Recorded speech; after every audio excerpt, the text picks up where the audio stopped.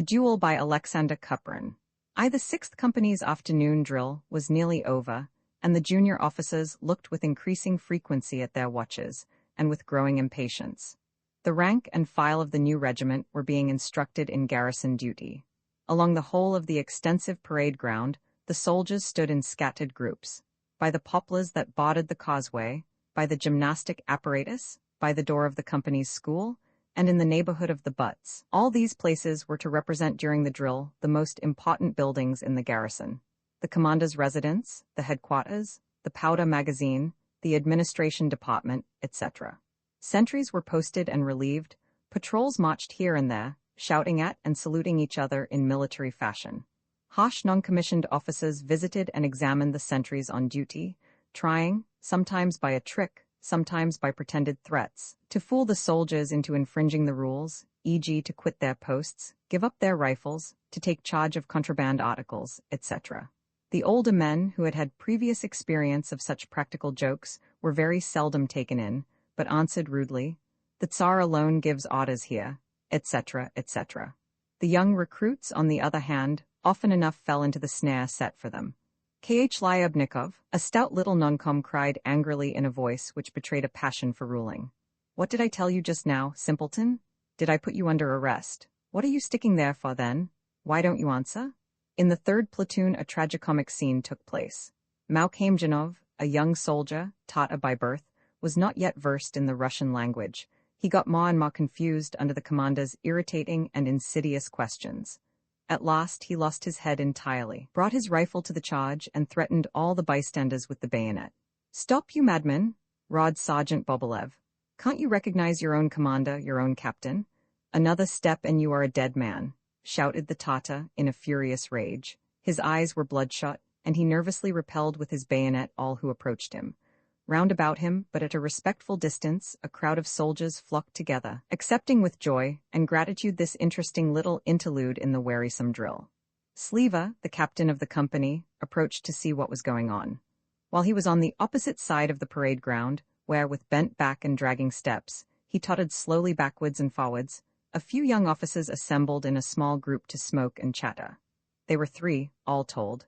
Lieutenant Vitkin, a bald, moustached man of 33, a jovial fellow, chatterbox, singer, and particularly fond of his glass; Sub-Lieutenant Romashov, who had hardly served 2 years in the regiment; and lastly, Sub-Ensign Elbov, a lively, well-shaped young man, with an expression of shrewd geniality in his pale eyes and an eternal smile on his thick, innocent lips. He passed for a peripatetic storehouse of anecdotes, specially crammed with old and worn-out officers' stories. "This is an out-and-out scandal," said Vitkin, as he looked at his dainty little watch, the case of which he angrily closed with a little click. "What the devil does he mean by keeping the company all this time? You should ask him that question, Pavel Pavlik," replied Elbov with a sly look. "Oh, go to the devil, go and ask him yourself. But the point which I want to emphasize is that the whole business is utterly futile. There is always this fuss before the review, and every time they overdo it. The soldiers are so worried and badgered that at the review they stand like blockheads. Do you know that story about the two captains who made a pretty heavy bet as to which of them had in his company the best trencherman? When one of the champions had consumed 7 pounds of bread, he was obliged to acknowledge himself beaten. His captain, furious with indignation, sent for his sergeant major and said, "What made you send me a creature like that? After his 7th pound he had to give up, and I've lost my wager." The poor sergeant major stared at his superior. "I don't know what could have happened to him, Your Excellency. This very morning I rehearsed with him, and then he ate 8 pounds without any ado. It's the same case here, gentlemen. We rehearse without mercy and common sense up to the very last, and thus, when the tug-of-war comes, the soldier drops down from sheer weariness." "Last night," began Elbov, who could hardly get his words out for laughing, "last night, when the drill was over, I went to my quarters. It was past 8 and quite dark then. As I was approaching the barracks of the 11th Company, I heard some ear-piercing music from there. I go there, and am told that the men are being taught our horn signals. All the recruits were obliged to sing in chorus. It was a hideous concert, and I asked Lieutenant Andrusevich how anyone could put up with such a row so late at night. He answered laughingly, 'Why shouldn't we now and then, like the dogs, howl at the moon?' Now I can't stand this any longer," interrupted Vitkin with a yawn. "But who's that riding down there? It looks like Beak." Yes, it's Bekagamelev, replied shop-sighted Elbov. Look how beautifully he rides. Yes, he does, chimed in Romeshov. To my thinking, he rides better than any other of our cavalrymen, but just look at his horse dancing. Beek is showing off. An officer, wearing an adjutant's uniform and white gloves, was riding quietly along the causeway. He was sitting on a high, slim-built horse with a gold-colored and short-clipped tail, after the English fashion. The spirited animal pirouetted under his rider, and impatiently shook its branch bit by the violent tossings of its long and nobly formed neck. Pavel Pavlik, is it a fact that Beek is a Circassian by birth? Asked Romeshov. Yes, I think so, answered Vietkin. Armenians pretend sometimes that they are Circassians or Lesgans, but nobody can be deceived with regard to Beek. Only look how he carries himself on horseback. Wait, I'll call him, said Elbov. Elbov put his hands to his mouth and tried to form out of them a sort of speaking tube, and shouted in a suppressed voice, so as not to be heard by the commander, Lieutenant Bekagamelev. The officer on horseback pulled the reins, stopped for a second, and swung in the saddle towards the right. Then he also turned his horse to the right, bent slightly forward, and with a springy and energetic movement, jumped the ditch, and rode in a short gallop up to the officers. He was a man somewhat below the medium height, lean, muscular, and very powerful.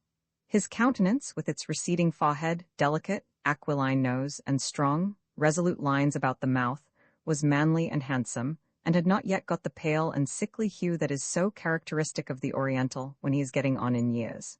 Good day, Beek, was Vietkin's greeting.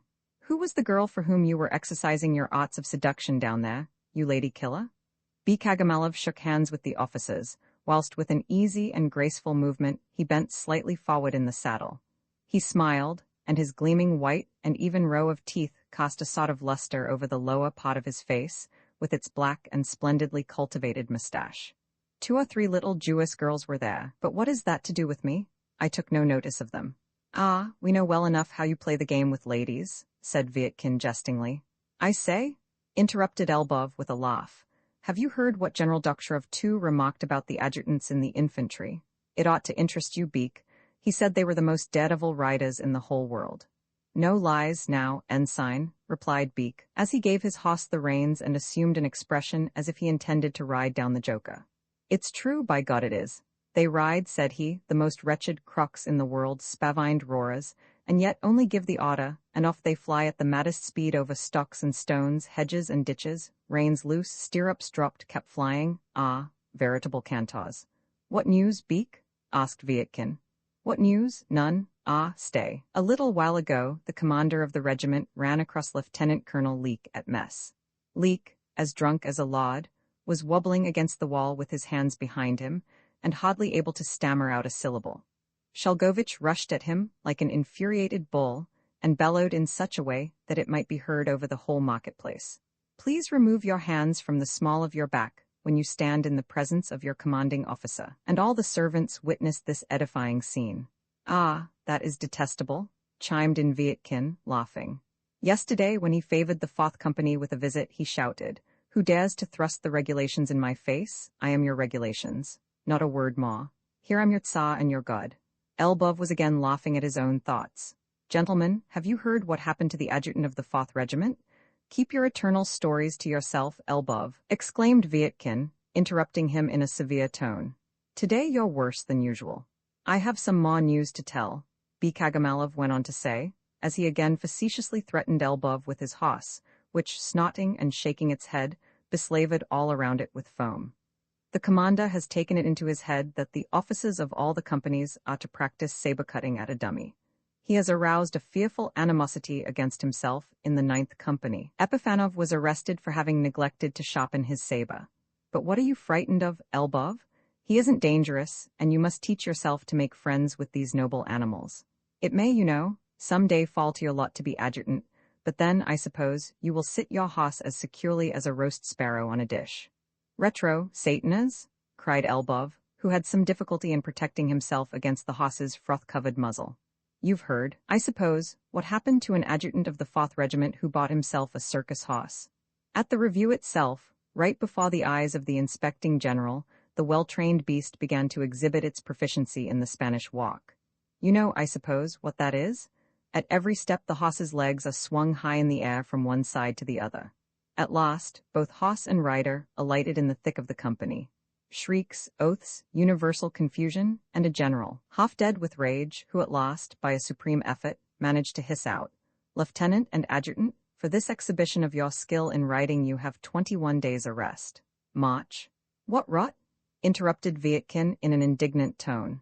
"I say, Beak, the news of the saber-cutting was by no means a surprise to us. It means that we do not get any free time at all.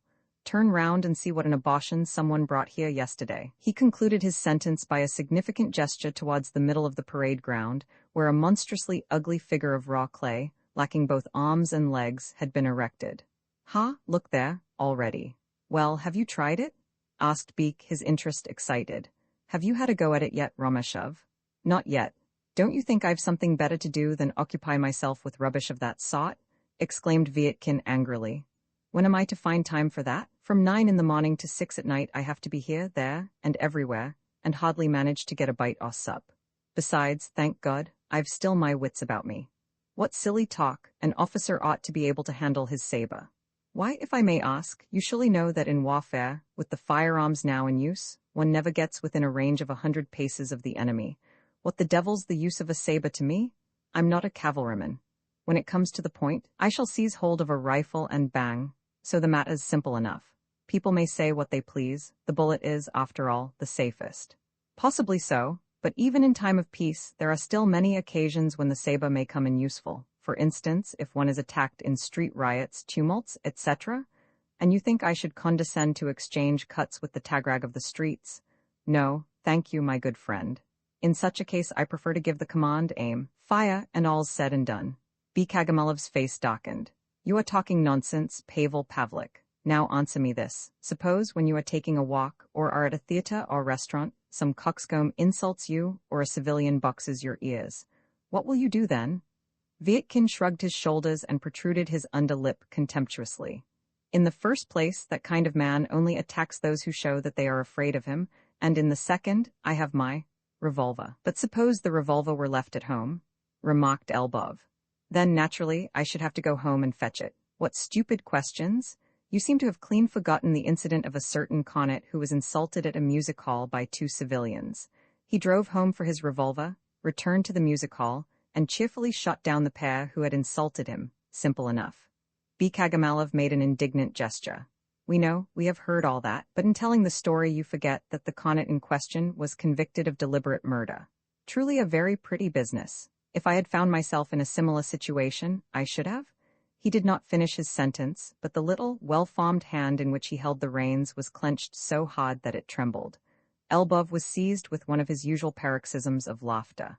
"Ah, you're at it again," Vietkin remarked severely. "Pardon me, gentlemen, but I really couldn't. Ha, ha, ha. I happened to think of a tragicomic scene that was enacted in the 17th Regiment. Sub-Ensign Cross on one occasion had a row with someone in an aristocratic club. The steward, to prevent further mischief, seized him so violently by the shoulder knot that the latter was torn off, whereupon Cross drew his revolver and put a bullet through the steward's skull.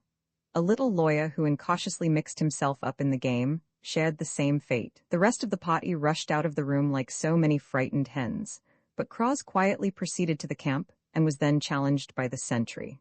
"Who goes there?" shouted the sentry. "Sub-Ensign Cross, who is coming to die by the colors of his regiment," whereupon he walked straight up to the colors, laid himself down on the ground, and fired a bullet through his left arm. The cot afterwards acquitted him. "That was a fine fellow," exclaimed B. Kagamelov. Then began the young officer's usual favorite conversation on duels, fights, and other sanguinary scenes, whereupon it was stated with great satisfaction that such transgressions of law and municipal order always went unpunished. Then, for instance, a story was told about how a drunken, beardless cornet had drawn his sword at random on a small crowd of Jews who were returning from keeping the Passover. How a sub-lieutenant in the infantry had, at a dancing hall, stabbed to death an undergraduate who happened to elbow him at the buffet.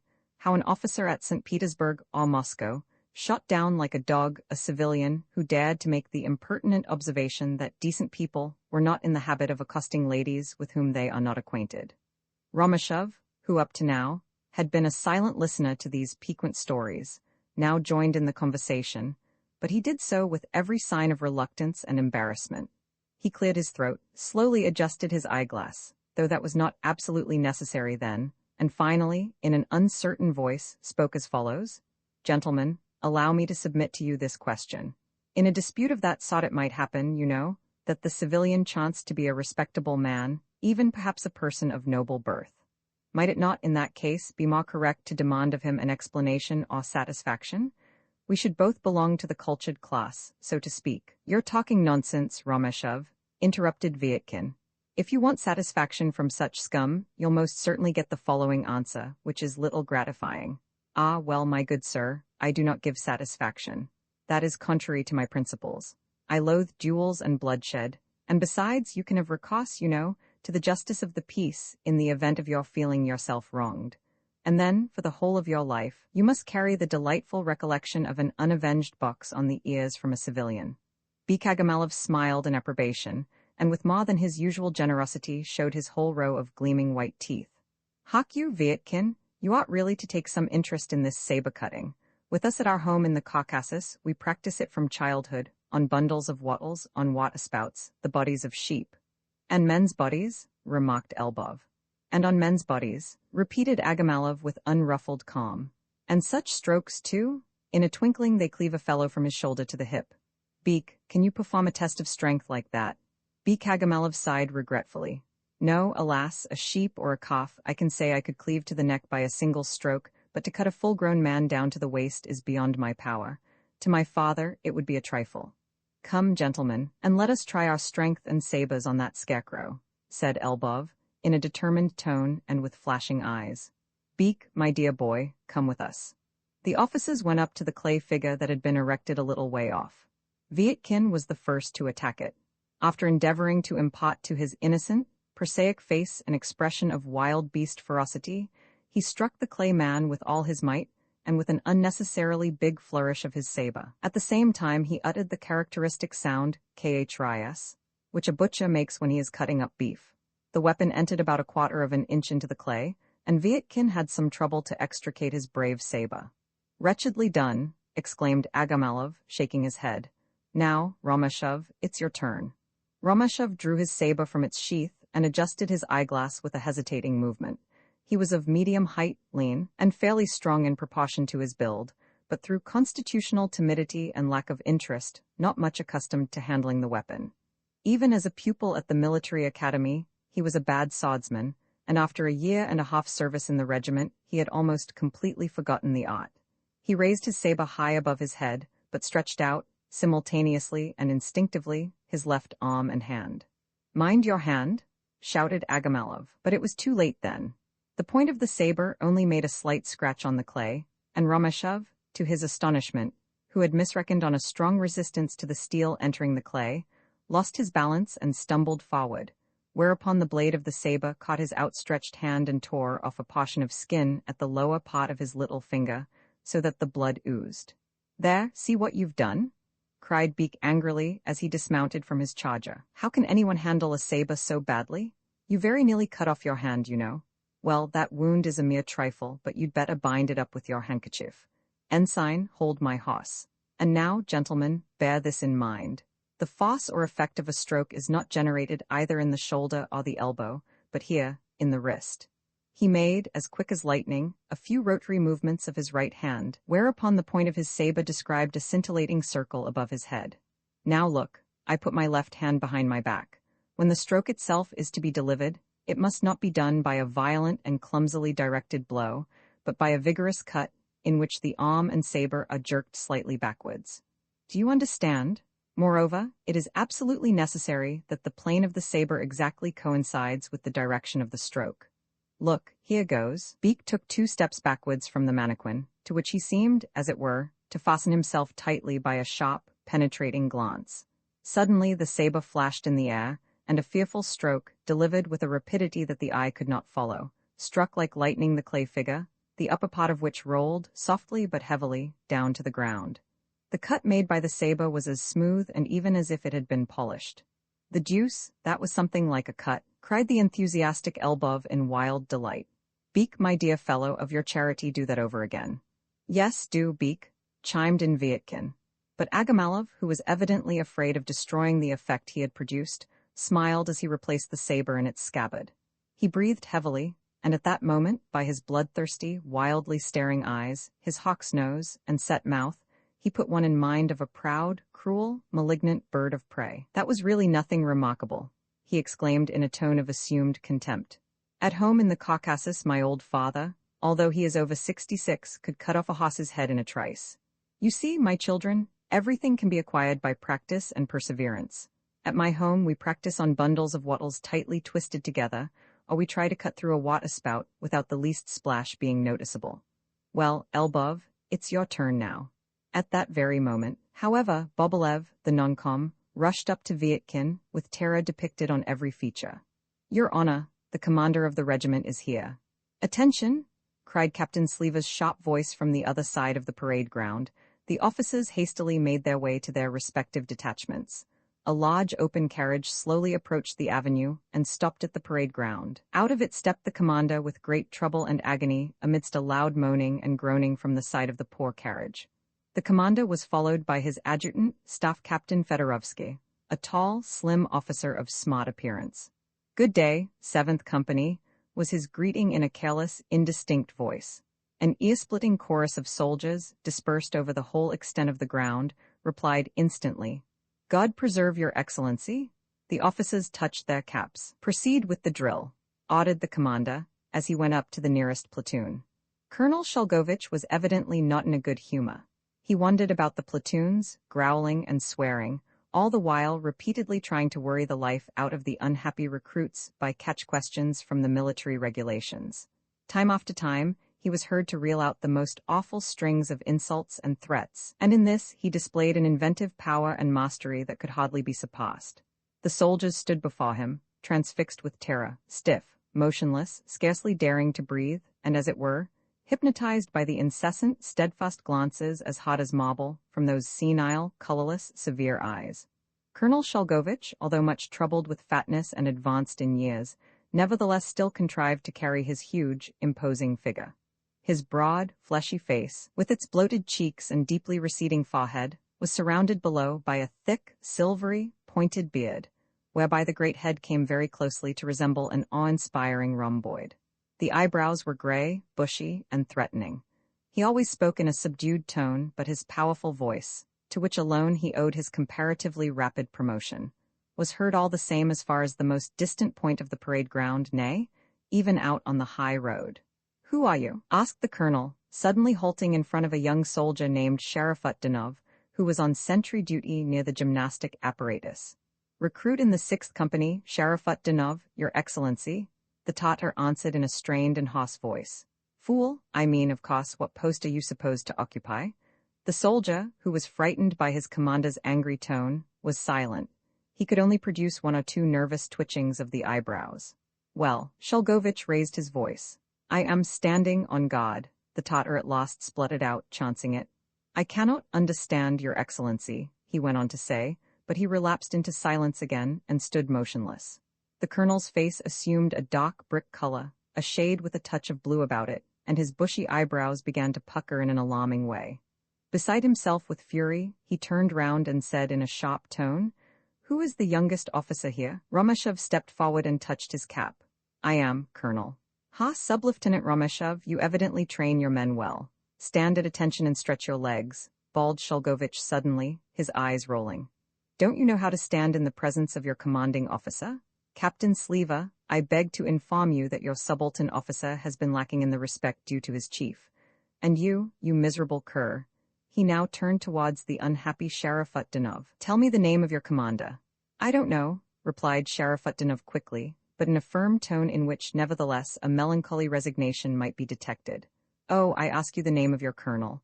Do you know who I am? I. And Shalgovich drummed with the flat of his hand several times on his broad chest. "I don't know."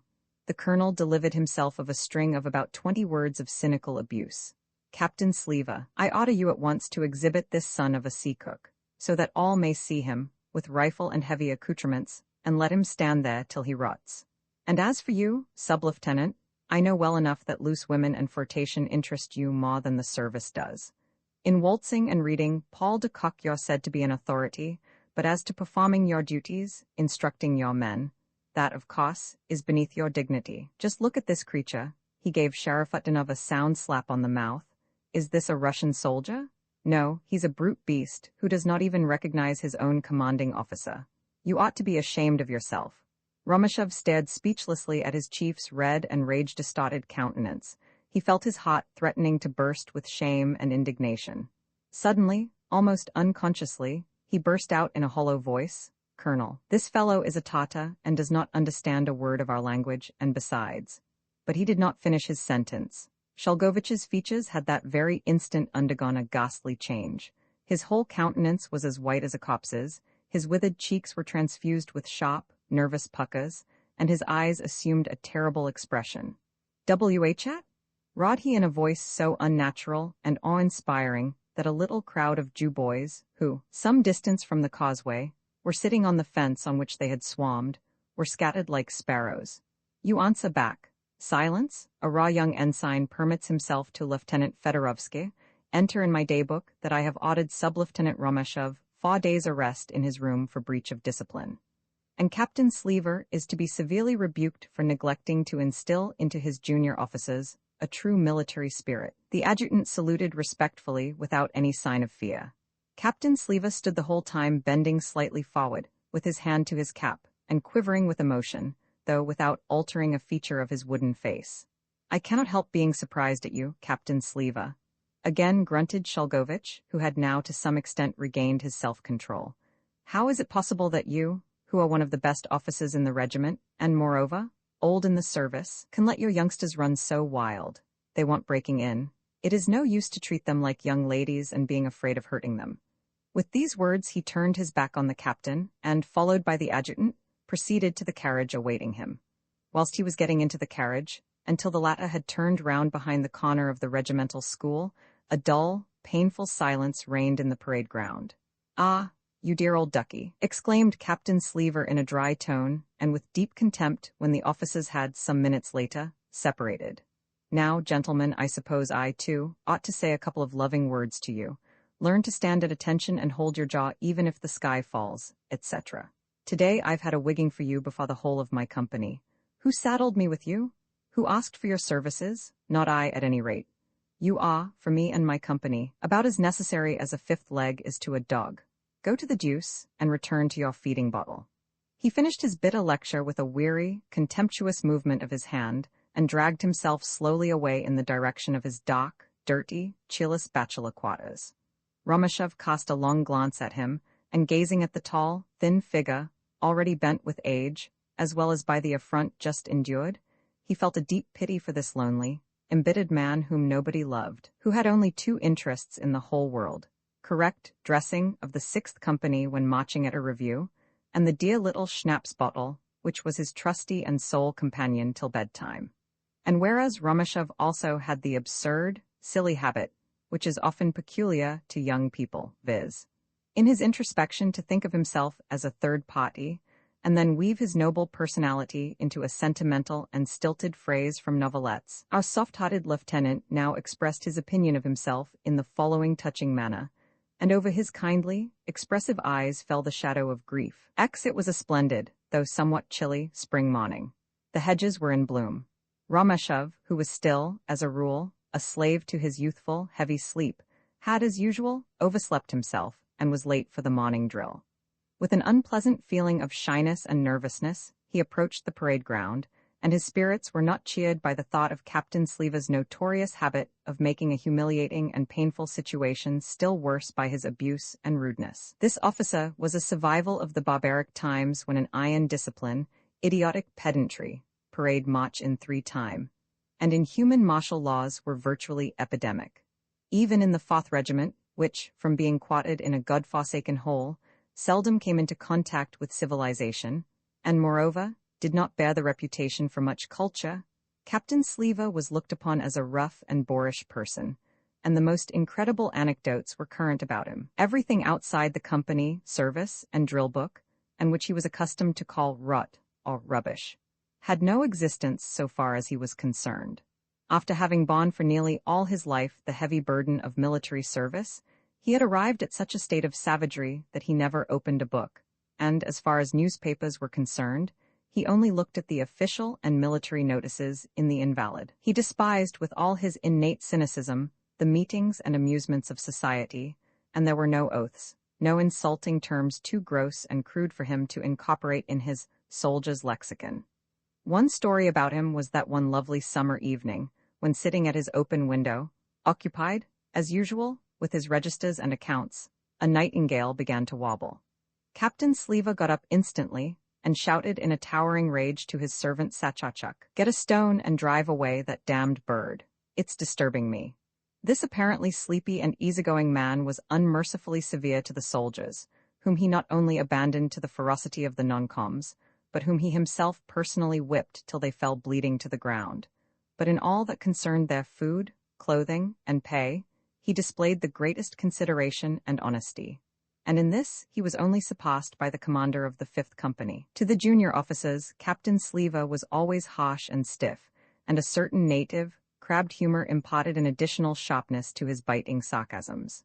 If, for instance, a subaltern officer happened, during the march, to step out with the wrong foot, he instantly bellowed, "Damnation! What the devil are you doing? All the company except Lieutenant N is marching with the wrong foot." He was particularly rude and merciless on occasions when some young officer overslept himself or, for some other cause, came too late to drill, which not unfrequently was the case with Romeshov. Captain Sleva had a habit then of celebrating the victim's advent by forming the whole company into line, and in a sharp voice, commanding attention. After this, he took up a position opposite the front rank, and in deathlike silence waited, watch in hand and motionless, while the unpunctual officer, crushed with shame, sought his place in the line. Now and then Sleva increased the poor sinner's torture by putting to him the sarcastic question, "Will your honor allow the company to go on with the drill?" For Romeshov he had, moreover, certain dainty phrases specially stored up, e.g., "I hope you slept well," or "Your honor has, I suppose, as usual, had pleasant dreams," etc., etc. When all these preludes were finished, he began to shower abuse and reproaches on his victim. "Oh, I don't care," thought Romeshov to himself in deep disgust as he approached his company. "It is no worse to be here than in other places. All my life is ruined." Sleva, Vietkin, Elbov, and the ensign were standing in the middle of the parade ground, and all turned at once to Romeshov as he arrived. Even the soldiers turned their heads towards him, and with veritable torture, Romeshov pictured to himself what a sorry figure he cut at that moment. "Well, the shame I am now feeling is possibly unnecessary or excessive," he reasoned to himself, trying, as is habitual with timid or bashful persons, to console himself. "Possibly that which seems so shameful and guilty to me is regarded by others as the veriest trifle. Suppose, for instance, that it was Elbov, not I, who came too late, and that I am now in the line and see him coming up. Well, what more? What is there to make a fuss about? Elbov comes, that's all it amounts to. How stupid to grieve and get uncomfortable at such a petty incident, which within a month, perhaps even in a week, will be forgotten by all here present. Besides, what is there in this life which is not forgotten?" Romeshov remarked as he finished his argument with himself, and felt in some degree calm and consoled. To everyone's astonishment, this time Sleva spared Romeshov from personal insults, nay, he even seemed not to have noticed him in the least. When Romeshov went up to him and saluted, with his heels together and his hand at his cap, he only said, pointing his red, withered fingers, which strongly resembled 5 little cold sausages, "I must beg you, sub-lieutenant, to remember that it is your duty to be with your company 5 minutes before the senior subaltern officers and 10 minutes before the chief of your company." "I am very sorry, Captain," replied Romeshov in a composed tone.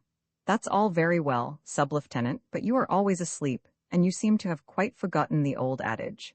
He who is seldom awake must go about shabby, and I must now ask you, gentlemen, to retire to your respective companies." The whole company was split up into small groups, each of which was instructed in gymnastics. The soldiers stood drawn up in open file at a distance of a pace apart, and with their uniforms unbuttoned in order to enable them to perform their gymnastic exercises. Bobulev, the smart subaltern officer stationed in Romeshov's platoon, cast a respectful glance at his commander, who was approaching, his lower jaw stuck out and his eyes squinting, and giving orders in a resonant voice. "Hips steady. Rise on your toes, bend your knees. And directly after that, very softly and in a sing-song voice, begin. 1, sang out the soldiers in unison, and they simultaneously performed in slow time the order to bend the knees till the whole division found itself on its haunches. Bobolive, who likewise performed the same movement, scrutinized the soldiers with severe, critical, and aggressive eyes. Immediately beside him cried the little spasmodic corporal, Sirishtan, in his sharp, squeaky voice that reminded one of a cockerel squabbling for food, "Stretch your arms to the right and left, salute. Begin, 1, 2, 1, 2." And directly afterwards 10 smart young fellows were heard yelling at the top of their voices the regulation. How? Halt, shouted Sirishtan, red of face from rage and overexertion. Lapskin, you great ass, you toss about, give yourself airs, and twist your arm like some old woman from Ryerson, chew. Do the movements properly, or by all that's unholy I'll.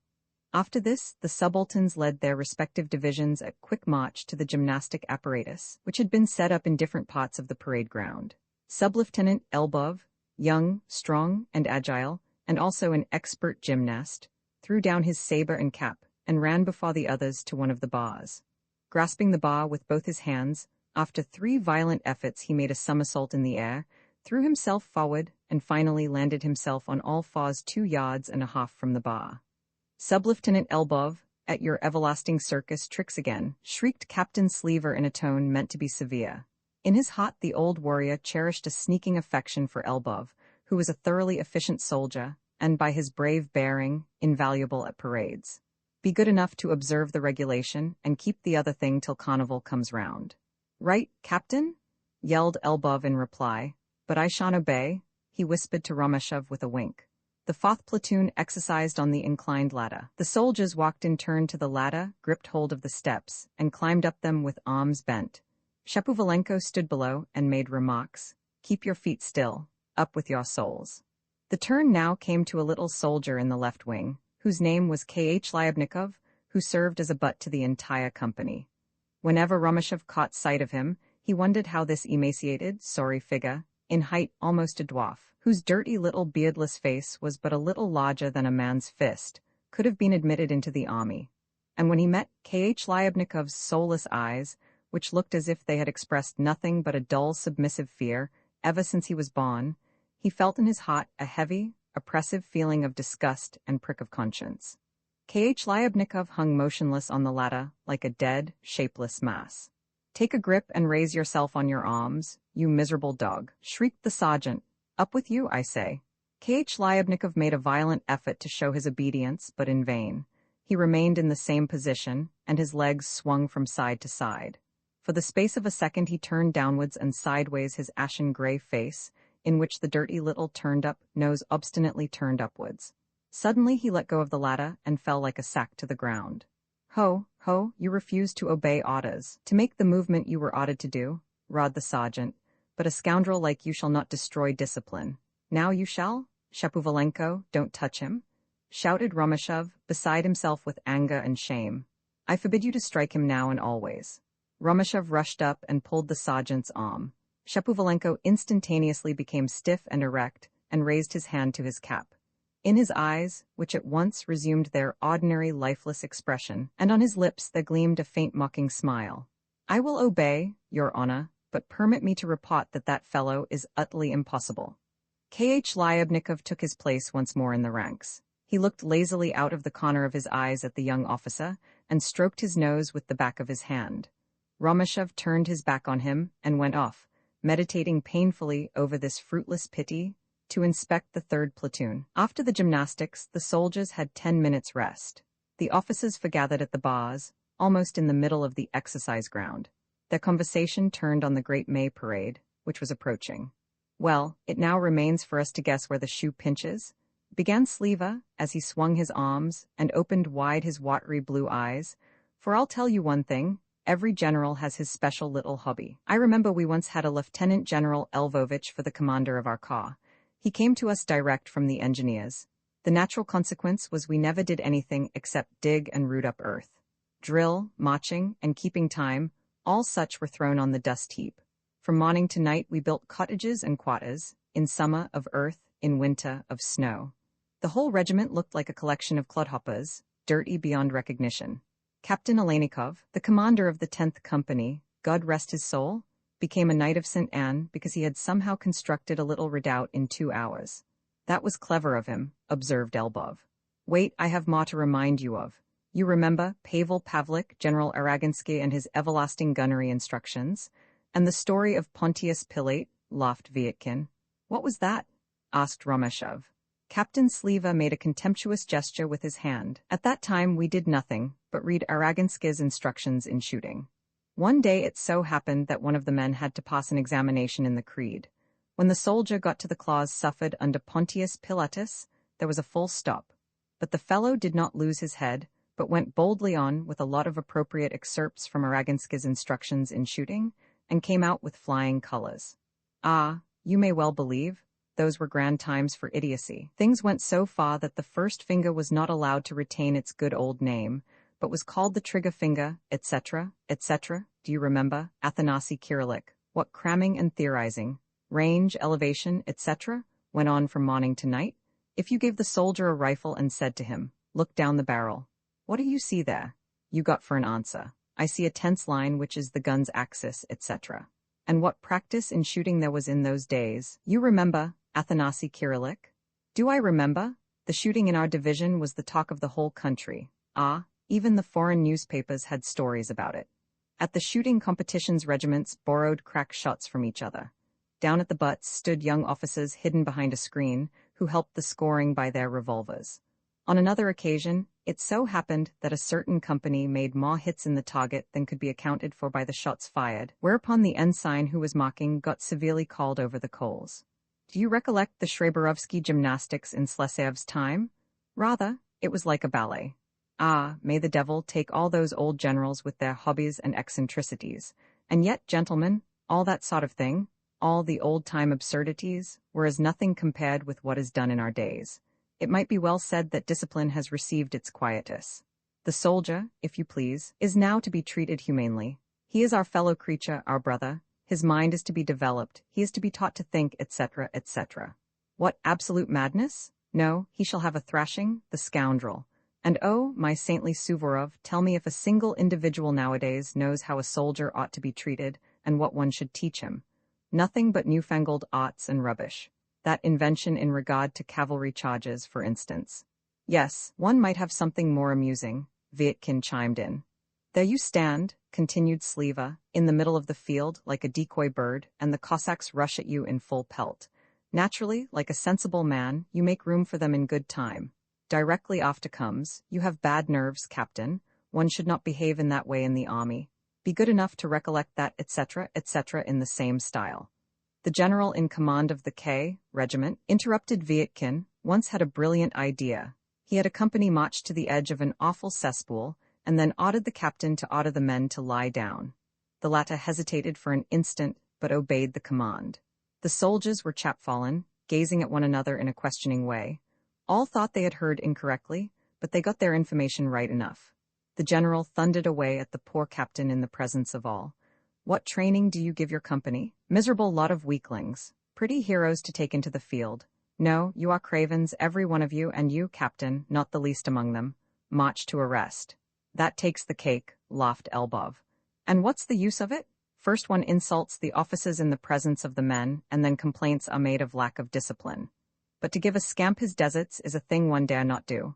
He is, if you please, a human being, a personage, but in the good old times there were no personages in the army. Then the cattle got what they needed, and then there was the Italian campaign, Sebastopol, and several other trifles. Well, all the same thing, so far as I am concerned. I'll do my duty even if it costs me my commission, and as far as my arm reaches every scoundrel shall get his deserts. There's no honor in striking a soldier, exclaimed Romeshov, in a muffled voice. Up to this he had been merely a silent listener. One can't hit a man who is not allowed to raise a hand in self-defense. It is as cowardly as it is cruel.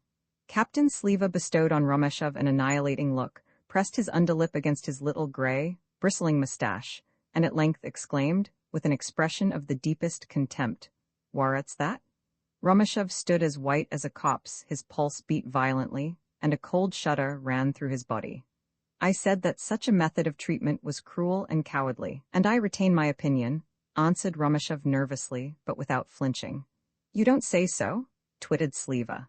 Listen to my young cockerel. Should you against all likelihood be another year with the regiment, you shall be provided with a muzzle that you may rely on. Thank God, I know how to deal with such germs of evil. Don't worry yourself about that. Romashev fearlessly directed at him a glance of hatred, straightened his eyes, and said, almost in a whisper, if ever I see you maltreat a soldier, I will report it at once to the commander of the regiment. What do you dare? Shrieked Sleever in a threatening voice, but checked himself instantly. Enough of this, he went on to say dryly. You ensigns are a little too young to teach veterans who have smelt powder, and who have, for more than a quarter of a century, served their Tsar without incurring punishment. Officers, return to your respective posts. Captain Sleva turned his back sharply on the officers and went away. Why do you poke your nose into all that? Asked Vyatkin as he took Romashev by the arm and left the place. As you know, that old Plum 16 isn't one of the sweetest. Besides, you don't know him yet as well as I do.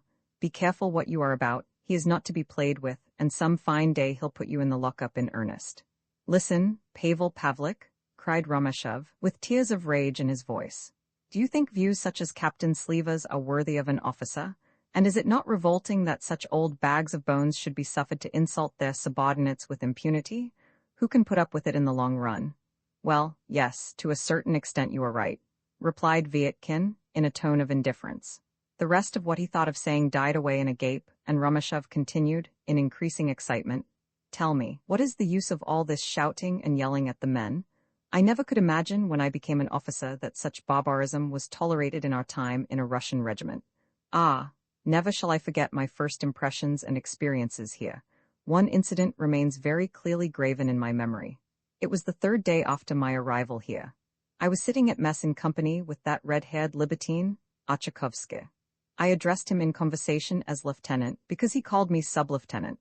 Suddenly he began showering insults and abuse on me.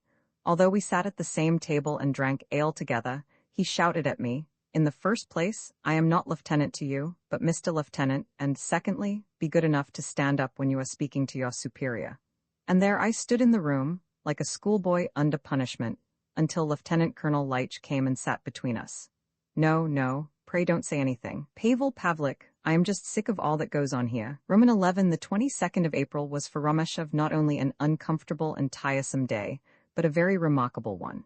At 10 a.m., before Romashev had got out of bed, Nikolaev's servant, Stepan, arrived with a letter from Aleksandra Petrovna. My dear Romochka, she wrote, I should not be in the least surprised if you have forgotten that today is my name day, of which I also take the liberty to remind you. And in spite of all your transgressions, I should like to see you at my house today. But don't come at the conventional hour of congratulation, but at 5 p.m. We are going to a little picnic at Dubichnaya. Yours, eh? And the letter trembled in Romashev's hands as he read it. For a whole week he had not once seen Shirochka's saucy, smiling, bewitching face, had not felt the delicious enchantment he always experienced in her presence. Today, a joyful voice sang exultant in his heart. Today, shouted Romashev in a ringing voice as he jumped out of bed. Hainan, my bathwater, quick. Hainan rushed in. Your Honor, the servant is waiting for an answer. Oh yes, of course. Romashev dropped with eyes wide open on a chair. The deuce, he is waiting for a tip and I haven't a single kopeck. Romashev stared at his trusty servant with a look of absolute helplessness. Hainan returned his look with a broad grin of delight. No more have I either, Your Excellency. You have nothing, and I have nothing. What's to be done? Nishivo? At that moment, Romashev called to mind that dark spring night when he stood in the dirty road, leaning against the wet, sticky fence, and heard Stepan's scornful remark. That man hangs about here every day. Now he remembered the intolerable feeling of shame he experienced at that moment, and what would he not give if only he could conjure up a single silver coin, a 20-kopeck piece, wherewith to stop the mouth of Shirochka's messenger. He pressed his hands convulsively against his temples and almost cried from annoyance. Hainan, he whispered, looking shyly askance at the door. Hainan, go and tell him he shall have his tip tonight for certain, do you hear? For certain. Romashev was just then as hard up as it was possible to be. His credit was gone everywhere, at mess, with the buffet proprietor, at the regimental treasury, etc. He certainly still drew his dinner and supper rations, but without sakuska. He had not even tea and sugar in his room, only a tremendous tin can containing coffee grounds, a dark, awesome mixture which, when diluted with water, was heroically swallowed every morning by Romashov and his trusty servant. With grimaces of the deepest disgust, Romashov sat and absorbed this bitter, nauseous morning beverage. His brain was working at high pressure as to how he should find some escape from the present desperate situation. First, where and how was he to obtain a name-day present for Shirochka? It would be an impossibility for him to show up at her house without one. And besides, what should he give her? Sweets or gloves? But he did not know what size she wore. Sweets then? But in the town the sweets were notoriously nasty, therefore something else. Scent. A fan? No, scent would, he thought, be preferable. She liked bouquet, so bouquet it should be. Moreover, the expense of the evening's picnic. A trap there and back, tip to Stepan, incidental expenses. Ah, my good Romashov, you won't do it for less than 10 rubles. After this he reviewed his resources. His month's pay, every kopeck of that was spent and receipted. Advance of pay, perhaps. Alas, he had tried that way quite 30 times, but always with an unhappy result. The paymaster to the regiment, Staff Captain Doroshenko, was known far and wide as the most disobliging swine, especially to sub-lieutenants. He had taken part in the Turkish war and was there, alas, wounded in the most mortifying and humiliating spot, in his heel. This had not happened during retreat, but on an occasion when he was turning to his troops to order an attack. None the less he was, on account of his ill-omened wound, the object of everlasting flings and sarcasms, with the result that Doroshenko, who went to the campaign a merry ensign, was now changed into a jealous, irritable hypochondriac. No, Doroshenko would not advance a single kopeck, least of all to a sub-lieutenant who, with uncommon eagerness, had long since drawn all the pay that was due to him. But one need not hang oneself, I suppose, for that. Romashov consoled himself by thinking, after he had finished the foregoing meditation. One must try and borrow. Let us now take the victims in turn. Well, the first company, Osadche? Before Romashov's mind's eye appeared Osadche's peculiar but well-formed features and his heavy, brutal expression. No, anybody else in the world except him. Second company, Talaman? Ah, that poor devil, who is borrowing all the year round, even from the ensigns. He won't do. Take another name, Kutinsky? But just at that moment, a mad, boyish idea crossed Romashov's mind. Suppose I go and borrow money from the colonel himself. What then would be likely to happen? First he would be numbed with horror at such a piece of impudence. Next he would begin trembling with rage, then he would fire, as if from a mortar, the words, Waret, Silence. Romashov burst out laughing. How in the world can a day that began so happily as this ever end sadly and sorrowfully? Yes, I don't know yet how the problem is to be solved, but an inward voice has told me that all will go well. Captain Duvenois? No, Duvenois is a skinflint, and besides, he can't bear me. I know that. In this way he went through all the offices of his company, from the 1st to the 16th, without getting a step nearer his goal. He was just about to despair altogether when suddenly a new name sprang up in his head, Lieutenant Colonel Rafalsky. Rafalsky? What an ass I am! Haynon, my coat, gloves, cap, make haste. Lieutenant Colonel Rafalsky, commander of the 4th Battalion, was an incorrigible old bachelor, and in addition, a most eccentric character, who was called by his comrades Colonel Brame. He associated with no one, was seen among the circle of his brother officers only on occasions of ceremony, i.e. at Easter and on New Year's Day, and he neglected his duties to such a degree that at drill, he was the constant object of furious invectives on the part of the higher authorities. All his time, all his attention, and all his unconsumed funds of love and tenderness, which he really possessed, were devoted to his idolized proteges, his wild creatures, brutes, birds, and fishes, of which he owned almost an entire menagerie. The ladies of the regiment, who in the depths of their hearts were highly incensed with Rafalsky for his unconcealed contempt of women, used to say of him, "Such a dreadful man, and what dreadful animals he keeps, such dirtiness in his house, and, pardon the expression, what a nasty smell he carries with him wherever he goes." All his savings went to the menagerie. This most eccentric individual had succeeded in reducing his temporal needs to a minimum. He wore a cap and uniform that dated from prehistoric times, he slept and dwelt God knows how, he shared the soldiers' fare, and he ate in the 15th Company's kitchen, towards the staff of which he displayed a certain liberality. To his comrades, particularly the younger of them, he seldom refused a small loan if he was in funds, but to remain in debt to Colonel Brame was not regarded as commet il faut, and he who did so was inevitably exposed to his comrades' ridicule and contempt. Frivolous and impudent individuals as, e.g., Elbov, were occasionally not averse from extracting a few silver rubles from Rafalska, and they always introduced the business by a request to be allowed to see the menagerie. This was generally an infallible way to the old hermit's hot and cash box. "Good morning, Ivan Antonovich. Have you got any fresh animals? Oh, how interesting. Come and show us them," etc. in the same style. After this the loan was a simple matter. Romashov had many times visited Rafalska, but never up to then with an ulterior motive. He too was particularly fond of animals, and when he was a cadet at Moscow, nay, even when he was a lad, he much preferred a circus to a theatre, and the zoological gardens or some menagerie to either. In his dreams as a child there always hovered a St. Bernard.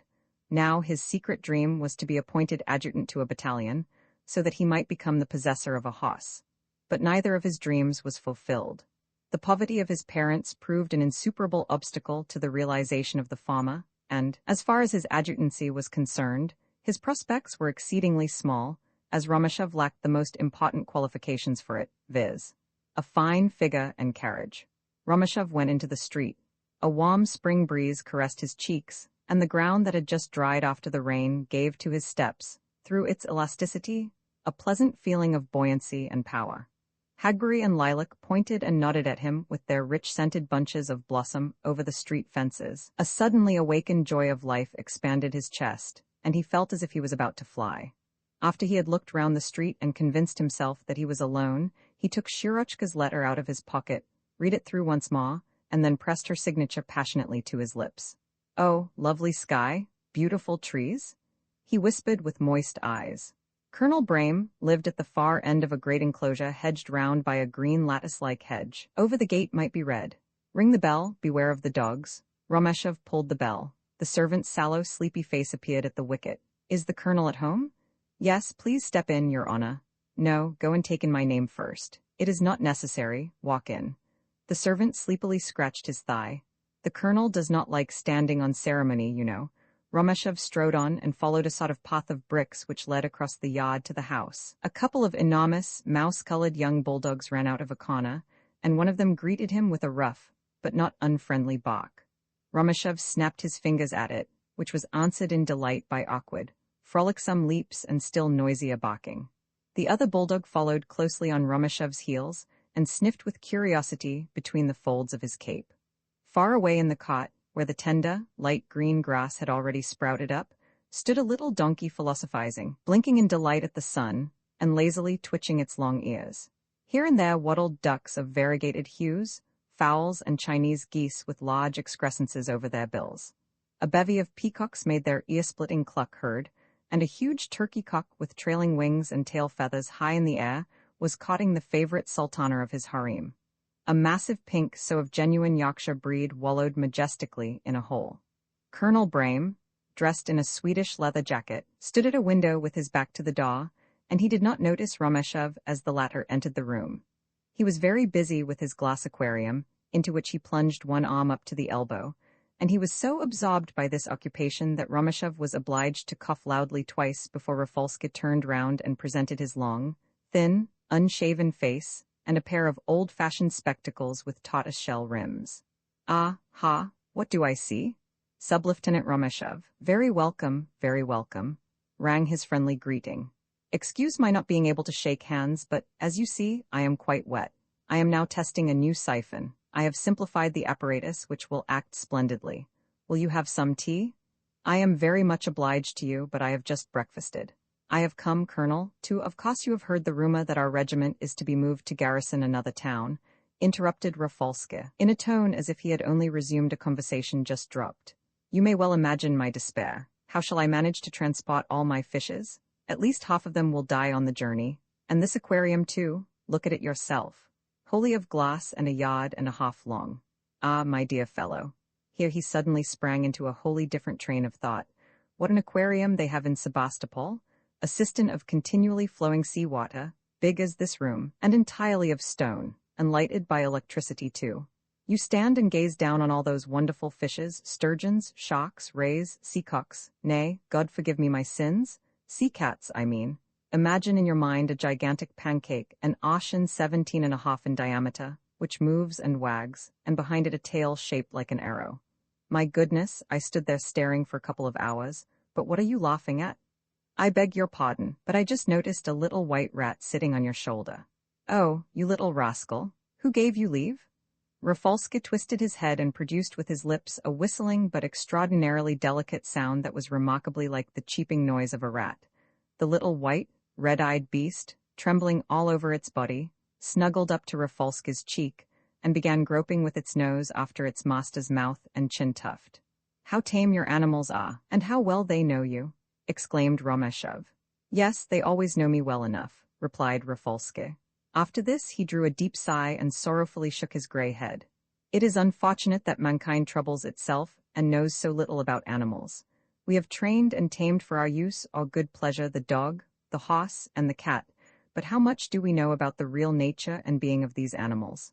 Now and then, of course, some professor, a marvel of learning, comes along, may the devil devour them all, and talks a lot of antediluvian rubbish that no sensible person either understands or has the least profit from. Moreover, he gives the poor innocent beasts a number of Latin nicknames as idiotic as they are unnecessary, and to crown it all, he has the impudence to demand to be immortalized for all this tomfoolery, and pretty nearly venerated as a saint. But what can he teach us, and what does he know himself of animals and their inner life? No, take any dog you like, live together with it for a time, side by side, and by the study of this intelligent, reflecting creature, you will get more matter for your psychology than all the professors and teachers could dream. But perhaps there are works of that nature, though we do not yet know them? Suggested Romeshov shyly. Books, did you say? Yes, of course there are plenty. Just glance over there. I have a whole library of them. Rafalski pointed to a long row of shelves standing along the walls. Those learned gentlemen write a whole lot of clever things, and show great profundity in their studies. Yes, their learning is absolutely overwhelming. What wonderful scientific instruments, and what acuteness of intellect, but all that is quite different from what I mean. Not one of all these great celebrities has hit upon the idea of observing carefully, only for a single day, for instance, a dog or cat in its private life, and yet how interesting and instructive that is. To watch closely how a dog lives, thinks, intrigues, makes itself happy or miserable. Just think, for example, what all those clowns and showmen can effect. One might sometimes think that one was subjected to an extraordinary hypnosis. Never in all my life shall I forget a clown I saw in the hotel at Kiev. A mere clown. What results might have been attained by a scientifically educated investigator, armed with all the wonderful apparatus and resources of our time. What interesting things one might hear about a dog's psychology, his character, docility, etc. A new world of marvels would be open to human knowledge. For my part, you should know that I am quite certain that dogs possess a language and, moreover, a very rich and developed speech. But, Ivan Antonovich, tell me why the learned have never made such an attempt, asked Romeshov. Rafalski replied by a sarcastic smile. He, the thing is clear enough. What do you suppose a dog is to such a learned bigwig? A vertebrate animal, a mammal, a carnivorous animal, etc., and that's the end of it. Nothing more.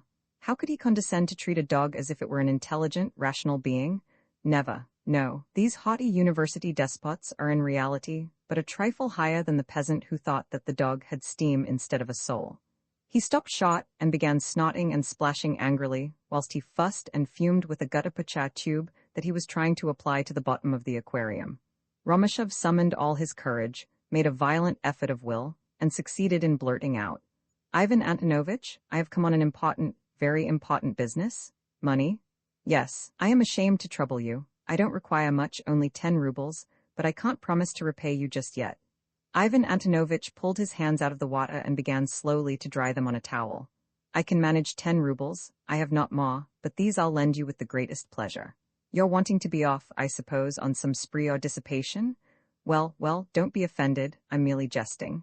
Come, let us go. Colonel Brame took Romeshov through his suite of apartments, which consisted of 5 or 6 rooms, in which every trace of furniture and curtains was lacking.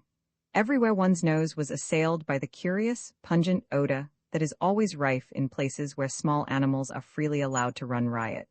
The floors were so filthy that one stumbled at nearly every step. In all the corners, small holes and lairs, formed of wooden boxes, hollow stubble, empty casks without bottoms, etc., were arranged. Trees with bending branches stood in another room. The one room was intended for birds, the other for squirrels and martins. All the arrangements witnessed to a love of animals, careful attention, and a great faculty for observation. "Look here," Rafalski pointed to a little cage surrounded by a thick railing of barbed wire. From the semicircular opening, which was no larger than the bottom of a drinking glass, glowed two small, keen black eyes. "That's a polecat, the cruelest and most bloodthirsty beast in creation. You may not believe me, but it's none the less true that, in comparison with it, the lion and panther are as tame as lambs. When a lion has eaten his 34 pounds or so of flesh and is resting after his meal, he looks on good-humoredly at the jackals gorging on the remains of the banquet. But if that little brute gets into a henhouse, it does not spare a single life. There are no limits to its murderous instinct, and besides, it is the wildest beast in the world and the one hardest to tame. Fie, you little monster." Rafalski put his hand behind the bars, and at once, in the narrow outlet to the cage, an open jaw with sharp, white teeth was displayed. The polecat accompanied its rapid movements backwards and forwards by a spiteful, cough-like sound. "Have you ever seen such a nasty brute? And yet I myself have fed it every day for a whole year." Colonel Brame had now evidently forgotten Romeshev's business. He took him from cage to cage, and showed him all his favorites, and he spoke with as much enthusiasm, knowledge, and tenderness of the animal's tempers and habits, as if the question concerned his oldest and most intimate friends. Rafalski's collection of animals was really an extraordinarily large and fine one for a private individual to own, who was, moreover, compelled to live in an out-of-the-way and wretched provincial hole.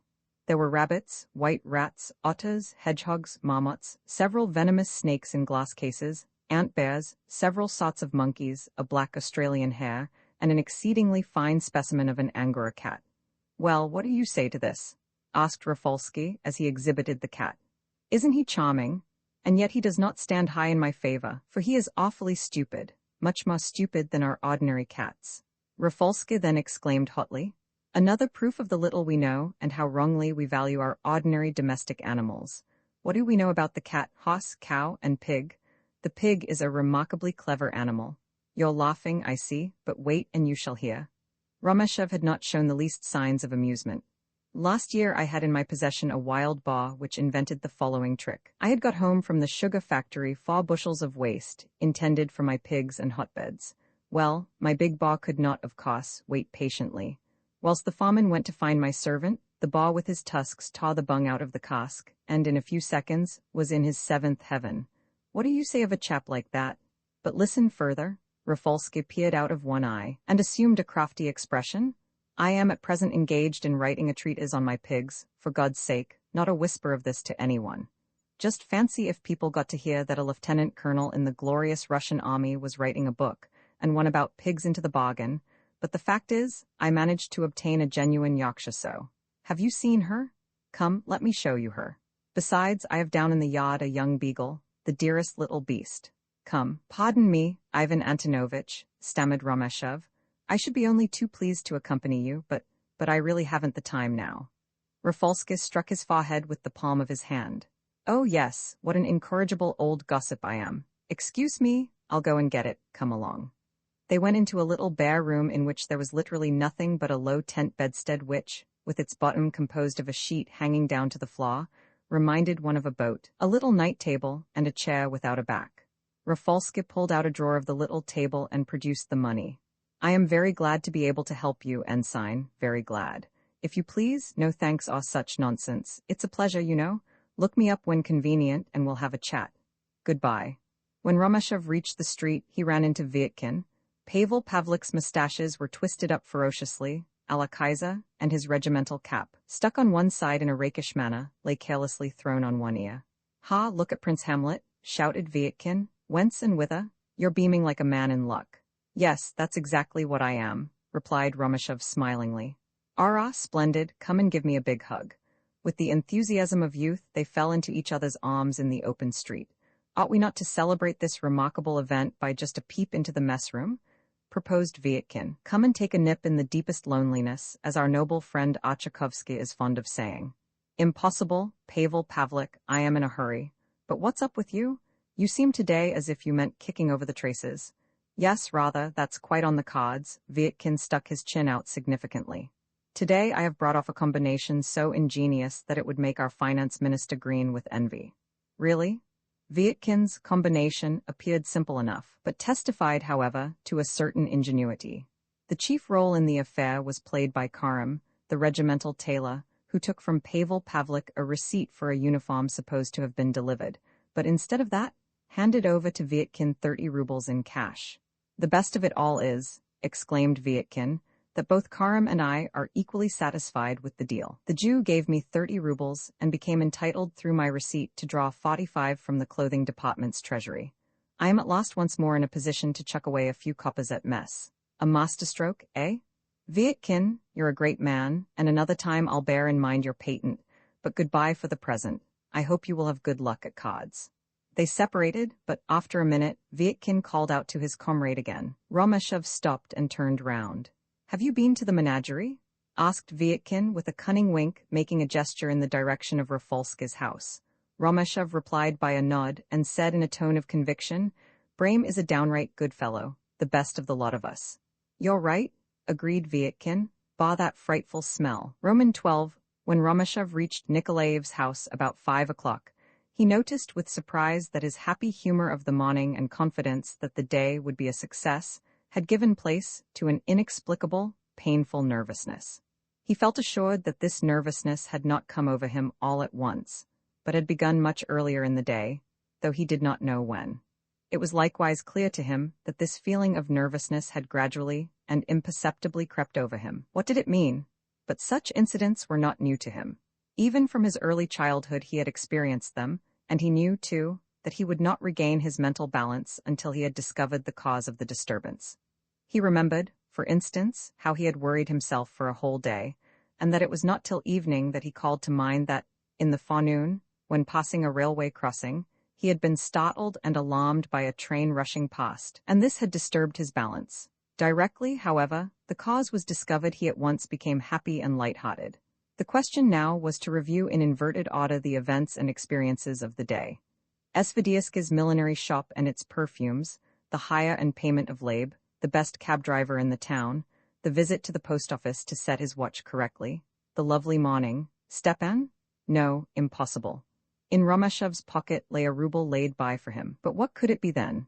In the street opposite to the Nikolaevs stood 3 two-horse carriages, and 2 soldiers held by the reins a couple of saddle horses, the one, Olisara's, a dark brown old gelding, newly purchased from a cavalry officer, the other Bikagamelov's chestnut mare, with fierce bright eyes. I know, the letter, flashed through Romashov's brain. That strange expression, in spite of that, what could it mean? That Nikolaev was angry or jealous. Perhaps mischief had been made. Nikolaev's manner had certainly been rather cold lately. Drive on, he shouted to the driver. At that moment, though he had neither seen nor heard anything, he knew that the door of the house had opened. He knew it by the sweet and stormy beating of his heart. Romochka, where are you going? He heard Aleksandra Petrovna's clear, happy voice behind him. Romashov, by a strong pull, drew the driver, who was sitting opposite him, back by the girdle, and jumped out of the fly. Shirochka stood in the open door as if she were framed in a dark room. She wore a smooth white dress with red flowers in the sash. The same sort of red flowers were twined in her hair. How wonderful!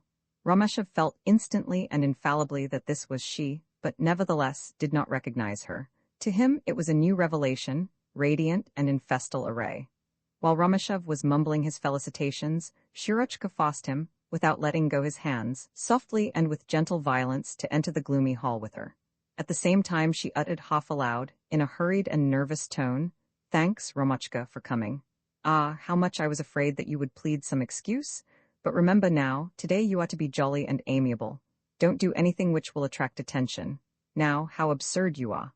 Directly anyone touches you, you shrivel up like a sensitive plant. Aleksandra Petrovna, your letter has upset me. There is an expression you make use of. My dear boy, what nonsense." She grasped both his hands and pressed them hard, gazing into the depths of his eyes. In that glance of hers there was something which Romashov had never seen before, a caressing tenderness, an intensity, and something besides, which he could not interpret.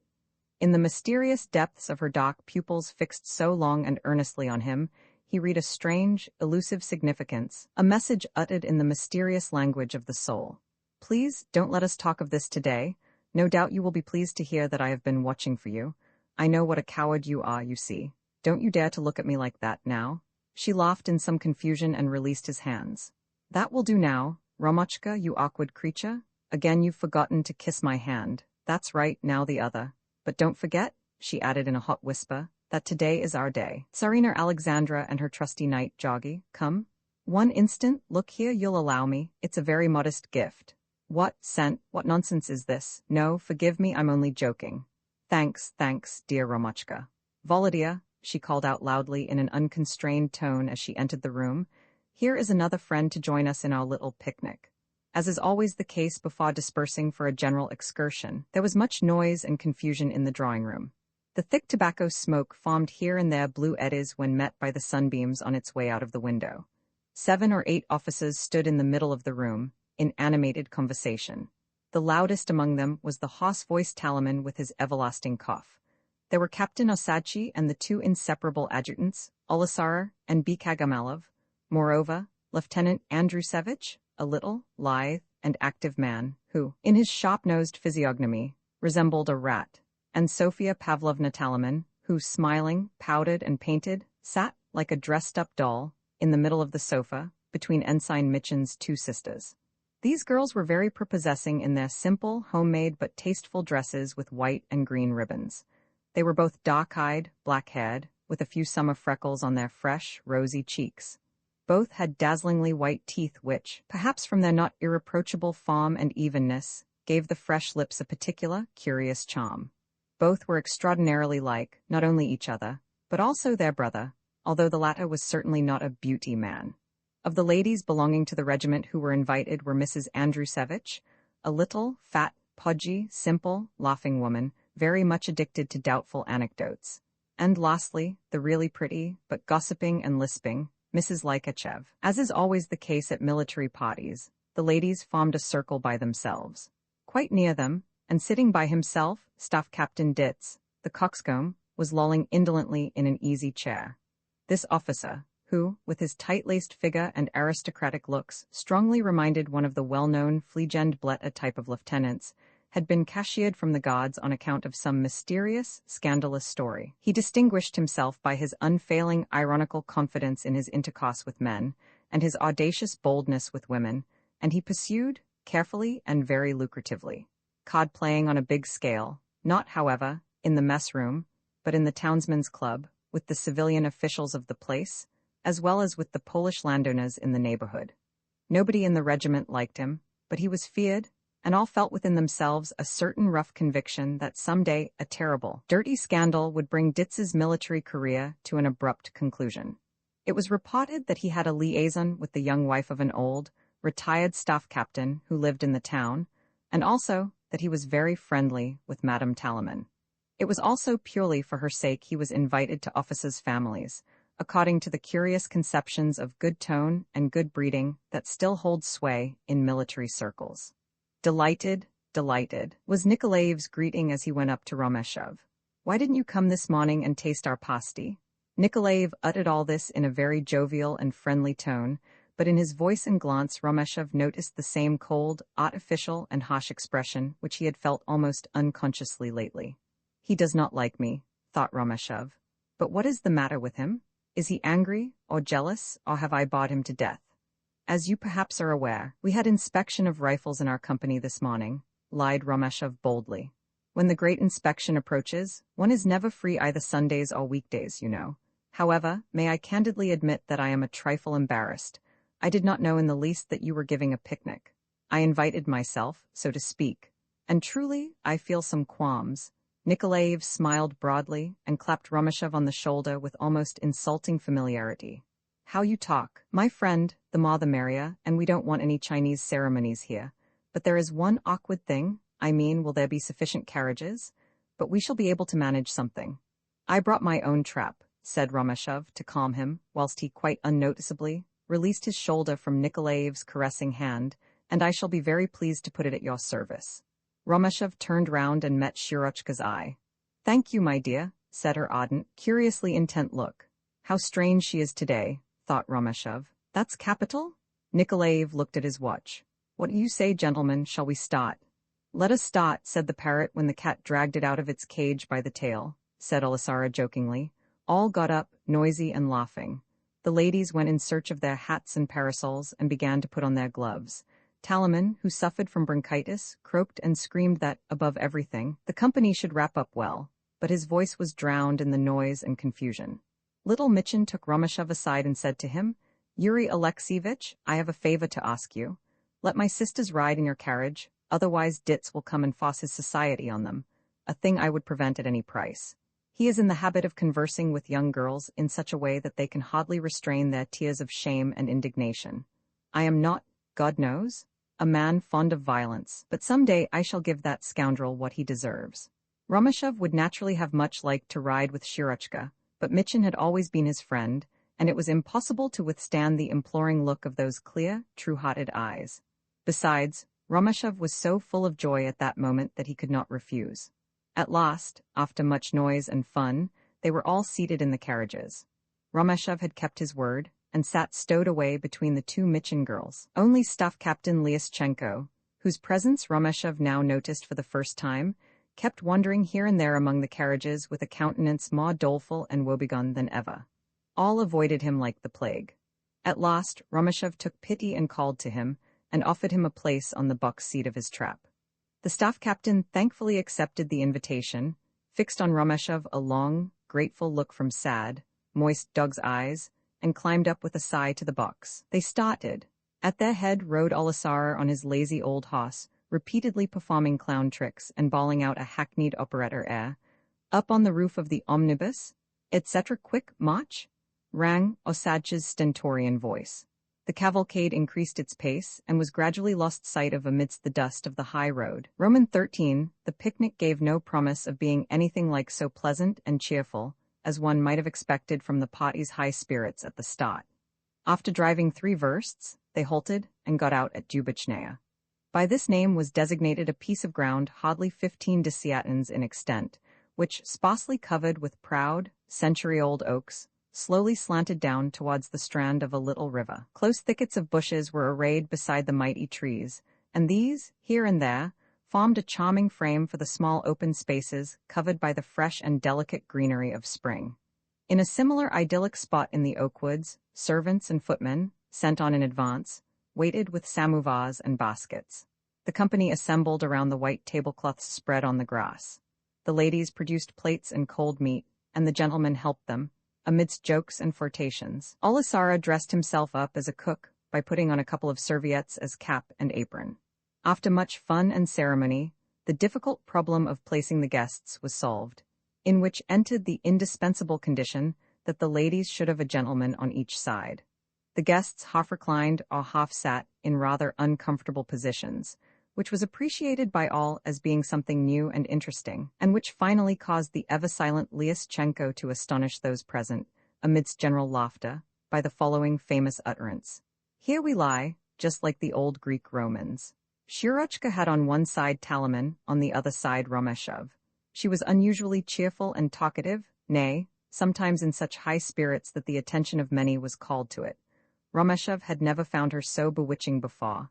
He thought he noticed in her something new, something emotional and passionate, which feverishly sought an outlet. Sometimes she turned without a word to Romashov and gazed at him intently for half a second longer than was strictly proper, and he felt then that a false, mysterious, consuming, and overpowering gleamed from her eyes. Osadchi, who sat by himself at the end of the improvised table, got on his knees. After tapping his knife against the glass and requesting silence, he said, in a deep bass voice, the heavy waves of sound from which vibrated in the pure woodland air, "Gentlemen, let us quaff the first beaker in honor of our fair hostess, whose name day it is.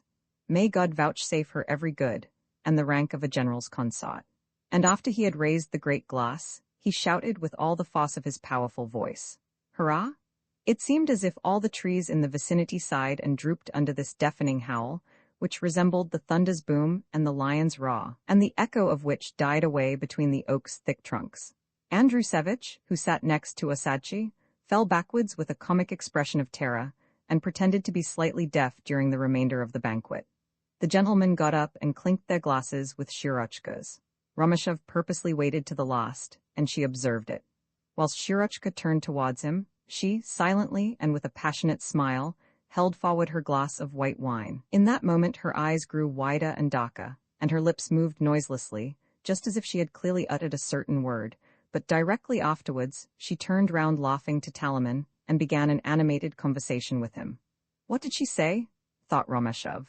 What word was it that she would not or dared not say aloud?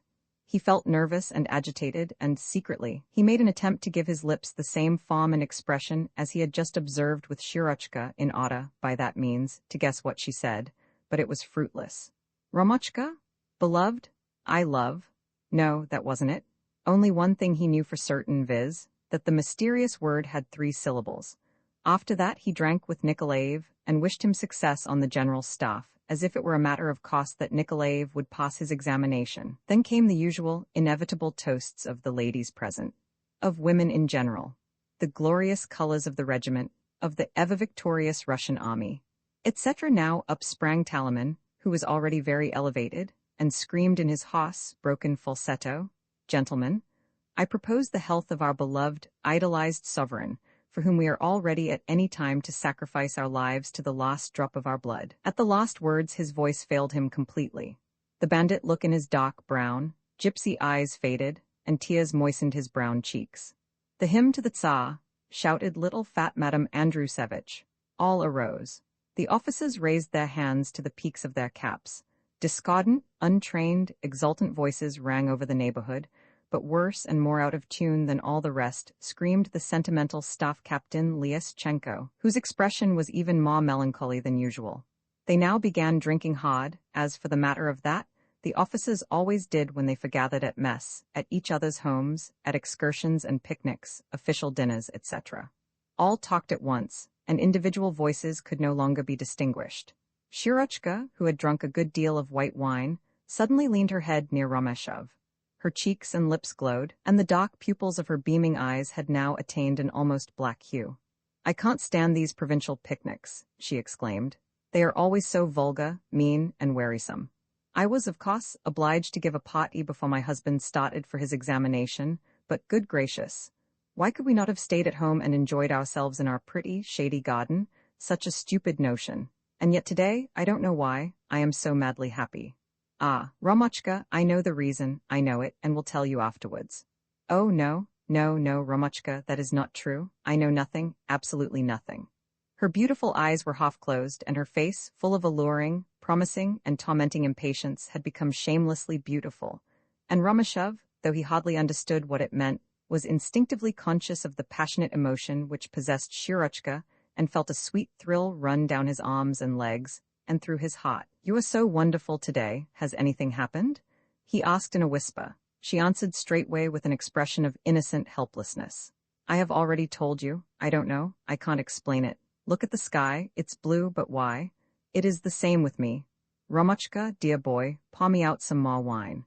At the opposite side of the tablecloth, an exciting conversation was carried on with regard to the intended war with Germany, which was then regarded by many as almost a certainty. Soon an irritable, senseless quarrel arose about it, which was, however, suddenly interrupted by Osadch's furious, thundering, dictatorial voice. He was almost drunk, but the only signs of it were the terrible pallor of his handsome face and the lowering gaze of his large black eyes. "Rubbish!" he screamed wildly. "What do you really mean by war nowadays? War has been spoilt, transmogrified, and everything else. For the matter of that, children are born idiots, women are stunted, badly brought-up creatures, and men have nerves. Ugh, blood, blood. Oh, I shall faint," he imitated in an insulting, mockingly pitiful tone. And all this only because the real, ferocious, and merciless character of war has changed. Now, can this be called war when you fire a couple of shots at the enemy at a distance of 15 versts, and then return home in triumph as a hero? Pretty heroes. You are taken prisoner, and then they say to you, "My poor friend, how are you? Are you cold? Would you like a cigarette? Are you quite comfortable? Damn it all." Osadchi gave vent to a few inarticulate raws and lowered his head like a mad bull ready to attack. In the Middle Ages, gentlemen, things were quite different. Night attacks, storming ladders and naked weapons, murder and conflagration everywhere. "Soldiers, the town is yours for 3 days. The slaughter begins. Toch and sod perform their office. In the streets streams of blood and wine. Oh, glorious festival of brave men amidst bleeding corpses and smoking ruins, beautiful, naked, weeping women dragged by their hair to the victor's feet. Anyhow, you haven't changed much, interrupted Sofia Pavlovna Talaman jokingly. All the town a river of fire, the tempest spotting at night with the bodies of hanged men. Vultures shriek and the victor lauds it by the campfires beneath the gallows tree. Why take prisoners and waste time and strength for them? Ugh. Osadchi, with teeth clenched, groaned like a wild beast. Grand and glorious days, what fights, eye to eye and chest to chest, an uninterrupted slaughter for hours, till the cold-blooded tenacity and discipline of one party, coupled with invincible fury, brought victory. And what fights then? What courage, what physical strength, and what superior dexterity in the use of weapons. Gentlemen, Osadchi arose in all his gigantic stature, and in his terrible voice insolence and cold-bloodedness reigned. Gentlemen, I know that from your military colleges have issued morbid, crazy phrases about what's called humanity in war, etc., etc. But I drink at this moment, even if I am to drain my glass by myself, to the wars of bygone days and the joyful, bloody cruelty of old times. All were silent, hypnotized and cowed by this unexpected horrible ecstasy of an otherwise reserved and taciturn man, whom they now regarded with a feeling of terror and curiosity. At that moment, Bekagamilov jumped up from where he was sitting. He did this so quickly and suddenly that he alarmed several who were present, and one of the ladies uttered a cry of terror. His widely staring eyes flashed wildly, and his white, clenched teeth resembled a beast of prey. He seemed to be nearly stifled, and he could not find words. Oh, see, here's one who understands and rejoices at what you have said. Ugh. With convulsive energy, nay, almost furiously, he grasped and shook Osadchi's hand. To hell with all these weak, cowardly, squeamish wretches, out with the saber and hew them down. His bloodshot eyes sought an object suitable as a vent for his flaming rage. His naturally cruel instincts had at this moment thrown off their mask. Like a madman he slashed at the oak copse with his naked sword. Mutilated branches and young leaves rained down on the tablecloth and guests. Lieutenant Beek? Madman, are you out of your mind? Screamed the ladies. Bekagamilov pulled himself together and returned to his place, visibly much ashamed of his barbaric behavior, but his delicate nostrils rose and fell with his quick breathings, and his black eyes, wild with suppressed rage, looked loweringly and defiantly at the company. Romashev had heard, and yet not heard, Osadchi's speech. He felt, as it were, stupefied by a narcotic but celestially delightful, intoxicating drink, and he thought that a warm spider, as soft as velvet, had been spinning softly and cautiously round him with its web, and gently tickled his body till he almost died of an inward, exultant laughter. His hand lightly brushed, and each time as though unintentionally, Shirochka's arm, but neither she nor he attempted to look at each other. Romashev was quite lost in the land of dreams, when the sound of Bekagamilov's and Osadchi's voices reached him, but as though they came from a distant, fantastic mist. The actual words he could understand, but they seemed to him empty and devoid of any intelligent meaning. Osadchi is a cruel man, and he does not like me, thought Romashev. Osadchi's wife is a creature to be pitied, small, thin, and every year in an interesting condition. He never takes her out with him. Last year a young soldier in Osadchi's company hanged himself. Osadchi? Who is this Osadchi? See now, Beek too is shrieking and making a row. What sort of a man is he? Do I know him? Ah, of course I know him, and yet he is so strange to me, so wonderful and incomprehensible. But who are you who are sitting beside me, from whom such joy and happiness beam that I am intoxicated with this happiness? There sits Nikolaev opposite me. He looks displeased and sits there in silence all the time. He glances here as if accidentally, and his eyes glide over me with cold contempt. He is, methinks, much embittered. Well, I have no objection. May he have his revenge?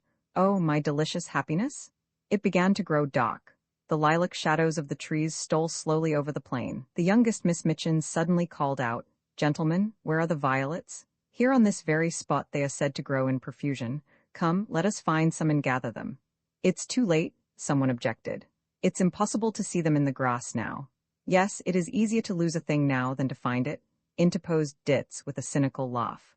"Well, anyhow, let us light a bonfire," proposed Andrusevich. They at once set about eagerly collecting and forming into a pile an enormous quantity of dry branches, twigs, and leaves that had been lying there from last year.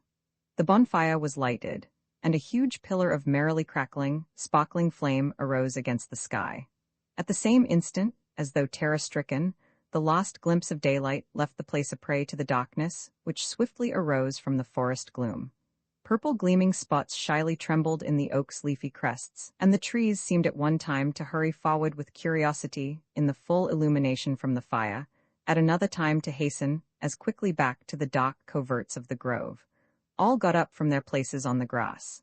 The servants lighted the candles in the many-colored Chinese lanterns. The young officers played and raced like schoolboys. Aleksandr wrestled with Mitchin, and to the astonishment of all the insignificant, clumsy Mitchin threw his tall, well-built adversary twice in succession on his back.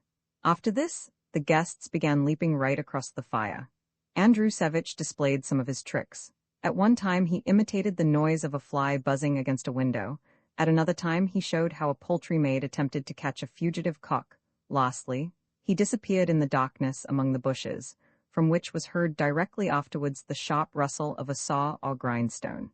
Even Ditz condescended to show his dexterity, as a juggler with empty bottles. "Allow me, ladies and gentlemen," cried Talaman, "to perform a little innocent conjuring trick.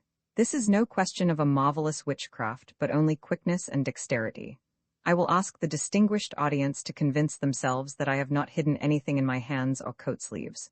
Well, now we begin. 1, 2, 3, hey, presto!" With a rapid movement, and amidst general laughter, he took from his pocket 2 new packs of cards, which, with a little bang, he quickly and deftly freed from their wrapper. "Preference, gentlemen," he suggested. "A little game, if you like, in the open air. How would that do, eh?" Osadchi, Nikolaev, and Andrusevich sat down to cards, and with a deep and sorrowful sigh, Lyaschenko stationed himself, as usual, behind the players. Nikolaev refused to join the game and stood out for some time, but gave way at last. As he sat down, he looked about him several times in evident anxiety, searching with his eyes for Shirochka, but the gleam of the fire blinded him, and a scowling, worried expression became fixed on his face. Romashov pursued a narrow path amongst the trees. He neither understood nor knew what was awaiting him, but he felt in his heart a vaguely oppressive but, nevertheless, delicious anguish whilst waiting for something that was to happen. He stopped. Behind him he heard a slight rustling of branches, and after that, the sound of quick steps and the frou-frou of a silken skirt. Shirochka was approaching him with hurried steps. She resembled a dryad when, in her white dress, she glided softly forth between the dark trunks of the mighty oaks. Romashov went up and embraced her without uttering a word. Shirochka was breathing heavily and in gasps. Her warm breath often met Romashov's cheeks and lips, and he felt beneath his hand her heart's violent throbs. "Let's sit here," whispered Shirochka. She sank down on the grass and began with both hands to arrange her hair at the back. Romashov laid himself at her feet, but, as the ground just then sloped downwards, he saw only the soft and delicate outlines of her neck and chin. Suddenly she said to him in a low, trembling voice, "Romochka, are you happy?" "Yes, happy," he answered. Then, after reviewing in his mind, for an instant, all the events of that day, he repeated fervently, "Oh yes, so happy, but tell me why you are today so. So, what do you mean?" She bent lower towards him, gazed into his eyes, and all her lovely countenance was for once visible to Romashov. "Wonderful, divine Shirochka, you have never been so beautiful as now. There is something about you that sings and shines, something new and mysterious which I cannot understand. But Aleksandra Petrovna, don't be angry now at the question. Are you not afraid that someone may come?" She smiled without speaking, and that soft, low, caressing laugh aroused in Romashov's heart a tremor of ineffable bliss. "My dearest Romochka, my good, faint-hearted, simple, timorous Romochka, have I not already told you that this day is ours? Think only of that, Romochka. Do you know why I am so brave and reckless today? No, you do not know the reason. Well, it's because I am in love with you today, nothing else. No, don't please get any false notions into your head. Tomorrow it will have passed." Romashov tried to take her in his arms. "Aleksandra Petrovna, Shirochka, Sasha, 18, he moaned beseechingly. "Don't call me Shirochka, do you hear? I don't like it. Anything but that. By the way," she stopped abruptly as if considering something, "what a charming name you have, Jogi. It's much prettier than Yuri, oh much prettier. Jogi?" She pronounced the name slowly with an accent on each syllable, as though it afforded her delight to listen to the sound of every letter in the word. "Yes, there is a proud ring about that name." "Oh, my beloved," Romashov exclaimed, interrupting her with passionate fervor. "Wait and listen. I dreamt of you last night, a wonderful, enchanting dream. I dreamt we were dancing together in a very remarkable room. Oh, I should at any time recognize that room in its minutest details. It was lighted by a red lamp that shed its radiance on handsome rugs, a bright new cottage piano, and 2 windows with drawn red curtains. All within was red. An invisible orchestra played. We danced close-folded in each other's arms. No, no. It's only in dreams that one can come so intoxicatingly close to the object of one's love. Our feet did not touch the floor. We hovered in the air in quicker and quicker circles, and this ineffably delightful enchantment lasted so very, very long. Listen, Romochka, do you ever fly in your dreams? Romeshov did not answer immediately. He was in an exquisitely beautiful world of wonders, at the same time magic and real. And was not all this then merely a dream, a fairy tale? This warm, intoxicating spring night, these dark, silent, listening trees, this rare, beautiful, white-clad woman beside him. He only succeeded, after a violent effort of will, in coming back to consciousness and reality. Yes, sometimes, but with every passing year my flight gets weaker and lower. When I was a child, I used to fly as high as the ceiling, and how funny it seemed to me to look down on the people on the floor. They walked with their feet up and tried in vain to reach me with the long broom. I flew off, mocking them with my exultant laughter. But now the force in my wings is broken, added Romeshov with a sigh.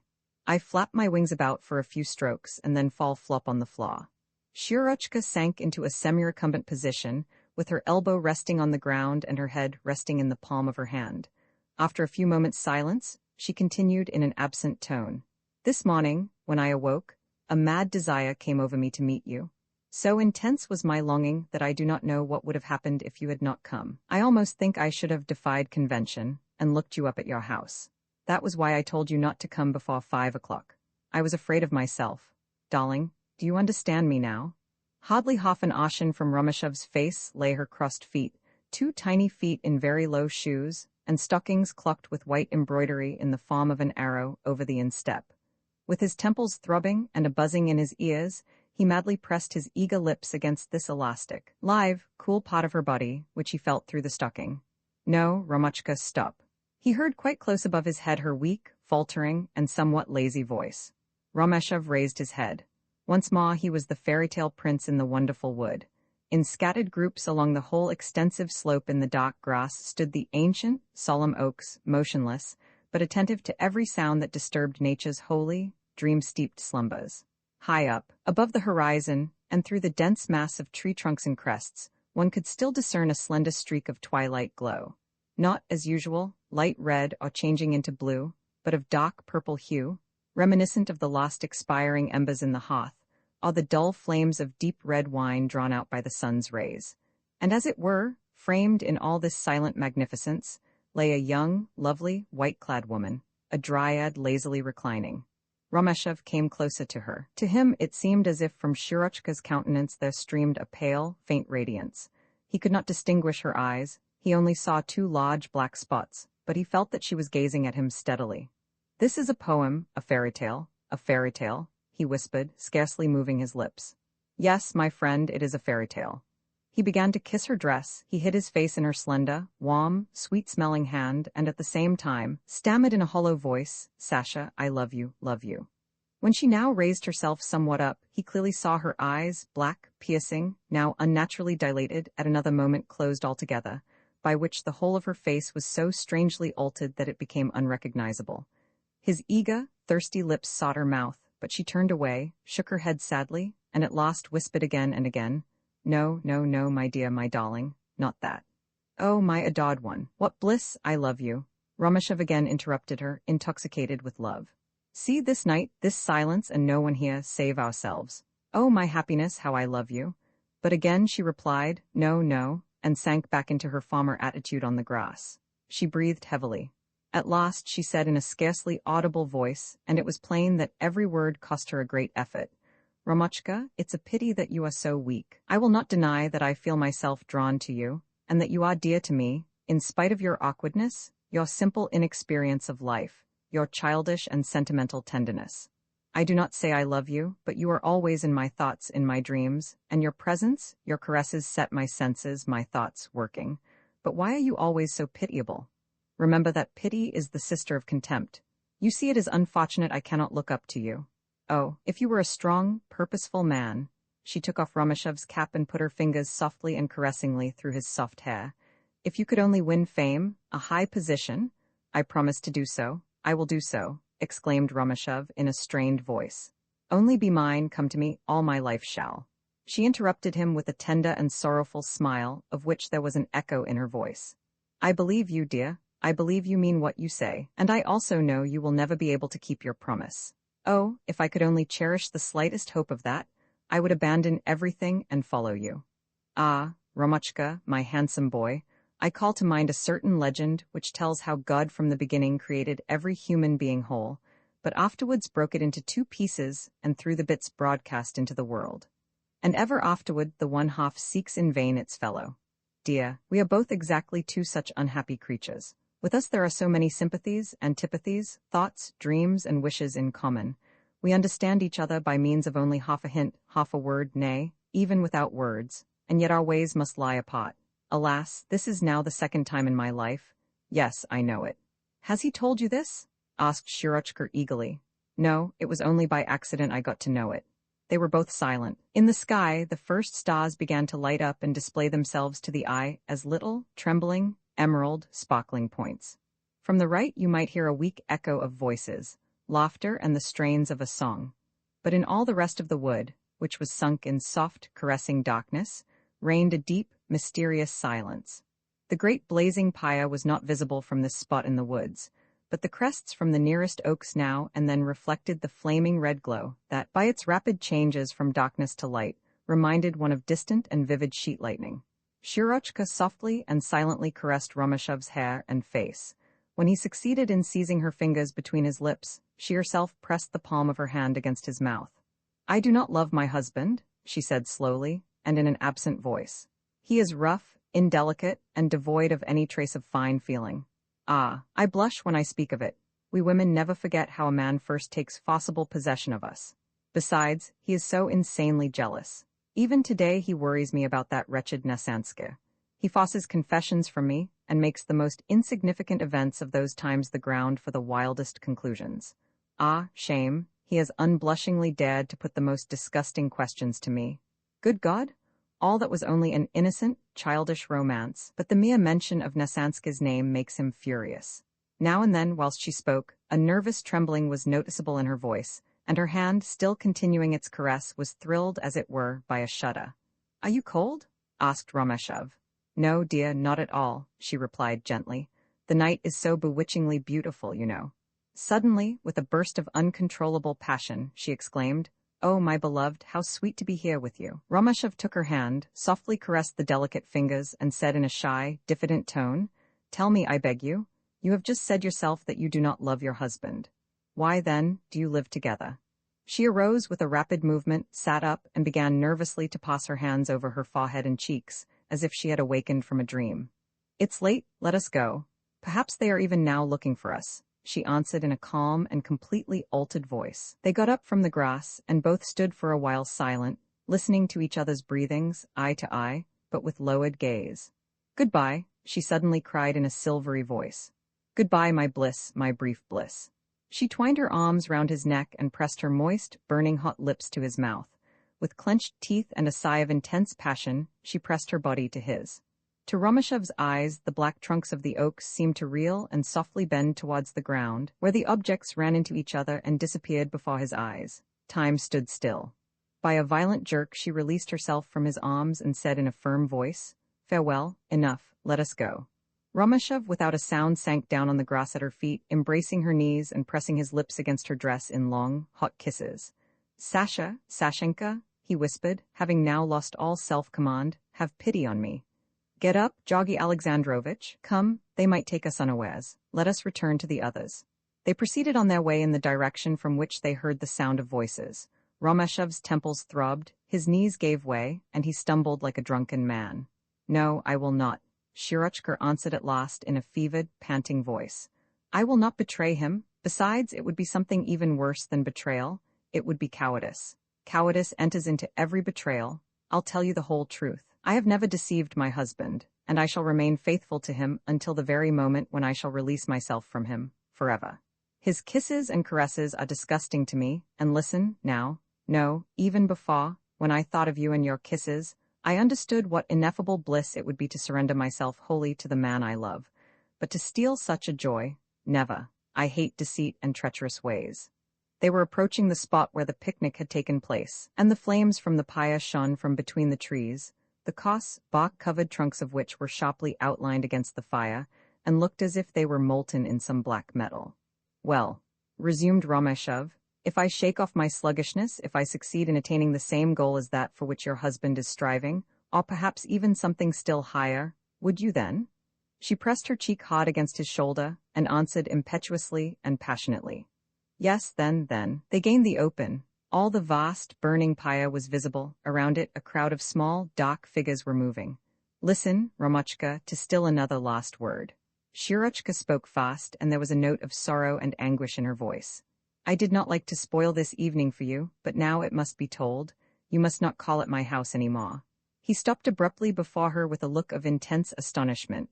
"Not call? But tell me the reason, Sasha. What has happened?" Come, I don't know, but somebody is writing anonymous letters to my husband. He has not shown them to me, only casually mentioned several things about them. The foulest and most disgusting stories are being manufactured about you and me. In short, I beg you not to come to us any more." "Sasha," he moaned, as he stretched out his arms to her. "Oh, my friend, my dearest and most beloved, who will suffer more from this than I?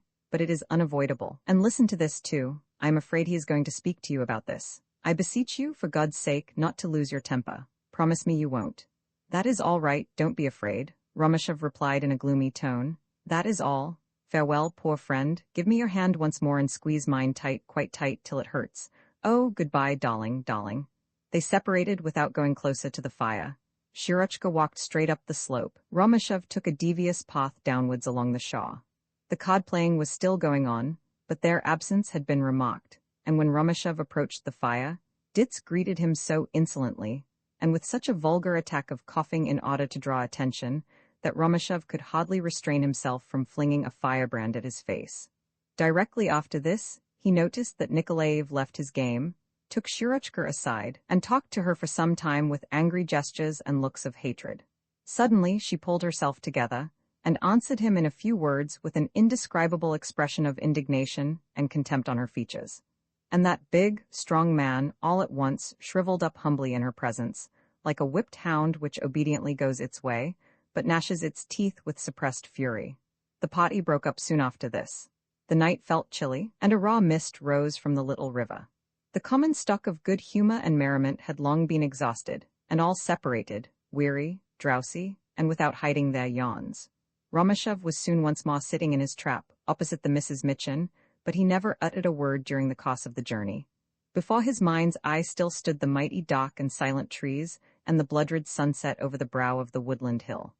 There, too, in the soft, scented grass, he saw beside him a female shape robed in white, but during all his intense, consuming pain and longing, he did not fail to say of himself, pathetically, and over his handsome countenance swept a cloud of sorrow. Roman 14 in May, the regiment went into camp, which, year after year, was pitched in the same spot outside the town, and not far from the railway. The young officers had, whilst the camp was on, according to the regulations, to live in wooden barracks near their respective companies. But Romeshov continued to enjoy his own dwelling in the town, as the officers' barracks of the 6th Company had long been in a ruinous and uninhabitable condition, on account of there being no money available for repairs. Every day he had to journey 4 times between the town and the camp. In the morning off to the camp for drill, thence back to the officers' mess in the town for his dinner. After that, off to the afternoon exercises, and finally, at night, his last walk back to his home. This fatiguing life was seriously affecting his health. After the first fortnight, he began to get thin and hollow-eyed, and soon lost the fresh color of his cheeks. Even the rest, officers as well as men, fared little better. Preparations were being made for the great general review, and nobody ventured to speak of fatigue or weariness. The captains of companies exhausted the utmost strength of their men by 2 or 3 hours extra drill every day. During all the drill, the smacking sound of ears being boxed and other maltreatment was heard all over the plain. More than once Romeshov noticed how the captains, in a furious rage, like wild beasts, attacked the poor recruits, and boxed the ears of the entire line from first to last. But nevertheless, the noncoms displayed the greatest cruelty. They punished with unbridled rage the slightest mistake in marching or manual exercise. Teeth were knocked out, drums of the ears were broken, and the defenseless victims were thrown down senseless. But none of all these martyrs ever entertained the thought of drawing a sword. It was just as if the whole regiment had become the prey of a wild hypnosis or had been attacked by nightmare. And all these terrors and sufferings were multiplied by a fearful heat, for May this year was unusually hot. Wherever you went, an unnatural nervousness was discernible. The most absurd quarrels would, all of a sudden, break out during meals at the officers' mess. They insulted each other and sought quarrels without rhyme or reason. The soldiers, with their sunken cheeks and sallow eyes, looked like idiots. Never, during the few hours' rest they were allowed to enjoy, was a laugh heard from the tents, never a joke. At night, after bugle call, the rank and file were ordered to get into line for games and singing, and with an absolutely apathetic expression of voice and features they howled the old camp song. Oh, the gallant Russian soldier! Fear with him can find no place. He, when bombs are bursting round him, calls them brother to their face. Then a dance would be played on the harmonium, and the ensign would roar out, Gregorash, Eskevatsov, up and dance, you hounds. The two recruits obeyed the order without a murmur, but in both their song and dance there lay something dead, mechanical, and resigned, at which one was inclined to weep.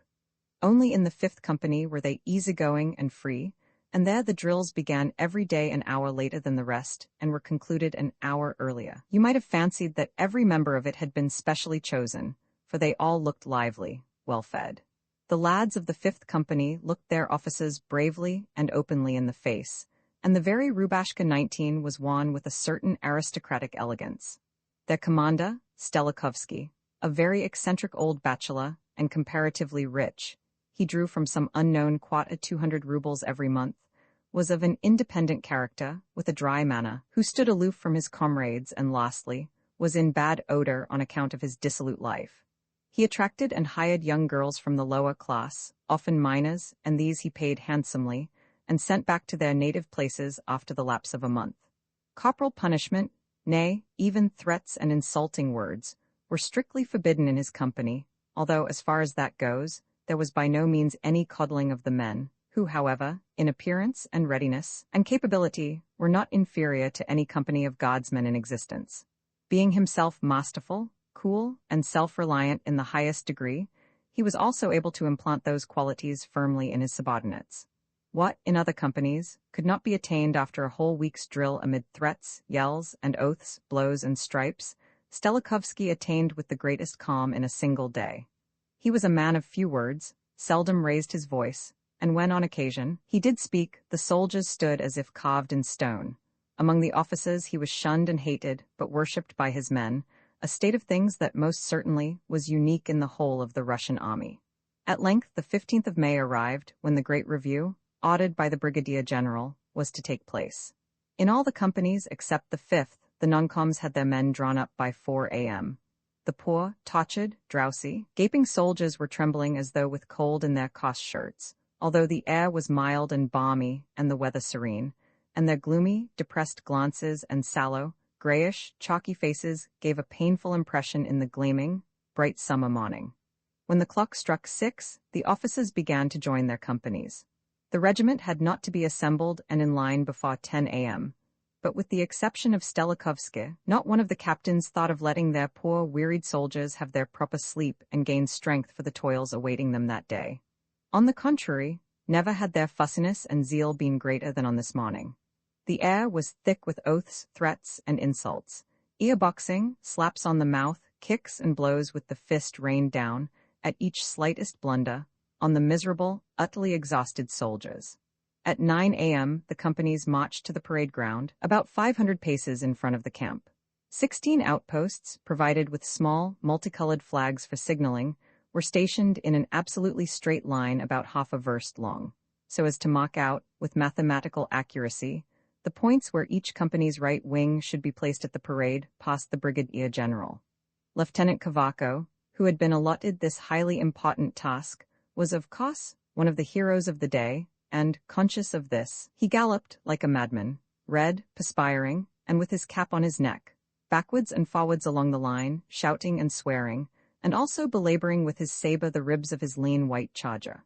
The poor beast, grown gray with age and having a cataract in its right eye, waved its short tail convulsively. Yes, on Lieutenant Cavaco and his outposts depended the whole regiment's weal and woe, for it was he who bore the awful responsibility of the 16 companies' respective gaps and dressing.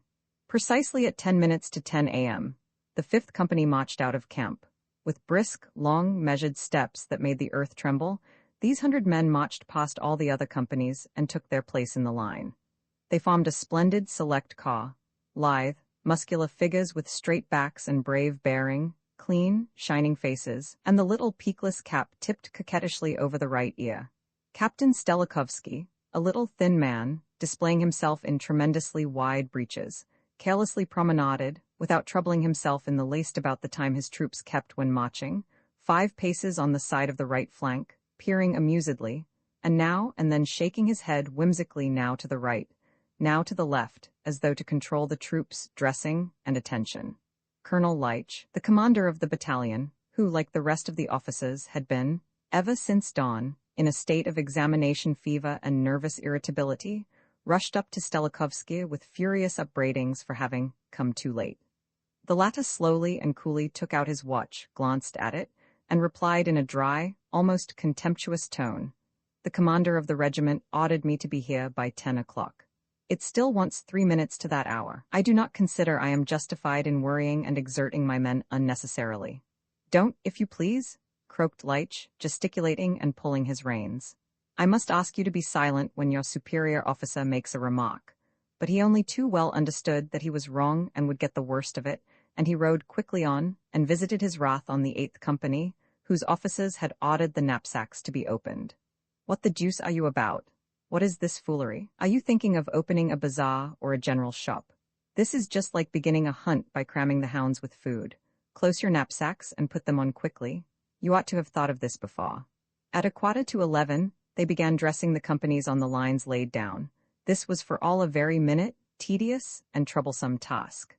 Between the echelons, long ropes were tightly stretched along the ground. Every soldier in the front rank was obliged to see, with the most painful accuracy, that his toes just grazed the tightly stretched rope, for in that lay the fundamental condition of the faultless dressing of the long front. Moreover, the distance between the toes, like the breadth of the gunstock and the somewhat inclined position of the upper part of the body, had to be the same along the whole line. While anxiously superintending these details, the captains often flew into a towering rage. Frantic shouts and angry words of command were heard everywhere. "Ivanov, more forward you, Sierostin, right shoulder forward, left back." At 10:30 a.m. the commander of the regiment arrived. He rode on a powerful chestnut-brown gelding with white legs. Colonel Shulgovich was an imposing, almost majestic, figure on horseback. He had a firm seat, although he rode in infantry style, with stirrups far too short. In greeting his regiment he yelled in his tremendous voice, in which a certain jubilant heroic note in honor of the occasion was audible, "Good morning, my fine fellows." Romashov, who remembered his 4th platoon, and especially Klyabnikov's wretched appearance, could not refrain from smiling. "Pretty choice specimens in all truth," thought he. The standards were unfurled amidst the strident notes of the regimental band. After this came a long and trying moment. Straight away to the station, from which the brigadier general was expected, were posted a number of signallers who, by certain arranged signs, were to prepare the regiment for the approach of the generals. More than once they were disturbed by a false alarm. The loose, slack ropes were once more tightened in mad haste, dressings and lines were ordered, and all stood for several minutes at the most painful attention, until weariness once more asserted its claims, and the poor soldiers collapsed, yet, at the very last, striving to keep the position of their feet, at any rate, unmoved. Out in the plain, about 300 paces off, the ladies displayed their clothes, parasols, and hats of variegated and loud colors. Romashov knew very well that Shirochka was not in that bright, festive group, but every time he glanced in that direction he felt, as it were, an icy-cold shudder in the region of his heart, and his quick, nervous breathing bore witness to a strong inward excitement. Suddenly, like a strong gust of wind, a rumor ran through the ranks and a timorous cry was heard. "He's coming, he's coming." It was clear to all that the important, eventful moment was approaching. The soldiers, who had been since dawn the victims of the prevailing excitement, dressed in their ranks without orders, but with a certain nervous haste, and became rigid in apparently lifeless immobility. Now and then a nervous coughing was heard. "Ranks, attention!" rang out Shalgovich's order. Romeshov, glancing to the right, discovered, at a good distance down the plain, a small but dense group of horsemen who, now and then obscured for an instant by a faint yellow cloud of dust, were rapidly approaching the front. Shalgovich rode, with a severe and solemn countenance, from his place in front of the middle company, right out into the plain, most certainly a good farth further than the regulations demanded. The tremendous importance of the moment was reflected in his features. With a gesture of noble dignity, he first glanced upwards, then calmed the dark, motionless mass of soldiers by a glance, withering, it is true, but mingled with tremulous exultation, and then let his stentorian voice roll over the plain, when commanding, "Attention!" He purposely kept back the last syllable of that longest word of command, the so-called effective word, just as if an infinite power and sanctity lay hidden in the pronunciation of those few wretched letters.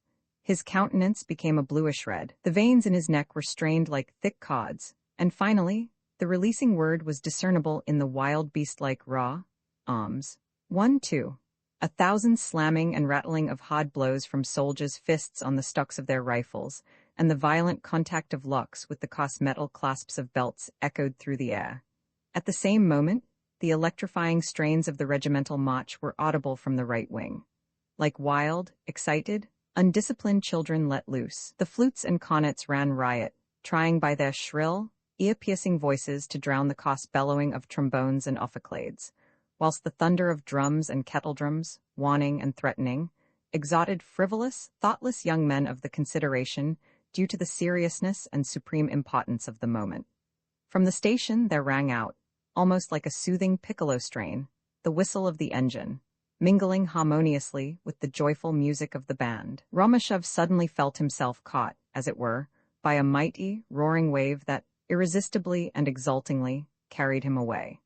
With a sensation of joy and courage such as he had never experienced before, his glance met the sun's gold-steeped rays, and it seemed to him as if, at that moment, he was, for the first time, conscious of the blue sky paled by the heat, and the warm verdure of the plain that disappeared in the far distance. For once he felt young and strong and eager to distinguish himself, proud, too, of belonging to this magnificent, motionless, imposing mass of men, gathered together and quelled by an invisible, mysterious will.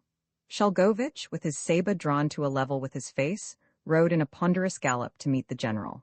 Directly the band's rough, martial, triumphant strains had ceased, the general's calm, musical voice rang out. "Good day, First Company." The soldiers answered his salutation promptly and joyfully. Again the locomotive made its voice heard, but this time in the form of a sharp, defiant signal. The brigadier general rode slowly along the line, saluting the companies in their proper order. Romeshov could already distinguish his heavy, obese figure with the thin linen jacket turned up in deep folds across his chest and fat belly, his big square face turned towards the troops, the gorgeous saddlecloth with his monogram embroidered in bright colors, the majestic gray charger, the ivory rings on the martingale, and patent leather riding boots. "Good day, Sixth Company." The soldiers round Romeshov replied with a shout that was pretty nearly destructive both to throats and eardrums. The general sat his horse with the careless grace of an accomplished rider. His noble charger, with the gentle, steadfast glance from his handsome, though slightly bloodshot eyes, tugged hard at its bit, from which, now and then, a few white foam drops fell to the ground, and careered gently on with short, quick, dancing steps. "He's gray about the temples, but his moustache is black, dyed, perhaps," was Romeshov's reflection just then. Through his gold-rimmed pince-nez the general answered with his dark, clever, youthful and satirically questioning eyes the soldiers' glances directed at him. When he came up to Romeshov, he touched the peak of his cap with his hand. Romeshov stood quite still, with every muscle strained in the most correct attitude of attention, and he clasped the hilt of his saber with such a hard, crushing grip that it almost caused him pain. A shudder of infinite, enthusiastic devotion rushed through his whole being, and whilst looking fixedly at the general's face, he thought to himself in his old naive, childish way. The gray-haired old warrior's glances noted with delight the young ensign's slender, well-built figure. The general continued his slow ride along the front, saluting company after company. Behind him moved his suite, a promiscuous, resplendent group of staff officers, whose horses shone with profuse rubbing down and dressing. Romeshov glanced at them, too, benevolently, but not one of them took the slightest notice of him. These spoilt favorites of fortune had long since had more than enough of parades, reviews, and the boundless enthusiasm of little, insignificant infantry officers, and Romeshov felt in his heart a bitter, rebellious feeling at the thought that these superior people belonged to a world quite beyond his reach. The band suddenly received a sign to stop playing. The general returned at a sharp trot to the right wing, and after him, in a long, variegated line, his mounted suite. Colonel Shulgovich galloped off to the first company, pulling his reins and throwing all his enormous body back in the saddle. He yelled in a hoarse and trembling voice, "Captain Osadchi, advance company. Quick march." Between the commander of the regiment and Captain Osadchi there was an incessant rivalry, during drill hours, to outdo each other in lung power, and not many seconds elapsed before the latter was heard to order in his mighty, rolling bass, "Company, shoulder arms, dress in the middle. Forward march." Osadchi had, with fearful sacrifice of time and labor, succeeded in introducing in his company a new kind of marching. This consisted in the soldiers raising their foot high in the air in very slow time, and afterwards putting it down on the ground with the greatest possible force. This wonderful and imposing manner of moving along the ground excited not only much interest, but also a certain envy among the other captains of companies. But the first company had hardly marched 50 paces before they heard the general's angry and impatient voice exclaim, "What the deuce is this? Halt with the company. Halt, halt! Come here to me, captain. Tell me, sir, what in the name of goodness that is supposed to represent? Is it a funeral or a torch procession? Say, march in 3 time. Listen, sir, we're not living in the days of Nicholas when a soldier served for 25 years. How many precious days have you wasted in practicing this corps de ballet? Answer me." Osadchi stood gloomy, still and silent before his angry chief, with his drawn saber pointing to the ground. The general was silent for an instant, and then resumed his harangue with an expression of sorrow and irony in his voice. "By this sort of insanity you will soon succeed in extinguishing the last spark of life in your soldiers. Don't you think so yourself? Oh, you luckless ghosts from Ivan the Cruel's days. But enough of this. Allow me instead to ask you, Captain, the name of this young lad." "Ignatiy Mikhailovich, Your Excellency," replied Osadchi in the dry, sepulchral regulation voice. "Well and good. But what do you know about him?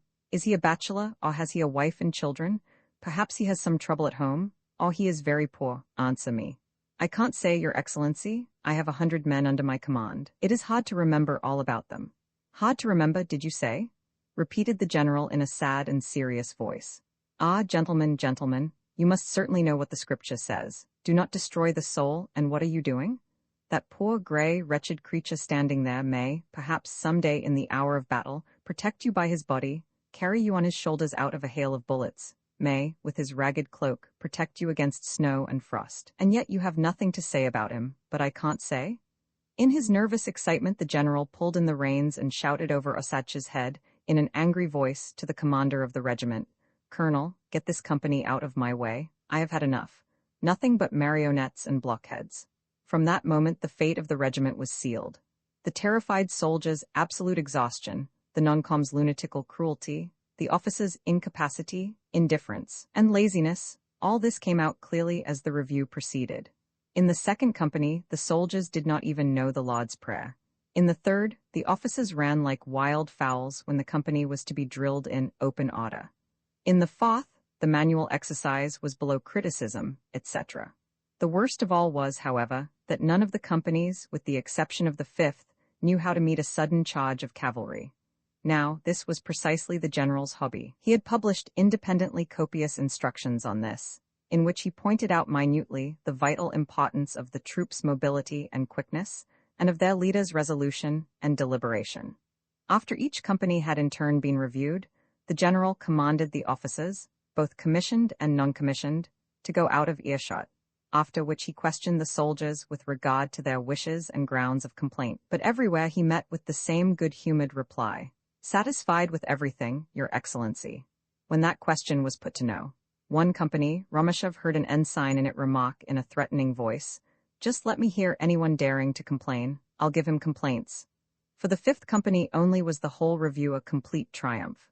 The brave, young, lusty soldiers executed all their movements with life and energy, and with such facility, mobility, and absence of all pedantry that the whole of the review seemed to officers and men, not a severe, painful examination, but like a jolly and amusing game. The general smiled his satisfaction, and soon could not refrain from a, "Well done, my lads," the first words of approval he uttered during the whole time.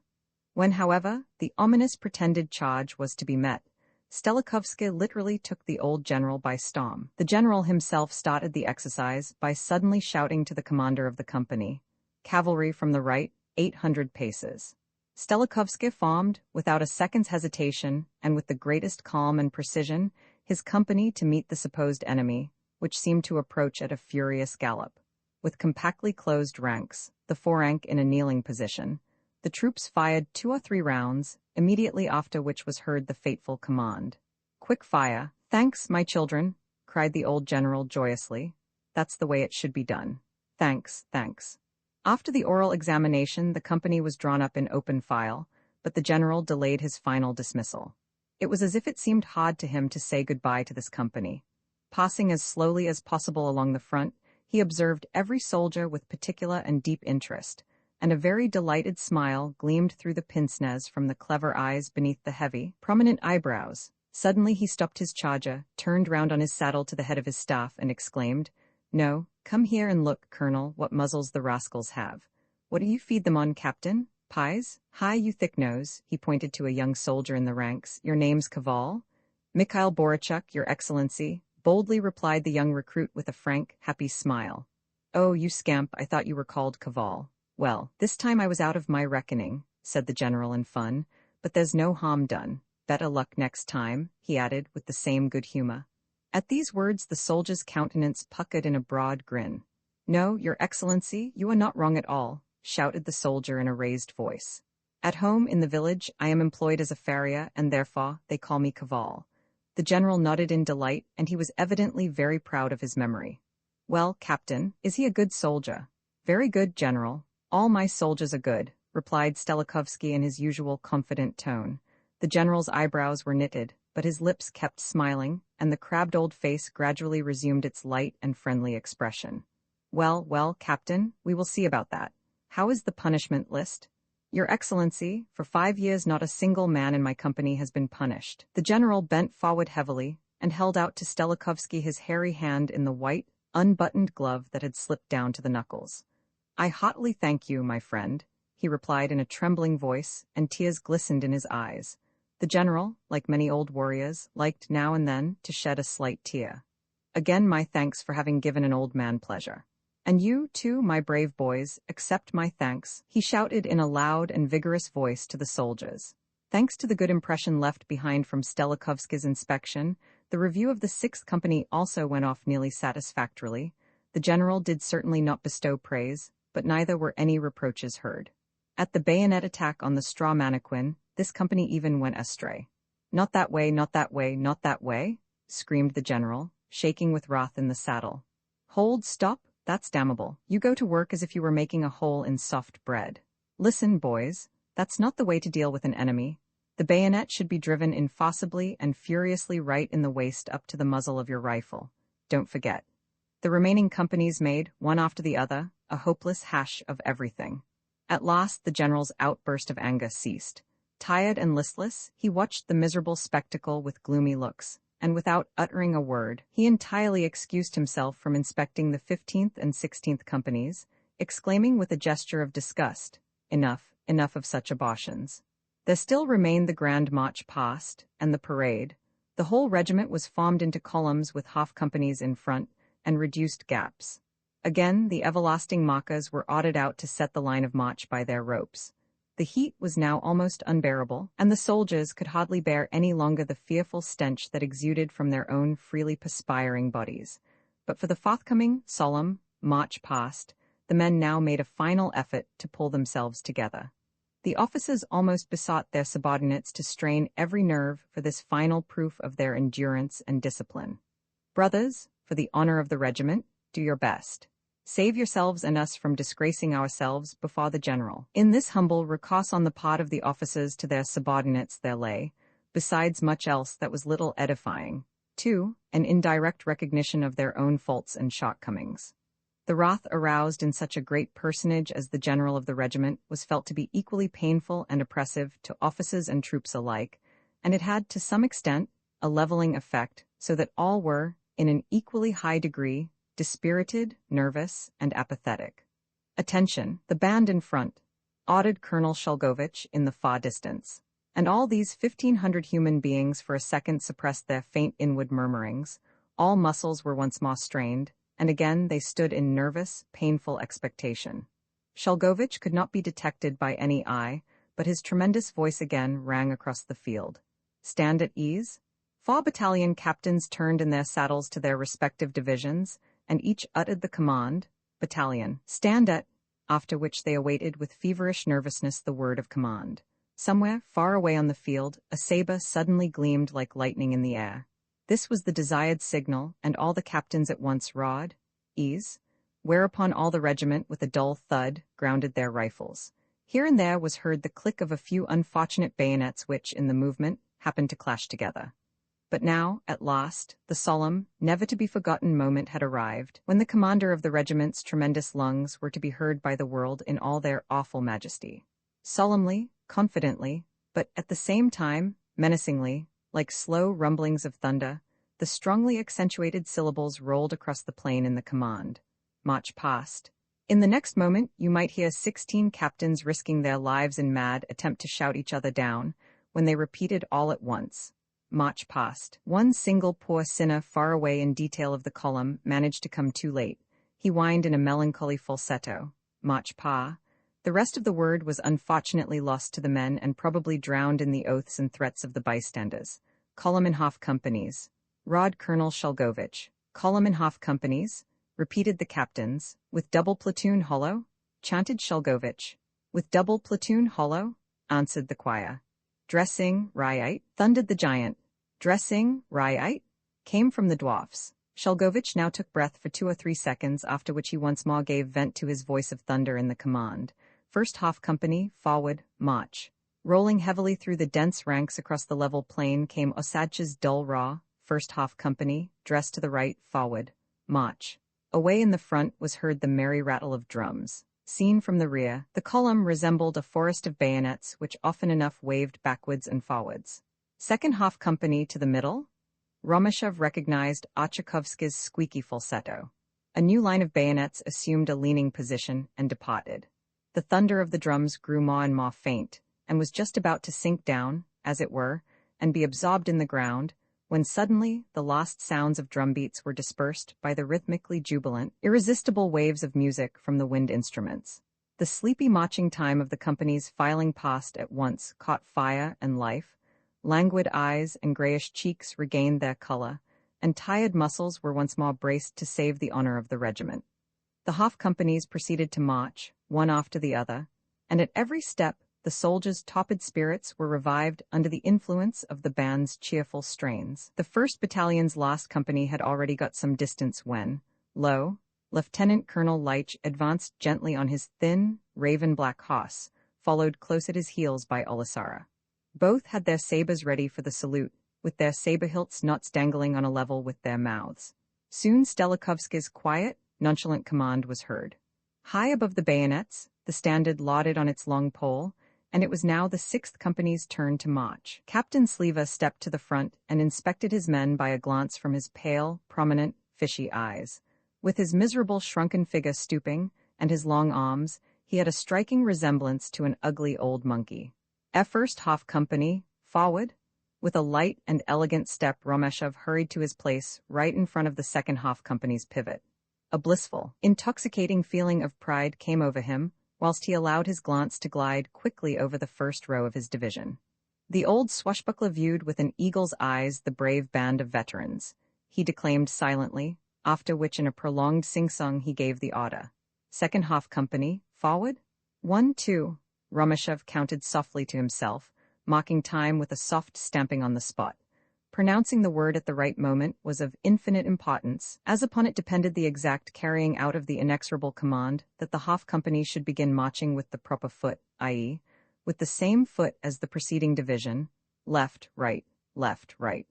At last a start was made. With head erect and beaming with a smile of boundless happiness, he cried in a loud, resonant voice, "March!" A second afterwards he made, as quick as lightning, a complete turn on one foot towards his men, and commanded, 2 tones lower in the scale, "Dress, right." The profound solemnity and infinite beauty of the moment almost took away his breath. At that instant, it seemed to him as if the music's waves of melody surrounded him, and were changed into a seething, blinding ocean of light and fire, as if these deafening brazen peals had descended on him from on high, from heaven, from the sun. Even now, as at his last never-to-be-forgotten tryst with Shirochka, he was thrilled by a freezing, petrifying shudder that made the very hair on his head stand up.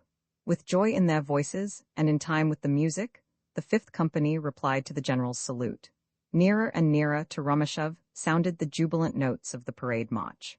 On the right and onwards, he could now distinguish the general's heavy figure on his grey horse, and somewhat farther off, the ladies' brilliant dresses, which, in the blinding glare of the noonday sun, reminded him of the flaming flower petals in the old sagas. On the left gleamed the bandsmen's gold instruments, and it seemed to Romashov as if, between the general and the band, was drawn an invisible, enchanted thread, the passing of which was combined peril and bliss. At this moment the 1st Hof Company reached the thread. "Good, my lads," rang the general's delighted voice. "Ah, ah, ah, ah," was the soldiers' rapid, joyous answer. Stronger and stronger at every second grew the alluring influence of the parade march, and Romashov could hardly restrain his feelings any longer. "O thou, my ideal," thought he of the general, with deep emotion. The blissful moment had come. With elastic strides that scarcely touched the ground, Romashov approached his enchanted thread. He threw his head bravely back with a proud and defiant twist to the left. So potent a feeling of lightness, freedom, and bliss rushed through his being that he fancied he could at any moment whirl himself into space. And while he felt he was an object of delight and admiration to the eyes of all, a center of all the universe contains of strength, beauty, and delight, he said to himself, as though under the witchery of a heavenly dream, "Look, look, there goes Romashov. The lady's eyes are shining with love and admiration. 1, 2, left, right, Colonel Shulgovich," shouts the general. "Your Romashov is a priceless jewel, he must be my adjutant. Left, right, 1, 2. Another second and Romashov knew he had started and passed his mystic thread. The parade march had changed to a joyous peal of trumpets announcing victory. Now comes the general's salute and thanks, thought Romashov, and his soul returns to the regions of bliss, but he fancies he hears the colonel's voice and certain other voices. What has happened? What is the matter? Of course the general has saluted, but why don't my men respond? What's this? Romashov turned round and his face became white.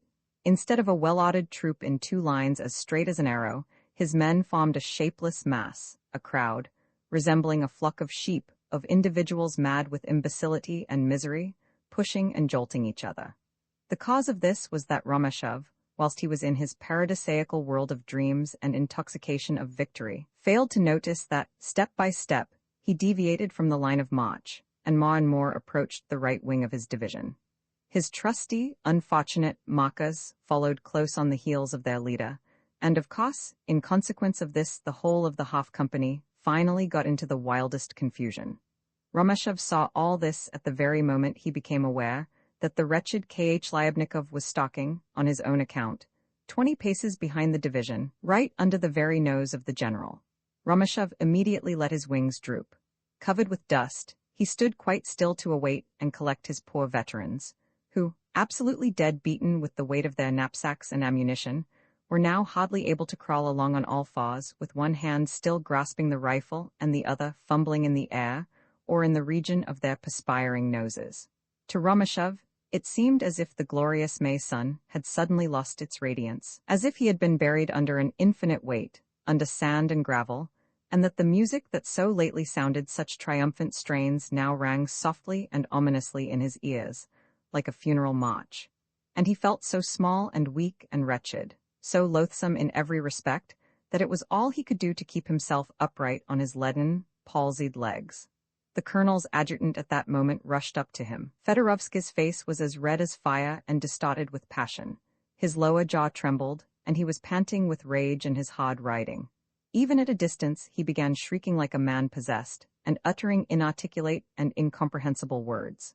Sub-Lieutenant Romashov, the commander of your regiment condemns, in the strongest terms, your behavior today. 7 days arrest in the staff cells. What a monstrous scandal! The whole regiment on account of you? Oh, such an abortion! Romashov did not make the slightest reply, nor did he even turn his head. And besides, what answer could he make? Fedorovsky had most certainly a right to be furious. But the troops, the soldiers who heard every single insulting word of the adjutants, what would they think?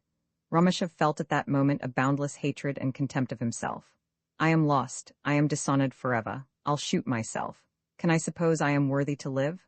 What am I? An insignificant, ridiculous, contemptible wretch, a caricature, an ugly, disgusting, idiotic creature. My own soldiers will laugh at me, and behind my back, they will make merry with nudges and secret signs at my expense. Or perhaps they will pity me. All the same, everything is lost and I'll shoot myself.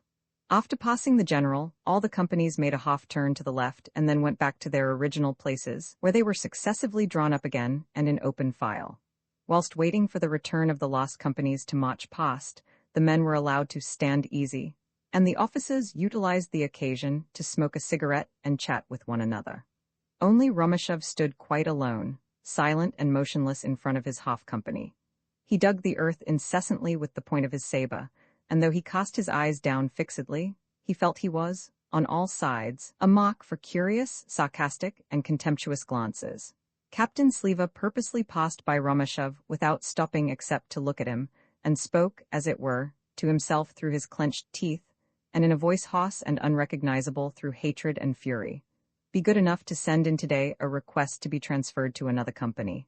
A little while afterwards Vietkin came.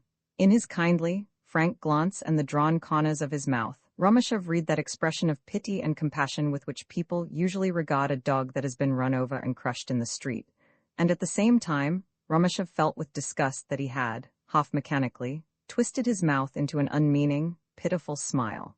Yuri Alexeyevich, exclaimed Vietkin, come and smoke a cigarette with me, and with a click of the tongue and slightly throwing his head back, he added in a despondent tone, well, old chap. Romashov's chin and the corners of his mouth twitched, and a lump came into his throat. Tears were not far off, and he replied in the faltering and fretful voice of an aggrieved child, No, not now. I don't want to. Vietkin withdrew. Suppose I were to go and give that fellow Sliver a bang on his ear, thought Romashov, buffeted here and there by his melancholy introspections. Ought to go up to that grey-bearded general and say, Aren't you ashamed, at your age, to play with soldiers and torture men? Release us from here instantly and let us rest. For 2 long weeks the soldiers have been ill-treated solely on account of you. Romashov, however, remembered his own proud, stuck-up thoughts only a brief while ago, of the young ensign as handsome as a picture, of the lady's ideal, of the general's favorite future adjutant, etc., and he felt so much shame and pain that a deep blush overspread, not only his face, but even his chest and back. You wretched, absurd, contemptible being? He shrieked to himself in thought. Let all know that I shall shoot myself today. The review was over. The regiment had, nevertheless, to parade several times before the general, first by companies in the ordinary march, afterwards in quick march, and finally in close columns. The general became a little less severe, as it were, and he even praised the soldiers several times. At last the clock was close upon 4 p.m. Then at length the men got a little rest whilst the officers assembled to criticize them. The staff trumpeter blew a signal. The officers are summoned to the general. It shouted through the companies. The officers left the ranks and formed themselves into a dense circle round the general, who remained on horseback, stooping and visibly extremely tired, but he peered through his glasses as shrewdly and scornfully as before. I shall be brief, said he in an abrupt and decisive tone. The regiment is inefficient, but that's not the fault of the soldiers, but of the officers. When the coachman is bad, the horses will not go. Gentlemen, you have no heart, no mind or sympathy, so far as the men's needs and interests are concerned. Don't forget, blessed is he who lays down his life for his friend. With you there is only one thought, how shall I best please the general at the review? You treat your men like plough horses. The appearance of the officers witnesses to moral slovenliness and barbarism. Here and there, an officer puts me in mind of a village sexton dressed in an officer's uniform. Moreover, I will refer to my orders of the day in writing. An ensign, belonging probably to the 6th or 7th Company, lost his head entirely and hopelessly muddled up his division. Such a thing is a disgrace. I do not want a jog-trot march in 3 time, but before everything else, a sound and calm judgment. That last referred to me, thought Romashev, and he fancied he felt all the glances of those present turned towards him at once. But nobody even stirred. All stood speechless, petrified, with their eyes immovably fixed on the general's face. My very heartiest thanks to the captain of the 5th Company. Where are you, Captain? Oh, there you are. The general, a little theatrically, took off his cap with both hands and bared his powerfully shaped bald head, whilst making a profound bow to Stelikovsky. Once more I thank you, and it is a pleasure for me to shake you by the hand. If God should ordain that this corps is to fight under my command, remember, Captain, that the first dangerous task belongs to you. And now, gentlemen, goodbye. Your work for the day is finished, and it will be a pleasure for me to see you again, but under different and more pleasing circumstances. Make way for my horse now. Colonel Shulgovich stepped out of the circle. Your Excellency, in the officer's name, I invite you respectfully to dine at our mess. We shall be? No, I see no reason for that, interrupted the general dryly. I thank you, as I am in duty bound to do, but I am invited to Count Lidachovska's. The officers cleared away, and the general galloped off to the place where the regiment was awaiting the officer's return. I thank you, my lads, he shouted lustily and kindly to the soldiers. I give you 2 days' leave. And now, off with you to your tents. Quick march, hurrah! It was just as if he had, by this last brief shout, turned the whole regiment topsy-turvy. With a deafening yell of delight, 1,500 men dispersed, in an instant, in all directions, and the ground shook beneath the feet of the fugitives. Romashev separated himself from the other officers, who returned in groups to the town, and took a long circuit through the camp. He felt just then like a banned, excommunicated fugitive, like an unworthy member expelled from the circle of his comrades, nay, even like a creature beyond the pale of humanity, in soul and body stunted and despised. When he at length found himself behind the camp, near his own mess, he heard a few cries of sudden but restrained rage. He stood an instant and saw how his ensign, Rinda, a small, red-faced, powerful fellow, was, with frightful invectives and objurgations, belaboring with his fists K.H. Lyubnikov's nose and cheeks. In the poor victim's almost bestially dull eyes, one could see an indescribable terror, and at every blow, K.H. Lyubnikov staggered now to the right, now to the left. Romashev hurried away from the spot almost at running speed.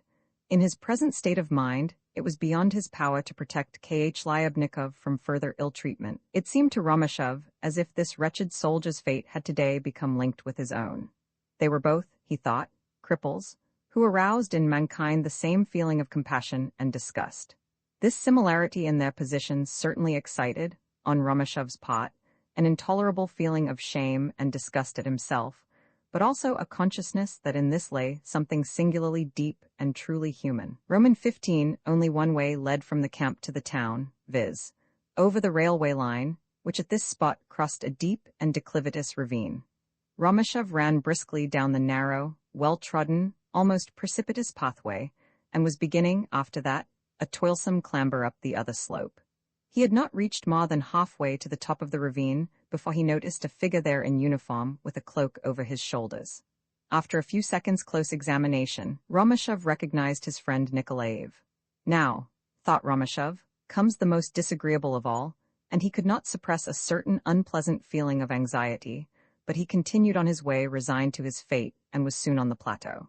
The 2 officers had not seen each other for 5 days, but neither of them made even an intimation of greeting, and it seemed, at any rate to Romashev, as if this were quite the correct thing on this memorable, miserable day. I have purposely waited for you here, Yuri Alexeyevich, began Nikolaev, whilst he looked over Romashev's shoulder into the distance, towards the camp.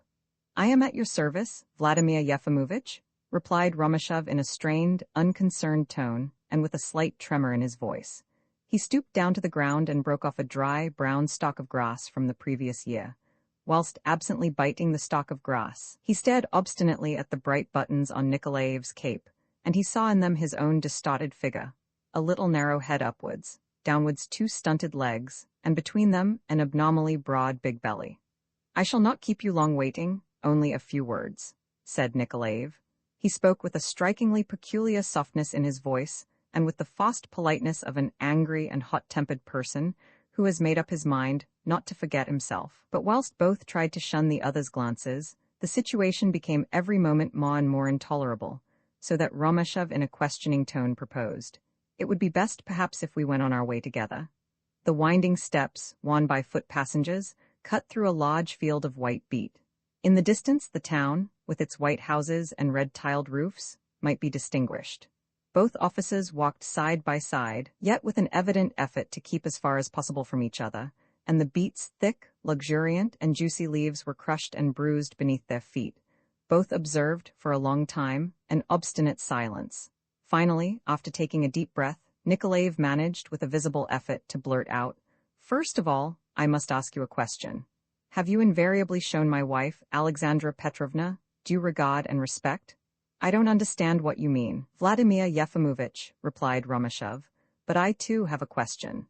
"Excuse me," interrupted Nikolaev in a sharp tone, "our questions ought, to avoid confusion, to be put in turn, first I, then you. And now let us talk openly and without restraint. Answer me this question first. Is it a matter of supreme indifference to you that my wife, that her good name, has been the subject of scandal and slander? No, no, don't interrupt me. You can hardly deny, I suppose, that on my part you have never experienced anything but goodwill, and that in our house you have always been received as an intimate friend, nay, almost as a relation." Romashev made a false step and stumbled on the loose ground.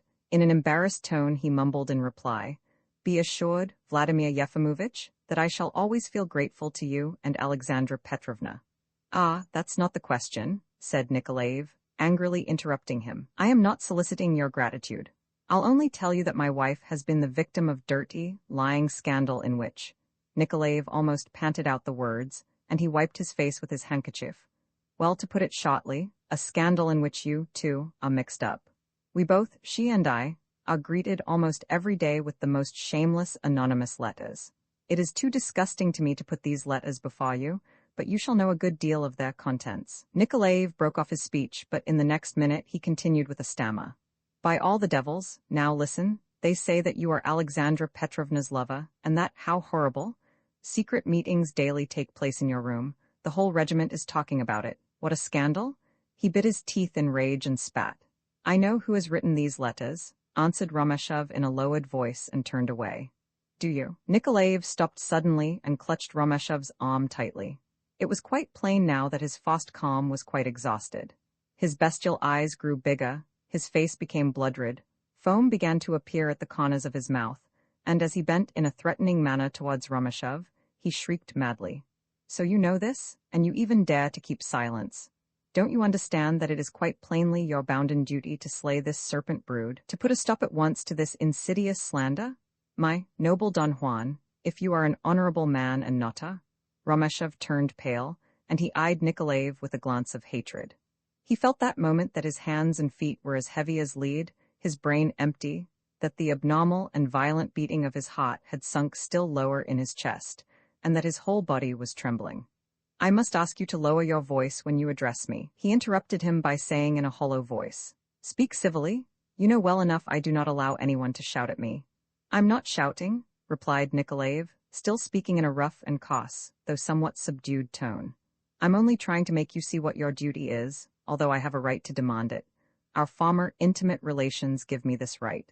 If Aleksandra Petrovna's unblemished name is still of any value to you, then, without delay, put a stop to these infamies." "All right, I will do all I can as regards that," was Romashev's dry answer. He turned away and went on. In the middle of the pathway, Nikolaev caught him up in a few steps. "Please wait a moment." Nikolaev's voice sounded more gentle, and seemed even to have lost some of its assertiveness and force. "I submit, now the matter has at last been talked about, we ought also to cease our acquaintance. What do you say yourself? Perhaps so. You must yourself have noticed the kindness and sympathy with which we, that is to say, Aleksandra Petrovna and I, received you at our house. But if I should now be forced to, I need say no more. You know well enough how scandal rankles in this wretched little provincial hole." "Very well," replied Romashev gloomily. "I shall cease my visits. That, I take it, was what you wished. I may tell you, moreover, that I had already made up my mind not to enter your door again. A few days ago, I paid Aleksandra Petrovna a very short call to return her some books, but you may be absolutely certain that was the last time. Yes, that is best so, I think. Nikolaev did not finish the sentence and was evidently anything but easy in his mind. The two officers reached the road at this moment. There still remained some 300 yards before they came to the town. Without uttering another word, or even deigning to glance at each other, they continued on their way, side by side.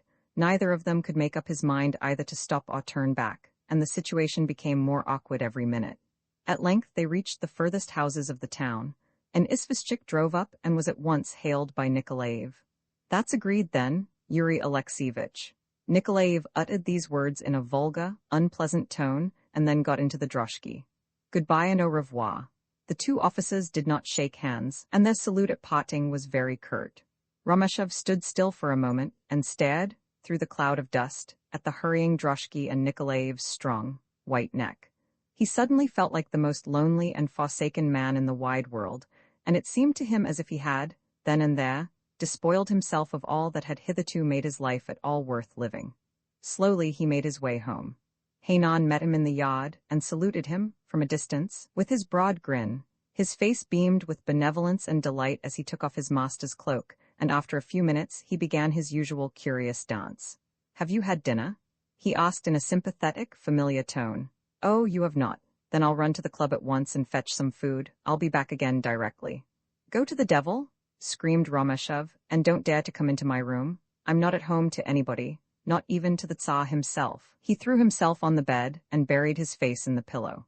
His teeth closed over the linen, his eyes burned, and he felt a curious stabbing sensation in his throat. He wanted to cry. With eager longing he waited for the first hot, bitter tears which would, he hoped, afford him consolation and relief in this dark hour of torture and misery. Without pity on himself, he recalled once more in his mind the cruel events of the day. He purposely magnified and exaggerated his shame and ignominy, and he regarded, as it were, from outside, his own wretched ego with pity and contempt. Then something very strange happened. It did not seem to Romashov that he slept or even slumbered for an instant, but simply that he was for some moments wholly incapable of thinking. His eyes were shut, but, all of a sudden, he felt he had regained full consciousness, and was suffering the same anguish as before. It was completely dark in the room now. He looked at his watch and discovered to his indescribable astonishment that this mysterious trance had lasted more than 5 hours. He began to feel hungry. He got up, put on his saber, threw his cloak over his shoulder, and started for the officers' mess.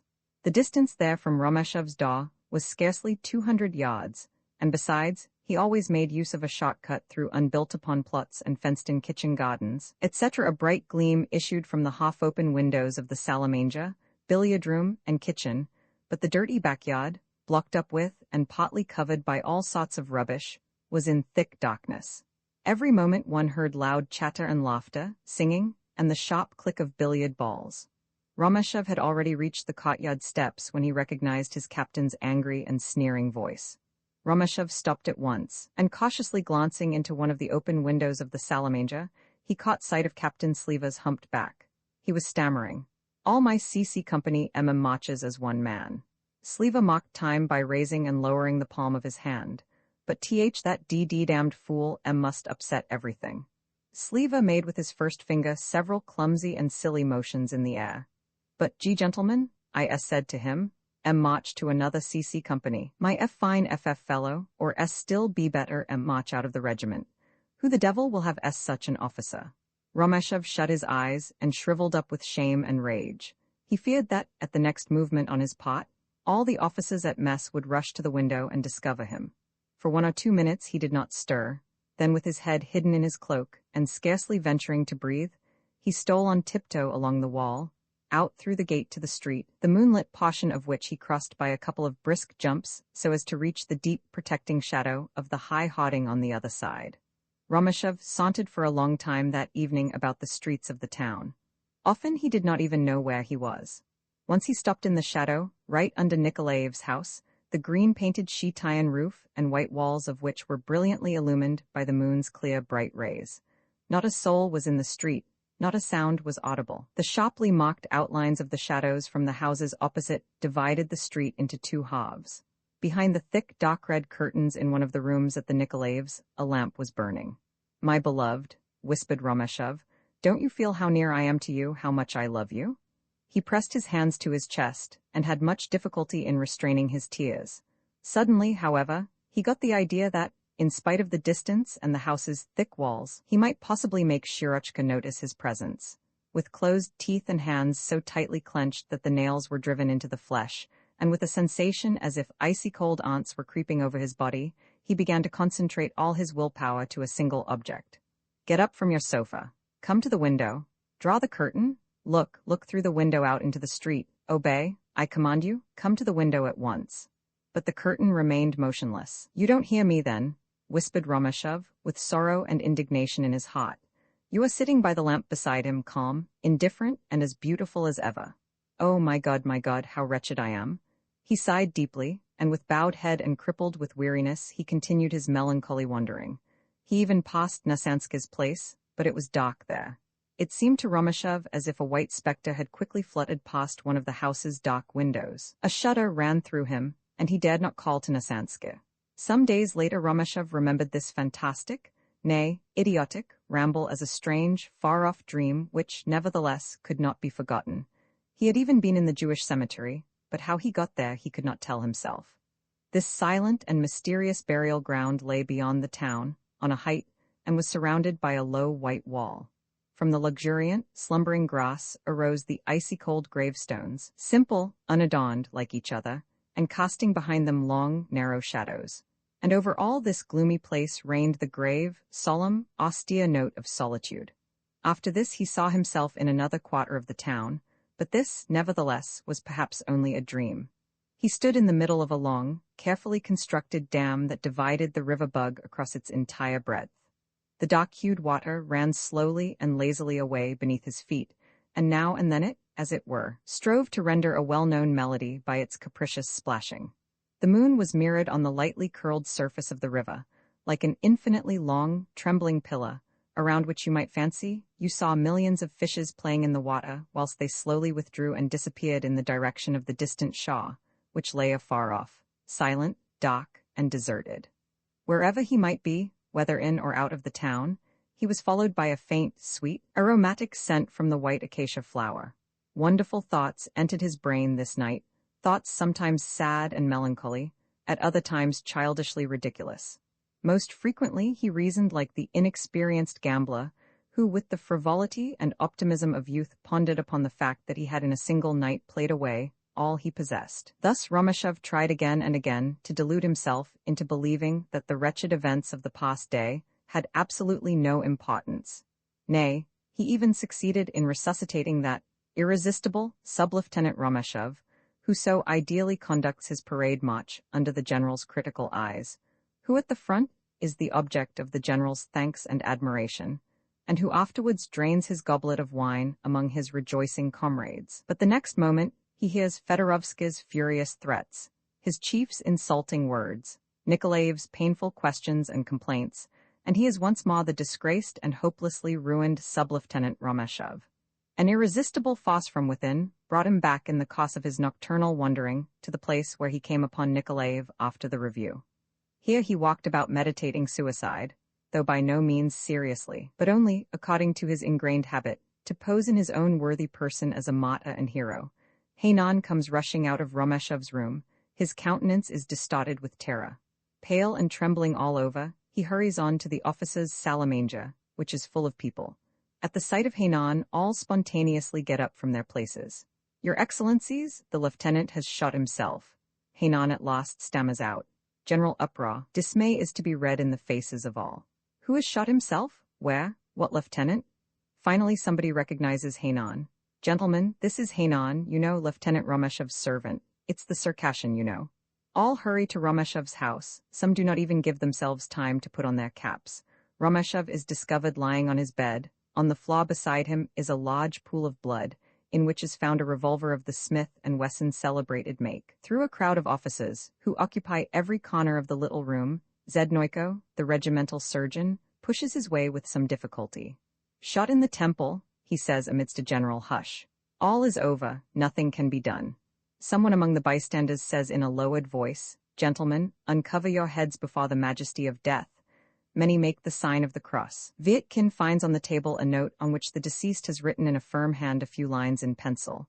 Vietkin reads them out. I forgive all. I die of my own free will. My life is intolerable. Break the news gently to my mother. Jogi Romeshov. All gaze at one another, and each reads on his neighbor's countenance the unuttered thought.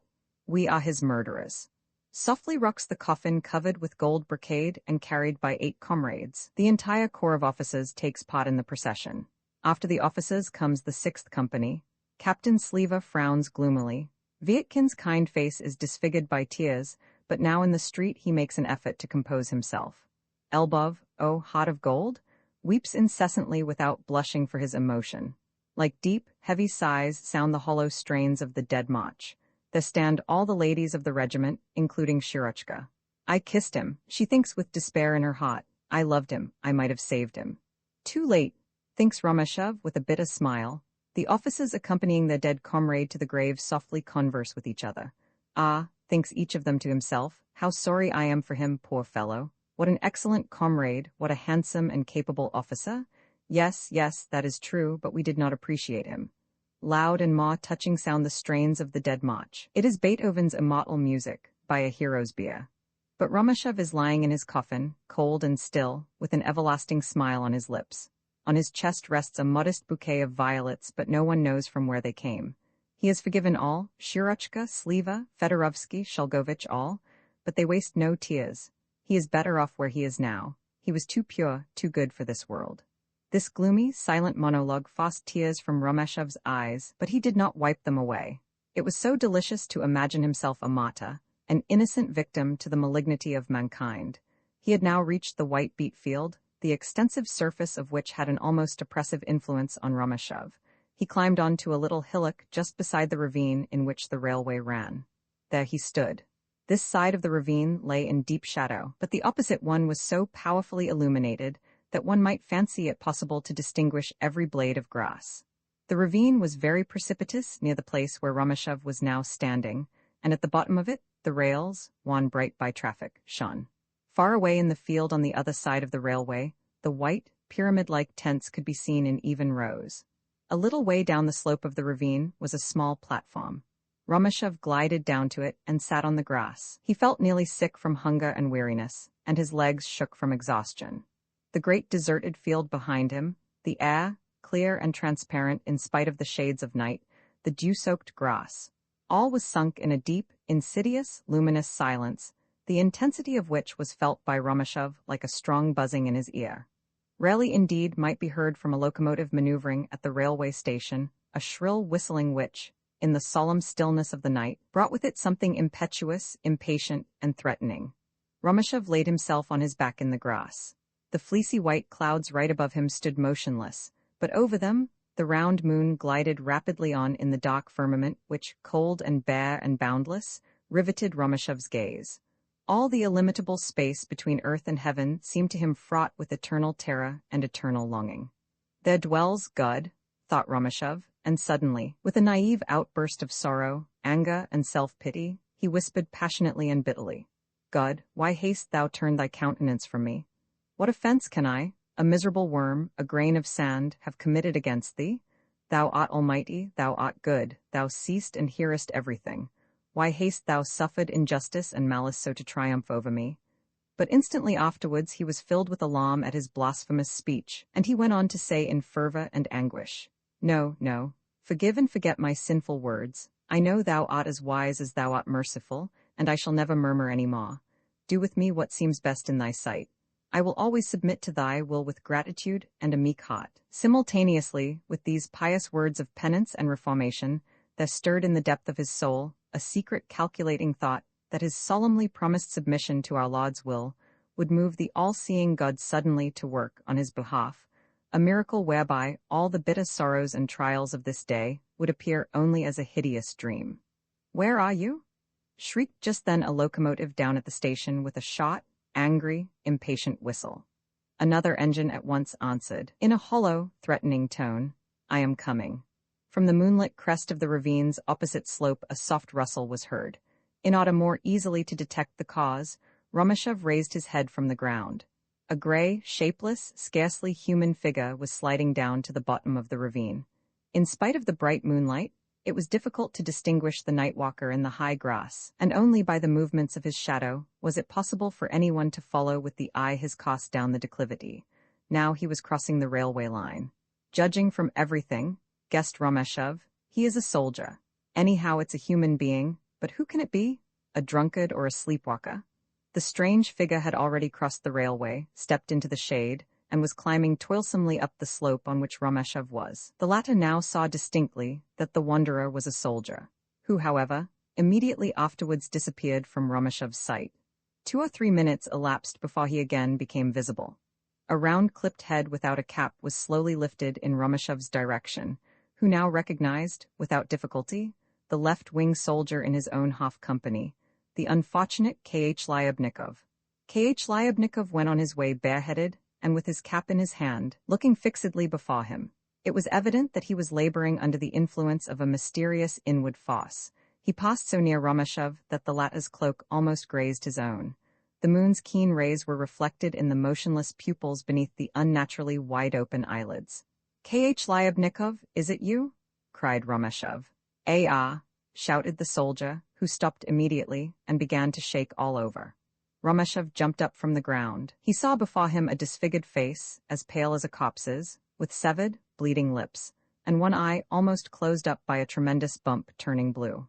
In the uncertain evening light, the traces of the disgusting violence that had been perpetrated gained a still more horrible appearance.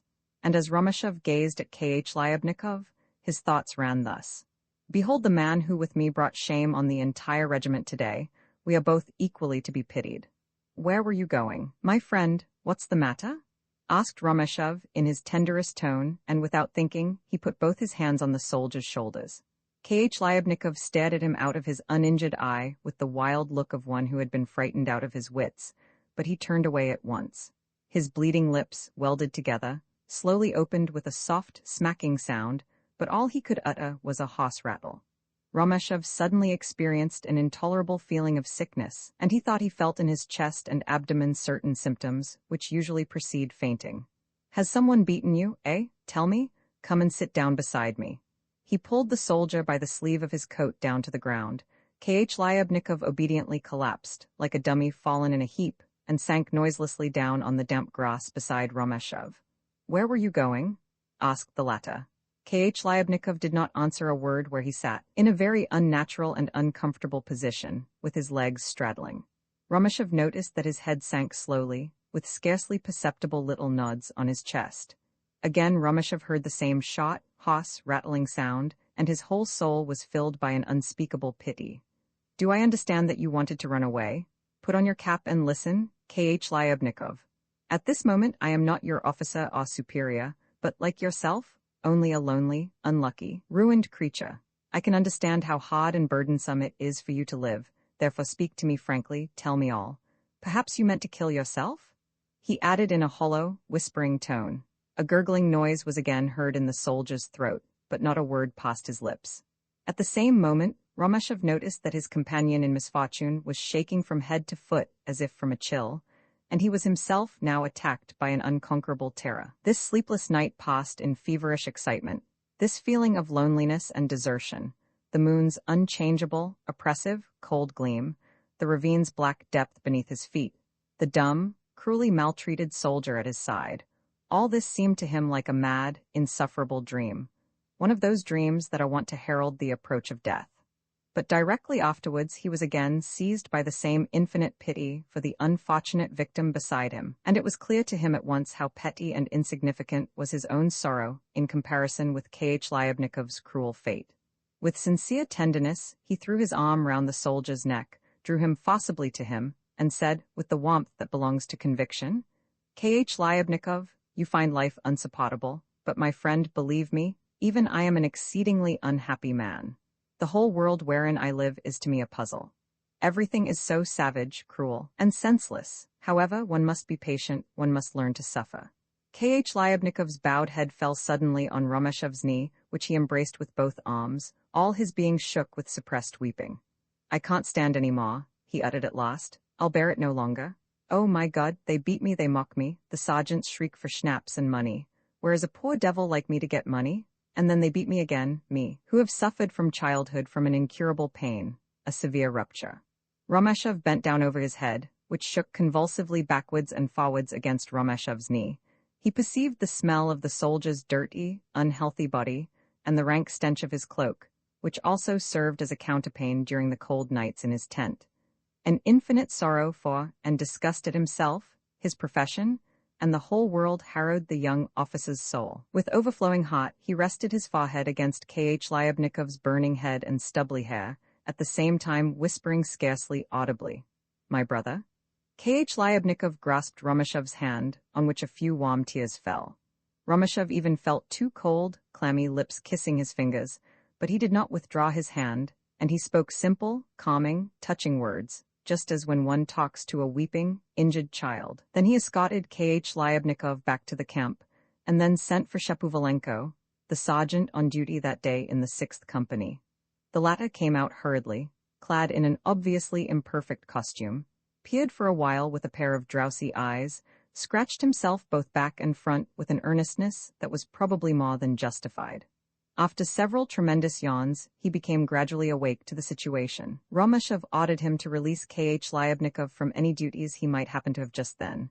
"Your Honor, this may perhaps be a little premature." "No arguing?" shrieked Romeshov in a furious tone. "Tell the captain tomorrow that you acted on my instructions." Then turning to Lyubnikov, he added, "We meet tomorrow, you know, at my house," and received in reply a long, shy, grateful look. Romeshov slowly turned his steps homewards along the camp. A few words caught from a whispered conversation in one of the tents caused him to stop and listen. "You see, comrades," says a subdued voice, "that this same devil sends the soldier his very chief magician. When the magician catches sight of the soldier, he roars at him like this: 'What's a soldier to me? I'll eat him?' 'No,' replies the soldier, 'you can't do that, old chap, for I myself am a magician.'" Romeshov soon reached the ravine again. Once more that indescribable feeling of disgust at life and contempt of the inanity and senselessness of the work of creation. Whilst descending the declivity, he stopped suddenly and raised his eyes to heaven. Again he was met by the same infinite, icy-cold firmament. Again he experienced the same longing, mingled with fear and anguish, and almost unconsciously he raised his fists threateningly against heaven, and in the voice of a man foaming with rage, in words of unspeakable blasphemy, challenged his Maker's omnipotence and dared him, in proof of it, to break off his arms and legs. Romeshov, deliberately and with his eyes shut, threw himself down the precipice, and alighted unscathed on the railway bank. With 2 leaps he gained the opposite slope, the top of which he reached without stopping or taking breath. His nostrils were dilated, and his chest heaved violently under convulsive efforts to regain his breath. But in the depths of his soul there blazed a proud, triumphant feeling of malicious joy and defiance. Roman 16, there was a lesson on military drill going on in the school of recruits. In a close room, on benches arranged in a square, sat the soldiers of the 3rd platoon facing one another. In the middle of this square, Corporal Sirishtan walked to and fro. Close by, walking backwards and forwards in the center of a similar square, was the non-commissioned officer Shapovalenko. "Bondarenko?" cried Sirishtan in a piercing voice. Bondarenko brought his feet down on the floor with a bang, and jumped up just like a jack-in-the-box. "Now, Bondarenko, suppose that you were standing at arms, and the commander came to you and asked, 'What is that in your hands, Bondarenko?' What ought you to answer?" "A gun," replied Bondarenko after reflection. "Wrong. Do you mean to tell me you would call it a gun? At home you might call it a gun, certainly, but in the service it is called simply a sharpshooting infantry rifle of small caliber. Make a burden, number 2 with a sliding bolt. Repeat that now, you son of a—" Bondarenko gabbled over the words, which he evidently knew by heart. "Sit down," commanded Sirishtan graciously. "And for what purpose is the rifle given you?" His stern gaze wandered round the class. "Shevchuk, you answer this question." Shevchuk stood up with a morose expression and answered in a deep bass voice, speaking through his nose and very slowly and in detached phrases as if there were a full stop after each. "It is given to me in order that in time of peace I may practice with it, but in time of war that I may protect my emperor and my country from enemies." He stopped, scratched his nose, and added obscurely, "whether they be external or internal." "Right, you know that very well, Shevchuk, only you mumble. Sit down. And now, Ovechkin, tell me, whom do we call external enemies?" Ovechkin, a sprightly soldier from Olive, answered rapidly and with great animation, spluttering with excitement. External enemies are all those nations with whom we might go to war. The French, Germans, Italians, Turks, Europeans. Wait, Sirishtan cut him short. All that is not in the text. Sit down, and now tell me, Arkhipov, who are our internal enemies? He uttered the last two words very loudly, as if to emphasize them, and threw a meaning glance at the volunteer, Markusen. The clumsy, pockmarked Arkhipov was obstinately silent and stood gazing out of the window.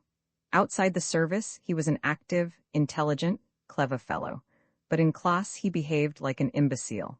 Obviously, the trouble lay in the fact that his healthy mind, accustomed to observe and think about the simple, straightforward affairs of village life, was quite unable to grasp the connection between hypothetical problems and real life. For this reason, he could not understand nor learn the simplest things, to the great astonishment and indignation of his platoon commander. "Well, how much longer am I to wait while you get ready to answer?" cried Sirishtan, beginning to get angry. "Internal enemies, enemies?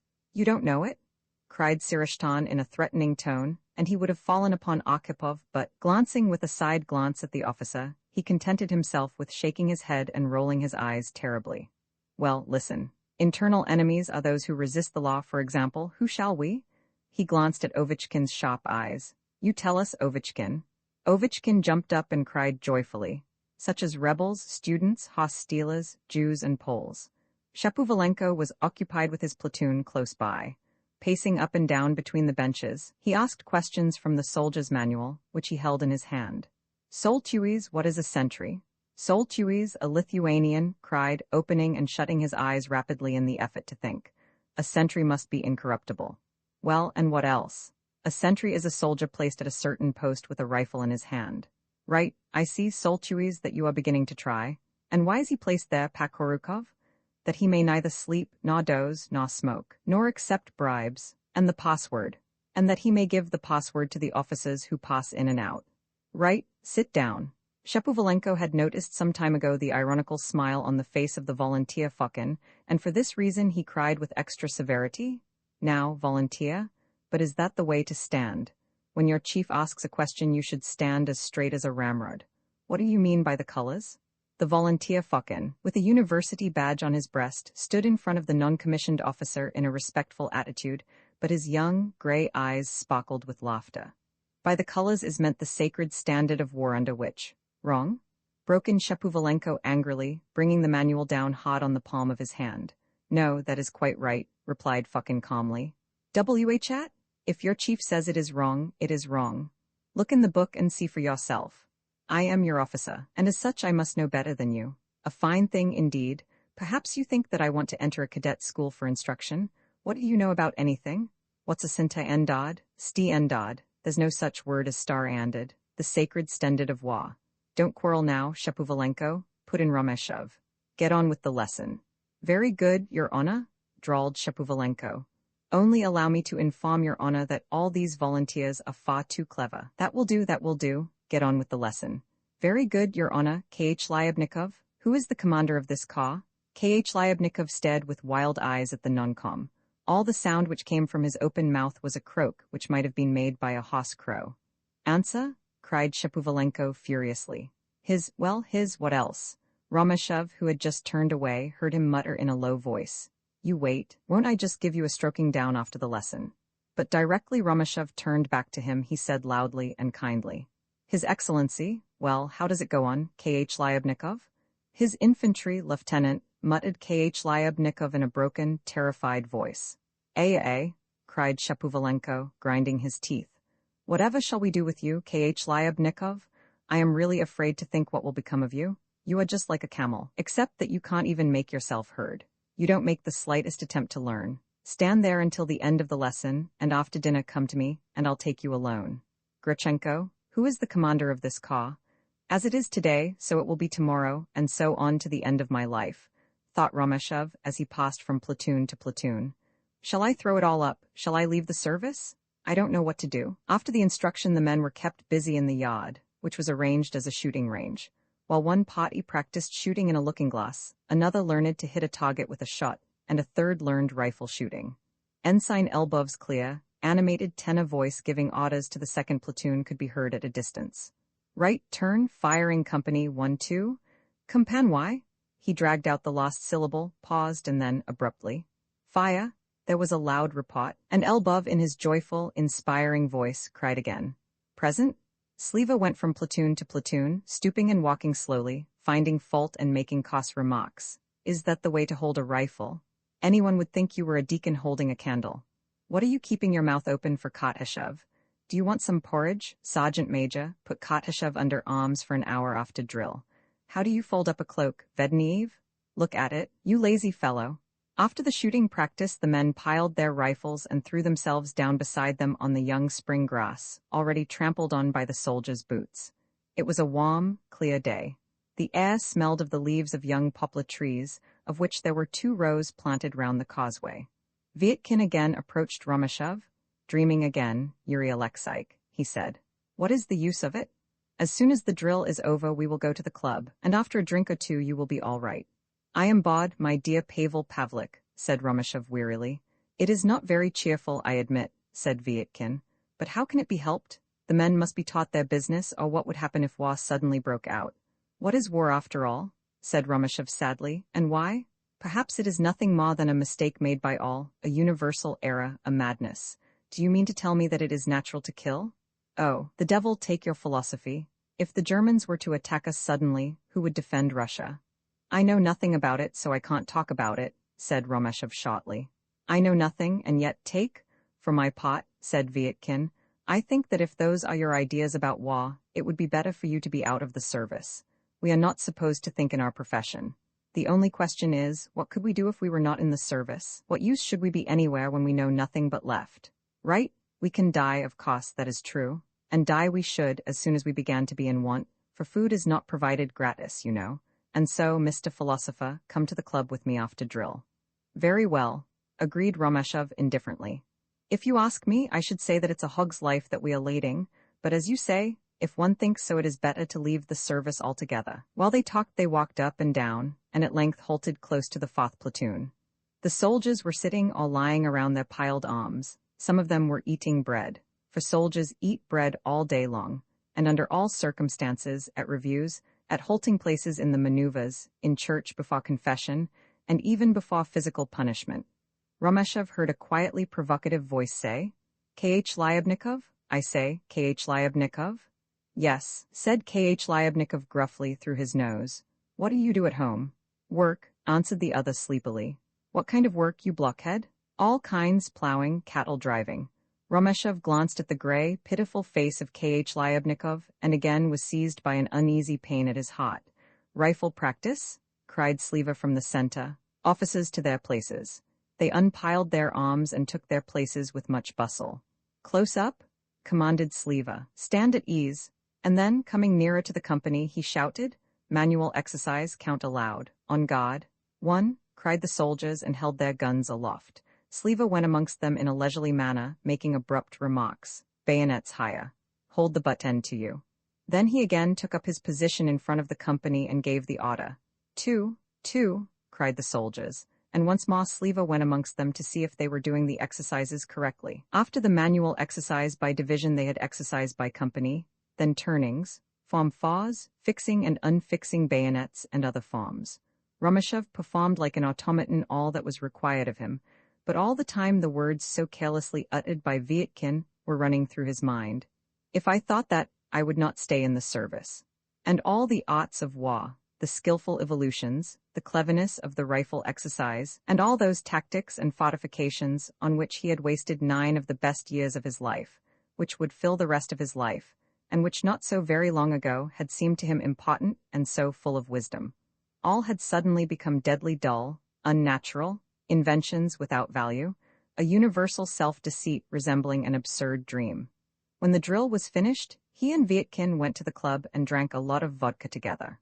Romashev, hardly knowing what he was doing, kissed Vietkin and wept hysterically on his shoulder, complained of his empty, miserable life, and also that no one understood him, also that a certain woman did not love him, who she was no one should ever know. As for Vietkin, he drank glass after glass, only saying from time to time with contemptuous pity, The worst of you is, Romashev, that you can't drink. You take one glass and you are all over the place. Then suddenly he struck his fist on the table threateningly and cried, "If they want us to die, we'll die." "We'll die," answered Romeshov pitifully. "What is dying? A mere trifle? Oh, how my heart aches." Romeshov did not remember going home and getting into bed. It seemed to him that he was floating on a thick blue cloud, upon which were scattered milliards and milliards of microscopic diamonds. His head seemed swollen to a tremendous size, and a pitiless voice was calling out in a tone which made him feel sick. 1-2. Romans 17. From this night, Romeshov underwent a profound inward change. He cut himself entirely adrift from the company of his comrades, usually took his dinner at home, never frequented the soirées dansantes of his regiment, and ceased to indulge in drink. He had grown older, riper, and more serious, and he noticed this himself in the calm resignation with which he bore the trials and adversities of life. Often, too, he recalled to mind the assertion he had long ago picked up from books or in the way of conversation, that human life is made up of periods of 7 years, and that, in the course of each period, not only the organism, but also the character, views taken of life, and inclinations are completely renewed. And it was not so long since Romeshov had completed his 21st year. The soldier, K.H. Lyubnikov, used to visit him, but at first, however, only after being again urged to do so. Afterwards, his visits became more and more frequent. During the first period, he put one in mind of a starved and whipped dog which flinches from the hand held out caressingly. But Romeshov's kindness and goodness gradually drove away his fear and embarrassment, and restored to him the faculty of gratitude and confidence. With something akin to remorse and shame, Romeshov learned more of K.H. Lyubnikov's sad conditions of life and family circumstances. At home lived his mother, his father, a confirmed drunkard, a semi-idiotic brother, and 4 young sisters. The family's little plot of land had been confiscated, contrary to all law and justice, by the commune, which afterwards was kind enough to shelter the poor wretches in a miserable hut. The elder members were journeymen employed by strange and occasional employers. The younger ones went out to beg. K.H. Lyubnikov could, therefore, not reckon on any support from his people, and, on account of his delicate health, was not in a position to undertake any remunerative manual labor in such leisure as the service left him. But the soldier's life is unendurable without money. He receives 22.5 kopecks a month from the state, and out of this he must defray the costs of tea, sugar, soap, etc., and in addition, the indispensable presents to greedy and unconscionable sergeants. Woe betide the soldier who cannot, by presents, money, or schnapps, bribe his torturers. He becomes a helpless victim to insult and gross maltreatment, and all the heavy and disgusting work in the camp falls unmercifully to his lot. With surprise, terror, and pain, Romeshov realized that fate had daily united him by the closest ties with hundreds of these gray, K.H. Lyubnikovs, with those defenseless victims of their own ignorance and brutal coarseness, of the officers' heartless indifference and cruelty, of a humiliating, systematic slavery. But the most horrible of all, however, was the fact that not a single officer, and up to that day, not even Romeshov himself, saw in these stereotyped crowds of slaves anything beyond mechanical quantities, bracketed under the name of companies, battalions, regiments, etc. Romeshov did his best to procure K.H. Lyubnikov, now and then, a little income. Of course, it was not very long before both this and other unaccustomed marks of humanity on the part of an officer became noticed in the company.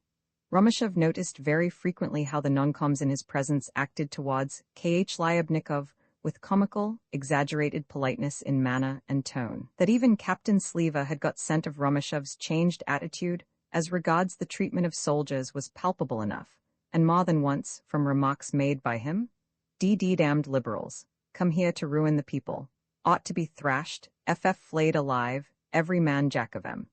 Now, as Romeshov more and more abandoned himself to loneliness and self-examination, those curious, entangling contemplations, which a month previously, at the time of his arrest, had such a disturbing effect on him, now assailed him with even greater frequency. These generally happened after his duties for the day had been done, when he strolled silently backwards and forwards, beneath the thick, slumbering foliage of the trees near his dwelling, and when, lonely and oppressed, he listened to the solemn bass of the booming beetle's awe, with dreamy eyes, gazed at the roseate and rapidly darkening sky. This new life of his surprised him by the richness of its shifting impression. In days gone by he would never have even dared to entertain a notion of what pure and calm joy, what potency and secret depths, lie hidden in something so simple and common as human thought. Romashev had already determined irrevocably not to remain on active service, but to join the reserves as soon as his period of service as an officer by examination had expired, but he did not yet know where he would find suitable employment and an income on which he might exist. He went over in his mind all possible occupations: post office, customs, telegraph service, railway, etc., etc. He pondered on whether he might seek the post of estate manager or enter the civil service. And now he was astounded at the thought of all the innumerable different trades and professions that exist in the world. How have they arisen, thought he, all these absurd, comical, wonderful, and more or less repulsive occupations? Prison warders, acrobats, chiropodists, professors, actors, dog barbers, policemen, jugglers, prostitutes, bathmen, veterinary surgeons, gravediggers, beadles, etc., etc. And perhaps there's not a human invention or caprice, however idiotic, paradoxical, barbarous, and immoral it may be, that does not at once find ready and willing hands to bring it to completion and realization.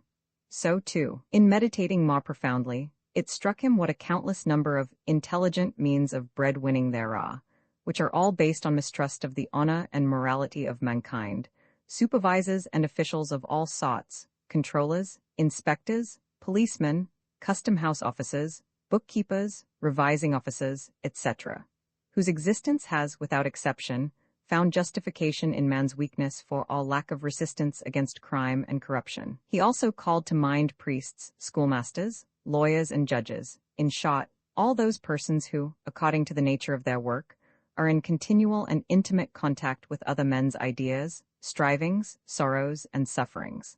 At the thought of these, Romashev came to the tragic conclusion that these individuals become more quickly than others hard, heartless egoists, who, wrapping themselves in the dressing gown of selfishness, very soon grow frozen forever in dead formalism. He knew that there also exists another class, i.e. those who create and look after the external conditions of human luxury and enjoyment: engineers, architects, inventors, manufacturers, and all those who, by their united efforts, can render mankind inestimable temporal services and place themselves solely at the disposal of the rich and powerful. They think only of their own skin, of their own nest, of their own brood, and they become, in consequence of this, the slaves of gold and tyranny. Who is there then to raise up, instruct, and console the brutally used slave, K.H. Lyabnikov, and say to him, "Shake hands with me, brother"? Pondering over similar subjects, Romashev certainly probed slowly and fumblingly, but more and more deeply, into the great problem of life. Formerly, everything seemed to him as simple could be. The world was divided into two categories very different in size and importance. The one, the guild of officers, constituting the military caste, which alone attains power, honor, and glory, the fine uniform of which confers an uncontested monopoly of bravery, physical strength, and unbounded contempt for all other living creatures. The other, the civilian element of society, an enormous number of indeterminable petty insects. Another race, a pariah class hardly worthy to live, obscure individuals to be thrashed and insulted without rhyme or reason, whose nose every little gilded popinjay may tweak, unless he prefers, to the huge delight of his comrades, to crush their tall silk hats over his victims' ears. When Romashev thought, he stood apart from reality. When he viewed military life, as it were, from a secret corner through a chink in the wall, he gradually began to understand that the army and all that pertains to it, with its false glamour and borrowed plumes, came into the world through a mad, cruel confusion of ideas in mankind. How, Romashev asked himself, can so large a class of society, in profound peace, and without doing the country the least good, be suffered to exist, to eat the bread of others, to walk in other men's clothes, to dwell in other men's houses, only with the obligation, in the event of war, to kill and maim living creatures of the same race as themselves? And more clearly it dawned on his mind that only the two following domains of activity are worthy of man, viz., science and art and free manual labor. And with new force the old dreams and hopes of a future literary career arose in him. Now and again, when chance put into his hand a valuable book rich in noble and fructifying ideas, He thought with bitter melancholy of himself. Good gracious, how simple, clear and true all this is which I myself, moreover, have known and experienced. Why cannot I, too, compose something similar? He wished he could write a novel or a great romance, the leitmotif of which should be his contempt and disgust for military life. In his imagination everything fell so excellently into groups, his descriptions of scenery became true and splendid, his puppets woke to life, the story developed, and his treatment of it made him so boisterously cheerful and happy.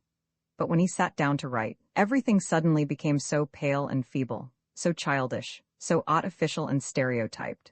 As long as his pen ran quickly and boldly over the paper, he noticed none of these defects. But directly he compared his own work with that of some of the great Russian authors, if only with a small, detached piece from them, he was seized at once by a deep despair, and by shame and disgust at his own work. He often wandered, harassed by such thoughts, about the streets in the balmy nights of the latter part of May.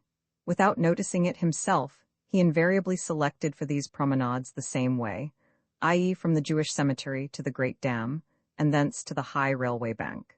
It happened occasionally that, entirely absorbed in his dreams, he failed to notice the way he took, and suddenly waking up, he found himself, much to his astonishment, in a wholly different part of the town.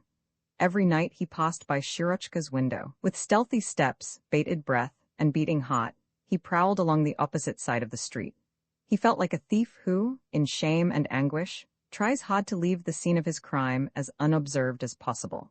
When the lamp was extinguished in the Nikolaevs' drawing room, in the black window panes of which there was only a weak reflection of the moon's faint rays, Romashov hid himself in the deep shade of the high hoarding, pressed his crossed arms convulsively against his breast, and uttered in a hot whisper, "Sleep, sleep, my beloved one, my queen. I am here watching over you."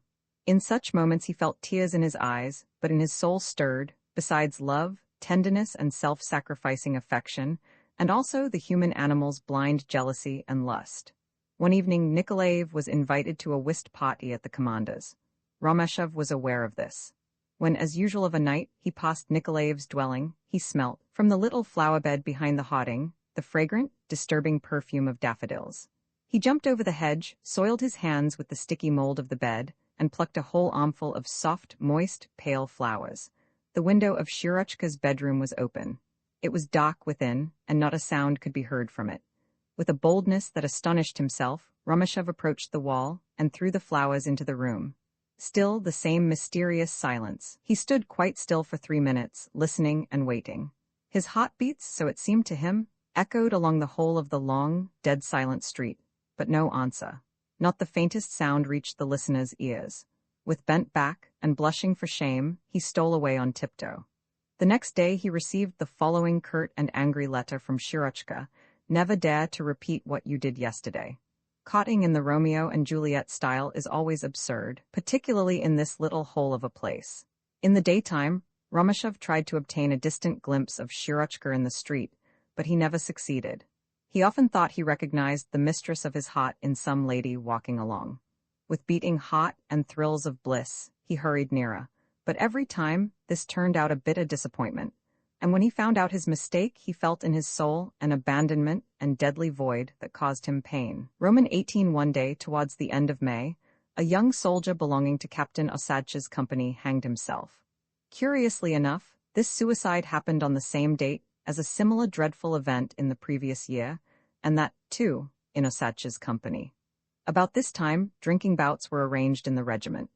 These, in spite of their quasi-official character, were not one whit inferior in costness to the regular and more private gatherings inter pocula. It is highly probable that such stimulating entertainments were felt a special necessity when men, who have been tied to one another by fate, through a soul-destructive inactivity or senseless cruelty towards their kind, have chanced to look somewhat more deeply into each other's hearts, and then, in spite of prejudices, unscrupulousness, and spiritual darkness, suddenly realize in what a bottomless pit of darkness they all are. In order to deaden the pangs of conscience and remorse at a life ruined and thrown away, all their insidious, brutish instincts have to be let loose at once, and all their passions satisfied. Shortly after the suicide in question, a similar crisis occurred among the officers. Osadchi, as might be expected, became the instigator and high priest of the orgies. In the course of several days, he organized in the mess games of hazard more recklessly than ever, during which fearful quantities of spirit were consumed. Strangely enough, this wild beast in human form soon managed to entice pretty nearly all the officers of his regiment into a whirl of mad dissipations. And during all these carousals, Osadchi, with unparalleled cynicism, insolence, and heartlessness, tried to provoke expressions of disapproval and opposition by invoking all the powers of the netherworld to insult the name and memory of the unhappy man who had taken his own life. It was about 6 p.m. Romashov was sitting at his window with his legs resting on the windowsill and whistling softly a waltz out of Faust. The sparrows and magpies were making a noise and laughing at each other in the garden. It was not yet evening, but the shadows beneath the trees grew longer and fainter. Suddenly, a powerful voice was heard outside singing, not without a certain spirit, but out of tune. The chargers are champing, snorting, and neighing. The foam-covered bridle still holds them in sway. Immediately afterwards, the door was flung wide open, and Vitkin rolled into Romashov's room with a loud peal of laughter. Although it was all he could do to stand on his legs, he kept on singing. Matrons and maidens with sorrowful glances watch till their hero is lost to their sight. Vitkin was still completely intoxicated from the libations of the preceding day, and his eyelids were red and swollen from a night without sleep. His hat was half off his head, and his long, waxed mustache hung down like the tusks of a walrus. "Romuald, Syria's holy hermit, come, let me kiss you?" He roared in a way that echoed through the whole house. "How long do you intend to sit brooding here? Come, let us go. There's wine and play and jolly fellows down there. Come." Vitkin gave Romashov a sounding kiss and rubbed his face with his wet mustache. Well, that will do, Pavel Pavlik. Is that the way to go on?" Romashov tried to defend himself against Vitkin's repeated caresses, but in vain. "Hold out your hand, my friend. Osadchi is kicking up a row down there, so there's not a pane of glass unbroken. Romashevich, I love you.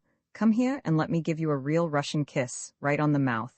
Do you hear?" Vitkin, with his swollen face, glassy eyes, and stinking breath, was unspeakably forbidding to Romashov, but as usual, the latter could not ward off such caresses, to which he now responded by a sickly and submissive smile.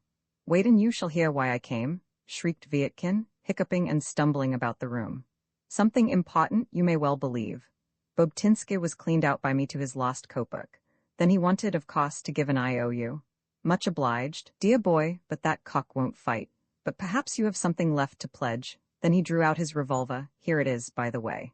Vitkin drew from his breeches pocket, which followed, turned inside out, a choice little, well-constructed revolver protected by a chamois leather case. "As you see, dear boy, the Mervyn type. Well, I said to him, how much will you venture on that? 20, 10, 15? And can you imagine such a curmudgeon? The first time only a ruble. On the color, of course. But all the same, hey, presto, slap bang. After 5 raisings the revolver was mine and the cartridges too, and now you shall have it, Romashevich, as a keepsake of our old friendship. Some day you will always think of me thus." Vitkin was always a brave and generous officer. "But what are you doing? Are you writing verses? Well, what have you brought this for, Pavel Pavlik? Put it away." "All right, perhaps you think it's no good. I could kill an elephant with it. We'll experiment with it at once. Where's that slave of yours? He shall get us a target on the spot. Wait a second. Hainan? Slave, Squire Tom's? Hi." Vitkin rolled out of the door and then into Hainan's closet, where for several minutes he was heard kicking up a row. Suddenly he returned in triumph with Pushkin's bust under his arm. "Well, I never, Pavel Pavlik, don't make a fool of yourself. Let that alone." But there was not sufficient force in Romashov's objections, and Vitkin went on as he pleased. "Rubbish, you chatter like a starling. Now we'll put this on the tabaret. Stand up, you ass, I'll teach you, by Jove." With these adjurations to poor Pushkin, Vitkin returned to Romashov, took his stand at the windowsill, and cocked his revolver. As he was not sober, he swung the muzzle of the weapon here and there, and Romashov expected every second that one of them would be killed. The distance was about 5 paces. Vitkin was long in taking aim, during which the muzzle described some dangerous curves in the air. At last, the shot rang out, and in Pushkin's right cheek appeared a big, black, irregular hole.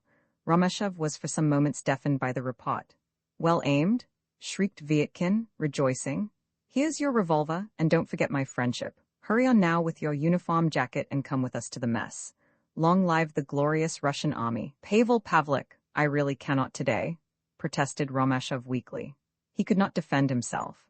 In his resistance to the other's strenuous pressing, He neither found the proper decisive word nor the tone of voice requisite for enforcing respect, and blaming himself inwardly for his despicable passive weakness, he wearily followed Vietkin, who with his shaky legs bravely stumbled among the cucumbers and turnips in the kitchen garden. The officers' meeting that night was more than usually noisy and stormy, and finally assumed an absolutely mad character. First they caroused at mess, then drove to the railway station to drink wine, after which the orgy proceeded in the officers' casino. Romashov held aloof at first, was angry with himself for yielding, and experienced the feeling of loathing that overcomes every sober individual in a company of drunkards. The laughter struck him as being artificial, the witticisms poor, and the singing out of tune. But the hot red wine he drank at the station mounted to his head and produced in him a noisy, nervous merriment. A curtain of millions, as it were, of grains of sand dancing round each other was spread before his eyes, which were heavy with wine, and at the same time everything seemed to him so enjoyable, comic, and humorous. The hours flew like seconds, and it was only when the lamps of the salamander were lighted that Romashov began to realize how the time had sped and that night had set in. "Gentlemen," called someone, "the ladies are waiting for us. Let us be off to Schläfer's." "Hurrah! To Schläfer's, to Schläfer's." The proposal was hailed with laughter and jubilation. All got up and the chairs danced along the floor. This evening everything, moreover, went off, as it were, automatically. Outside the mess-room door stood a whole row of phaetons, but nobody knew who ordered them and how they came there. Romashov was for some time tossed between moments of semi-consciousness and the fully wide-awake state and alertness of mind of a sober man. Suddenly, he found himself sitting in a carriage beside Vietkin. On the front seat sat a third person whose features Romashov could not distinguish in the darkness of the night, however much he might, by violent jerks of his body sidewards, bend forward to look closely at the unknown. The latter's face was quite dark. Now it shrunk up to the size of a man's fist, at another time it stretched itself out awry, and then seemed to Romashov extraordinarily familiar. Romashov suddenly burst out into a roar of laughter that sounded unnatural and idiotic, and did not seem to come from himself, but from some stranger in his immediate vicinity. "You're lying, Vietkin. I know very well, my dear fellow, where we are going to," babbled Romashov, in a drunken, chaffing tone. "You're taking me to the girls, you rascal." At that moment, a carriage passed them with a deafening noise. By the light of the lamp, the outlines of a couple of brown country horses dragging quickly along, in an awkward and ridiculous gallop, an open carriage with a drunken coachman slashing his whip in a frantic way, and far no less intoxicated officers, were reproduced for a second. Consciousness and the faculty of reflection returned to Romashov for a moment. Yes, it could not be disputed. He was actually on his way to a place where women surrendered their bodies to caresses and embraces for payment in cash. "Ugh, after all, it's perhaps the same thing in the end. Women are women," shouted a wild, brutish, impatient voice within him. At the same time, there rang in his soul a lovely, far-away, scarcely audible music, the memory of Shirochka. But in this unconscious coincidence there was nothing low, defiling, or insulting. On the contrary, the thought of her at this moment had a refreshing, soothing, and at the same time exciting and inflaming effect on his heart.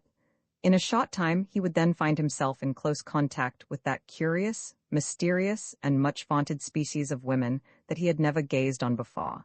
He dreamt of how he would meet their glances, take their hands, and listen to their merry laughter and joyous songs, and he felt that all this would bring him relief and consolation in his incessant longing and torturing desire for Shirochka, the only woman in the world who existed for him.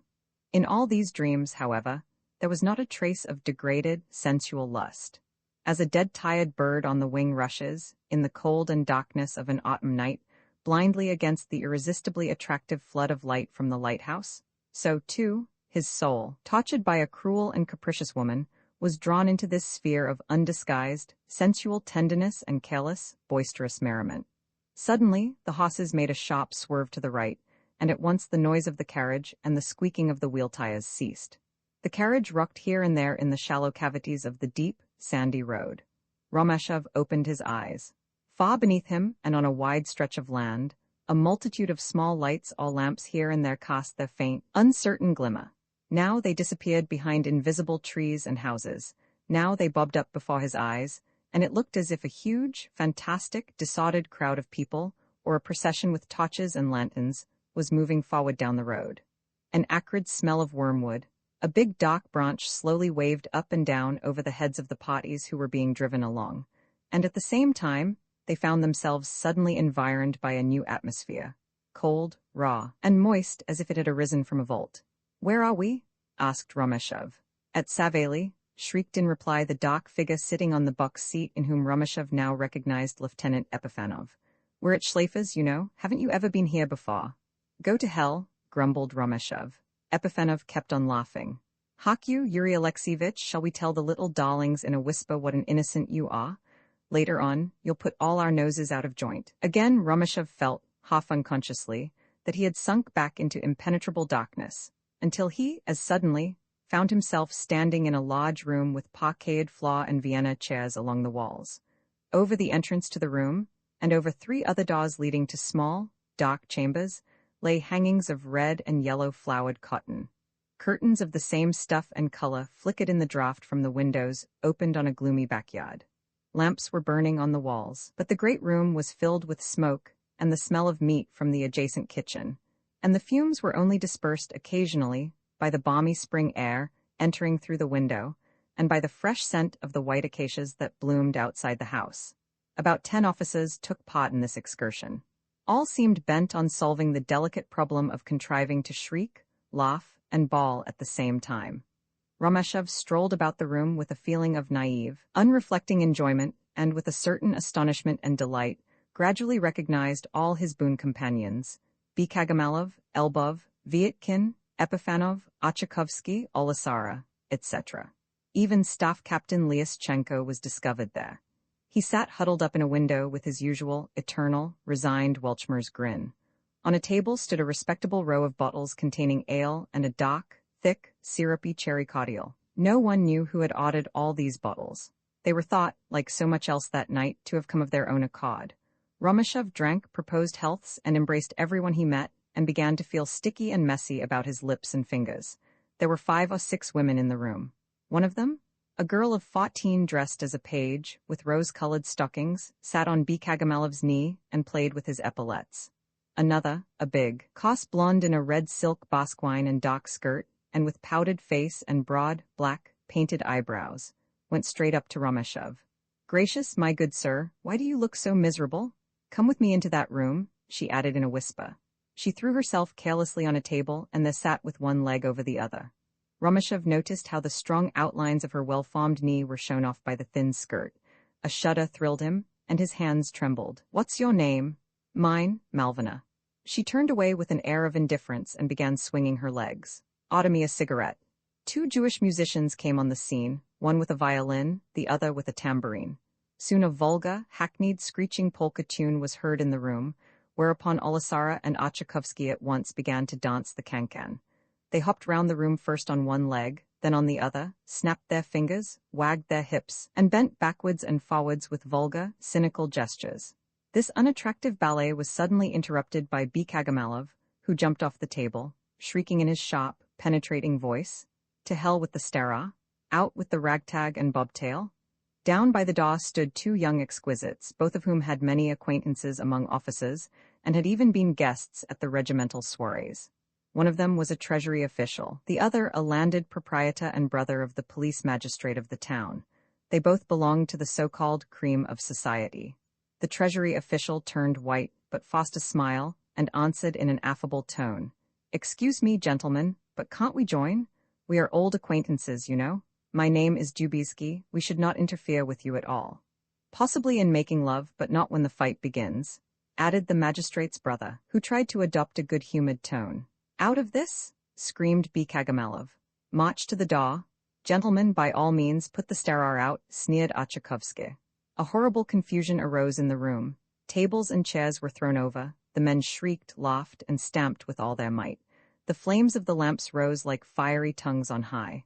The cold night air penetrated through the open windows, but without any cooling or calming effect on all these half-demented fighting cocks. The 2 civilians had already been thrown into the backyard, where they were heard fiercely screeching and threatening with tears in their voices. "Oprichnike, 20 brigands, this affair will cost you dear. We shall lodge a complaint with your commander, with the governor." "Ooh, ooh, ooh, ooh, ooh," Vietkin sneered in mockery, whilst stretching out of the window. Go to blazes. It seemed to Romashov as if all the events of the day had followed one another without a break, but also without the least intelligible connection, just as if a series of wild pictures in loud and motley colors had been unrolled before his eyes.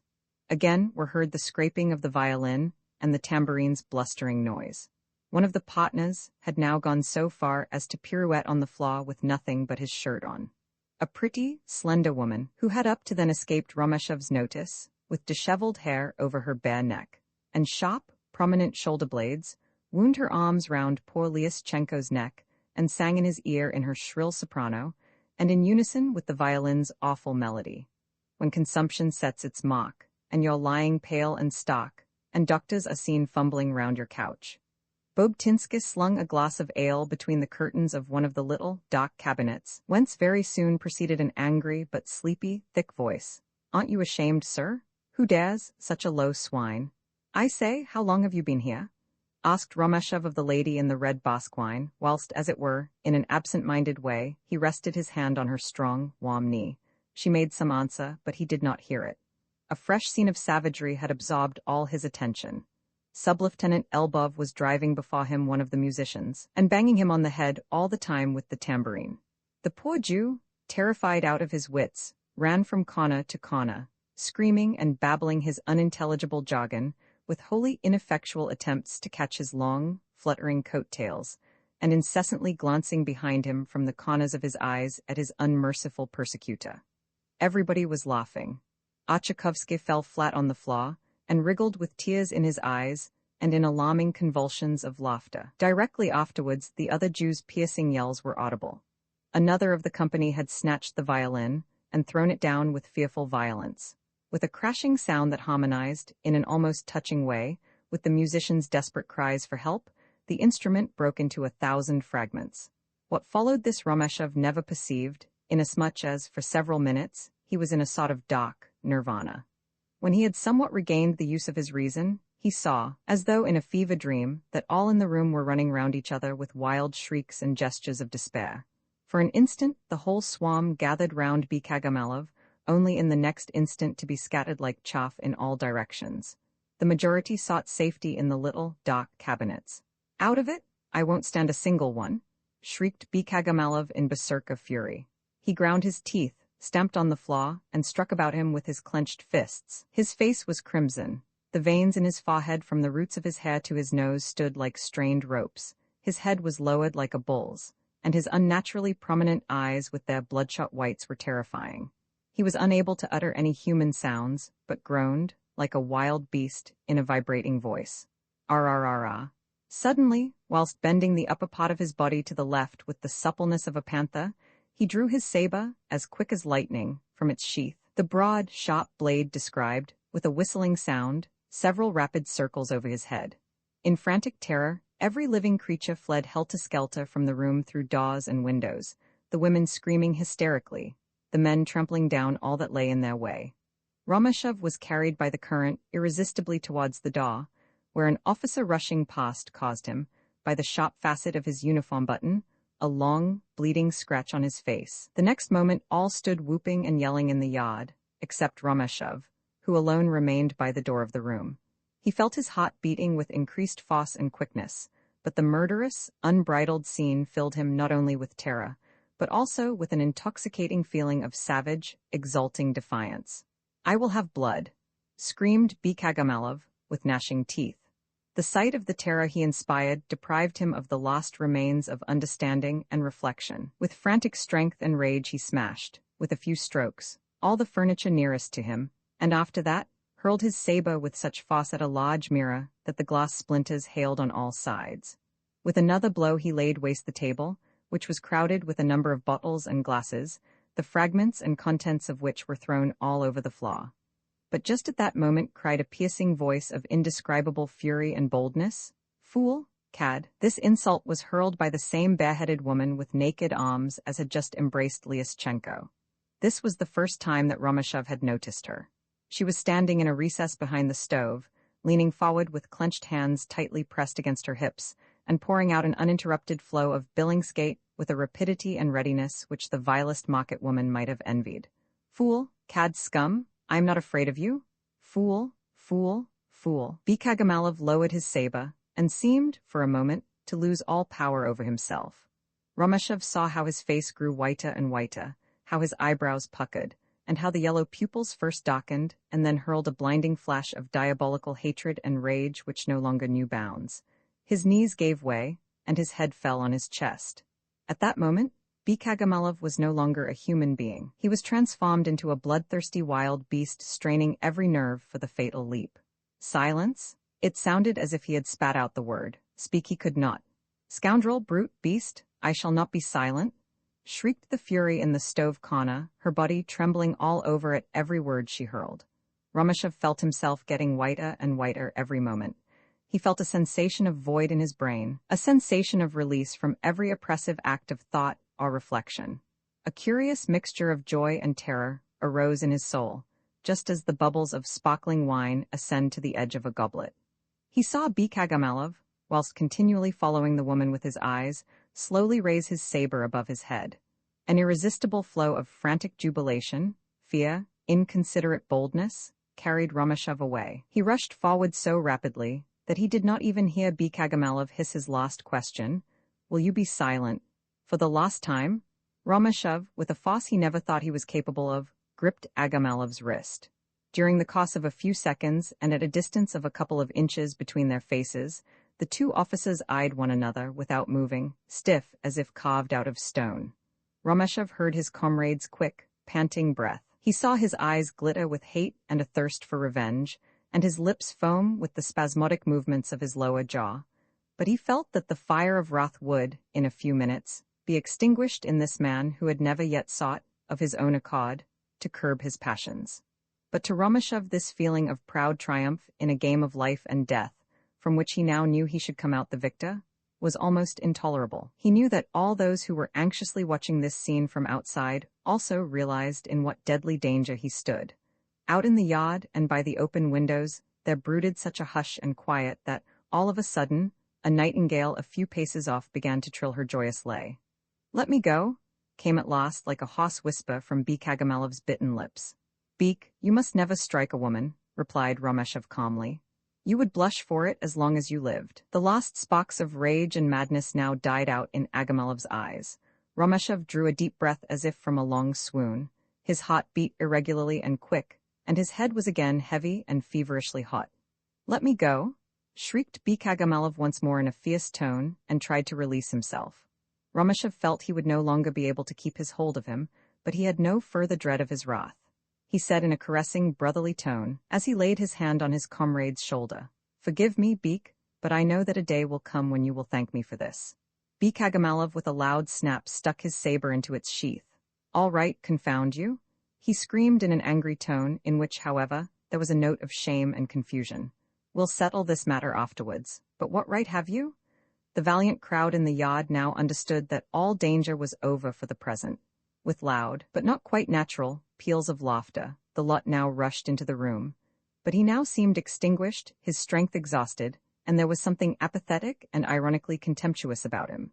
Now Madame Schläfer herself, a massive lady with a hard look, small dark pouches under her eyes, disappearing eyelashes, and great layers of fat on her neck and bosom, entered the room. She attacked first one and then the other of the officers, took tight hold of one by a button, of another by a sleeve, and howled to each of them who could stand and listen her everlasting song. "Gentlemen, gentlemen, who will make good all this? Who will pay for the mirror, the furniture, the bottles, the girls?" All this meanwhile was settled to the satisfaction of the authorities by the same mysterious benefactor who had provided for everything else in the course of this memorable excursion. The officers left the room in groups. Every one of them inhaled with delight the mild, pure air of the May night. Romashev felt all his being thrilled with a certain joyous agitation. It seemed to him as if all traces of the day's orgies had vanished from his brain, as if a pair of innocent fresh lips had repurified and refreshed him by a soft kiss on his brow. Bikagamalev came up to him, took his hand, and said, "Romashev, come and ride in my carriage. I wish you to do so." And when Romashev, on one occasion during the journey home, turned towards the right to observe the awkward gallop of the horses, Bikagamalev seized his hand and pressed it for a long time warmly, nay, so hard that it almost caused pain. Not a word, however, passed between the two officers during the whole way. Roman 19, the violent emotion felt by every member of the company during the wild scene we have just depicted found expression in a nervous irritability which, on their return to the mess room, took the form of reckless arrogance and gross misbehavior to all who happened to come across the officers on their way home. A poor Jew coming along was stopped and deprived of his cap. Aleksandr got up in the carriage, and insulted, in the outskirts of the town, in the middle of the street, all passers-by in a manner which cannot be decently described. Bobtinski whipped his coachman for no reason whatever. The others sang and bawled with all their might. Only Kagamalev, who rode beside Romashov, sat all the time angry, silent, and taciturn. Notwithstanding the lateness of the hour, the mess rooms were brilliantly illuminated and full of people. In the card and billiard rooms, and at the buffet, creatures with unbuttoned coats, flaming faces, vacantly staring eyes, and of uncertain gait, helplessly collided with each other, heavily fuddled by the fumes of wine and tobacco smoke. Romashov, who was walking about and nodding to several of the officers, also found among them, to his great astonishment, Nikolaev. He was sitting by Osadchi, red in face and intoxicated, but holding himself upright. On seeing Romashov approaching, he eyed him sharply for a few seconds, but afterwards turned abruptly aside, so as to avoid holding out his hand to the latter, meanwhile conversing with his neighbor with increased interest. "Vietkin, come here and sing," bellowed Osadchi over the heads of the rest. "Yes, come, let us sing," chanted Vietkin, in reply, parodying, imitating, and caricaturing a melody from the church ritual. 3 small boys found lurching got an awful birching at the Parson's style. Vietkin imitated in quick succession, and in the same tone, the strophes recited in the remainder of the antiphon at Mass. Sexton, Parson, and his clock thought the smacking quite a lark. Then the beadle said, "By hell, Nikifa, you smack right well." "Nikifa, you smack right well," answered pianissimo in complete harmony the hastily improvised choir of drunken officers, seconded by Osadchi's softly rumbling bass voice. Vietkin conducted the singing, standing on a table in the middle of the room, whilst stretching his arms in an attitude of benediction over the heads of the congregation. Now, his eyes flashed terrifying glances of threat and condemnation. At another time, they were raised to heaven with a languishing expression of infinite beatitude. Then he hissed with rage at those who sang out of tune. Again, he stopped in time by a scarcely perceptible tremolo of the palm of his hand, a run to a misplaced crescendo. "Staff Captain Lyaschenko, you're singing damnably. Damn it, what a wretched ear!" Rod Osadchi. "Keep quiet in the room, gentlemen. No noise, please, when there's singing." "Once on a time a farmer so rich, who used to like iced punch," continued Vietkin, in his improvised service of the church. His eyes, however, now began to smart dreadfully from the dense tobacco smoke. Romashov was reminded by the wet and sticky tablecloth that he had not washed his hands since dinner. He went out and made his way across the yard to a side room called the officers' shelter, which served as a sort of lavatory. It was a cold, dismal little crib with only one window. Several common cupboards stood along the wall, and between them, in hospital fashion, were placed 2 beds, the sheets, etc., of which were never changed. Not a man in the entire regiment could recollect when this room was swept and cleaned. There was an intolerable stench there, the main ingredients of which were rotting bedclothes, stinking boots, and bad tobacco. The room was originally intended for officers of other regiments who happened to be visiting the garrison town, but it gradually became converted into a sort of morgue for those who got dead drunk at mess. It was almost officially designated as the mortuary, which name, by a dreadful irony of fate, received its full justification from the fact that no less than 2 officers and 1 soldier had committed suicide in it during the few years the regiment had been garrisoned in the town. Moreover, not a year elapsed without 1 suicide taking place among the officers of this regiment. When Romashov entered the mortuary, he found 2 men sitting there on a bed near the window. The room was dark, and it was some time before Romashov recognized in one of the guests ex-staff captain Klut, alcoholist and thief, and on those grounds expelled from the command of his company. The other was a certain ensign Solituchin, a tall, lean, bald-headed, worn-out rake and gambler, feared and despised wherever he went for his evil, lying tongue and his conversation interlarded with coarse cynicisms and improprieties.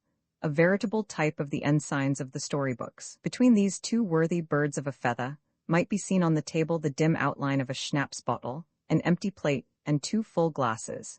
The pair of boon companions were silent when Rumashov entered the room, and tried, as it were, to hide themselves in the darkness. But when he leaned over them, they looked at him with a sly smile. "What, in the name of goodness, are you two doing here?" asked Rumashov, in alarm. "Hush!" Solotochin made a mysterious warning gesture with his forefinger. "Wait here, and don't disturb us." "Hold your jaw," ordered Klut in a whisper. At the same moment, the rattling noise of a telega was heard somewhere in the distance.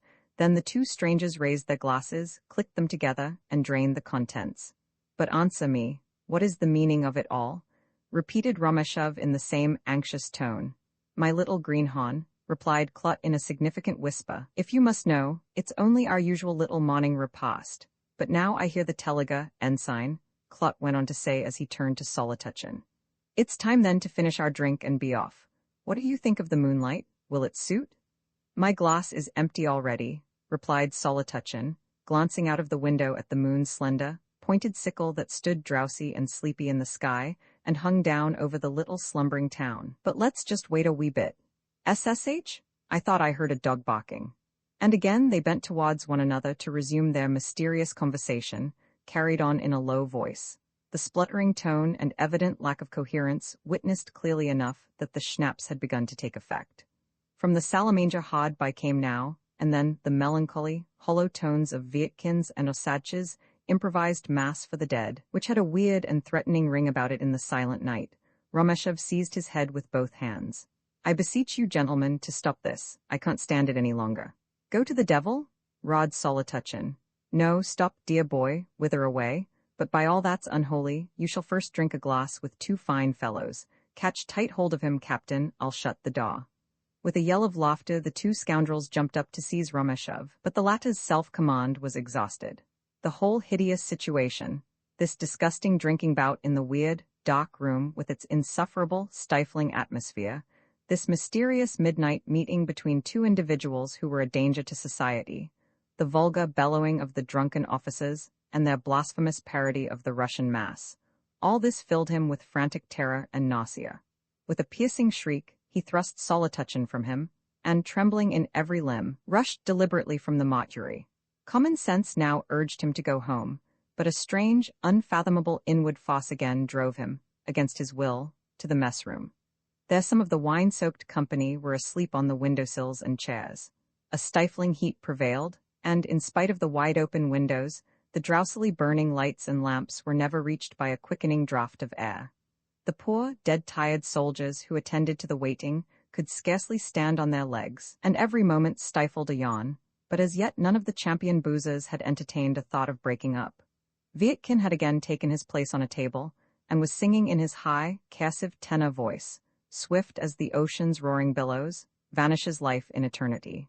There were several officers in the regiment with really beautiful voices, which even now were very effective in spite of the drink. This simple, plaintive melody exercised, at this moment, an ennobling influence on all, and more than one of them experienced a pricking, remorseful feeling at the thought of his worthless, sinful life. "Once you're in your coffin, soon the world forgets your name," continued Vietkin in a voice of emotion, and his sleepy but good eyes were dimmed with tears. Tchaikovsky seconded him with unimpeachable care. To make his voice thrill, he grasped his larynx with 2 fingers and shook it. Osadchi accompanied it all with his heavy, long-drawn organ notes. After the singing, there reigned a deep silence for a few moments. Suddenly, Osadchi began again to recite in a subdued tone and eyes cast down. "All ye who wander in sorrow's heavy, narrow road." "No, that's enough of it," a voice exclaimed. "This is now, I suppose, the 10th time we have taken up this cursed mass of requiem."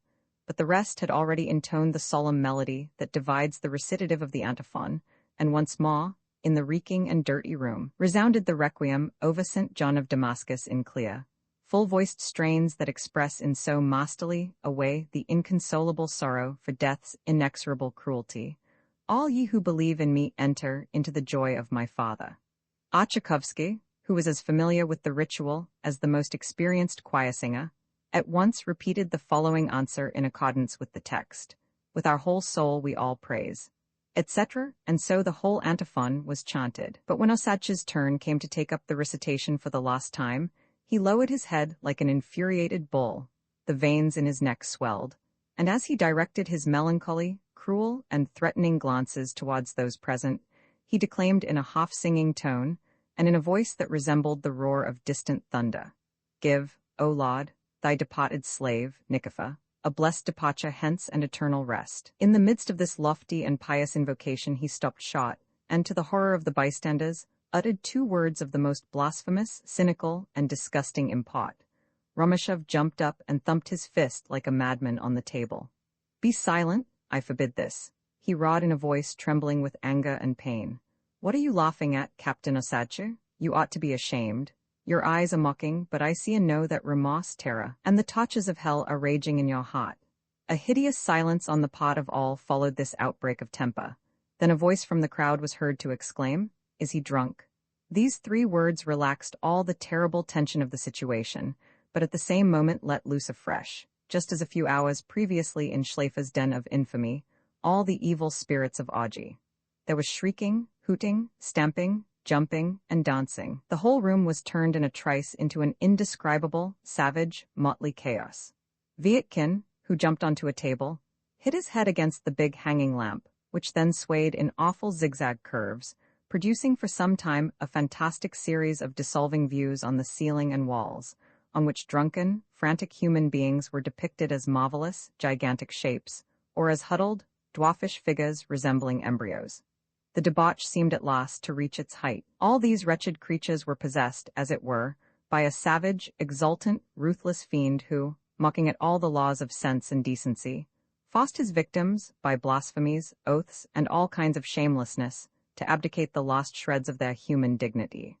Romashov, in the smoke and stuffiness, suddenly caught sight of a person with features distorted by rage and incessant hooting, which for that reason seemed to him, in the first instant, unrecognizable. It was none other than Nikolaev, who, now foaming with hate and fury, roared to his enemy, "You're a disgrace to the whole regiment, you and Aleksandr. Not a word all, by God, I'll." Romashov felt that someone was pulling him, gently and cautiously, a few paces backwards. He turned round and recognized Agamalov, but at the same instant forgot him, and turned quickly round to Nikolaev. White with suppressed rage, he answered in a low, hoarse voice and a forced and bitter smile, "What reason have you to mention Aleksandr's name? But perhaps you have some private, secret cause for hating him." "Rascal, scoundrel, your hour is come," screamed Nikolaev in a loud, trembling voice. With flashing eyes he raised his tightly clenched fist to Romashov's face, but the expected blow never fell. Romashov experienced a momentary fear, together with a torturing, sickening sensation in his chest and ribs, and he now noticed, for the first time, that he was grasping some object with the fingers of his right hand. Then, with a rapid movement, he threw the remains of his half-emptied glass of ale into Nikolaev's face. Instantly after this, a violent blow in the region of his left eye struck him like a deafening thunderclap, and with the howl of a wounded wild beast, Romashov rushed at his foe. A heavy fall, and the two rolled over one another on the ground with furious blows and kicks. A thick cloud of dust eddied round the combatants. Chairs and tables were flung in all directions, but the two continued, with unabated fury, to force, in turn, each other's head against the filthy floor, and panting and with rattling throats, tried to tear each other to pieces. Romashov knew he had managed somehow or other to get his fingers well into Nikolaev's mouth at one of the corners, and he strove with all his might to rend Nikolaev's cheek, with the object of destroying those hateful features for all time. He himself, however, felt no pain when his head and elbows were bumped time after time, in the course of the fight, against the hard floor. He had not the slightest notion as to how the battle finally ended.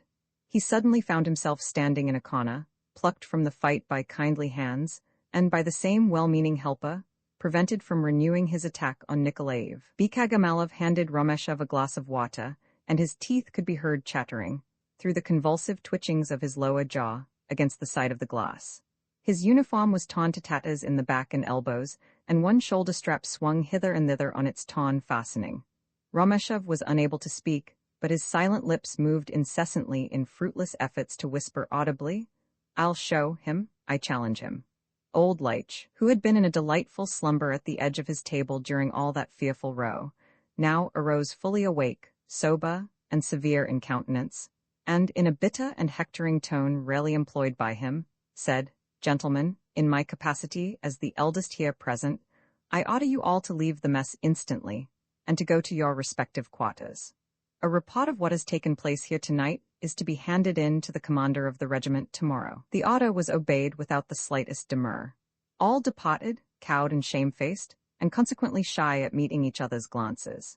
Each individual dreaded to read in his comrade's eyes his own shame and self-contempt, and they all gave one the impression of dirty little malicious animals, to whose dim and undeveloped brains a gleam of human understanding had suddenly managed to grope its way. Day began to dawn. A delightful, glorious morning with a clear, fleckless sky, refreshing coolness and infinite harmony and peace. The moist trees, wrapped in thin, curling exhalations arising from the earth, and scarcely visible to the eye, had just awakened silently and imperceptibly from their deep, mysterious nocturnal sleep. And when Romashev, on his way home, glanced at them, at the sky, and at the grass faintly sparkling like silver in the dew, he felt himself so low, vile, degenerate, and disgusting that he realized, with unutterable melancholy, how unworthy he was to be greeted by the innocent, smiling child eyes of awakening nature. Roman 2, the soldiers marched home to their quarters in platoon order. The square was deserted. Romashev stood hesitating for a moment at the causeway. It was not the first time during the year and a half he had been in the service he had experienced that painful feeling of loneliness, of being lost among strangers, either hostile or indifferent, or that distressful hesitation as to where one shall spend the evening. To go home or spend the evening at the officers' mess was equally distasteful to him. At the latter place, at that time of day, there was hardly a soul, at most a couple of ensigns who, whilst they drank ale and smoked to excess and indulged in as many oaths and unseemly words as possible, played pyramids in the wretched little narrow billiard room. In addition to all this, the horrible smell of food pervading all the rooms. "I shall go down to the railway station," said Romashev at last. "That will be something to do." In the poor little town, the population of which mainly consisted of Jews, the only decent restaurant was that at the railway station. There were certainly two clubs, one for officers, the other for the civilian bigwigs of the community. They were both, however, in a sorry plight, and on these grounds the railway restaurant had become the only place where the inhabitants assembled to shake off the dust of everyday life and to get a drink or a game at cards. Even the ladies of the place accompanied their male protectors there, chiefly, however, to witness the arrival of the trains and scrutinize the passengers, which always offered a little change in the dreary monotony of provincial life. Romashev liked to go down to the railway station of an evening at the time when the express arrived, which made its last stop before reaching the Prussian frontier. With a curious feeling of excitement and tension, he awaited the moment when the train flashed round a sharp curve of the line, the locomotive's fiery, threatening eye grew rapidly in size and intensity, and at the next second, thundered past him a whole row of palatial carriages. Like a monstrously huge giant that suddenly checks himself in the middle of a furious leap, he thought, the train came to an abrupt stop before the platform. From the dazzling, illuminated carriages, that resembled a fairy palace, stepped beautiful and elegant ladies in wonderful hats, gentlemen dressed according to the latest Paris fashion, who, in perfect French or German, greeted one another with compliments or pointed witticisms. None of the passengers took the slightest notice of Romashev, who saw in them a striking little sample of that envied and unattainable world, where life is a single, uninterrupted, triumphal feast. After an interval of 8 minutes, a bell would ring, the engine would whistle, and the train de luxe would flit away into the darkness. The station would be soon deserted after this, and the lights lowered in the buffet and on the platform, where Romashev would remain gazing with melancholy eyes, after the lurid gleam of the red lamp of the rear coach, until it disappeared in the gloom like an extinguished spark. "I shall go to the station for a while," Romashev repeated to himself once more, but when he cast a glance at his big, clumsy goloshes, bespattered with clay and filth, he experienced a keen sense of shame. All the other officers in the regiment wore the same kind of goloshes. Then he noticed the wan buttonholes of his shabby cloak, its many stains, and the fearfully torn lower border that almost degenerated into a sort of fringe at the knees, and he sighed. One day in the previous week he had, as usual, been promenading the platform, looking with curiosity at the express train that had just arrived, when he noticed a tall, extraordinarily handsome lady standing at the open door of a first-class carriage. She was bareheaded, and Romashev managed to distinguish a little, straight, piquant nose, two charming, pouting lips, and a splendid, gleaming black head of hair which, parted in the middle of her forehead, stole down to her coquettish little ears. Behind her, and looking over her shoulder, stood a gigantic young man in a light suit with a scornful look, and mustaches after the style affected by Kaiser Wilhelm. In fact, he bore a certain resemblance to Wilhelm. The lady looked at Romashev. It seemed to him with an expression of interest, and he said to himself. The fair unknown's eyes rested with pleasure on the young warrior's tall, well-formed figure. But when, after walking on a few steps, he turned round to catch the lady's eyes again, he saw that both she and her companion were looking after him and laughing. In that moment he saw himself from outside, as it were, his awful goloshes, his cloak, pale face, stiff, angular figure, and experienced a feeling of shame and indignation at the thought of the bombastic, romantic phrase he had just applied to himself. Ah! Even at this moment, when he was walking along the road in the gloomy spring evening, he flushed at that torturing recollection.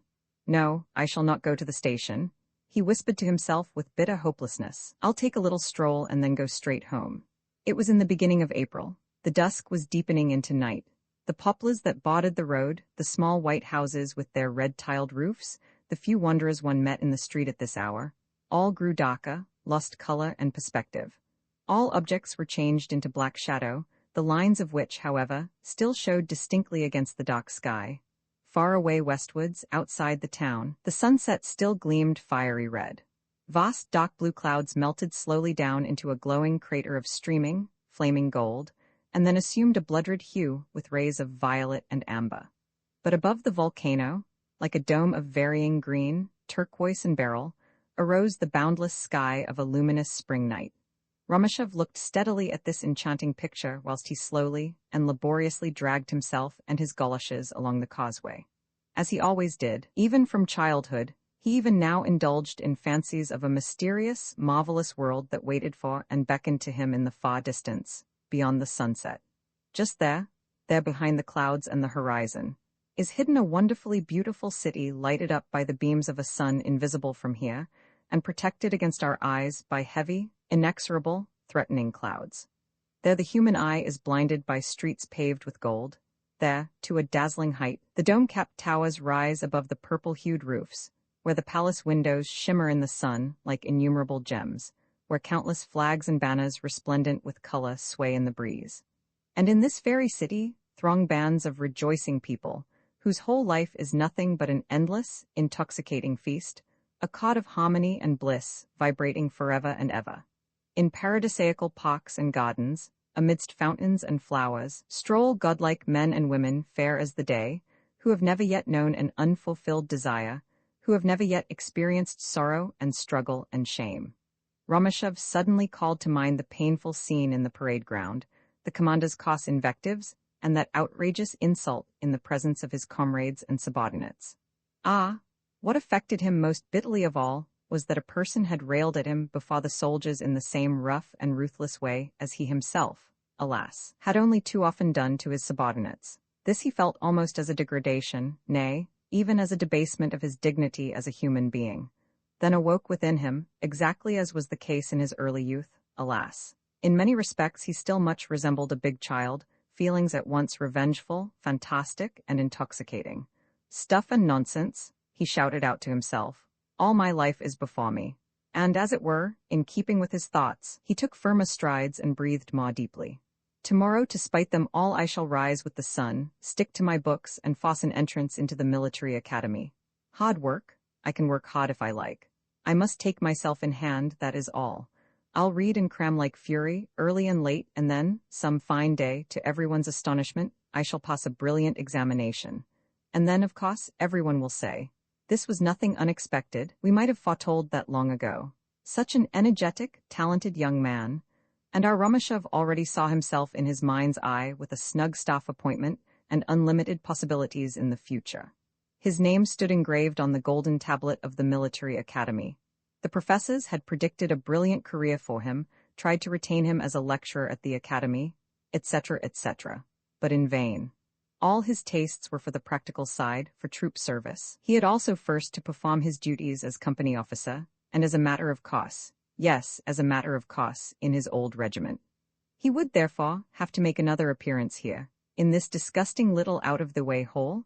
As a staff officer uncommonly learned and all-accomplished, in every respect unsurpassable, well-bred and elegant, inexorably severe to himself, but benevolently condescending towards others, a pattern for all, envied by all, etc., etc. He had seen at the maneuvers in the previous year a similar prodigy, who stood millions of miles above the rest of mankind, and who, therefore, kept himself far apart from his comrades at the officers' mess. Cards, dice, heavy drinking, and noisy buffoonery were not in his line. He had higher views. Besides, he had only honored with a short visit that miserable place, which for him was only a stage, a stepladder on the road to honor and decorations. And Romashov pursued his fancies. The grand maneuvers have begun, and the battalion is busy. Colonel Shulgovich, who never managed to make out the strategical or tactical situation, gets more and more muddled in his orders, commands and countermands, marches his men aimlessly here and there, and has already got 2 orderlies at him, bringing severe reprimands from the commander of the corps. "Look here, Captain," says Shulgovich, turning to his former sub-lieutenant, "help me out of this. We are old and good friends. You know, well, we did have a little difference on one occasion. Now tell me what I ought to do." His face is red with anxiety and vexation, but Romashov sits straight in the saddle, salutes stiffly, and in a respectful but freezing tone replies, "Pardon, Colonel. Your duty is to advance your regiment in accordance with the commander's order. Mine is only to receive your instructions and to carry them out to the best of my ability." In the same moment, a third orderly from the commander approaches at a furious gallop. Romashov, the brilliant staff officer, rises higher and higher towards the pinnacles of power and glory. A dangerous strike has taken place at a steel manufactory. Romashov's company is charged with the difficult and hazardous task of restoring peace and order amongst the rioters. Night and gloom, incendiarism, a flaming sea of fire, an innumerable, hooting, bloodthirsty mob, a shower of stones. A stately young officer steps in front of the company. His name is Romashov. "Brothers," cries he, in a strong but melodious voice, "for the third and last time I beseech you to disperse, otherwise I shall fire." Wild shouts, derisive laughter, whistling. A stone hits Romashov on the shoulder, but his frank, handsome countenance maintains its unalterable calm. Slowly he turns towards his soldiers, whose eyes scintillate with rage at the insolent outrage that someone had dared to commit on their idolized captain. A few brief, energetic words of command are heard: line and aim, fire. A crashing report of rifles, immediately followed by a roar of rage and despair from the crowd. A few score dead and wounded lie where they have fallen. The rest flee in disorder or beg for mercy and are taken prisoners. The riot is quelled, and Romashov awaits a gracious token of the Tsar's gratitude and favor, together with a special reward for the heroism he displayed. Then comes the longed-for war. Nay, even before the war he is sent by the War Office to Germany as a spy on the enemy's military power near the frontier. Perfectly familiar with the German language, he enters upon his hazardous career. How delightful is such an adventure to a brave and patriotic man! Absolutely alone, with a German passport in his pocket and a street organ on his back, he wanders from town to town, from village to village, grinds out tunes, collects coppers, plays the part of a simple lout, and meanwhile obtains, in all secrecy, plans and sketches of fortresses, stores, barracks, camps, etc., etc. Foes and perils lie in wait for him every minute. His own government has left him helpless and unprotected. He is virtually an outlaw. If he succeeds in his purpose, honors and rewards of all kinds await him. Should he be unmasked, he will be condemned straight off to be shot or hanged. He sees himself standing in the dark and gloomy trench, confronted by his executioners. Out of compassion, they fasten a white cloth before his eyes, but he tears it away and throws it to the ground with the proud words, "Do you not think an officer can face death?" An old colonel replies, in a quivering voice, "Listen, my young friend, I have a son of the same age as you. I will spare you. Tell us your name, tell us at any rate your nationality, and the death sentence will be commuted to imprisonment." "I thank you, Colonel, but it is useless. Do your duty." Then he turns to the soldiers and says to them in a firm voice in German, "Comrades, there is only one favor I would crave. Spare my face, aim at my heart." The officer in command, deeply moved, raises his white pocket handkerchief, a crashing report, and Romashov's story is ended. This picture made such a lively impression on his imagination that Romashov, who was already very excited and striding along the road, suddenly stopped short, trembling all over.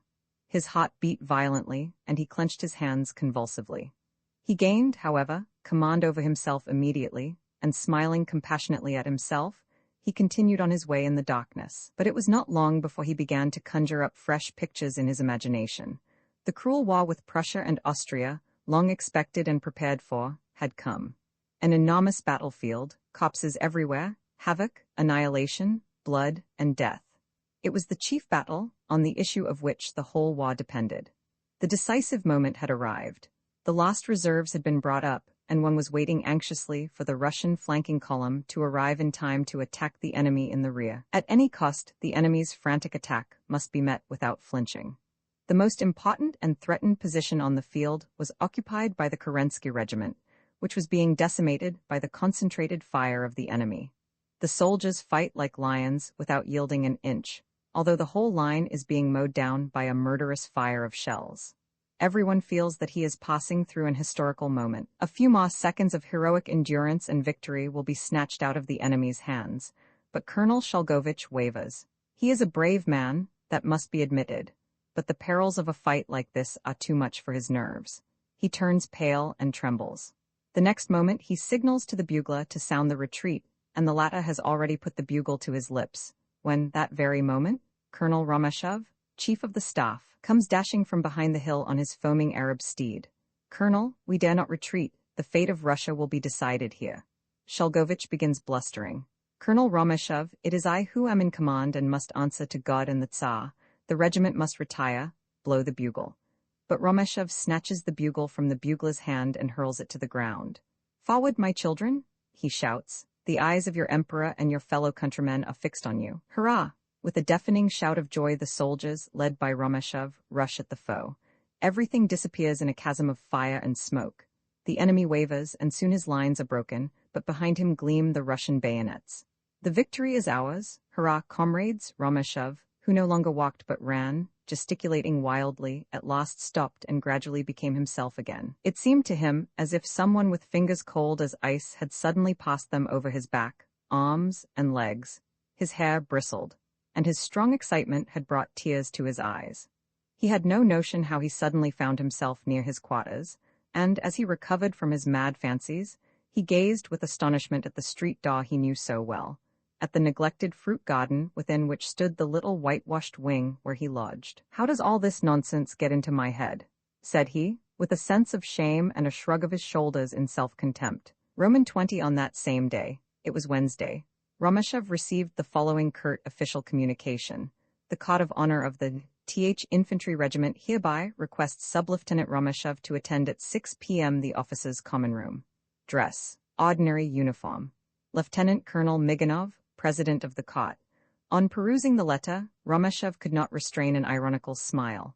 This so-called ordinary uniform, i.e. undress uniform with shoulder knots and belt, was to be worn, under the most extraordinary circumstances, before the Cot, for public reprimand, when appearing for examination by the commander of his regiment, etc., etc., at 6 p.m. Romashov put in an appearance at the mess, and told the orderly to send in his name to the president. The answer was to the effect that he was to wait. Romashov sat down by an open window in the dining room, took up a paper, and began to read. But he did not understand a word of the contents.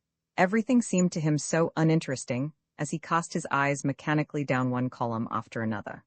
3 officers who were in the mess before Romashov returned his salutation with mocked coldness, and continued their conversation in a low voice, with the obvious intention of preventing Romashov from catching what they were saying.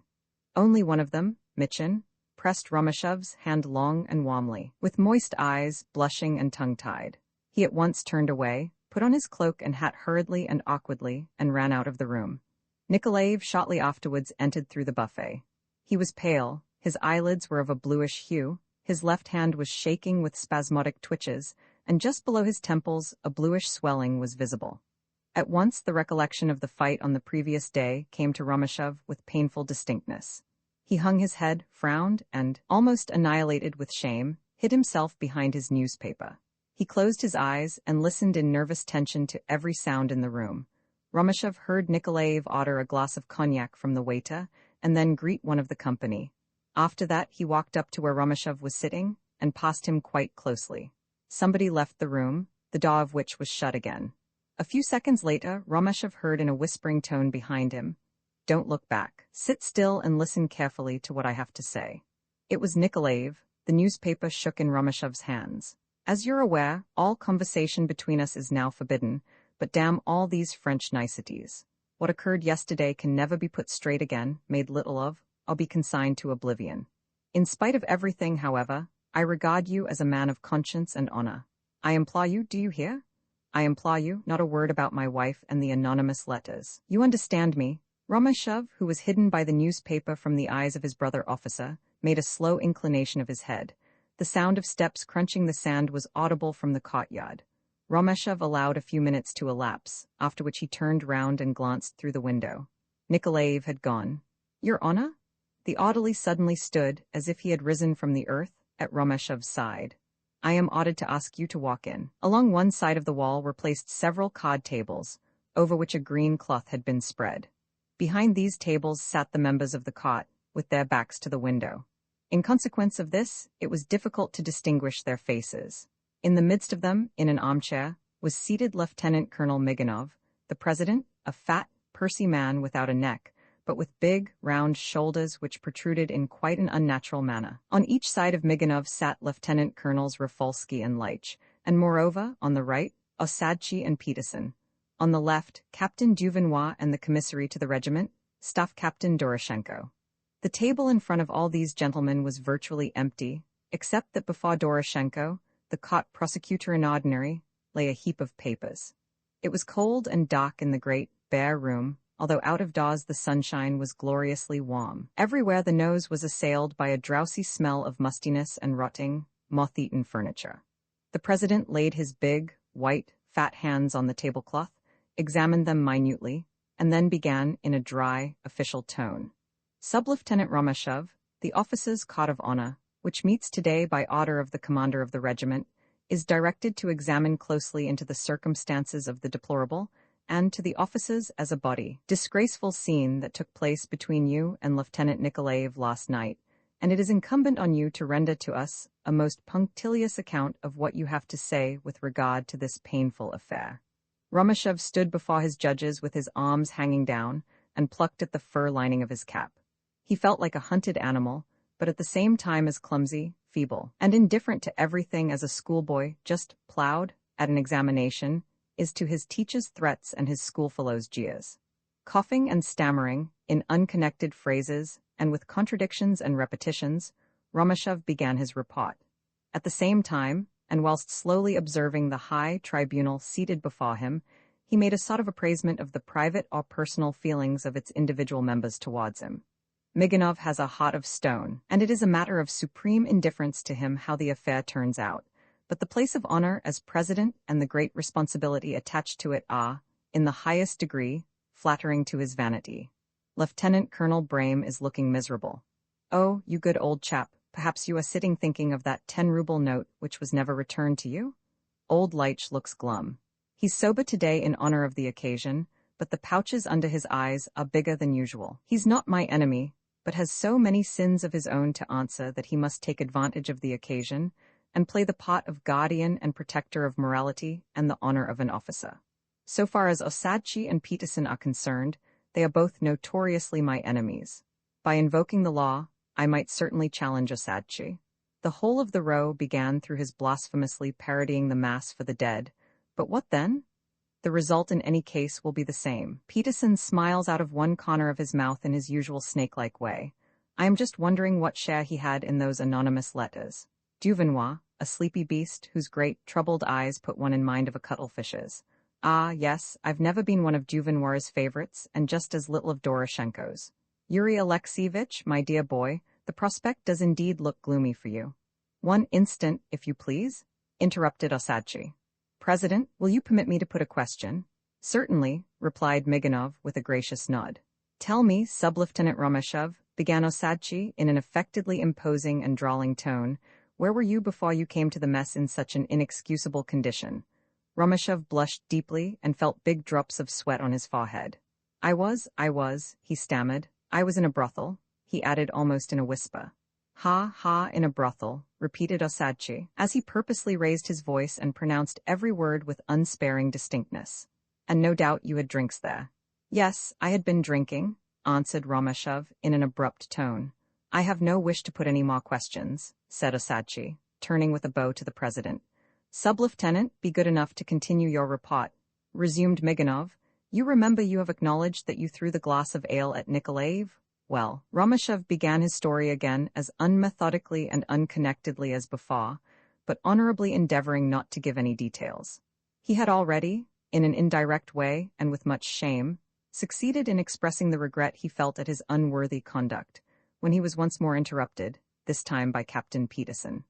The latter was rubbing his long, yellow wax-colored hands with their sharp, dirty fingernails, just as if he were washing himself, and said in his studiously polite, nay, almost friendly, thin, wheedling voice, "Ah, all that is quite fit and proper, and such a voluntary confession in a way does you credit. But tell me, were you not, before this painful story began, in the habit of visiting Lieutenant Nikolaev's house?" Romeshov drew himself up and, looking straight, not at Captain Peterson, but at Miganov, replied bluntly, "That is true, but I cannot understand what that has to do with the matter." "Pray don't get excited," exclaimed Peterson.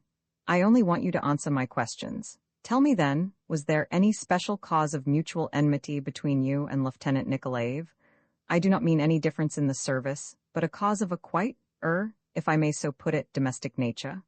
Romeshov pulled himself up to his full height, and his glance pierced with undisguised hatred his enemy's treacherous, black, consumptive eyes. "I have not visited Lieutenant Nikolaev's home more frequently than those of my other acquaintances," he replied in a hard and cutting tone. "No previous enmity has existed between us. The whole thing happened unexpectedly and accidentally, when we were both the worse for liquor." "Ha, ha, ha, we have already heard about the insobriety," Captain Peterson chimed in, "but I will ask you once more, had not an unfriendly meeting already taken place between you and Lieutenant Nikolaev? I do not for an instant suggest that you had quarreled or come to blows, but quite simply that, how shall I put it, you were a little at variance in your views of certain scandalous reports and intrigues." "President, am I bound to reply to all questions that are put to me?" exclaimed Romeshov. "That rests entirely with you," replied Miganov coldly. "You can, if you wish, absolutely refuse to answer. You can also commit your answer to writing. That is your privilege. In such case, I hereby declare that I will not answer any of Captain Peterson's questions, and that not only in my interest but in his." After Romeshov had answered a few questions of minor importance, the examination was declared closed. Nevertheless, he had on 2 occasions to give the caught supplementary information, first in the evening of the same day, and then again on the day following, viz., Thursday morning. However careless and inexperienced Romeshov might be in all the practical circumstances of life, he nevertheless saw soon enough that the cot was performing its functions in the most negligent and indiscreet way, and had therefore been guilty, not only of a revolting lack of tact, but also of utter illegality. In defiance of Section 149 of the Statute Concerning Discipline, by which every communication to unauthorized persons of what takes place at such examinations is in plain language strictly forbidden, the members of the Court of Honor did not scruple to relate everything straight off to their wives and relations. The latter spread the scandal still further among the other ladies of society, who in their turn discussed the matter with their maidservants, charwomen, etc. Before 24 hours had elapsed, Romeshov was the talk of the entire town and hero of the day. When he passed along the street, he was gazed at from windows and doors, between the hedge posts of backyards, and from the vantage of garden bushes and arbors.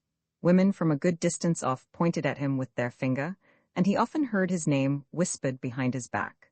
Nobody in the town doubted that a duel between him and Nikolaev was inevitable. Nay, they even began to bet about the upshot of it.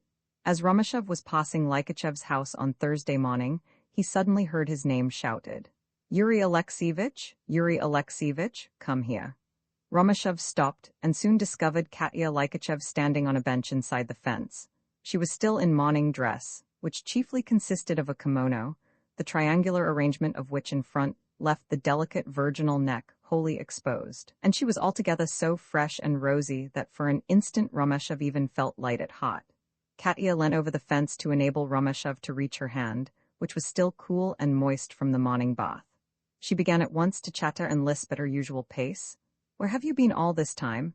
You ought to be ashamed of yourself for getting your friends in that way. Zoe. Hush, I have long known everything. She stared at Romashev with great terror-stricken eyes. Take this and hang it round your throat. Hear and obey at once. Look, if you please. From the fold of her kimono, straight from her bosom, she drew out an amulet that hung by a silk cord and shyly put it into Romashev's hand. The amulet still felt balmy from its nest against the young woman's warm body. Will it help? Asked Romashev in a jesting tone. What is it? That's a secret, and don't you dare to laugh. You ungodly creature. Zoe.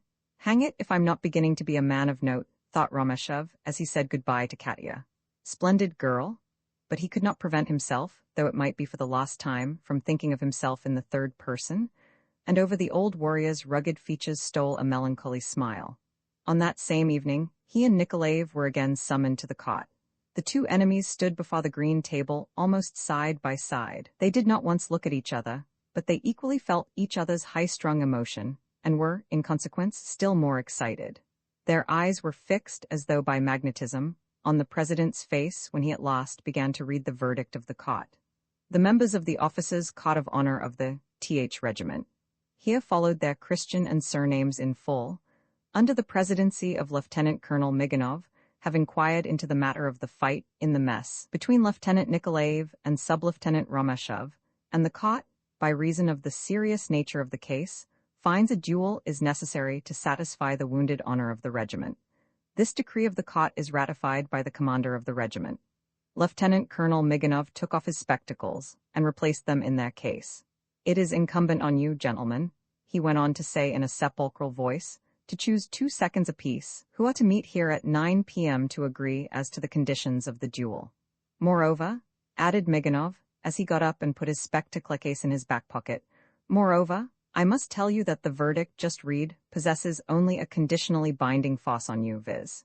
It rests in your free discretion either to submit to the decree of the cot or— Miganov paused and made a gesture by which he meant to express his absolute indifference. Leave the regiment. You ought, gentlemen, to keep apart. However, one thing more. Not in my capacity as president of the cot, but as an old comrade, I must advise you, gentlemen, for the avoidance of further unpleasantness and complications prior to the duel, not to visit the mess. Au revoir. Nikolaev made a sharp, military face about, and walked with rapid steps out of the room. Romashev followed slowly after. He had no fear, but he felt at once utterly lonely, abandoned, and shut off from the entire world. When he reached the steps he gazed for some time, calm and astonished, at the sky, the trees, a cow grazing on the other side of the fence, the sparrows burrowing in the high road, and thought, so everything lives, struggles, and worries about its existence, except myself. I require nothing and I have no interests. I am doomed, I am alone, and dead already to this world. With a feeling of sickness and disgust he went to find Bkagamalov and Vyatkin, whom he had chosen for his seconds. Both granted his request, Bkagamalov with a gloomy, solemn countenance, Vyatkin with many hearty handshakes. It was impossible for Romashev to return home. Never had the thought of his uncomfortable abode seemed so repulsive to him as at the present moment. In these gloomy hours of spiritual depression, abandonment, and weariness of life, he needed a trusty, intelligent, and sympathetic friend, a man with brains and heart. Then he thought of Nasansky. Roman 21 Nasansky was, as always, at home. He had only just awakened from a heavy sleep following intoxication, and was lying on his back with only his underclothing on and his hands under his head. In his troubled eyes might be read sickness of life and physical weariness. His face had not yet lost its sleepy and lifeless expression when Romashev, stooping over his friend, said in a troubled and uncertain voice, "Good day, Vasily Nilik. Perhaps I have come at an inconvenient time." "Good day," replied Nasansky in a hoarse and weak voice. "Any news? Sit down." He offered Romashev his hot, clammy hand, but looked at him, not as at a dear and ever-welcome friend, but as it were a troublous dream picture that still lingered after his drunken sleep. "Aren't you well?" asked Romashev shyly, as he threw himself down on the corner of the bed. "In that case I'll go at once, I won't disturb you." Nasansky lifted his head a couple of inches from the pillow, and by an effort he peered, with deeply puckered forehead, at Romashev. "No, wait. Oh, how my head aches. Listen, Georgy Alexeyevich, I see that something unusual has happened. If I could only collect my thoughts, what is it?" Romashev looked at him with silent pity. Nasansky's whole appearance had undergone a terrible change since the two friends had last seen each other. His eyes were sunken and surrounded by black rings. His temples had a yellow hue, the rough, wrinkled skin over his cheekbones hung limply down, and was partly concealed by the sticky, wet tufts of hair that drooped. Nothing particular.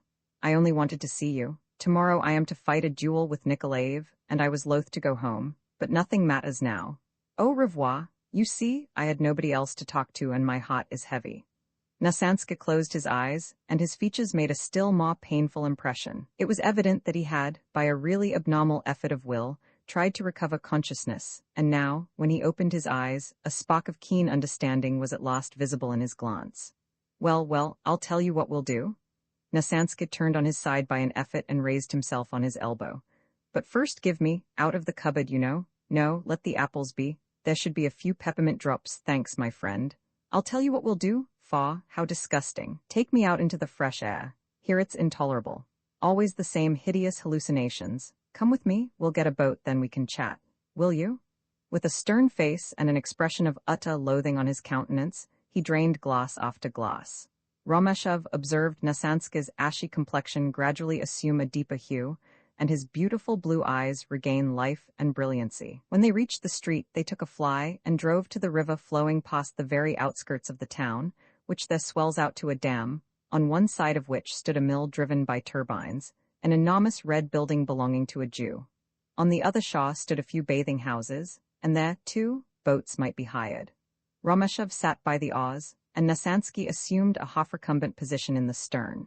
The river was very broad here, the stream weak, the banks low and overgrown with long, juicy grass that hung down over the water, and out of it rose tall green reeds and masses of big, white water lilies. Romeshov related the particulars of his fight with Nikolaev. Aleksandr listened abstractedly and gazed down at the river, which in lazy, sluggish eddies flowed away like molten glass in the wake of the boat. Tell me candidly, Romeshov, have you any fear? Asked Aleksandr in a low voice. Of the duel?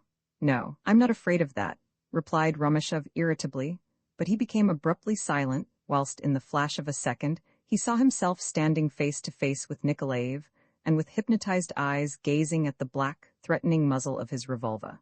No, added Romeshov hastily.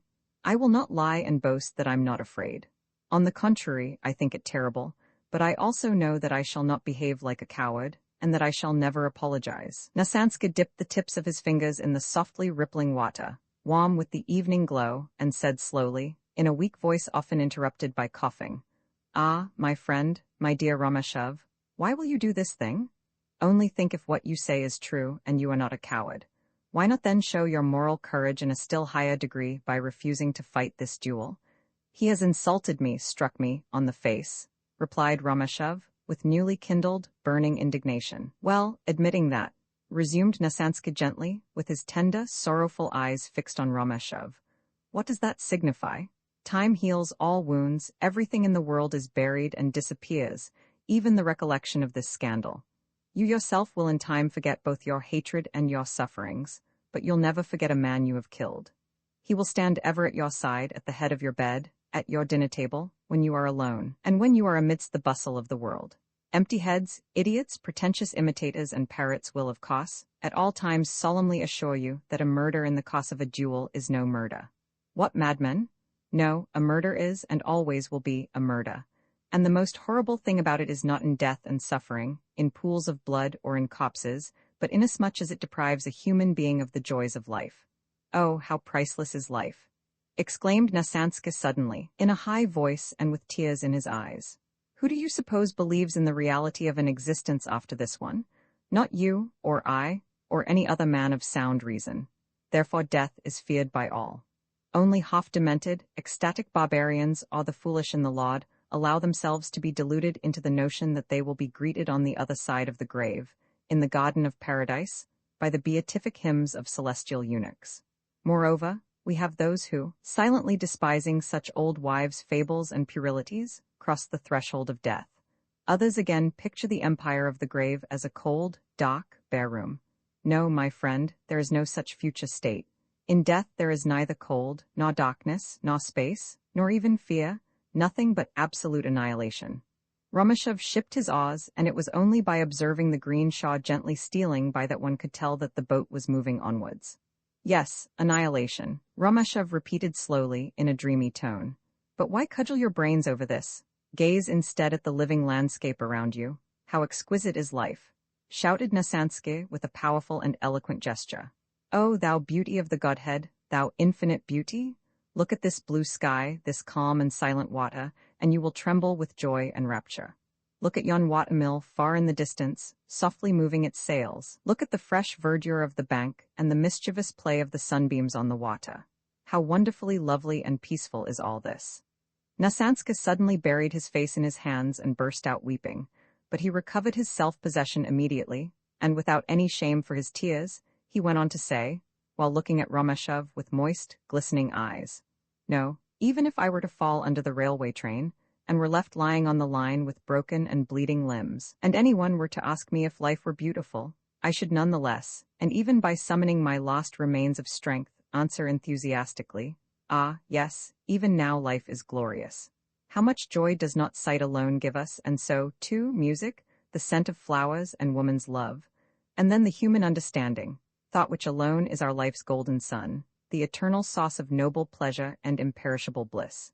Yurochka, pardon me calling you so. My friend," Nasansky held out his trembling hand to Romashov as though entreating forgiveness. "Suppose you were shut up in prison, and you were doomed all your life to stare at crumbling bricks of the wall of your cell. No, let us suppose that in your prison dungeon there never penetrated a ray of light or a sound from the outer world. Well, what more? What would that be in comparison with all the mysterious terrors of death? Yet if thought, memory, imagination, the spirit's faculty of creation remained, you would not only be able to live, but even find moments of enthusiasm and the joy of life." "Yes, life is priceless," exclaimed Romashov, interrupting him. "It's magnificent," Nasansky went on to say hotly, "yet people wish two rational creatures to kill each other for a woman's sake, or to re-establish their so-called honor. But who is it then he kills? This miserable living clod of earth that arrogates to himself the proud name of man? Is it himself or his neighbor? No, he kills the gracious warmth and life-giving sun, the bright sky, and all nature with its infinite beauty and charm. He kills that which never, never, never will return. Oh, what madmen!" Nasansky ceased, shook his head sorrowfully, and collapsed. The boat glided into the reeds. Romashov again took the oars. High, hard, green stalks bowed slowly and gravely, gently scraping the boat's gunwale. Amid the tall rushes there was shade and coolness. "What shall I do?" asked Romashov, scowling and angry. "Shall I enter the reserves? Where shall I go?" Nasansky looked at him with a gentle smile. "Listen, Romashov, and look me straight in the face, that's right. No, don't turn away, look at me, and answer on your honor and conscience. Do you really think that you are now serving any good, useful, and reasonable purposes? I know you much better than all the rest. Yes, I know your inmost soul, and I know you do not think so." "No," replied Romashov in a firm voice, "you are right, but what will become of me?" "Well, be calm, only look at our officers. Oh, I'm not talking now of the fops of the Emperor's lifeguards who dance at the cot balls, talk French, and are kept by their parents or by their more or less lawful wives. No, I'm thinking of ourselves, poor officers in the line who, nevertheless, constitute the very pick of the irresistible and glorious Russian army. What are we? Well, mere fagens, le beau resté, despised pariahs, at best the sons of poor, poverty-stricken infantry captains, ruined in body and soul, but for by far the most part consisting of collegians, seminarists, etc., who have failed. Look, for instance, at our regiment. What are they who remain for any time in the service? Poor devils burdened with large families, veritable beggars ready for every villainy and cruelty, even for murder, and are not even ashamed of abstracting the poor soldier's scanty pay so that, at any rate, cabbage soup may not be lacking on their table at home. Such an individual is commanded to shoot. Whom? And for what? It is all the same to him. He only knows that at home there are hungry mouths, dirty, scrofulous, rickety children, and with dull countenance he splutters, like another woodpecker, his eternal, unvarying answer, my oath. And if there's a spark of ability or talent in anyone, it is extinguished in schnapps. 75% of our officers are diseased through vice.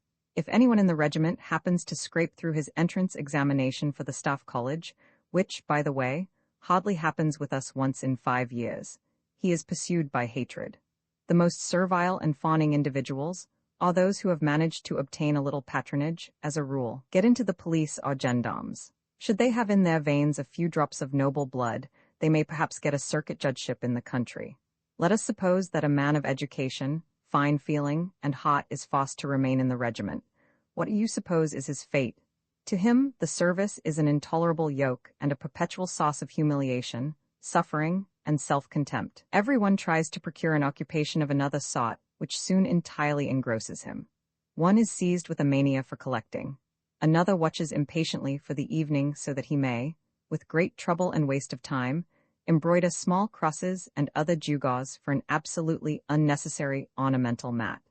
A third fills his life by the help of a little metal saw, and produces at last an exquisite, perforated frame for his own portrait. And the thought of all this absurd and worthless work secretly occupies their minds during the insufferable hours of drill. Cards, drinking bouts, disgusting swagger about the favors women have bestowed on them. All this I might be able to pass over in silence. The most repulsive thing, however, is the cruel eagerness, conspicuous in so many officers, to gain a name as martinets and brutes to their men, as, for instance, Osadchi and company, who with impunity knock out the teeth and eyes of their young recruits. Perhaps you are not aware that Achakovsky so maltreated his servant in my presence that it was all I could do to help the victim away alive. Blood splashed over the floor and walls. Well, how do you think the affair ended? You shall hear. The soldier complained to the captain of his company. The latter sent him with a sealed order to the pay sergeant, who, in strict obedience to his superior's orders, further belabored with his fists the soldier's swollen and bleeding face for the space of half an hour. The same soldier complained twice at the general inspection, but without redress. Nasansky stopped and began nervously rubbing his temples with the palm of his hand. Wait, he went on to say. Ah, how one's thoughts fly. Isn't it an unpleasant sensation to know that our thoughts lead us, and not we our thoughts?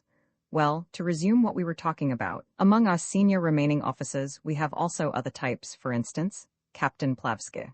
On his petroleum stove, he cooks his own beastly food, goes about in rags, and out of his monthly 48 rubles 12 times a year, he puts 25 in the bank, where he has a sum of 2,000 rubles on deposit, which he lends to his brother officers at an outrageously usurious rate of interest.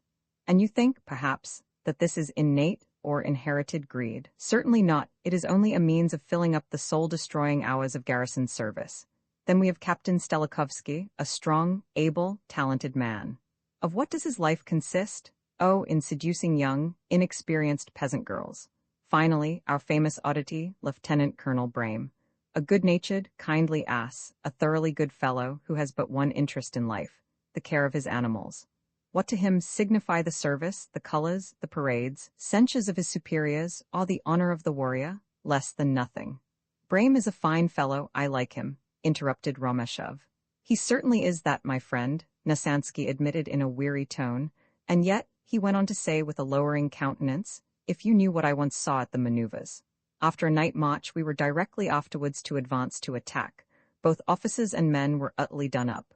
Brame was in command, and ordered the buglers to sound the charge, but the latter, goodness knows why, signaled the reserve to advance. Brame repeated his order once, twice, thrice, but in vain. The result was the same. Then our excellent, kind-hearted Brame gallops up to the unsuspecting bugler, and bangs his fist with all his force against the bell of the trumpet. I saw with my own eyes the trumpeter spitting out blood and broken teeth. Oh, my God! Groaned Romeshov in disgust. Yes, they are all alike, even the best and most tender-hearted among them. At home they are splendid fathers of families and excellent husbands, but as soon as they approach the barracks they become low-minded, cowardly, and idiotic barbarians. You ask me why this is, and I answer, because nobody can find a grain of sense in what is called military service. You know how all children like to play at war. Well, the human race has had its childhood, a time of incessant and bloody war. But war was not then one of the scourges of mankind, but a continued, savage, exultant national feast to which daring bands of youths marched forth, meeting victory or death with joy and pleasure. The bravest, strongest, and most cunning was chosen as leader, and so long as success attended his banner, he was almost accorded divine worship, until at last he was killed by his subjects, in order to make room for a luckier and more powerful rival. Mankind, however, grew in age and wisdom. People got weary of the former rowdy, bloody games, and became more serious, thoughtful, and cautious. The old Vikings of song and saga were designated and treated as pirates. The soldier no longer regarded war as a bloody but enjoyable occupation, and he had often to be dragged to the enemy with a noose round his neck. The former terrifying, ruthless, adod atamens have been changed into cowardly, cautious chinovniks, 21 who get along painfully enough on never adequate pay. Their courage is inspired by drink. Military discipline still exists, but it is based on threats and dread, and undermined by a dull, mutual hatred.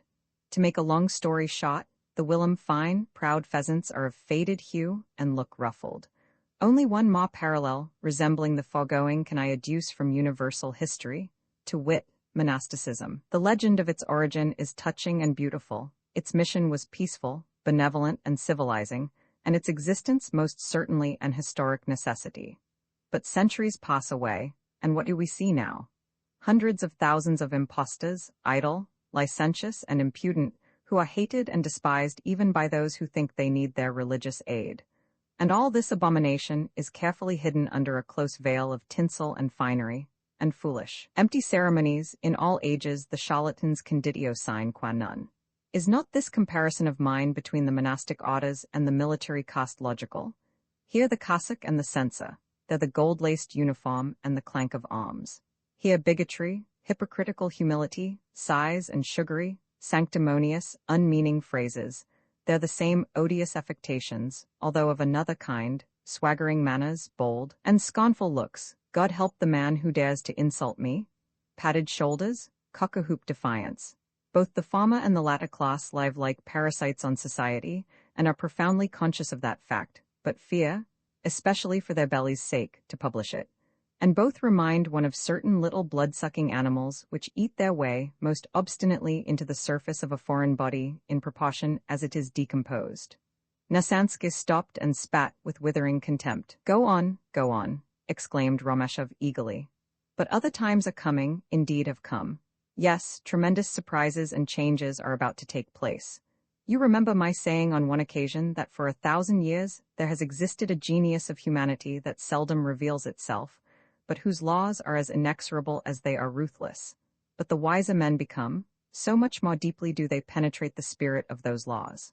And I am convinced that, sooner or later, everything in this world must be brought into equilibrium in accordance with these immutable laws. Justice will then be dispensed. The longer and more cruel the slavery has been, so much more terrible will be the day of reckoning for tyrants. The greater the violence, injustice, and brutality, so much more bloody will be the retribution. Oh, I am firmly convinced that the day will dawn when we superior officers, we almighty swells, darlings of the women, drones and brainless swaggerers, will have our ears boxed with impunity in streets and lanes, in vestibules and corridors, when women will turn their backs on us in contempt, and when our own affectionate soldiers will cease to obey us. And all this will happen, not because we have brutally ill-treated men deprived of every possibility of self-defense, not because we have, for the honor of the uniform, insulted women, not because we have committed, when in a state of intoxication, scandalous acts in public houses and public places, and not even because we, the privileged lickspittles of the state, have, in innumerable battlefields and in pretty nearly every country, covered our standards with shame, and been driven by our own soldiers out of the maize fields in which we had taken shelter. Well, of course, we shall also be punished for that. No, our most monstrous and unpardonable sin consists in our being blind and deaf to everything. For long, long periods past, and naturally, far away from our polluted garrisons, people have discerned the dawn of a new life resplendent with light and freedom. Far-seeing, high-minded, and noble spirits, free from prejudices and human fear, have arisen to sow among the nation's burning words of liberation and enlightenment. These heroes remind one of the lost scene in a melodrama, when the dark castles and prison towers of tyranny fall down and are buried in order, as it were, by magic, to be succeeded by freedom's dazzling light and hailed by exultant throngs. We alone, crass idiots, irredeemable victims of pride and blindness, still stick up our tail feathers like angry turkey cocks and yell in savage wrath, what, where, silence, obey, shoot, etc., etc. And it's just this turkey cock's contempt for the fight for freedom by awakening humanity that shall never, never be forgiven us. The boat glided gently over the calm, open, mirroring surface of the river, which was garlanded round by the tall, dark green, motionless reeds. The little vessel was, as it were, hidden from the whole world. Over it hovered, now and then uttering a scream, the white gulls, occasionally so closely that, as they almost brushed Rameshov with the tips of their wings, they made him feel the breeze arising from their strong, swift flights. Nasansky lay on his back in the stern of the boat and kept staring, for a long time, at the bright sky, where a few golden clouds sailing gently by had already begun to change to rose color. Rameshov said in a shy tone, "Are you tired? Oh, keep on talking." It seemed as if Nasansky continued to think and dream aloud when he once more picked up the threads of his monologue. "Yes, a new, glorious, and wonderful time is at hand. I venture to say this, for I myself have lived a good deal in the world, read, seen, experienced, and suffered much. When I was a schoolboy, the old crows and jackdaws croaked into our ears, 'Love your neighbor as yourself, and know that gentleness, obedience, and the fear of God are man's fairest adornments.' Then came certain strong, honest, fanatical men who said, 'Come and join us, and we'll throw ourselves into the abyss so that the coming race shall live in light and freedom.' But I never understood a word of this. Who do you suppose is going to show me, in a convincing way, in what manner I am linked to this neighbor of mine, damn him? Who, may be a miserable slave, a Hottentot, a leper, or an idiot? Of all the holy legends there is none which I hate and despise with my whole soul so much as that of John, the Almana. 22, the leper says, 'I am shivering with cold. Lie beside me in my bed and warm my body with thy limbs. Lay thy lips close to my fetid mouth and breathe on me.' Oh, how disgusting! How I hate this victim of leprosy, and, for the matter of that, also all other similar choice examples of my neighbor. Can any reasonable being tell me why I should crush my head, so that the generation in the year 3200 may attain a higher standard of happiness? Be quiet? I, too, once upon a time, sympathized with the silly, babyish cackle about the world soul, man's sacred duty, etc. But even if these highfalutin phrases did find a place then in my brain, they never forced their way into my heart. Do you follow me, Rameshov?" Rameshov looked at Nasansky with a mixture of gratitude and shame. "I understand you fully. When I come to send in my checks and die, then the universe dies with me. That's what you meant, eh?" "Exactly, but listen further. Love of humanity is burnt out and has vanished from the heart of man. In its stead shall come a new creed, a new view of life that shall last to the world's end, and this view of life consists in the individual's love for himself, for his own powerful intelligence and the infinite riches of his feelings and perceptions. Think, Rameshov, just this way and in no other. Who is nearer and dearer to me than myself? No one. You, and none other, are the Tsar and autocrat of your own soul, its pride and ornament. You are the god of all that lives. To you alone belongs all that you see here, and feel. Take what you want and do what you please. Fear nobody and nothing, for there is no one in the whole universe above you, or can even be your rival. Ah, a time will come when the fixed belief in one's own ego will cast its blessed beams over mankind as did once the fiery tongues of the Holy Ghost over the apostles' heads. Then there will be no longer slaves and masters, no maimed or cripples, no malice, no vices, no pity, no hate. Men will be gods. How shall I dare to deceive, insult, or ill-treat another man, in whom I see and feel my fellow, who, like myself, is a god? Then, and then only, shall life be rich and beautiful. Over the whole habitable portion of our earth shall tall, airy, lovely buildings be raised. Nothing vulgar, common, low, and impure shall any longer torture the eye. Our daily life shall become a pleasurable toil, an enfranchised science, a wonderful music, an everlasting merrymaking. Love, free and sovereign, shall become the world's religion. No longer shall it be forced in shame to hide its countenance. No longer shall it be coupled with sin, disgrace, and darkness. And our own bodies shall glow with health, strength, and beauty, and go clad in bright, shimmering robes. Just as certainly as I believe in an eternal sky above me, shouted Nasansky, so do I just as firmly believe in this paradisaical life to come. Rameshov, agitated and no longer master of himself, whispered with white lips, "Nasansky, these are dreams, fancies." Nasansky's smile was silent and compassionate. "Yes," he at last uttered with a laugh still lingering in his voice, "you may perhaps be right. A professor of dogmatic theology or classical philology would, with arms and legs extended and head bent on one side in profound thought, say something like this: 'This is merely an outburst of the most unbridled individualism.' But, my dear fellow, luckily the thing does not depend on more or less categorical phrases and combinations fulminated in a loud voice, but on the fact that there is nothing in the world more real, practical, and irrefutable than these so-called fancies. which are certainly only the property of some few people.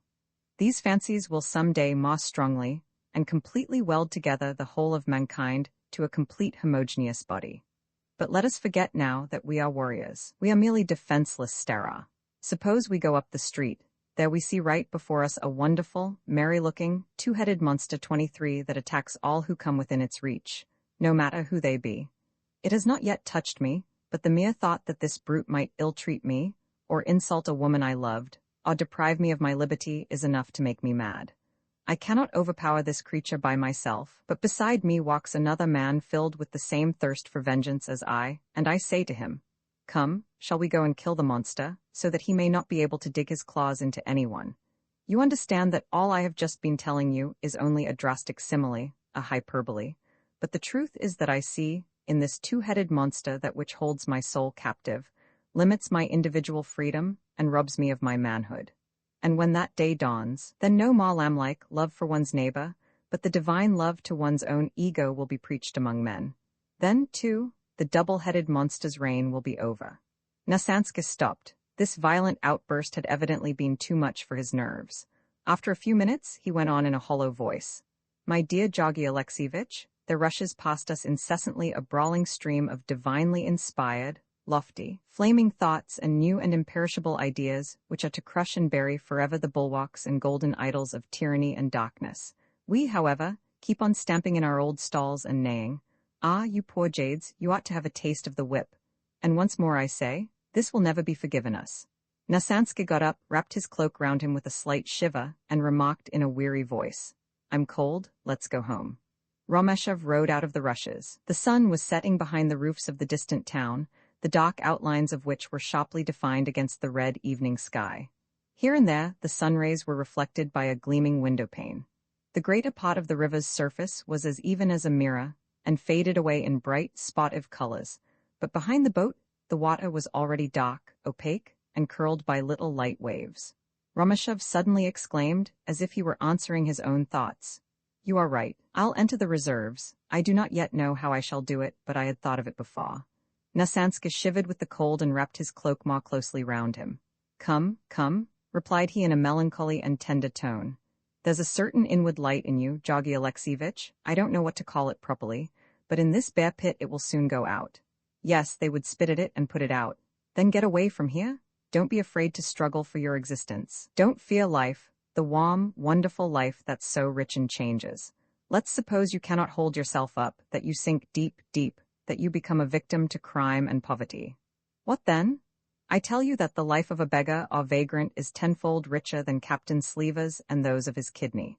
You wander round the world here and there, from village to village, from town to town. You make acquaintance with quaint, careless, homeless, humorous specimens of humanity. You see and hear, suffer and enjoy. You sleep on the dewy grass. You shiver with cold in the frosty hours of the morning. But you are as free as a bird, you're afraid of no one, and you worship life with all your soul. Oh, how little men understand after all. What does it matter whether you eat vobla 24 or saddle of buck venison with truffles, if you drink vodka or champagne, whether you die in a police cell or under a canopy? All this is the veriest trifle. I often stand and watch funeral processions. There lies, overshadowed by enormous plumes in its silver-mounted coffin, a rotting ape accompanied to the grave by a number of other apes, bedizened, behind and before, with orders, stars, keys, and other worthless finery. And afterwards all those visits and announcements. No, my friend, in all the world there is only one thing consistent and worth possessing, viz., an emancipated spirit with imaginative, creative force, and a cheerful temperament. One can have truffles or do without them. All that sort of thing is a matter of luck. It does not signify anything. A common god, provided he is not an absolute beast, might in 6 months be trained to act as Tsar and play his part admirably. But a well-fattened, sluggish, and stupid ape that throws himself into his carriage with his big belly in the air will never succeed in grasping what liberty is, will never feel the bliss of inspiration, or shed sweet tears of enthusiasm. Travel, Romeshov, go away from here. I advise you to do so, for I myself have tasted freedom, and if I crept into my dirty cage again, whose fault was it? But enough of this. Dive boldly into life. It will not deceive you. Life resembles a huge building with thousands of rooms in which you will find light, joy, singing, wonderful pictures, handsome and talented men and women, games and frolic, dancing, love, and all that is great and mighty and aught. Of this castle you have hitherto seen only a dark, narrow, cold, and raw cupboard, full of scourings and spiders' webs, and yet you hesitate to leave it. Romeshov made fast the boat and helped Nasanska to land. It was already dusk when they reached Nasanska's abode. Romeshov helped him to bed and spread the cloak and counterpane over him. Nasanska trembled so much from his chill that his teeth chattered. He rolled himself up like a ball, bought his head right into his pillow, and whimpered helplessly as a child. "Oh, how frightened I am of my room! What dreams, what dreams! Perhaps you would like me to stay with you?" said Romeshov. "No, no, that's not necessary. But get me, please, some bromide and a little vodka. I have no money." Romeshov sat by him till 11. Nasanska's fits of ague gradually subsided.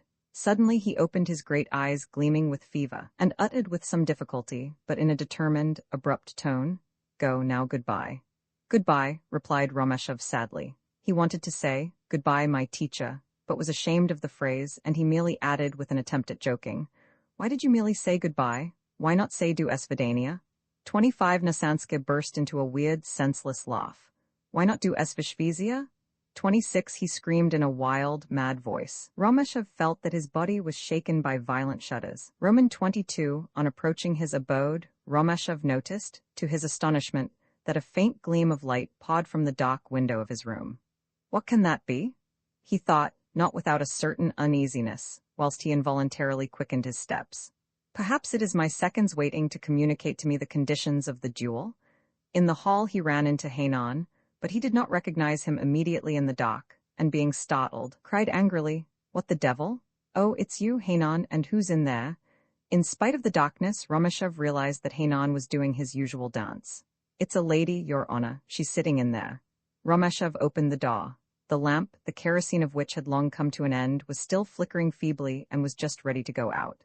On the bed was seated a female figure, the outlines of which could scarcely be distinguished in the half-dark room. "Shirochka?" Romeshov, who for a second was unable to breathe, slowly approached the bed on tiptoe. "Shirochka, you hear?" "SSH, sit down," she replied in a rapid whisper. "Put out the lamp." Romeshov blew sharply into the chimney of the lamp. The little flickering, blue flame went out, and the room was at once dark and silent, but in the next moment, the alarm on the table went off loudly. Romeshov sat down by Aleksandra Petrovna, but could not distinguish her features. A curious feeling of pain, nervousness, and faintness of heart took possession of him. He was unable to speak. "Who is on the other side of that wall?" asked Shirochka. "Can we be overheard?" "No, there's no one there, only old furniture. My landlord is a joiner. One can speak out loud." But both spoke, all the same, in a low voice, and those shyly uttered words acquired, in the darkness, something in addition awful, disquieting, treacherously stealthy. Romeshov sat so close to Shirochka that he almost touched her dress. There was a buzzing in his ears, and the blood throbbed in his veins with dull, heavy beats. "Why have you done this?" she asked quietly, but in a passionately reproachful tone. Shirochka laid her hand on his knee. Romeshov felt through the cloth this light touch of her feverishly burning fingertips. He drew a deep breath, his eyes closed, and big black ovals, the sides of which sparkled with a dazzling, bluish gleam, took shape and ran into each other before his eyes, reminding him of the legend of the wonderful lakes. "Did you forget that I told you to keep your self-control when you met him?" No, I don't reproach you. You did not do it on purpose, I know that. But in that moment, when the wild beast within you was aroused, you had not even one thought of me. There was nothing to stay your arm. You never loved me." "I love you," said Romeshov softly. As with a shy movement, he put his trembling fingers on her hand. Shirochka withdrew her hand, though not hastily, but at once and slowly, as though she were afraid of hurting him. "I know that neither you nor he mixed my name up with this scandal, but I can tell you that all this chivalry has been wasted. There's not a house in the town where they are not gossiping about it. Forgive me, I could not control myself. I was blinded, beside myself with jealousy," stammered Romeshov. Shirochka laughed for a while to herself. At last she answered him, "You talk about jealousy. Did you really think that my husband, after his fight with you, was high-minded enough to deny himself the pleasure of telling me where you had come from when you returned to the mess? He also told me one or two things about Nasanska." "Forgive me," repeated Romeshov. "It's true I was there, but I did nothing to blush for in your presence. Pardon me." Shirochka suddenly raised her voice. Her voice acquired an energetic, almost severe accent when she answered him. Listen, Georgy Alexievich, the minutes are precious. I waited here nearly half an hour for you. Let us therefore talk briefly and to the point. You know what Volodya is to me. I don't love him, but for his sake, I killed a part of my soul. I cherish greater ambition than he does. Twice he has failed to pass for the staff college. This caused me far greater sorrow and disappointment than it did him. All this idea of trying to get on the staff is mine, only mine. I have literally dragged him, whipped him on, crammed lessons into him, gone over them with him, filed and sharpened him, screwed up his pride and ambition, and cheered him in hours of apathy and depression. I live only for this, and I cannot even bear the thought of these hopes of mine being blighted. Whatever the cost, Volodya must pass his examination. Romashov sat with his head in his hands. Suddenly he felt Shurochka softly and caressingly drawing her fingers through his hair. Sorrowful and bewildered, he said to her, "What can I do?" She laid her arm round his neck and drew his head to her bosom. She was not wearing a corset, and Romashov felt her soft, elastic bosom pressed against his cheek, and inhaled the delicious, aromatic perfume that came from her young, absolutely healthy body. When she spoke, he felt in his hair her irregular, nervous breathing. "You remember, that evening, at the picnic. I told you then the whole truth. I did not love him. But think now, only think, 3 years, 3 whole long years of the most arduous, repulsive work, of fancies, dreams, hopes. You know how I hate and despise this wretched little provincial hole, the odious set of officers. I always wanted to be dressed expensively and elegantly. I love power, flattery, slaves. And then comes this regimental scandal, this stupid fight between 2 drunken, irresponsible men accidentally brought together. Then all is over, all my dreams and hopes turn to ashes. Isn't this dreadful? I have never been a mother, but I think I can imagine what it would be if I had a son petted, idolized, even madly worshipped. He represents, so to speak, an incarnation or embodiment of my life's dreams, sorrows, tears, sleepless nights, and then, suddenly, occurs a senseless accident. My little son is sitting playing at the window. The nurse turns away for a few minutes, and the child falls out onto the pavement. My dear, my sorrow and indignation can only be compared to this mother's despair, but I am not blaming you. Romashov was sitting in a very cramped and uncomfortable position, and he was afraid that his heavy head might cause Shurochka pain or discomfort. But he had, however, for hours been used to sitting without moving, and, in a sort of intoxication, listened to the quick and regular beatings of his heart. "Do you hear what I say?" she asked, stooping down to him. "Yes, yes, talk, you know I'll do all you wish. Oh, if I could only?" No, but only listen till I have finished. If you kill him or if they prevent him from sitting for the examination, then it is all over. That very day I shall cast him off as a worthless thing and go my own way, no matter where.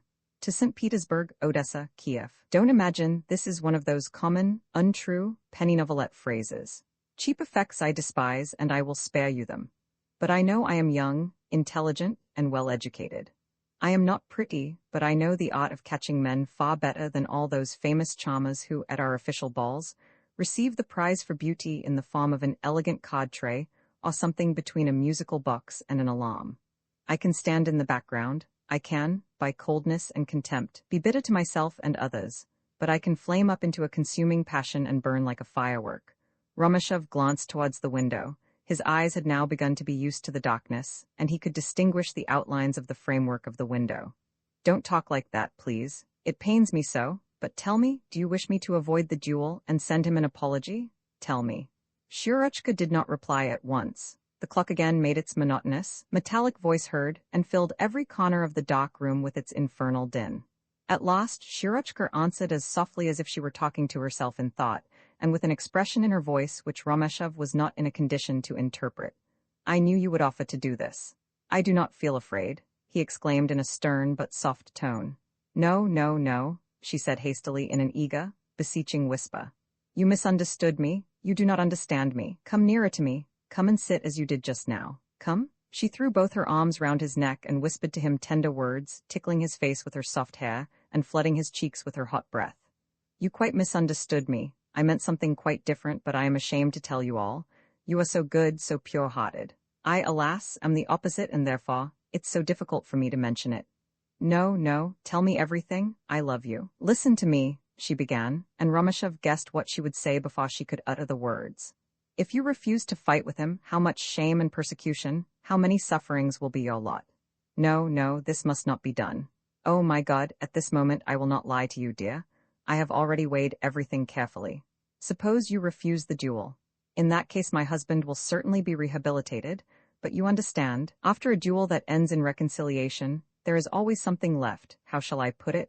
Something covered by a certain obscurity, and which, therefore, leaves room for malice and slander. Do you understand me now? She added with melancholy tenderness, pressing, at the same time, a light kiss on his brow. Yes, but go on. The consequence, of course, is that they would never allow my husband even to present himself for a fresh examination. The reputation of an officer on the staff must be unblemished. On the other hand, if a duel actually takes place, it will put you both in a dignified, heroic light. Men who can conduct themselves fittingly in front of the muzzle of a revolver, very much will be forgiven them in this world. Besides, after the duel, you can, if you like, offer an apology, but that I leave to your own discretion. Tightly clasped in each other's arms, they continued their conversation in a whisper, but Romashov felt as if something mysterious, unclean, and nauseous had crept in between him and Shirochka, and he felt a freezing chill at heart. Again he tried to tear himself away from her arms, but she would not let him go. In his effort to hide from her the nervous excitement he was in, he exclaimed in a rough tone, "For heaven's sake, put an end to this. Say what you want, and I'll agree to everything." Then she put her mouth so close to his that her words affected him like hot, thrilling kisses. "The duel must take place, but neither of you will run any risk. Don't misunderstand me, I implore you, and don't condemn me. Like all women, I loathe cowards, but, for my sake, you must do this. No, Joggy, don't ask me if my husband, for the matter of that, he already knows all." Now at last Romashov managed to release himself from the tight grip of her soft, strong arms. He stood straight up before her and answered in a curt, rough voice, "That's all right, it shall be as you wish, I consent." Shirochka also rose. Romashov could not see in the dark room that she was putting her hair straight, but he felt or guessed it. "Are you going now?" he asked. "Goodbye," she replied in a faint voice, "and kiss me now for the last time." Romashov's heart was shaken by pity and love. Groping in the darkness, he caught her head in his hands and began kissing her eyes and cheeks, which were wet with big, silent tears. This took away his self-control. "Don't cry like that, Sasha, my darling," he implored in a sad and tender tone.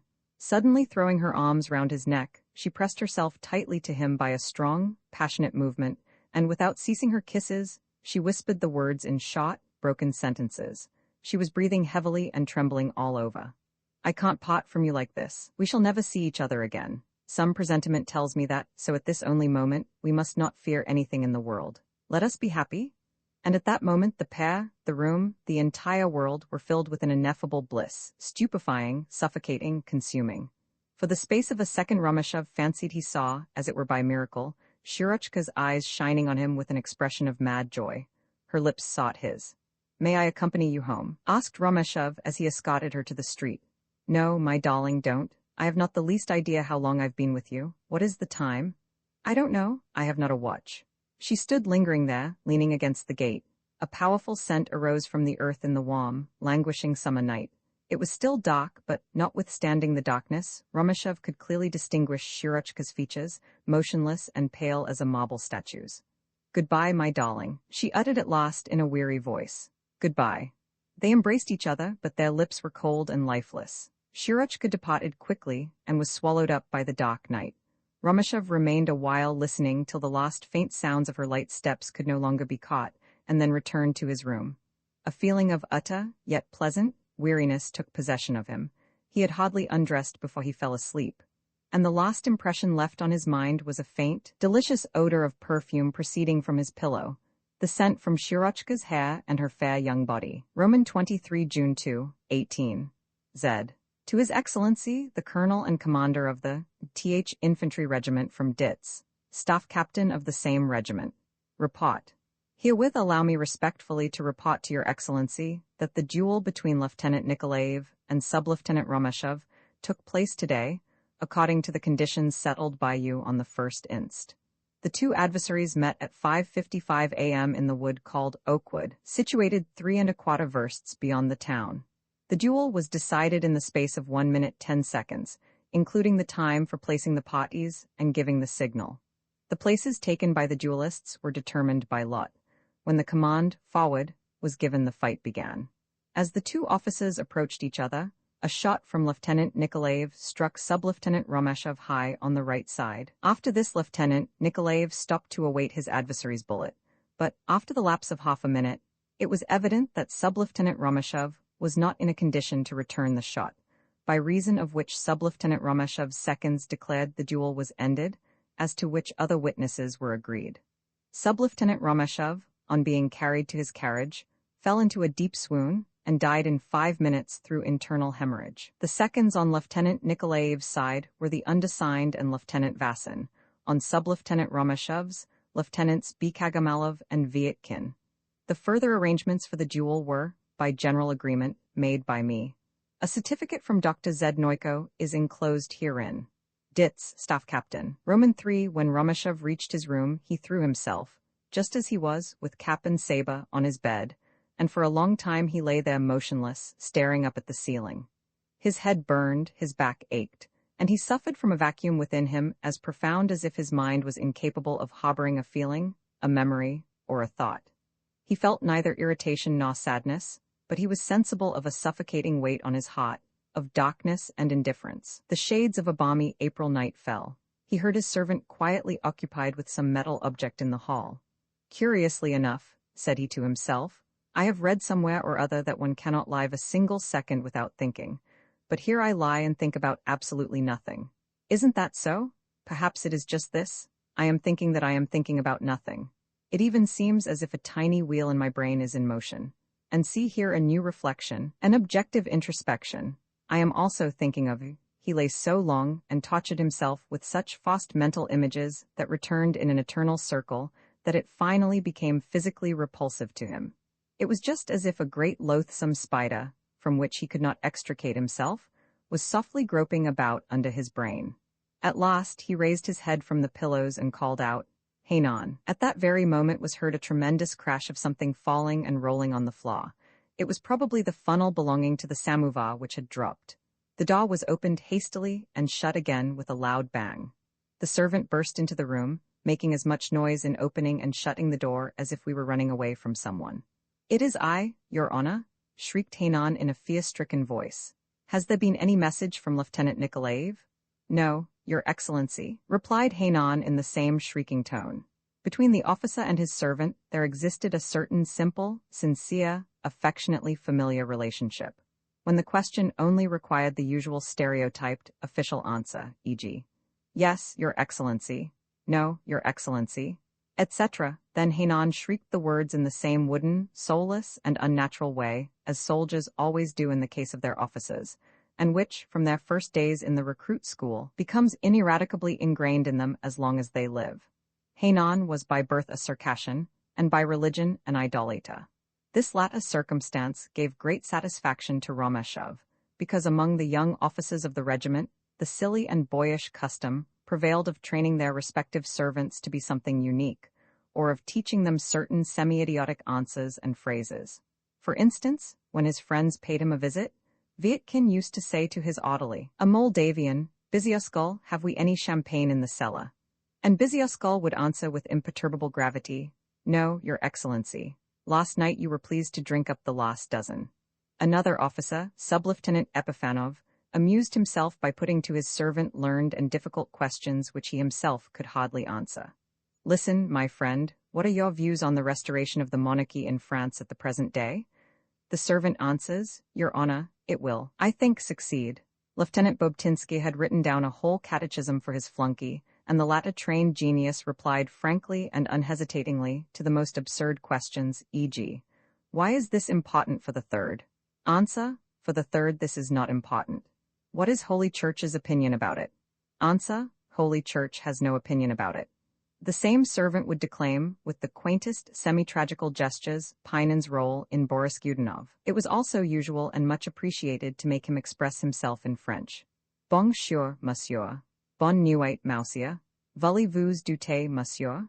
Etc., in that style. All these follies naturally arose from the dullness of that little garrison town, and the narrowness of a life from which all interests were excluded except those belonging to the service. Romeshov often talked to Hainan about his gods, about whom the Circassian had only dim and meager ideas, but it amused him greatly to make Hainan tell the story of how he took the oath of allegiance to the Tsar and Russia. A story well worth hearing now and then. At that time, the oath of allegiance was, for the Orthodox, administered by a priest of the Greek Church, for Catholics, by the K-Sens, 3 for Protestants when a Lutheran pastor was not available, by Staff Captain Ditz, and for Mohammedans, by Lieutenant Bikagamalov. For Hainan and 2 of his fellow countrymen, a particular and highly original form had been authorized. The 3 soldiers were ordered to march in turn up to the adjutant of the regiment, and from the point of the saber held towards them, they were required to bite off, with deep reverence, a piece of bread that had been dipped in salt. Under no circumstances was the bread to be touched by their hands. The symbolism of this curious ceremony was as follows. When the Circassian had eaten his lauds, the Tsar's, bread and salt in this peculiar way, he was ruthlessly condemned to die by the sword if he ever failed in loyalty and obedience. Hainan was evidently very proud of having thus taken his oath of allegiance to the Tsar, and he never got tired of relating the circumstance. But as every time he told his story, he adorned it with fresh inventions and absurdities, it became at last a veritable Munchausen affair, which was always received with Homeric laughter by Romashov and his guests. Hainan now thought that his master would start his usual questions about gods and adjutants, and stood ready to begin with a cunning smile on his face when Romashov said, "That will do, you can go." "Shall I not lay out your honor's new uniform?" asked the ever-attentive Hainan. Romashov was silent and pondered. First he would say, yes, then, no, and again, yes. At last, after a long, deep sigh, uttered in the descending scale, he replied in a tone of resignation, "No, Hainan, never mind about that. Get the samovar ready, and then run off to the mess for my supper." "I will stay away today," whispered he to himself. "It doesn't do to bore people to death by calling on them like that every day, and besides, it is plain I am not a man people long for."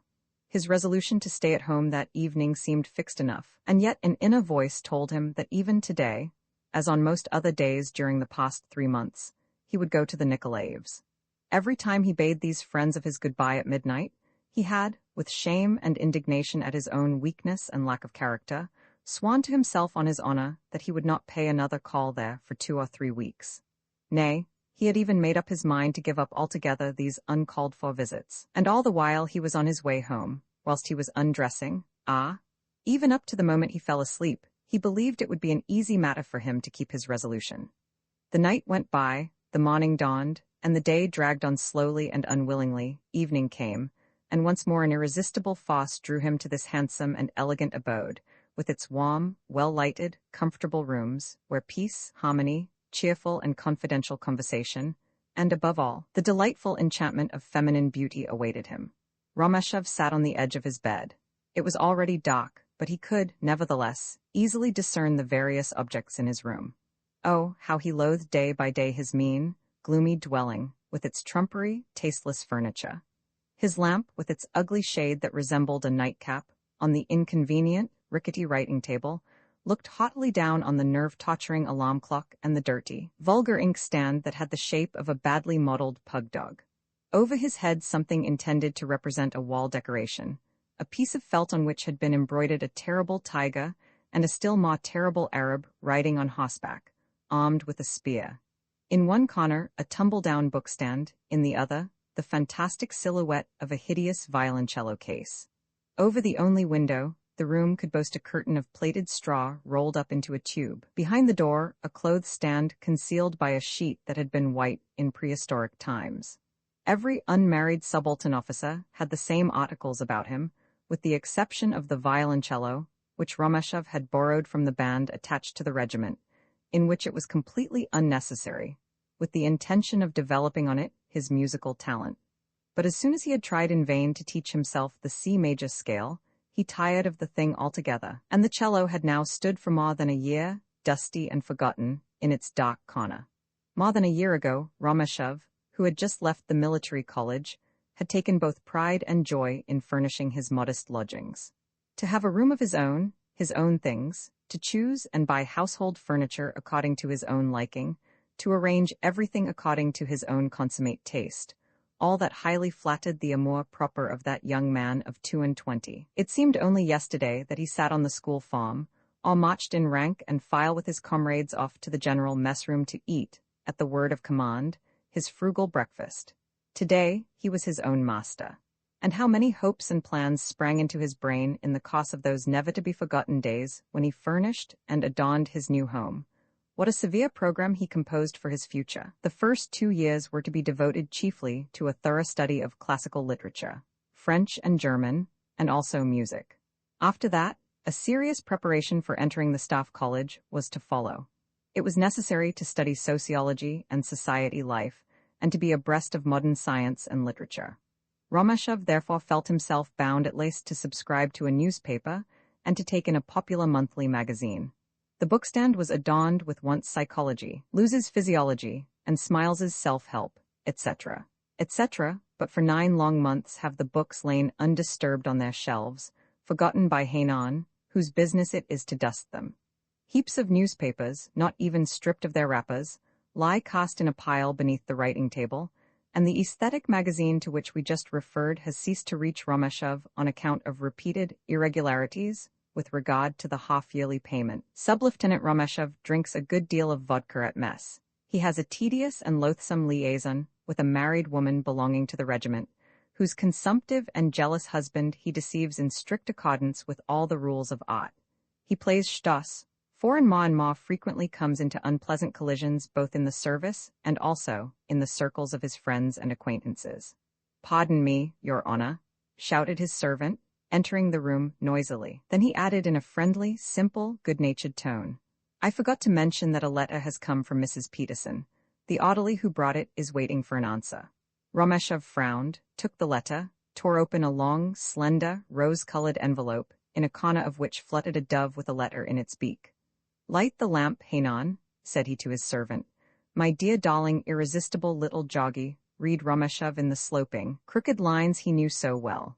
"For a whole week you have not been to see me, and yesterday I was so miserable without you that I lay and wept the whole night. Remember that if you fool me or deceive me, I shall not survive it. 1 single drop of poison and I shall be freed from my tortures forever. But as for you, conscience shall gnaw you forever and ever. You must come to me tonight at 7:30. He is not at home. He is somewhere, on tactical duty or whatever it is called. Do come? I kiss you 1,000,000 times. Yours always, Raisa. P.S. Have you forgotten the river fast rushing, under the willow boughs wending its way? Kisses you gave me, dear, burning and crushing, when in your strong arms I tremblingly lay? P.S.S. You must absolutely attend the soiree next Saturday at the officers' mess. I will give you the 3rd quadrille. You understand." A long way down on the 4th page lay written, "I have kissed here." This delightful epistle wafted the familiar perfume of Persian lilac, and drops of that essence had, here and there, left yellow stains behind them on the letter, in which the characters had run apart in different directions. This stale scent, combined with the tasteless, absurdly sentimental tone throughout this letter, from a little, immoral, red-haired woman, excited in Romashov an intolerable feeling of disgust. With a sort of grim delight, he first tore the letter into 2 parts, laid them carefully together, tore them up again, laid the bits of paper once more together, and tore them again into little bits till his fingers got numb, and then, with clenched teeth and a broad, cynical grin, threw the fragments under his writing table. At the same time, according to his old habit, he had time to think of himself in the 3rd person. And he burst out into a bitter, contemptuous laugh. A moment later he realized that he would have to go that evening to the Nikolaevs. But this is the last time. After he had tried to deceive himself by these words, he felt for once happy and calm. "Hainan, my clothes." He made his toilet hastily and impatiently, put on his elegant new tunic, and sprinkled a few drops of eau de cologne on a clean handkerchief, but when he was dressed and ready to go, he was stopped suddenly by Hainan. "Your Honor," said the Circassian, in an unusually meek and supplicating tone, as he began to execute a most curious sort of dance before his master. Whilst he was performing a kind of march on the spot, he lifted his knees right up, one after the other, rocking his shoulders, nodding his head, and making a series of convulsive movements in the air with his arms and fingers. Hainan was in the habit of giving vent to his excited feelings by curious gestures of that sort. "What do you want now?" "Your Honor," stammered Hainan, "I want to ask you something. Please give me the white gentleman." "The white gentleman? What white gentleman?" "The one you ordered me to throw away, the one standing in that corner." Hainan pointed with his fingers to the stove corner, where a bust of Pushkin was standing on the floor. This bust, which Romashov had obtained from a wandering peddler, really did not represent the famous poet, but merely reproduced the forbidding features of an old Jew broker. Badly modeled, so covered with dust and fly dirt as to be unrecognizable, the stone image aroused Romashev's aversion to such an extent that he had at last made up his mind to order Hainan to throw it into the yard. "What do you want with it?" asked Romashev, laughing. "But take it by all means, take it. I am only too pleased. I don't want it, only I should like to know what you are going to do with it." Hainan smiled and changed from one foot to the other. "Well, take him then. I wish you joy of it. By the way, do you know who it is?" Hainan smiled in an embarrassed way and infused still more energy into his caperings. "No, don't know." Hainan rubbed his lips with his coat sleeve. "So you don't know? Well, listen. This is Pushkin, Aleksandr Sergeyevich Pushkin. Did you understand me? Now repeat, Aleksandr Sergeyevich Basayev," repeated Hainan in a determined tone. "Basayev? Well, call him Basayev if you like. Now I am off. Should any message come from Mr. and Mrs. Peterson, say I'm not at home and you don't know where I have gone. Do you understand? But if anyone wants me in the way of business connected with the regiment, run down at once for me at Lieutenant Nikolaev's. You may fetch my supper from the mess and eat it yourself. Goodbye, old fellow." Romashev gave his servant a friendly smack on his shoulder, which was answered by a broad, happy, familiar smile. Roman 4, when Romashev reached the yard, it was quite dark. He stumbled like a blind man into the street. His huge goloshes sank deep into the thick, stiff mud, and every step he took was accompanied by a smacking noise. Now and again, one golosh stuck so fast in the mud of the road that it remained there, and he had all the difficulty in the world, whilst balancing himself wildly on his other foot, to recover his treasure. The little town seemed to him to be absolutely dead. Not a sound was heard. Even the dogs were silent. Here and there a gleam of light streamed from the small, low-pitched white house, against which the windowsills sharply depicted their shapes in the yellowish-brown mire. From the wet and sticky palings along which Romashev slowly worked his way, from the raw, moist bark of the poplars, from the dirty road itself, there arose a strong, refreshing scent of spring, which aroused a certain unconscious sense of joy and comfort. Nay, even with the tormenting gale which swept violently through the streets seemed mingled a youthful, reawakened desire of life, and the gusts of wind chased one another like boisterous and sportive children in a merry-go-round. When Romashev reached the house where the Nikolaevs dwelt, he stopped, despondent and perplexed. The close, cinnamon-colored curtains were let down, but behind them one could, nevertheless, distinguish the clear, even glow of a lamp. On one side, the curtain curved inwards and formed a long, small chink against the windowsill. Romashev pressed his face cautiously against the window, and hardly dared to breathe for fear of betraying his presence. He could distinguish Aleksandra Petrovna's head and shoulders. She was sitting in a stooping attitude on that green rep divan that he knew so well.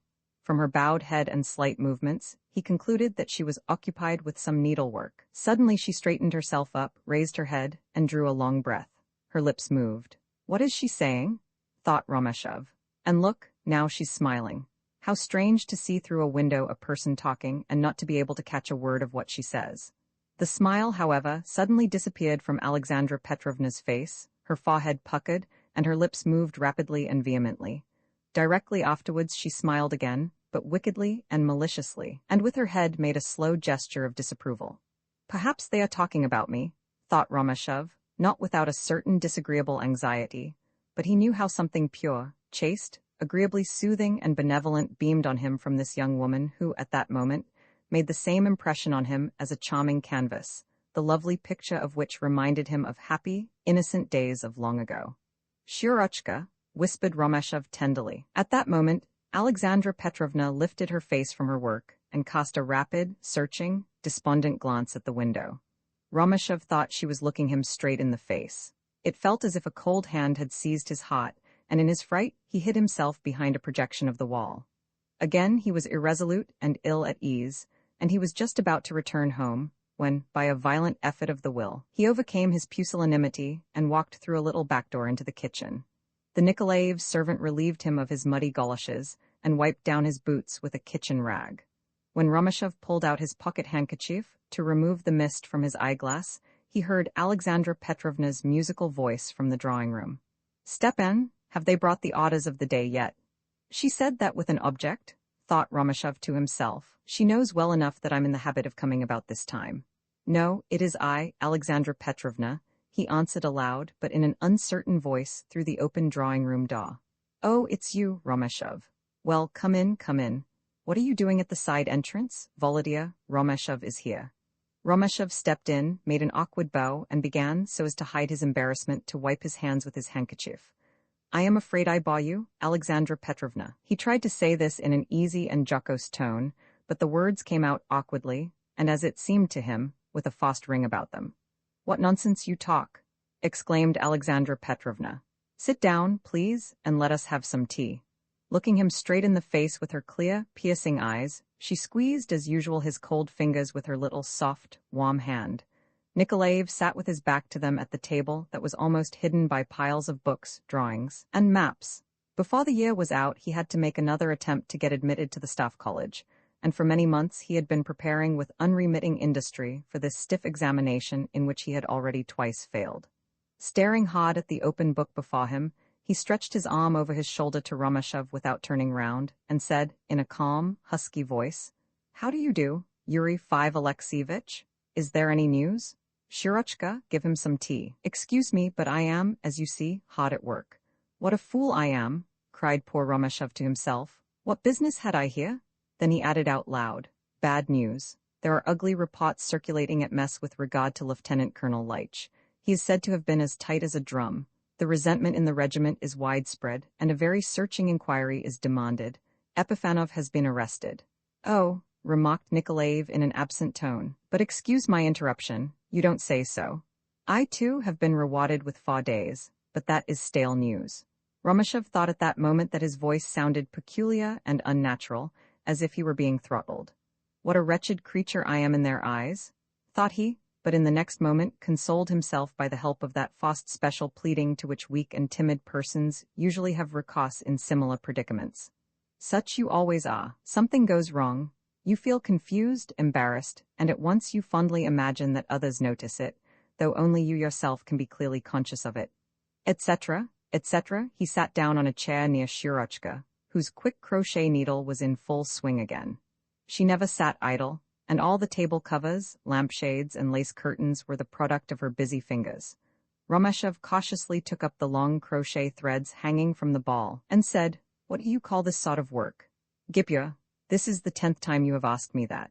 Shirochka glanced quickly at him, and then let her eyes fall on her work, but before long she looked up again and laughed. Now then, Yuri Alexievich, don't sit there pouting.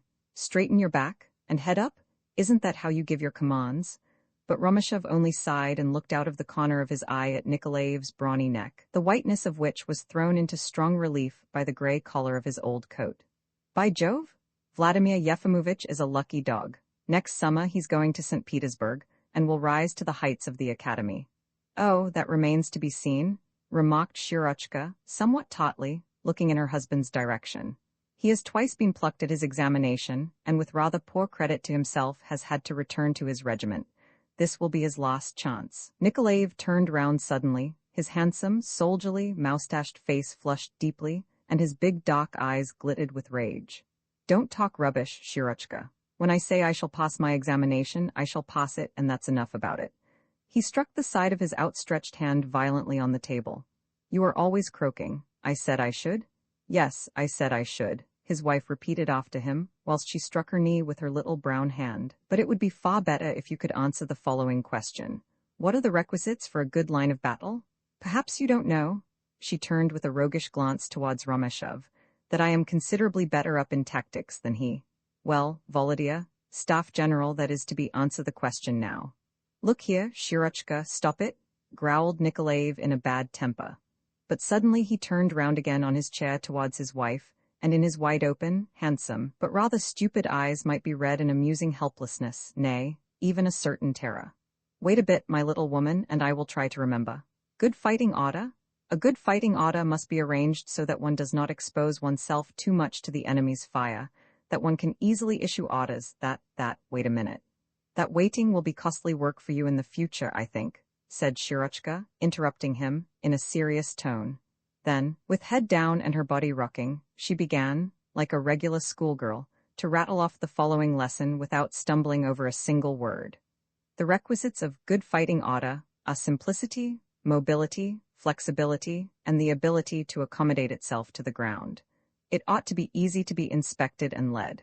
It must, as far as possible, be out of reach of the enemy's fire, easy to pass from one formation to another, and able to be quickly changed from fighting to marching order. Done. She opened her eyes, took a deep breath, and as she turned her lively, smiling countenance to Romeshov, said, "Was that all right?" "What a memory!" exclaimed Nikolaev enviously, as he once more plunged into his books. "We study together like two comrades," explained Shirochka. "I could pass this examination at any time. The main thing," she made an energetic motion in the air with her crochet needle. "The main thing is to work systematically or according to a fixed plan. Our system is entirely my own invention, and I say so with pride. Every day we go through a certain amount of mathematics and the science of war. I may remark, by the way, that artillery is not my forte. The formulae of projectiles are to me specially distasteful, besides a bit out of the drill and army regulations book. Moreover, every other day we study languages, and on the days we do not study the latter we study history and geography." "And Russian too?" asked Romeshov politely. "Russian, do you say? Yes, that does not give us much trouble. We have already mastered Groth's orthography, and so far as the essays are concerned, year after year they are after the eternal stereotype pattern, parapacum, parabellum, characteristics of Onegin and his epoch, etc., etc." Suddenly she became silent, and snatched by a quick movement the distracting crochet needle from Romeshov's fingers. She evidently wanted to monopolize the whole of his attention to what she now intended to say. After this, she began to speak with passionate earnestness of what was at present the goal of all her thoughts and aims. "Romochka, please, try to understand me. I cannot stand this any longer. To remain here is to deteriorate. To become a lady of the regiment, to attend your rowdy soirees, to talk scandal and intrigue, to get into tempers every day, and wear out one's nerves over the housekeeping, money and carriage bills, to serve in turn, according to precedency, on ladies' committees and benevolent associations, to play whist, no, enough of this. You say that our home is comfortable and charming. But just examine this bourgeois happiness. These eternal embroideries and laces, these dreadful clothes which I have altered and modernized God knows how often, this vulgar, loud-colored sofa rug composed of rags from every spot on earth. All this has been hateful and intolerable to me. Don't you understand, my dear Romochka, that it is society, real society, that I want, with brilliant drawing rooms, witty conversation, music, flirtation, homage? As you are well aware, our good Volodya is not one to set the Thames on fire, but he is a brave, honorable, and industrious fellow. If he can only gain admission to the Staff College, I swear to procure him a brilliant career. I am a good linguist. I can hold my own in any society whatever. I possess, I don't know how to express it, a certain flexibility of mind or spirit that helps me to hold my own, to adapt myself everywhere. Finally, Romochka, look at me, gaze at me carefully. Am I, as a human being, so uninteresting?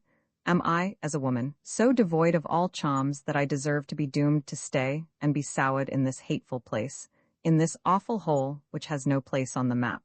She suddenly covered her face with her handkerchief, and burst into tears of self-pity and wounded pride. Nikolaev sprang from his chair and hastened, troubled and distracted, to his wife. But Shirochka had already succeeded in regaining her self-control, and took her handkerchief away from her face. There were no tears in her eyes now, but the glint of wrath and passion had not yet died out of them. "It is all right, Volodya, dear, it is nothing." She pushed him nervously away. Immediately afterwards she turned with a little laugh to Romeshov, and whilst she was again snatching the thread from him, she said to him coquettishly, "Answer me candidly, you clumsy thing, am I pretty or not? Remember, though, it is the height of impoliteness not to pay a woman the compliment she wants." "Shirochka, you ought to be ashamed of yourself," exclaimed Nikolaev reprovingly from his seat at the writing table.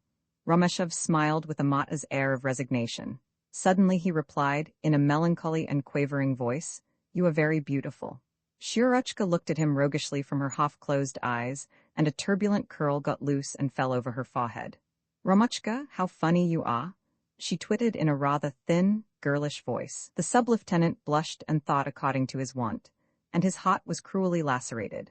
Nobody said a word. Shirochka went on diligently crocheting. Vladimir Yefimovitch, who was bravely struggling with a German translation, now and then mumbled out some German words.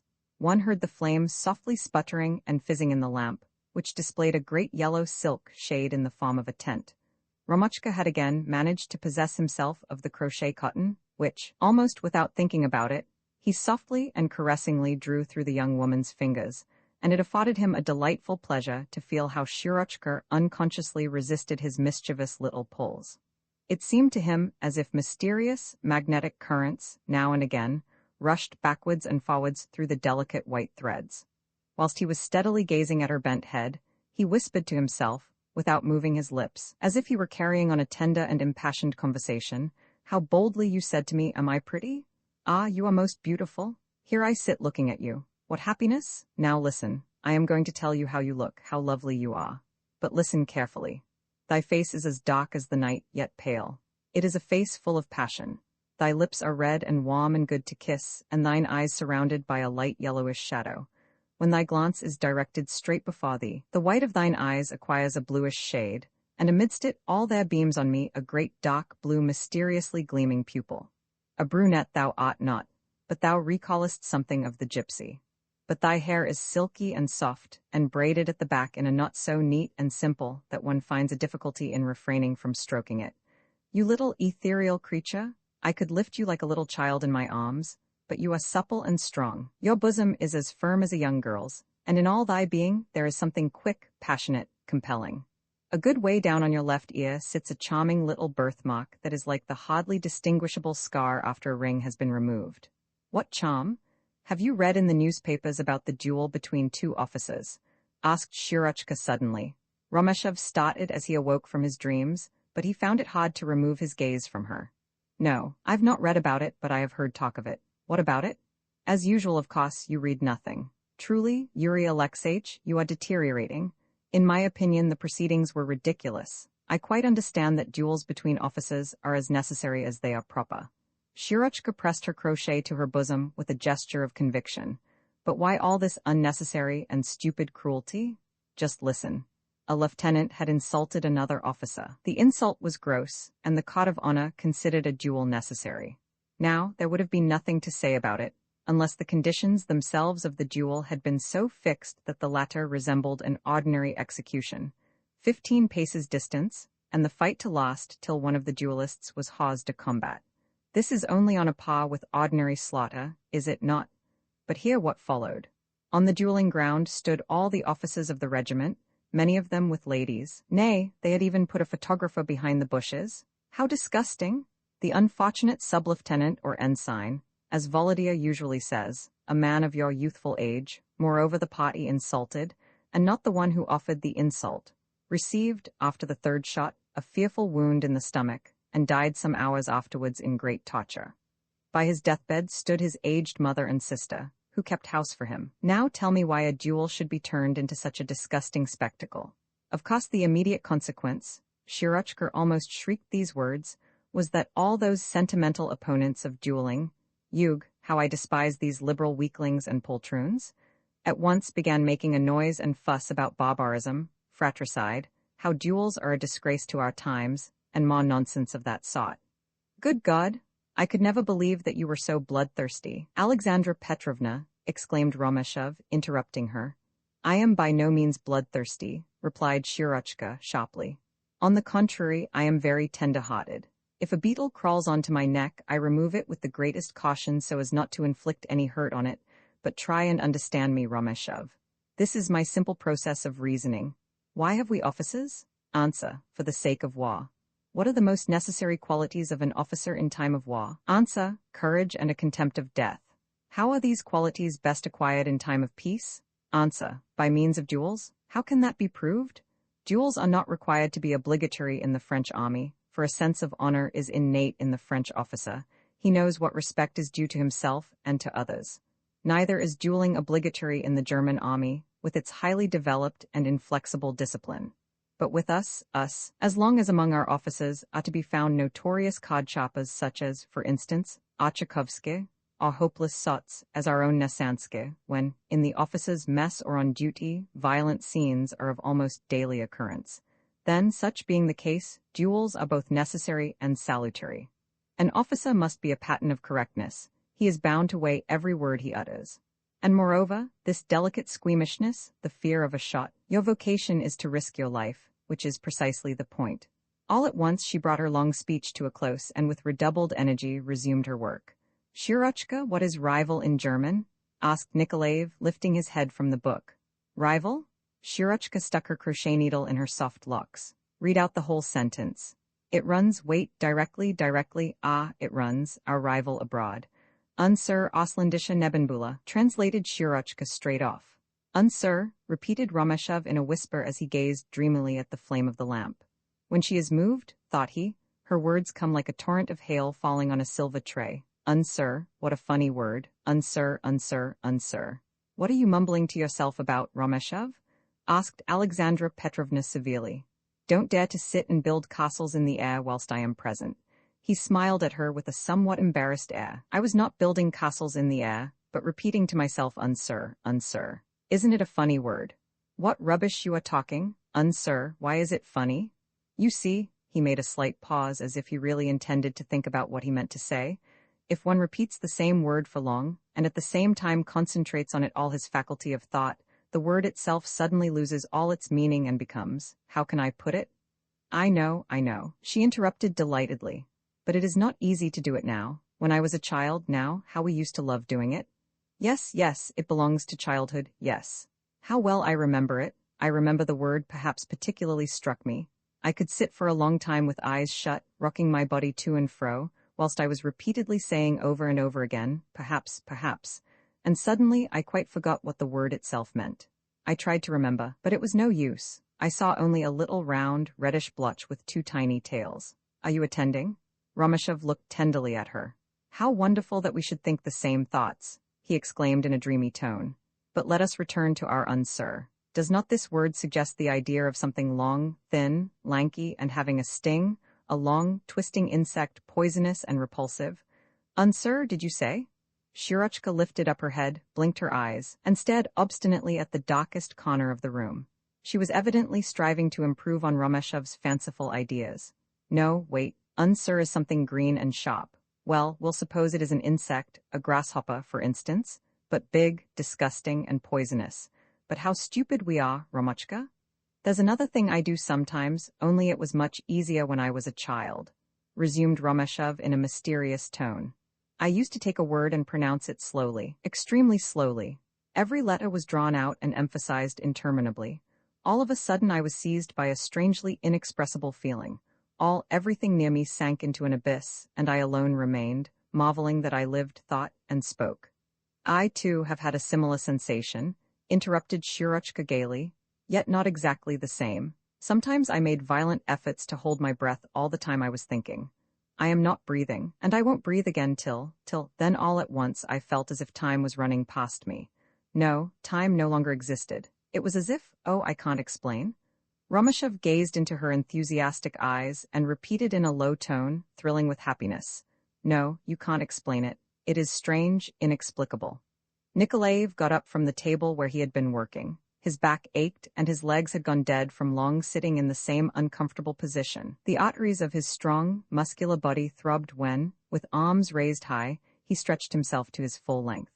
Look here, my learned psychologists, or whatever I should call you, it is supper time. A cold collation had been laid in the comfortable little dining room, where, suspended from the ceiling, a china lamp with frosted glass shed its clear light. Nikolaev never touched spirits, but a little decanter of schnapps had been put on the table for Romeshov. Shirochka, contorting her pretty face by a contemptuous grimace, said, in the careless tone she so often adopted, "Of course, you can't do without that poison." Romeshov smiled guiltily, and in his confusion the schnapps went the wrong way and set him coughing. "Aren't you ashamed of yourself?" scolded his young hostess. "You can't even drink it without choking over it. I can forgive it in your adored Nasansky, who is a notorious drunkard, but for you, a handsome, promising young man, not to be able to sit down to table without vodka, it is really melancholy. But that is Nasansky's doing too." Her husband, who was glancing through the regimental orders that had just come in, suddenly called out, "Just listen. Lieutenant Nasansky has received a month's leave from the regiment to attend to his private affairs." "Tut, tut. What does that mean? He has been tippling again. You, Yuri Alexeyevich, are said, to visit him. Is it a fact that he has begun to drink heavily?" Romeshov looked embarrassed and lowered his gaze. "No, I have not observed it, but he certainly does drink a little now and again, Your Nasansky is offensive to me, remarked Shirochka in a low voice, trembling with suppressed bitterness. If it were in my power, I would have a creature like that shot as if he were a mad dog. Such officers are a disgrace to their regiment. Almost directly after supper was over, Nikolaev, who in eating had displayed no less energy than he had just done at his writing table, began to gape, and at last said quite plainly, "Do you know, I think I'll just take a little nap. Or if one were to go straight off to the land of Nod, as they used to express it in our good old novels." "A good idea, Vladimir Yefimovitch," said Romashov, interrupting him in, as he thought, a careless, dreamy tone, but as he rose from table he thought sadly, "They don't stand on ceremony with me here. Why on earth do I come?" It seemed to him that it afforded Nikolaev a particular pleasure to turn him out of the house. But just as he was purposely saying goodbye to his host first, he was already dreaming of the delightful moment when, in taking leave of Shirochka, he would feel at the same time the strong yet caressing pressure of a beloved one's hand. When this longed-for moment at length arrived, he found himself in such a state of happiness that he did not hear Shirochka say to him, "Don't quite forget us. You know you are always welcome. Besides, it is far more healthy for you to spend your evenings with us than to sit drinking with that dreadful Nasansky. Also, don't forget we stand on no ceremony with you." He heard her last words as it were in a dream, but he did not realize their meaning till he reached the street. "Yes, that is true indeed. They don't stand on ceremony with me," whispered he to himself with the painful bitterness in which young and conceited persons of his age are so prone to indulge. Romashov was still standing on the doorstep. The night was rather warm, but very dark. He began to grope his way cautiously with his hand on the palings whilst waiting until his eyes got accustomed to the darkness. Suddenly, the kitchen door of Nikolaev's dwelling was thrown open, and a broad stream of misty yellow light escaped. Heavy steps sounded in the muddy street. The next moment Romashov heard Stepan's, the Nikolaev's servant's, angry voice. "He comes here every blessed day, and the deuce knows what he comes for." Another soldier, whose voice Romashov did not recognize, answered indifferently with a lazy, long-drawn yawn, "What business can it be of yours, my dear fellow? Good night, Stepan." "Good night to you, Bolin. Look in when you like." Romashov's hands suddenly clung to the palings. An unendurable feeling of shame made him blush, in spite of the darkness. All his body broke out into a perspiration, and, in his back and the soles of his feet, he felt the sting of 1,000 red-hot, pointed nails. "This chapter's closed. Even the soldiers laugh at me," thought he with indescribable pain. Directly afterwards it flashed on his mind that that very evening, in many expressions used, in the tones of the replies, in glances exchanged between man and wife, he had seen a number of trifles that he had hitherto not noticed, but which he now thought testified only to contempt of him, and ridicule, impatience and indignation at the persistent visits of that insufferable guest. "What a disgrace and scandal this is to me," he whispered without stirring from the spot. "Things have reached such a pitch that it is as much as the Nikolaevs can do to endure my company." The lights in their drawing-room were now extinguished. "They are in their bedroom now," thought Romashov, and at once he began fancying that Nikolaev and Shirochka were then talking about him, whilst making their toilet for the night, with the indifference and absence of bashfulness at each other's presence that is characteristic of married couples. The wife is sitting in her petticoat in front of the mirror, combing her hair. Vladimir Yefimovitch is sitting in his nightshirt at the edge of the bed, and saying in a sleepy but angry tone, whilst flushed with the exertion of taking off his boots, "Hark you, Shirochka, that infernal boor, your dear Romashov, will be the death of me with his insufferable visits, and I really can't understand how you can tolerate him." Then to this frank and candid speech Shirochka replies, without turning round, and with her mouth full of hairpins, "Be good enough to remember, sir, he is not my Romochka, but yours." Another 5 minutes elapsed before Romashov, still tortured by these bitter and painful thoughts, made up his mind to continue his journey. Along the whole extent of the palings belonging to the Nikolaevs' house, he walked with stealthy steps, cautiously and gently dragging his feet from the mire, as if he feared he might be discovered and arrested as a common vagrant. To go straight home was not to his liking at all. Nay, he dared not even think of his gloomy, low-pitched, cramped room with its single window and repulsive furniture. "By Jove! Why shouldn't I look up Nasansky, just to annoy her?" thought he all of a sudden, whereupon he experienced the delightful satisfaction of revenge. "She reproached me for my friendship with Nasansky. Well, I shall just for that very reason pay him a visit." He raised eyes to heaven and said to himself passionately, as he pressed his hands against his heart, I swear that today I have visited them for the last time. I will no longer endure this mortification. And immediately afterwards he added mentally, as was his ingrained habit. His expressive black eyes glistened with resolution and contempt. But Romashev's eyes, unfortunately, were neither black nor expressive, but of a very common color, slightly varying between yellow and green. Nasanska tenanted a room in a comrade's, Lieutenant Siegist's house. This Siegist was most certainly the oldest lieutenant in the whole Russian army. Notwithstanding his unimpeachable conduct as an officer, and the fact of his having served in the war with Turkey, through some unaccountable disposition of fate, his military career seemed closed, and every hope of further advancement was apparently lost. He was a widower, with 4 little children and 48 rubles a month, on which sum, strangely enough, he managed to get along. It was his practice to hire large flats which he afterwards, in turn, let out to his brother officers. He took in boarders, fattened and sold fowls and turkeys, and no one understood better than he how to purchase wood and other necessaries cheap and at the right time. He bathed his children himself in a common trough, prescribed for them from his little medicine chest when they were ill, and with his sewing machine, made them tiny shirts, undervests, and drawers. Like many other officers, Siegist had, in his bachelor days, interested himself in woman's work, and acquired a readiness with his needle that proved very useful in hard times. Malicious tongues went so far as to assert that he secretly and stealthily sold his handiwork. Notwithstanding all his economy and closeness, his life was full of troubles. Epidemic diseases ravaged his foul house. His numerous rooms stood unlet for long periods. His boarders grumbled at their bad food and refused to pay. The consequence of this was that 3 or 4 times a year, Siegist, tall, thin, and unshaven, with cheerless countenance and a forehead dripping with cold sweat, might be seen on his way to the town to borrow some small sum. And all recognized the low, regimental cap that resembled a pancake, always with its peak askew, as well as the antiquated cloak, modelled on those worn in the time of the Emperor Nicholas, which waved in the breeze like a couple of huge wings. A light was burning in Siegist's flat, and as Romashev approached the window, he saw him sitting by a round table under a hanging lamp. The bald head, with its gentle, wan features, was bent low over a little piece of red cloth, which was probably destined to form an integral part of a little Russian Raubashka. 6 Romashev went up and tapped at the window. Siegist started up, laid aside his work, rose from the table, and went up to the window. "It is I, Adam Ivanitch. Open the window a moment." Siegist opened a little pane and looked out. "Well, it's you, Sub-Lieutenant Romashev. What's up? Is Nasansky at home?" "Of course he's at home. Where else should he be?" "Ah, your friend Nasansky cheats me nicely, I can tell you. For 2 months I have kept him in food, but as for his paying for it, as yet I've only had grand promises.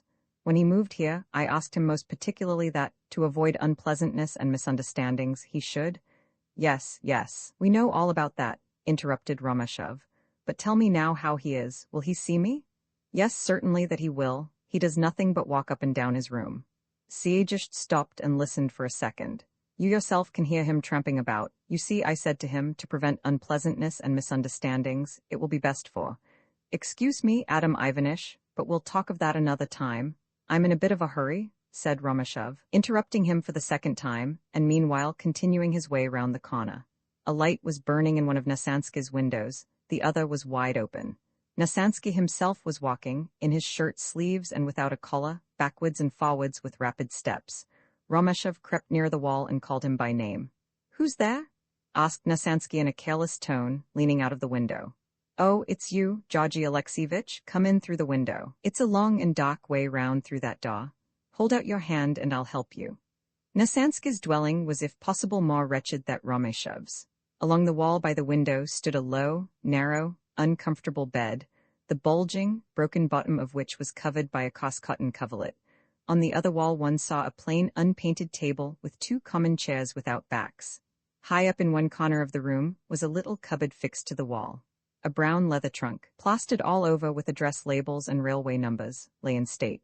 There was not a single thing in the room except these articles and the lamp. "Good evening, my friend," said Nasansky, with a hearty handshake and a warm glance from his beautiful, deep blue eyes. "Please sit down on this bed. As you've already heard, I have handed in my sick report." "Yes, I heard it just now from Nikolaev." Again, Romeshov called to mind Stepan's insulting remark, the painful memory of which was reflected in his face. "Oh, you come from the Nikolaevs?" cried Nasansky, and with visible interest. "Do you often visit them?" The unusual tone of the question made Romeshov uneasy and suspicious, and he instinctively uttered a falsehood. He answered carelessly, "No, certainly not often. I just happened to look them up." Nasansky, who had been walking up and down the room during the conversation, now stopped before the little cupboard, the door of which he opened. On one of its shelves stood a bottle of vodka, and beside it lay an apple cut up into thin, even slices. Standing with his back to his guest, Nasansky poured out for himself a glass and quickly drained it. Romeshov noticed how Nasansky's back, under its thin linen shirt, quivered convulsively. "Would you like anything?" asked Nasansky with a gesture towards the cupboard. "My larder is, as you see, poor enough, but if you are hungry one can always try and procure an omelette. Anyhow, that's more than our father Adam had to offer." "Thanks, not now, perhaps later on." Nasansky stuck his hands in his pockets and walked about the room. After pacing up and down twice, he began talking as though resuming an interrupted conversation. "Yes, I am always walking up and down and thinking, but I am quite happy. Tomorrow, of course, they will say as usual in the regiment, he's a drunkard. And that is true in a sense, but it is not the whole truth. All the same, at this moment, I'm happy. I feel neither pain nor ailments. It is different, alas, in ordinary circumstances. My mind and willpower are paralyzed. I shall again become a cowardly and despicably mean creature, vain, shabby, hypocritical, a curse to myself and everyone else. I loathe my profession, but nevertheless I remain in it. And why? Ah, the devil himself could not explain that, because I had it knocked into me in my childhood, and have lived since in a set where it is held that the most important thing in life is to serve the state, to be free from anxiety as to one's clothes and daily bread.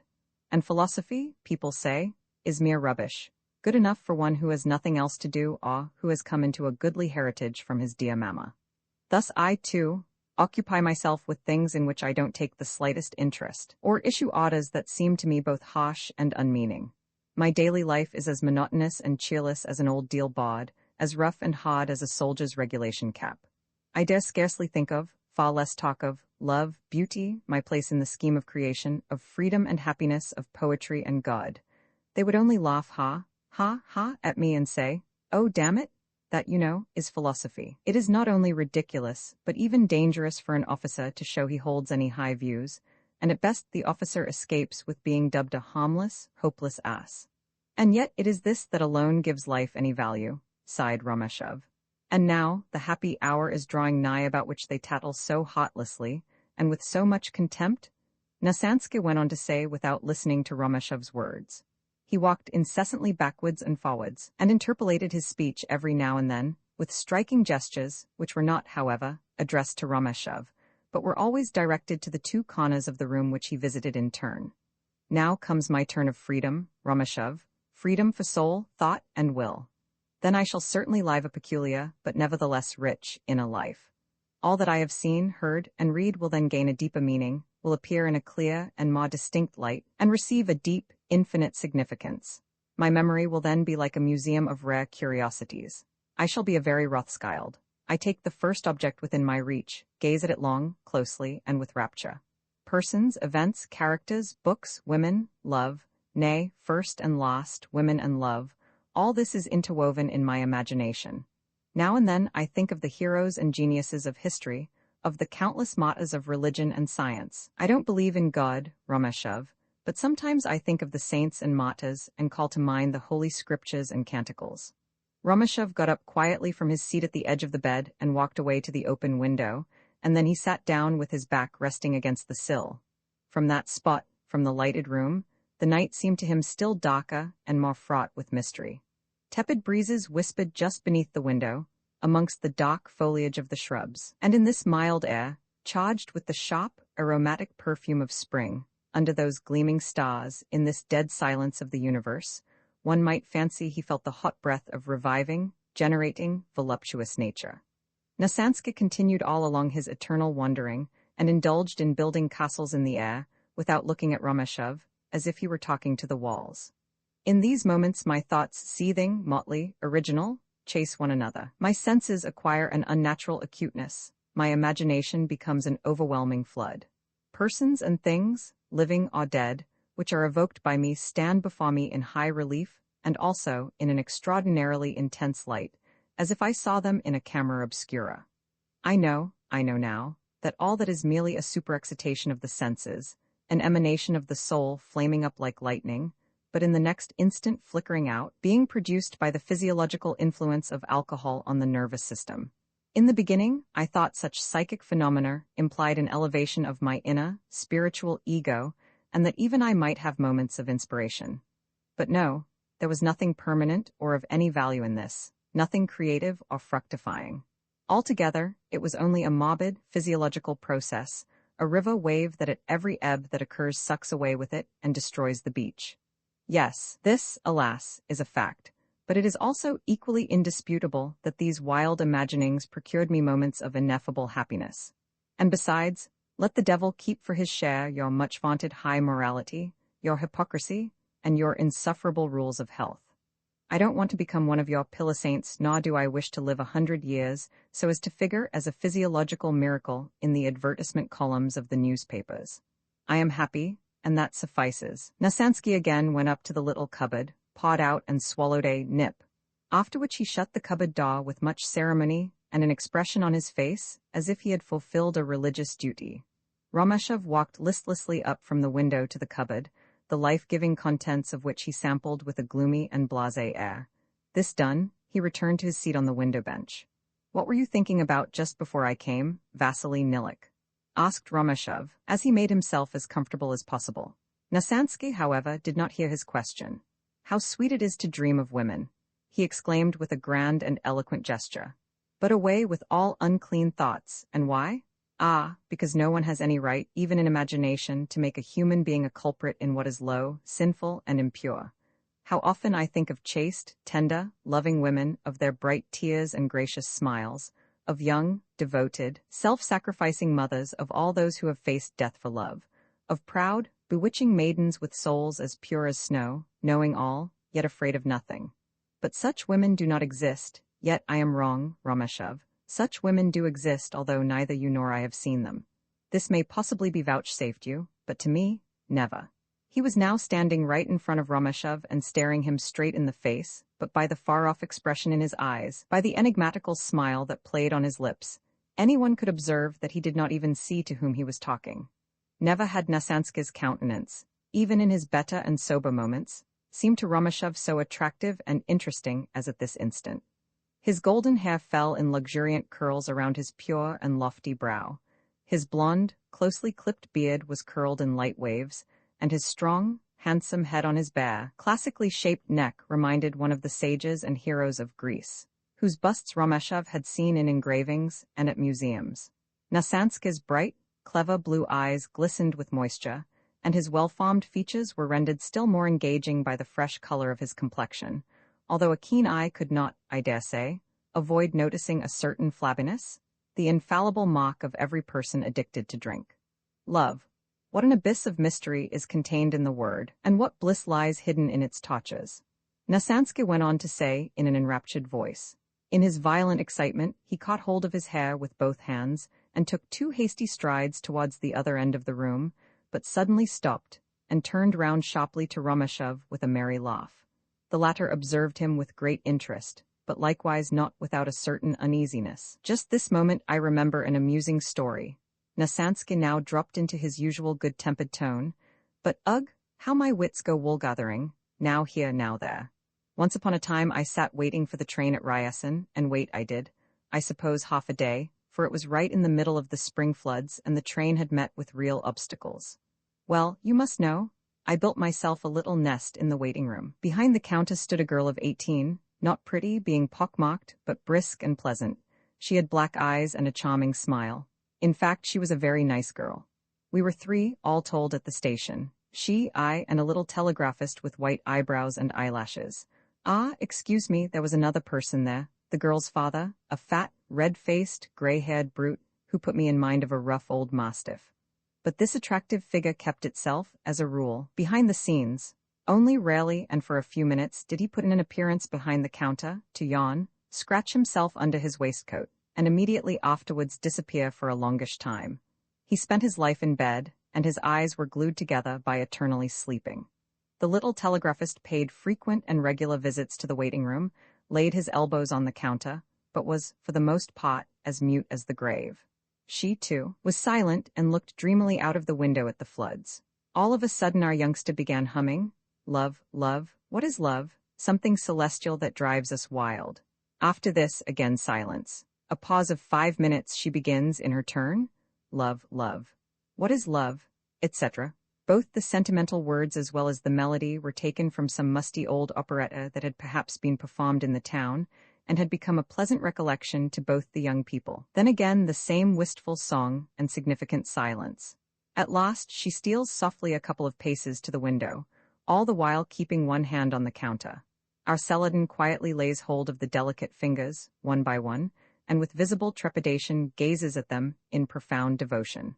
And again, the motif of that hackneyed operetta is heard from his lips. It was spring with all its yearning. Then all this cloying love only awoke in me nausea and disgust, but, since then, I have often thought with deep emotion of the vast amount of happiness this innocent love-making could bestow, and how it was most certainly the only ray of light in the dreary lives of these two human beings, lives, very likely, even more empty and barren than my own. But I beg your pardon, Rameshov. Why should I bore you with my silly, long-winded stories? Nasansky again betook himself to the little cupboard, but he did not fetch out the schnapps bottle, but stood motionless with his back turned to Rameshov. He scratched his forehead, pressed his right hand lightly to his temple, and maintained this position for a considerable while, evidently a prey to conflicting thoughts. "You were speaking of women, love, abysses, mystery, and joy," remarked Rameshov by way of reminder. "Yes, love," cried Nasansky in a jubilant voice. He now took out the bottle, pawed some of its contents out, and drained the glass quickly, as he turned round with a fierce glance and wiped his mouth with his shirt sleeve. "Love, who do you suppose understands the infinite meaning of this holy word, and yet, from it men have derived subjects for filthy, rubbishy operettas, for lewd pictures and statues, shameless stories and disgusting rhymes. That is what we officers do. Yesterday I had a visit from Ditz. He sat where you are sitting now. He toyed with his gold pince-nez and talked about women. Rameshov, my friend, I tell you that if an animal, a dog for instance, possessed the faculty of understanding human speech, and had happened to hear what Ditz said yesterday, it would have fled from the room ashamed. Ditz, as you know, Rameshov, is a good fellow, and even the others are good, for really bad people do not exist. But for fear of forfeiting his reputation as a cynic, man about town, and lady-killer, he dares not express himself about women otherwise than he does. Amongst our young men, there is a universal confusion of ideas that often finds expression in bragging contempt, and the cause of this is that the great majority seek in the possession of women only costs sensual, brutish enjoyment, and that is the reason why love becomes to them only something contemptible, wanton. Well, I don't know, damn it, how to express exactly what I mean, and when the animal instincts are satisfied, coldness, disgust, and enmity are the natural result. The man of culture has said good night to love, just as he has done to robbery and murder, and seems to regard it only as a sort of snare set by nature for the destruction of humanity. That is the truth about it, agreed Rameshov quietly and sadly. No, that is not true, shouted Nasansky in a voice of thunder. Yes, I say it once more, it is a lie. In this, as in everything else, nature has revealed her wisdom and ingenuity. The fact is merely that whereas Lieutenant Ditz finds in love only brutal enjoyment, disgust, and surfeit, Dante finds in it beauty, felicity, and harmony. True love is the heritage of the elect, and to understand this let us take another simile. All mankind has an ear for music, but in the case of millions, this is developed about as much as in Stockfish or Staff Captain Vasilichenko. Only one individual in all these millions is a Beethoven, and the same is the case in everything, in art, science, poetry. And so far as love is concerned, I tell you that even this has its peaks which only one out of millions is able to climb. He walked to the window, and leaned his forehead against the sill where Rameshov sat gazing out on the warm, dark, spring night. At last he said in a voice low, but vibrating with strong inward excitement, "Oh, if we could see and grasp love's innermost being, its supernatural beauty and charm, we gross, blind earthworms, how many know and feel what happiness, what delightful touches exist in an undying, hopeless love?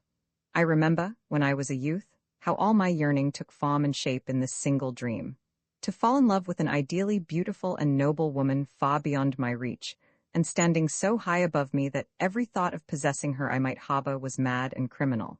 To consecrate to her all my life, all my thoughts without her even suspecting it, and to carry my delightful, torturing secret with me to the grave, to be her slave, her lackey, her protector, or to employ 1,000 arts just to see her once a year, to come close to her, and, oh, maddening rapture, to touch the hem of her garment or kiss the ground on which she had walked, and to wind up in a madhouse, exclaimed Romeshov in a gloomy tone. Oh, my dear fellow, what does that matter? Cried Nasansky passionately. Perhaps, who knows? One might then attain to that state of bliss one reads of in stories. Which is best, to lose your wits through a love which can never be realized, or like Ditz, to go stark mad from shameful, incurable diseases or slow paralysis. Just think what felicity, to stand all night in front of her window on the other side of the street. Look, there's a shadow visible behind the drawn curtain. Can it be she? What's she doing? What's she thinking of? The light is lowered. Sleep, my beloved, sleep in peace, for love is keeping vigil.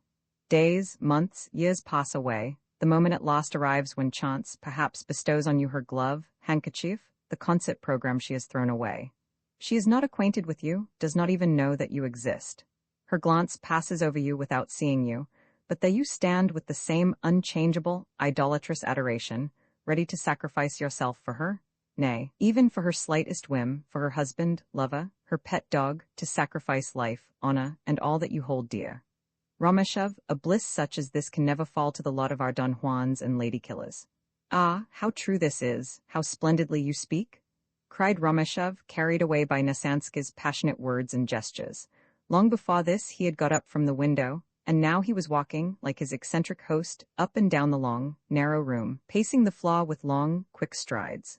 Listen, Nasansky, I will tell you something about myself. Once upon a time I fell in love with a woman. Oh, not here, no, in Moscow. I was then a mere stripling.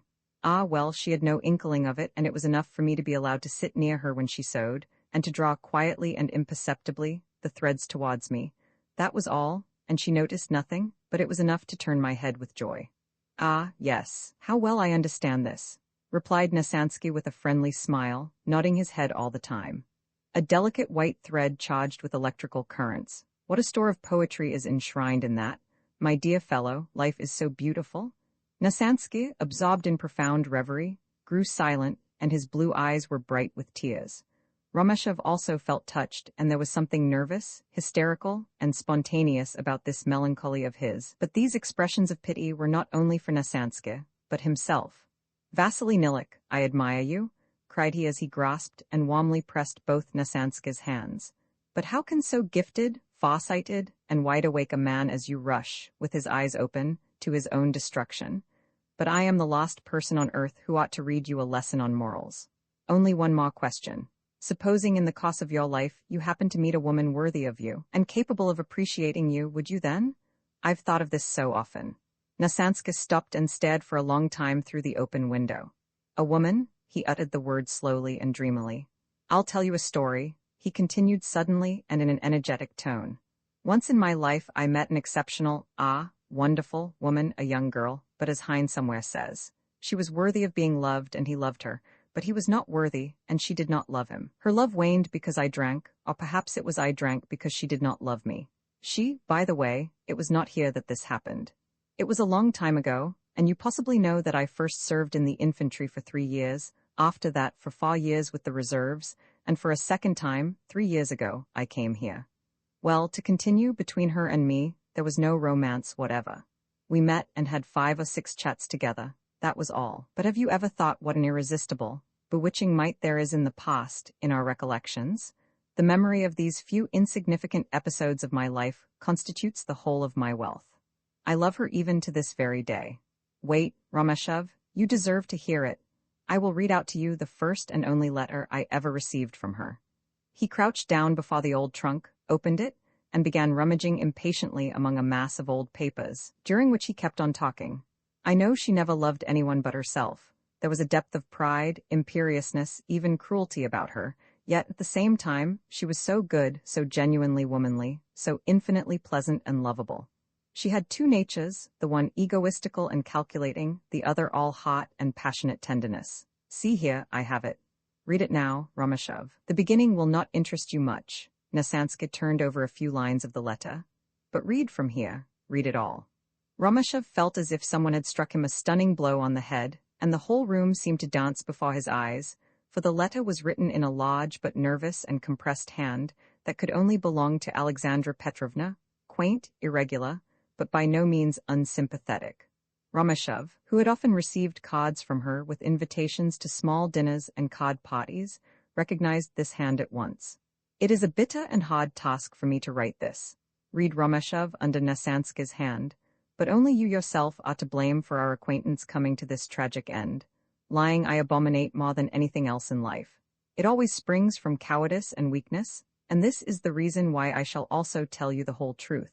I loved you up to now. Yes, I love you even now, and I know it will prove very hard for me to master this feeling. But I also know that, in the end, I shall gain the victory. What do you suppose our lot would be if I acted otherwise? I confess I lack the energy and self-denial requisite for becoming the housekeeper, nurse girl, or sister of mercy to a weakling with no will of his own. I loathe above everything self-sacrifice and pity for others, and I shall let neither you nor anyone else excite these feelings in me. I will not have a husband who would only be a dog at my feet, incessantly craving alms or proofs of affection, and you would never be anything else, in spite of your extraordinary talents and noble qualities. Tell me now, with your hand upon your heart, if you are capable of it. Alas, my dear Vasily Nilik, if you could, all my heart, all my life yearns for you. I love you. What is the obstacle then? No one but yourself. For a person one loves, one can, you know, sacrifice the whole world, and now I ask of you only this one thing, but can you? No, you cannot, and now I bid you goodbye forever. In thought I kiss you on your forehead as one kisses a corpse, and you are dead to me, forever. I advise you to destroy this letter, not that I blush for or fear its contents, but because I think it will be a sauce to you of tormenting recollections. I repeat once more, the rest is of little interest to you, said Nasansky abruptly, as he took the letter from Romashov's hand. This, as I have just told you, was her only letter to me. What happened afterwards? Stammered Romashov awkwardly. Afterwards? We never saw one another afterwards. She went her way and is reported to have married an engineer. That, however, is another matter. And you never visit Aleksandra Petrovna? Romashov uttered these words in a whisper, but both officers started at the sound of them, and gazed at each other a long time without speaking. During these few seconds the barriers raised by human guile and hypocrisy fell away, and the two men read each other's soul as an open book. Hundreds of things that had hitherto been for them a profound secret stood before them that moment in dazzling light, and the whole of the conversation that evening suddenly took a peculiar, deep, nay, almost tragic significance. What, you too? Exclaimed Nasansky at last, with an expression bordering on fear in his eyes, but he quickly regained his composure and exclaimed with a laugh. Ugh, what a misunderstanding! We were discussing something quite different. That letter which you have just read was written hundreds of years ago, and the woman in question lived in Transcaucasia. But where was it we left off? It is late, Vasily Nilik, and time to say good night, replied Romashov, rising. Nasansky did not try to keep him. They separated neither in a cold or unfriendly way, but they were, as it seemed, ashamed of each other. Romashov was now more convinced than ever that the letter was from Shirochka. During the whole of his way home, he thought of nothing except this letter, but he could not make out what feelings it aroused in him. They were a mingling of jealousy of Nasanska, jealousy on account of what had been, but also a certain exultant pity for Nasanska, and in himself there awoke new hopes, dim and indefinite, but delicious and alluring. It was as if this letter had put into his hand a mysterious, invisible clue that was leading him into the future. The breeze had subsided. The tepid night's intense darkness and silence reminded one of soft, warm velvet.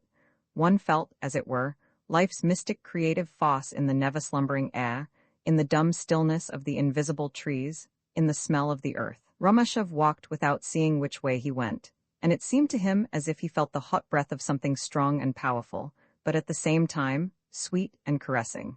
His thoughts went back with dull, harrowing pain to bygone happy springs that would never more return, to the blissful, innocent days of his childhood.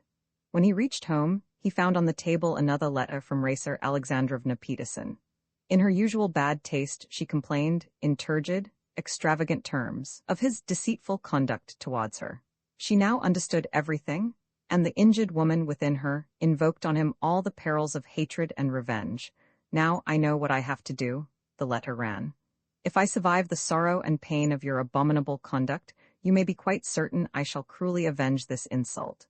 You seem to think that nobody knows where you are in the habit of spending your evenings. You are watched, and even walls have ears. Every step you take is known to me. But all the same, you will never get anything there with all your soft, pretty speeches, unless N flings you downstairs like a puppy. So far as I am concerned, you will be wise not to lull yourself into fancied security. I am not one of those women who let themselves be insulted with impunity. A Caucasian woman am I who knows how to handle a knife. Once yours, now nobody's, Raisa. P.S. I command you to meet me at the soirée on Saturday and explain your conduct. The third quadrille will be kept for you, but mind, there is no special importance now in that." R.P. To Romashov this ill-spelled, ungrammatical letter was a breath of the stupidity, meanness, and spiteful tittle-tattle of a provincial town. He felt forever soiled from head to foot by this disgusting liaison, scarcely of 6 months' standing, with a woman he had never loved. He threw himself on his bed with an indescribable feeling of depression. He even felt as if he were torn to tatters by the events of the day, and he involuntarily called to mind Nasansky's words that very night.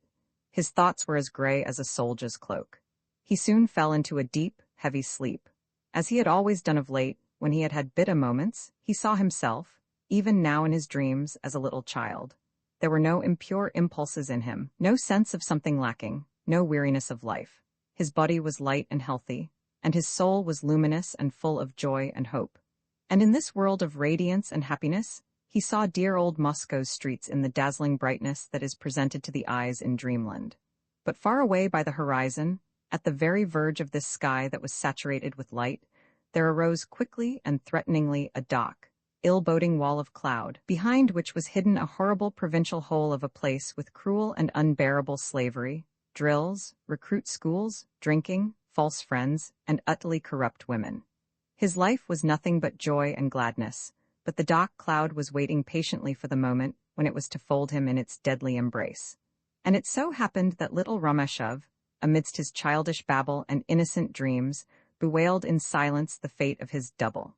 He awoke in the middle of the night, and noticed that his pillow was wet with tears. Then he wept afresh, and the warm tears again ran down his cheeks in rapid streams. With the exception of a few ambitious men bent on making a career for themselves, all the officers regarded the service as an intolerable slavery to which they must needs submit. The younger of them behaved like veritable schoolboys.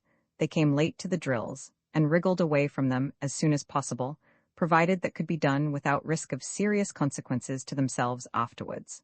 The captains, who, as a rule, were burdened with large families, were immersed in household cares, scandals, money troubles, and were worried the whole year through with loans, promissory notes, and other methods of raising the wind.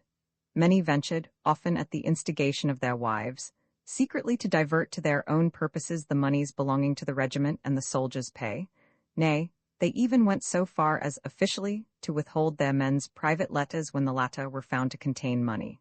Some lived by gambling, vint, Stoss, lansquenet, and certain rather ugly stories were told in connection with this, stories which high authorities had a good deal of trouble to suppress. In addition to all this, heavy drinking, both at mess and in their own homes, was widespread amongst the officers. With regard to the officers' sense of duty, that too was, as a rule, altogether lacking. The non-commissioned officers did all the work. The pay sergeants set in motion and regulated the inner mechanism of the company, and were held responsible for the dispatch of it. Hence, very soon, and quite imperceptibly, the commander became a mere marionette in the coarse, experienced hands of his subordinates. The senior officers, moreover, regarded the exercises of the troops with the same aversion as did their junior comrades, and if at any time they displayed their zeal by punishing an ensign, they only did it to gain prestige which was more seldom the case, to satisfy their lust of power or desire for revenge. Captains of brigades and battalions had, as a rule, absolutely nothing to do in the winter. During the summer, it was their duty to inspect the exercises of the battalion, to assist at those of the regiment and division, and to undergo the hardships of the field maneuvers. During their long freedom from duty, they used to sit continually in their mess room, eagerly studying the Ruska invalid, 7 and savagely criticizing all new appointments.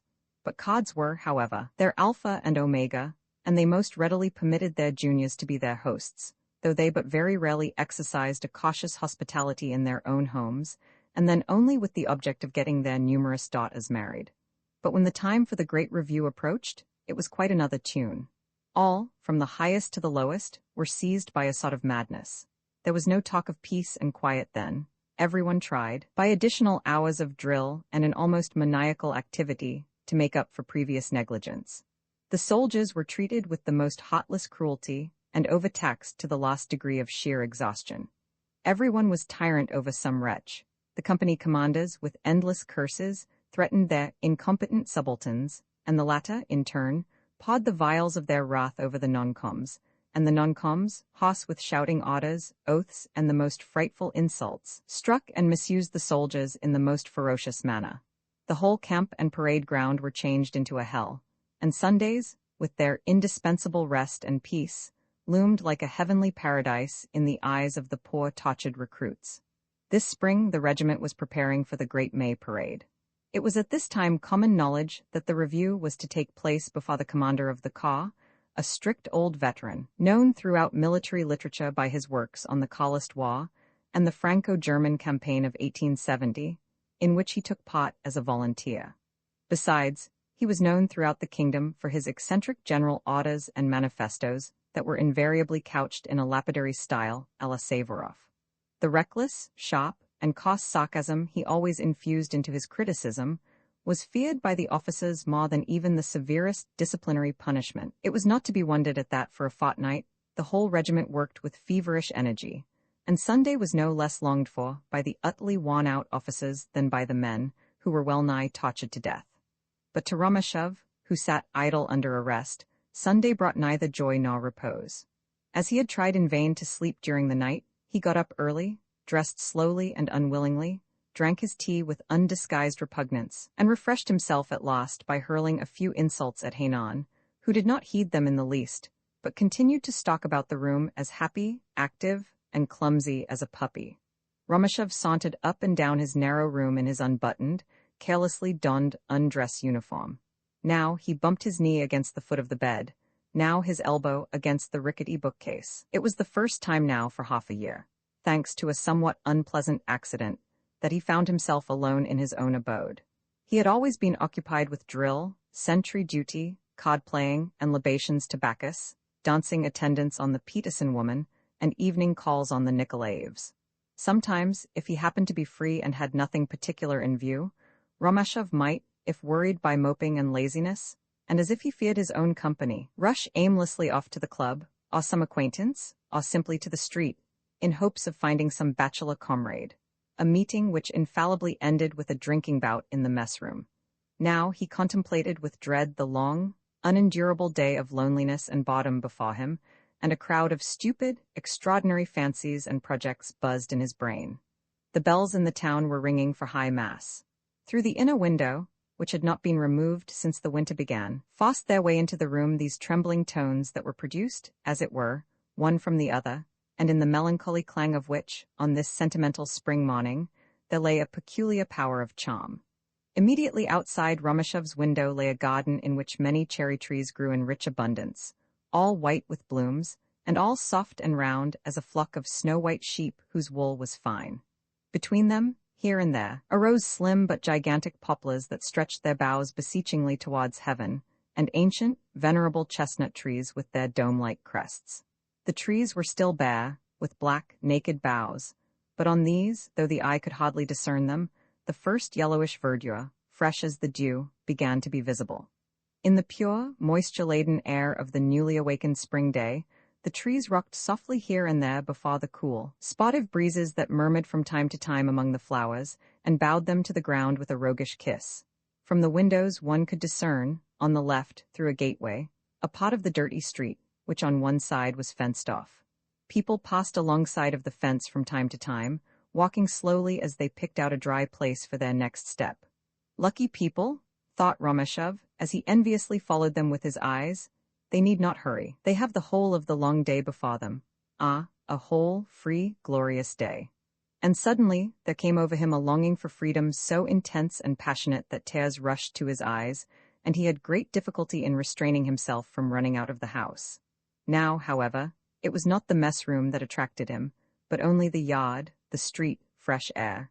It was as if he had never understood before what freedom was, and he was astonished at the amount of happiness that is comprised in the simple fact that one may go where one pleases, turn into this or that street, stop in the middle of the square, peep into a half-opened church door, etc., etc., all at one's own sweet will, and without having to fear the consequences.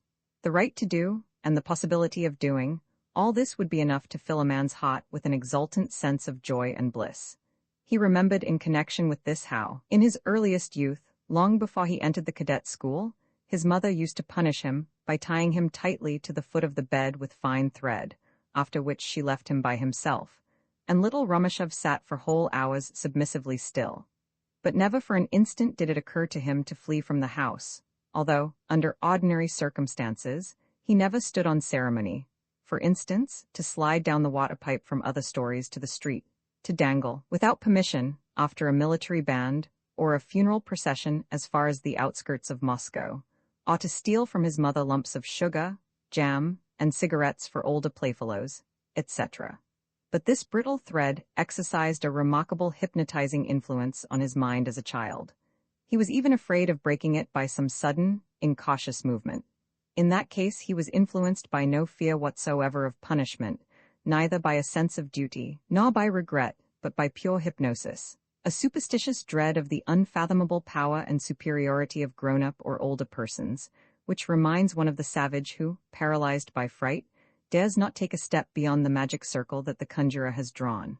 And here I am sitting now like a schoolboy, like a little helpless, mischievous brat tied by the leg, thought Romashov as he slouched backwards and forwards in his room. The door is open. I can go when I please, can do what I please, can talk and laugh, but I am kept back by a thread. I sit here, I and nobody else.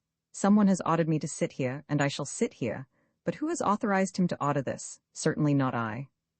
Romashov stood in the middle of the room with his legs straddling and his head hanging down, thinking deeply. I, he shouted in a loud voice, in which there lay a certain note of astonishment, as if he now was first beginning to comprehend the meaning of this short word. Who is standing here and gaping at that black crack in the floor? Is it really I? How curious? I. He paused slowly and with emphasis on the monosyllable, just as if it were only by such means that he could grasp its significance. He smiled unnaturally, but in the next instant he frowned, and turned pale with emotion and strain of thought. Such small crises had not infrequently happened to him during the last 5 or 6 years, as is nearly always the case with young people during that period of life when the mind is in course of development. A simple truth, a saying, a common phrase, with the meaning of which he has long ago been familiar, suddenly, by some mysterious impulse from within, stands in a new light, and so receives a particular philosophical meaning. Romashov could still remember the first time this happened to him. It was at school during a catechism lesson, when the priest tried to explain the parable of the laborers who carried away stones. One of them began with the light stones, and afterwards took the heavier ones, but when at last he came to the very heaviest of all his strength was exhausted. The other worked according to a diametrically different plan, and luckily fulfilled his duty. To Romashov was opened the whole abyss of practical wisdom that lay hidden in this simple picture that he had known and understood ever since he could read a book. Likewise with the old saying, 7 times shalt thou measure, once shalt thou cut. In a happy moment he suddenly perceived the full, deep import of this maxim: wisdom, understanding, wise economy, calculation. A tremendous experience of life lay concealed in these few words. Such was the case now. All his mental individuality stood suddenly before him with the distinctness of a lightning flash. My ego, thought Romashov, is only that which is within me, the very kernel of my being. All the rest is the non-ego, that is, only secondary things. This room, street, trees, sky, the commander of my regiment, Lieutenant Andrusevich, the service, the standard, the soldiers, all this is non-ego. No, this is non-ego. My hands and feet. Romashov lifted up his hands to the level of his face and looked at them with wonder and curiosity, as if he saw them now for the first time in his life. No, all this is non-ego, but look, I pinch my arm, that is the ego. I see my arm, I lift it up, this is the ego. And what I am thinking now is also ego. If I now want to go my way, that is the ego, and even if I stop, that is the ego. Oh, how wonderful, how mysterious is this? And so simple too. Is it true that all individuals possess a similar ego? Perhaps it is only I who have it? Or perhaps nobody has it. Down there hundreds of soldiers stand drawn up in front of me. I give the order. Eyes to the right, to hundreds of human beings who has each his own ego, and who see in me something foreign, distant, i.e. non-ego. Then turn their heads at once to the right. But I do not distinguish one from the other. They are to me merely a mass. And to Colonel Shulgovich both I and Vietkin and Elbov, and all the captains and lieutenants, are likewise perhaps merely a mass, viz. He does not distinguish one of us from the other, or, in other words, we are entirely outside his ken as individuals to him. The door was opened, and Hainan stole into the room. He began at once his usual dance, threw up his legs into the air, rocked his shoulders, and shouted, "Your Honor, I got no cigarettes. They said that Lieutenant Scriabin gave orders that you were not to have any more on credit." "Oh, damn, you can go, Hainan. What am I to do without cigarettes? However, it is of no consequence. You can go, Hainan." What was it I was thinking of? Romashov asked himself when he was once more alone. He had lost the threads and, unaccustomed as he was to think, he could not pick them up again at once. What was I thinking of just now? It was something important and interesting. Well, let us turn back and take the questions in order. Also, I am under arrest. Out in the street I see people at large. My mother tied me up with a thread. Me. Yes, so it was. The soldier perhaps has an ego, perhaps even Colonel Shulgovich. Now I remember, go on. Here I am sitting in my room. I am arrested, but my door is open. I want to go out, but I dare not. Why do I not dare? Have I committed any crime, theft, murder? No. All I did was merely omitting to keep my heels together when I was talking to another man. Possibly I was wrong. Yet why? Is it anything important? Is it the chief thing in life? In about 20 or 30 years, a second in eternity, my life, my ego, will go out like a lamp does when one turns the wick down. They will light life, the lamp afresh, over and over again, but my ego is gone forever. Likewise this room, this sky, the regiment, the whole army, all stars, this dirty globe, my hands and feet, all shall be annihilated forever. Yes, that is so. Well, all right, but wait a bit, I must not be in too much of a hurry. I shall not be in existence. Ah, wait. I found myself in infinite darkness. Somebody came and lighted my life's lamp, but almost immediately he blew it out again, and once more I was in darkness, in the eternity of eternities. What did I do? What did I utter during this short moment of my existence? I held my thumb on the seam of my trousers and my heels together. I shrieked as loud as I could, shoulder arms, and immediately afterwards I thundered, "Use your butt ends, you donkeys." I trembled before 100 tyrants, now miserable ghosts in eternity like my own remarkable, lofty ego. But why did I tremble before those ghosts, and why could they compel me to do such a lot of unnecessary, idiotic, unpleasant things? How could they venture to annoy and insult my ego, these miserable spectres? Romashov sat down by the table, put his elbows on it, and leaned his head on his hands. It was hard work for him to keep in check these wild thoughts which raced through his mind. My friend Romashov, what a lot you have forgotten. Your fatherland, the ashes of your sire, the altar of honor, the warrior's oath and discipline. Who shall preserve the land of your sires when the foe rushes over its boundaries? Ah, when I am dead there will be no more fatherland, no enemy, no honor. They will disappear at the same time as my consciousness. But if all this be buried and brought to naught, country, enemies, honor, and all the other big words, what has all this to do with my ego? I am more important than all these phrases about duty, honor, love, etc. Assume that I am a soldier and my ego suddenly says, I won't fight, and not only my own ego, but millions of other egos that constitute the whole of the army, the whole of Russia, the entire world. All these say, we won't. Then it will be all over so far as war is concerned, and never again will anyone have to hear such absurdities as open order, shoulder arms, and all the rest of that nonsense. Well, it must be so some day, shouted an exultant voice in Romashov. All that talk about warlike deeds, discipline, honor of the uniform, respect for superiors, and first and last, the whole science of war exists only because humanity will not, or cannot, or dare not say, I won't. What do you suppose all this cunningly reared edifice that is called the profession of arms really is? Nothing, humbug, a house hanging in midair, which will tumble down directly mankind pronounces 3 short words. I will not. My ego will never say, I will not eat, I will not breathe, I will not see, but if anyone proposes to my ego that it shall die, it infallibly replies, I will not. What then is war with all its hecatombs of dead and the science of war, which teaches us the best methods of murdering? Why, a universal madness and illusion. But wait, perhaps I am mistaken. No, I cannot be mistaken, for this I will not is so simple, so natural, that everybody must in the end say it. Let us, however, examine the matter more closely. Let us suppose that this thought is pronounced this very moment by all Russians, Germans, Englishmen, and Japanese. Ah, well, what would be the consequence? Why, that war would cease forever, and the officers and soldiers would go, every man to his home. And what would happen after that? I know. Shulgovich would answer. Shulgovich would immediately get querulous and say, now we are done for. They can attack us now whenever they please, take away our hearths and homes, trample down our fields, and carry off our wives and sisters. And what about rioters, socialists, revolutionaries? But when the whole of mankind without exception has shouted, we will no longer tolerate bloodshed, who will then dare to assail us? No one. All enemies would be reconciled, submit to each other, forgive everything, and justly divide among themselves the abundance of the earth. Gracious God, when shall this dream be fulfilled? Whilst Romashov was indulging in these fancies, he failed to notice that Hainan had quietly stolen in behind his back and suddenly stretched his arm over his shoulder. Romashov started in terror and roared out angrily, "What the devil do you want?"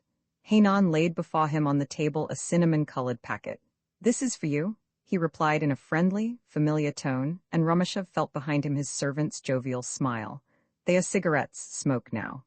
Romashov looked at the packet. On it was printed, "The Trumpeta, first-class cigarettes, price 3 kopecks for 20. "What does this mean?" he asked in astonishment. "Where did this come from?" "I saw that you had no cigarettes, so I bought these with my own money. Please smoke them. It is nothing, just a little present." After this, to conceal his confusion, Hainan ran headlong to the door, which he slammed after him with a deafening bang. Romashov lighted a cigarette, and the room was soon filled with a perfume that strongly reminded one of melted sealing wax and burnt feathers. "Oh, you dear," thought Romashov, deeply moved. "I get cross with you and scold you and make you pull off my muddy boots every evening, and yet you go and buy me cigarettes with your few lost coppers. Please smoke them. What made you do it?" Again he got up and walked up and down the room with his hands behind him. "Our company consists of at least 100 men, and each of them is a creature with thoughts, feelings, experience of life, personal sympathies and antipathies. Do I know anything about them? No, nothing, except their faces. I see them before me as they stand in line every day, drawn up from right to left, Soltis, Ryaboshapka, Yegorov, Yashchiskin, etc., etc., mere sorry, grey figures. What have I done to bring my soul nearer to their souls, my ego to theirs? Nothing." He involuntarily called to mind a rough night at the end of autumn, when, as was his custom, he was sitting drinking in the mess room with a few comrades. Suddenly, the pay sergeant Gauminiak of the 9th Company rushed into the room and breathlessly called to his commander, "Your Excellency, the recruits are here." Yes, there they stood in the rain, in the barrack-yard, driven together like a herd of frightened animals without any will of their own, which with cowed, suspicious glances gazed at their tormentors. Each individual, thought Romashov, as he slowly and carefully inspected their appearance, has his own characteristic expression of countenance. This one, for instance, is most certainly a smith, that is, doubtless, a jolly chap who plays his accordion with some talent. That one with the shrewd features can both read and write, and looks as if he were a Polvoy. 8 and 1 felt that these poor recruits who, a few days ago, had been violently seized whilst their wives and children were crying and lamenting, had tried, with tears in their voices, to join in the cost songs of their wild, drunken brothers in misfortune. But a year later they stood like soldiers in long rigid rows, grey, sluggish, apathetic figures, all cast, as it were, in the same mould. But they never left their homes of their own free will. Their ego resented it, and yet they went. Why all this inconsistency? How can one not help thinking of that old and well-known story about the cock who fought desperately with his wings and resisted to the uttermost when his beak was pressed against a table, but who stood motionless, hypnotized, when someone drew a thick line with a piece of chalk across the table from the tip of his beak? Romashov threw himself on the bed. What is there left for you to do under the circumstances? He asked himself in bitter mockery. Do you think of resigning? But, in that case, where do you think of going? What does the sum of knowledge amount to that you have learnt at the infant school, the cadet school, at the military academy, at mess? Have you tried the struggle and seriousness of life? No, you have been looked after and your wants supplied, as if you were a little child, and you think perhaps, like a certain schoolgirl, that roles grow on trees. Go out into the world and try. At the very first step you would slip and fall. People would trample you in the dust, and you would drown your misery in drink. And besides, have you ever heard of an officer leaving the service of his own free will? No, never. Just because he is unfit for anything he will not give up his meager bread and butter. And if anyone is forced into doing this, you will soon see him wearing a greasy old regimental cap and accepting alms from people in the street. I am a Russian officer of gentle birth, comprenez-vous? Alas, where shall I go? What will become of me? Prisoner, prisoner? Cried a clear female voice beneath the window. Romashov jumped up from his bed and rushed to the window. Opposite him stood Shirochka. She was protecting her eyes from the sun with the palm of her hand and pressing her rosy face against the window pane, exclaiming in a mocking tone, "Oh, give a poor beggar a copper." Romashov fumbled at the window catch in wild eagerness to open it, but he remembered in the same moment that the inner window had not been removed. With joyous resolution, he seized the window frame with both hands and dragged it to him with a tremendous tug. A loud noise was heard, and the whole window fell into the room, besprinkling Romashov with bits of lime and pieces of dried putty. The outer window flew up, and a stream of fresh air, charged with joy and the perfume of flowers, forced its way into the room. "Ha, at last! Now I'll go out, cost what it may," shouted Romashov in a jubilant voice. "Romashov, you mad creature, what are you doing?" He caught her outstretched hand through the window. It was closely covered by a cinnamon-colored glove, and he began boldly to kiss it, first upwards and downwards, and after that from the fingertips to the wrist. Last of all, he kissed the hole in the glove just below the buttons. He was astonished at his boldness. Never before had he ventured to do this. Shirochka submitted as though unconscious to this passionate burst of affection, and smilingly accepted his kisses whilst gazing at him in shy wonderment. "Aleksandra Petrovna, you are an angel. How shall I ever be able to thank you?" "Gracious, Romochka, what has come to you? And why are you so happy?" she asked laughingly as she eyed Romashov with persistent curiosity. "But wait, my poor prisoner. I have brought you from home a splendid kolache and the most delicious apple puffs. Stepan, bring the basket here." He looked at her with devotion in his eyes, and without letting go her hand, which she allowed to remain unresistingly in his, he said hurriedly, "Oh, if you knew all I have been thinking about this morning, if you only knew, but of this later on." "Yes, later on. Look, here comes my lord and master. Let go my hand. How strange you look today. I even think you have grown handsome." Nikolaev now came up to the window. He frowned, and greeted Romashov in a rather cool and reserved way. "Come, Shirochka," he said to his wife, "what in the world are you thinking about? You must both be mad. Only think if the commander were to see us.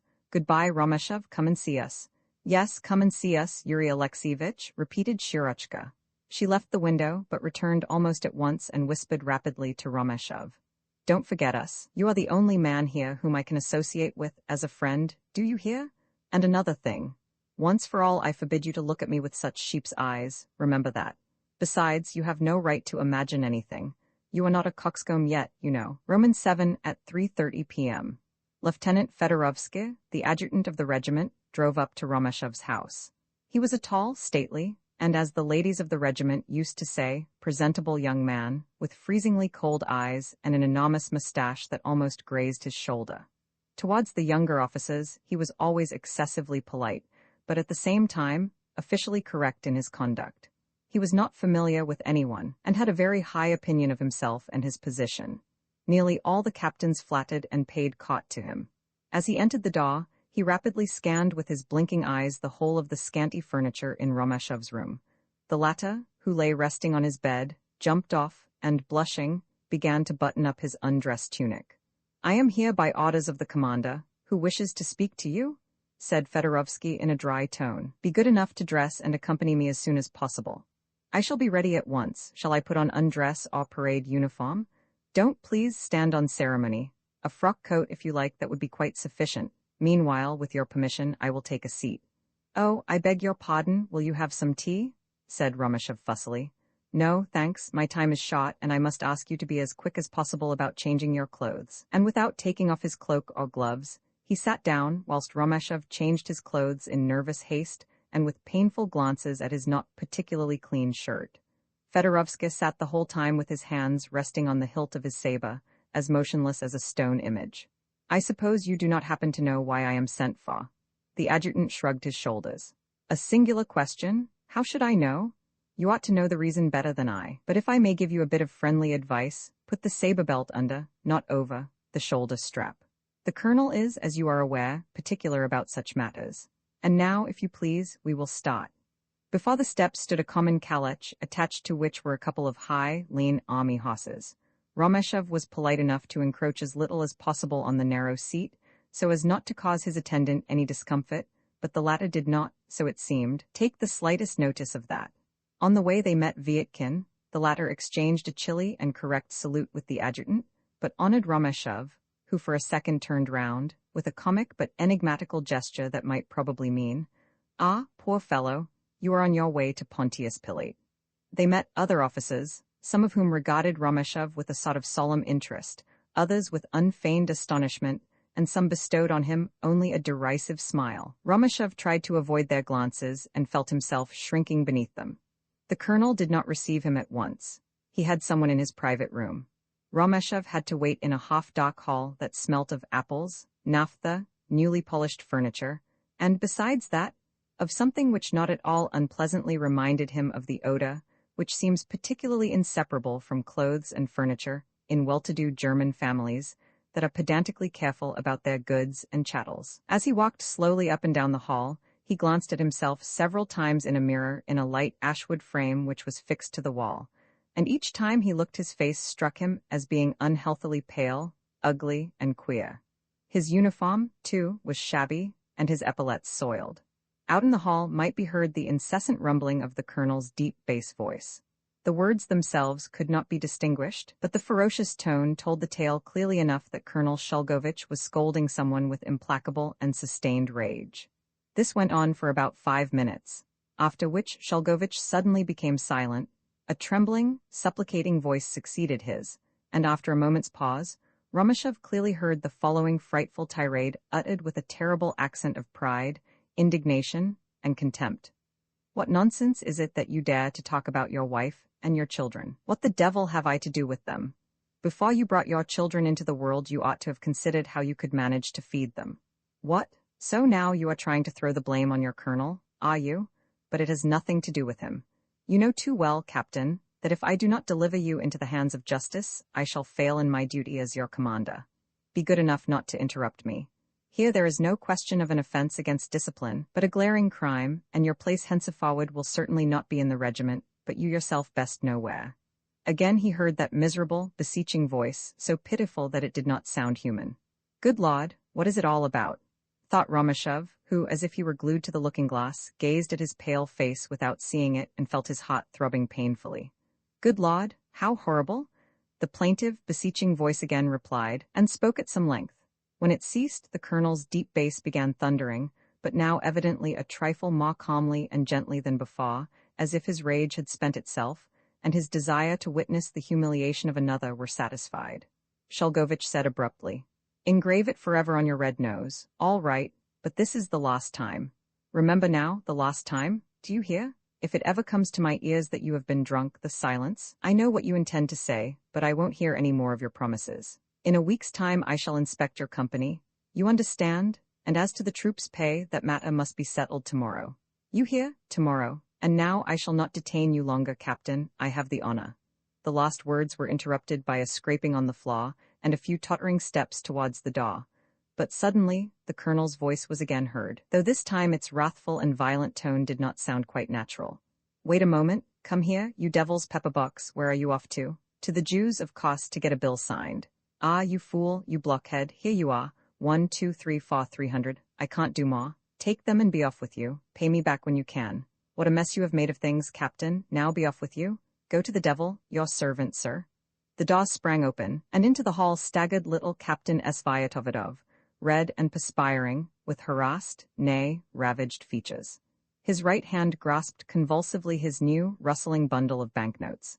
He made a sort of pirouette directly he recognized Romeshov, tried, but failed miserably in the attempt, to assume a sportive, free and easy look, and clutched tight hold of Romeshov's fingers with his hot, moist, trembling hand. His wondering, furtive glances rested at last on Romeshov as if he would ask the question, "Have you heard anything or have you not?" "He's a tiger, a bloodhound," he whispered, pointing to the door of the colonel's room, But what the deuce does it matter? Svyatovidov twice crossed himself quickly. The Lord be praised, the Lord be praised? Bondarenko, Rod Shulgovich from his room, and his powerful voice that moment filled every nook and corner of the house. Bondarenko, who is out there still? Bring him in. Hold your own, my young lion, whispered Svyatovidov with a false smile. Au revoir, Lieutenant, hope you'll have a good time. Bondarenko glided through the door. He was a typical colonel's servant with an impudently condescending look, hair pomaded and potted in the middle, dandified with white gloves. He addressed Romeshov in a respectful tone, but eyed him, at the same time, in a very bold way. His Excellency begs your honor to step in. He opened the door and stepped aside. Romeshov walked in.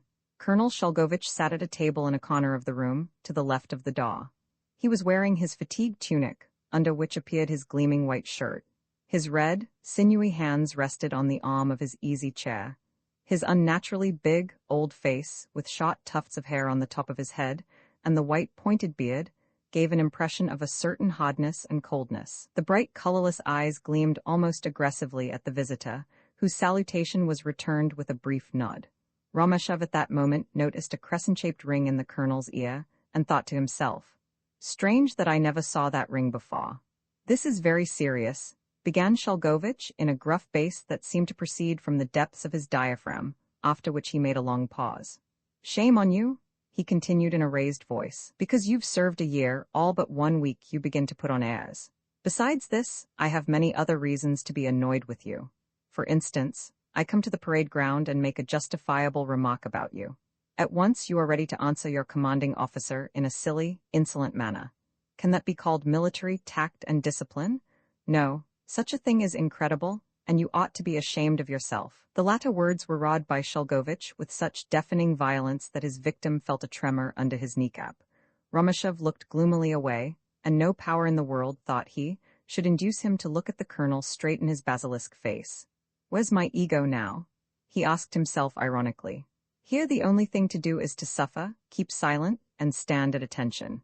It does not matter now how I obtained my information about you. It is quite sufficient I know all your sins. You drink, you, a mere boy, a callow creature that has but lately left school, swig schnapps like a cobbler's apprentice. Hold your tongue, don't try to defend yourself, I know everything, and much more than you think. Well, God forbid. If you are bent on going down the broad path you are welcome to do it so far as I'm concerned. Still, I'll give you a warning. Drink has made more than one of your sort acquainted with the inside of a prison. Lay these words of mine to heart. My long-suffering is great, but even an angel's patience can be exhausted. The officers of a regiment are mutually related as members of one family, but don't forget that an unworthy member who tarnishes the honor of the family is ruthlessly cast out. Here I stand paralyzed with fright, and my tongue is numbed," thought Romeshov, as he stared, as though hypnotized, at the little silver ring in the colonel's ear. "At this moment, I ought to tell him straight out that I do not in the least degree value the honor of belonging to this worthy family, and that I shall be delighted to leave it to enter the reserves, but have I the courage to say so?" His lips moved, he found a difficulty in swallowing, but he stood still, as he had throughout the interview. "But let us," continued Shulgovich in the same harsh tone, "examine more closely your conduct in the past. In the previous year, practically as soon as you entered the service, you requested leave on account of your mother's illness, nay, you even produced a sort of letter about it. Well, in such cases an officer cannot, you know, openly express his doubts as to the truth of a comrade's word. But I take this opportunity of telling you in private that I had my own opinion then about that story. You understand?" Romeshov had for a long time felt a tremor in his right knee. This tremor was at first very slight, in fact scarcely noticeable, but it very soon assumed alarming proportions, and finally extended over the whole of his body. This feeling grew very painful at the thought that Shulgovich might possibly regard his nervousness as proceeding from fear, but when his mother's name was mentioned, a consuming heat coursed through Romeshov's veins, and his intense nervous tremor ceased immediately. For the first time during all this painful scene, he raised his eyes to his Tatra, and looked him defiantly straight in the face. And in this look glittered a hatred, menace, and imperious lust of vengeance from the insulted man, so intense and void of all fear that the illimitable distance between the omnipotent commander and the insignificant sub-lieutenant, who had no rights at all, was absolutely annihilated. A mist arose before Romeshev's eyes. The various objects in the room lost their shape, and the colonel's gruff voice sounded to him as if from a deep abyss. Then there suddenly came a moment of darkness and ominous silence, devoid of thoughts, will, or external perception, nay, even without consciousness. He experienced only a horrible certainty that, in another moment, something terrible and maniacal, something irretrievably disastrous, would happen. A strange, unfamiliar voice whispered in his ear, "Next moment I will kill him," and Romeshev was slowly but irresistibly forced to fix his eyes on the colonel's bald head. Afterwards, as if in a dream, he became aware, although he could not understand the reason, of a curious change in his enemy's eyes, which, in rapid succession, reflected wonder, dread, helplessness, and pity. The wave of destruction that had just whelmed through Romeshev's soul, by the violence of natural force, subsided, sank, and disappeared in space. He tottered, and now everything appeared to him commonplace and uninteresting. Shalgovich, in nervous haste, placed a chair before him, and said, with unexpected but somewhat rough kindness, "The devil take you? What a touchy fellow you are! Sit down and be damned to you! But you are all alike. You look at me as if I were a wild beast. The old fossil goes for us without rhyme or reason. And all the time God knows I love you as if you were my own children. Do you think I have nothing to put up with either? Ah, gentlemen, how little you know me. It is true I scold you occasionally, but damn it all. An old fellow has a right to be angry sometimes. Oh, you youngsters. Well, let us make peace. Give me your hand and come to dinner." Romeshev bowed without uttering a syllable and pressed the coarse, cold, hairy hand. His recollection of the past insult to some extent faded, but his heart was none the lighter for this. He remembered his proud, inflated fancies of that very morning, and he now felt like a little pale, pitiful schoolboy, like a shy, abandoned, scarcely tolerated brat, and he thought of all this with shame and mortification. Also, whilst accompanying Shalgovich to the dining room, he could not help addressing himself, as his habit was, in the third person, and a shadow rested on his brow. Shalgovich was childless. In the dining room, his wife, a fat, coarse, self-important, and silent woman, awaited him. She had not a vestige of neck, but displayed a whole row of chins. Notwithstanding her pince-nez and her scornful mien, there was a certain air of vulgarity about her countenance, which gave the impression of its being formed, at the last minute, hurriedly and negligently, out of dough, with raisins or currants instead of eyes. Behind her waddled, dragging her feet, the colonel's old mother, a little deaf, but still an active, domineering, venomous old hag. While she closely and rudely examined Romeshev over her spectacles, she clawed hold of his fingers and coolly pressed to his lips her black, shriveled, bony hand that reminded one most of an anatomical specimen. This done, she turned to the colonel and asked him, just as if they had been absolutely alone in the dining room, "Who is this? I don't remember seeing him here before." Shalgovich formed his hands into a sort of speaking tube and bawled into the old woman's ear, "Sub-Lieutenant Romeshev, Mama, a capital officer, a smart fellow, and an ornament to his regiment, comes from the cadet school. By the way, Sub-Lieutenant," he exclaimed abruptly, "we are certainly from the same province. Aren't you from Pevsa?" "9, yes, Colonel, I was born in Pevsa." To be sure, now I remember, you are from the Nerevchatska district." "Quite right, Colonel." "Ah, yes, how could I have forgotten it, Mama?" He again trumpeted into his mother's ear, "Mama, Sub-Lieutenant Romeshev is from our province, he's from Nerevchatska." Ah, and the old woman raised her eyebrows as a sign that she understood. "Well then, you're of course a son of Sergei Petrovich Shishkin?" "No, dear mother," roared the colonel, "you are wrong. His name is Romeshev, not Shishkin." "Yes, didn't I say so? I never knew Sergei Petrovich except by hearsay, but I often met Peter Petrovich. He was a charming young man. We were near neighbors, and I congratulate you, my young friend, on your relationship." "Well, as you will have it, you old deaf as a post," exclaimed the colonel, interrupting her with good-humored cynicism. "But now, let's sit down. Please take a seat, Sub-Lieutenant. Lieutenant Fedorovsky," he shrieked towards the door, "stop your work and come and have a schnapps." The adjutant, who, according to the custom in many regiments, dined every day with his chief, hurriedly entered the dining room. He clicked his spurs softly and discreetly, walked straight up to the little majolika table with the sakuska, calmly helped himself to a schnapps, and ate with extreme calmness and enjoyment. Romeshev noticed all that with an absurd, envious feeling of admiration. "You'll take one, won't you?" said Shalgovich to Romeshev. "You're no teetotaler, you know." "No, thank you very much," replied Romeshev hoarsely, and with a slight cough, "I do not usually." "Bravo, my young friend, stick to that in future." They sat down to table. The dinner was good and abundant. Anyone could observe that, in this childless family, both host and hostess had an innocent little weakness for good living. Dinner consisted of chicken soup with vegetables, roast bream with kasha, 11 a splendid fat duck and asparagus.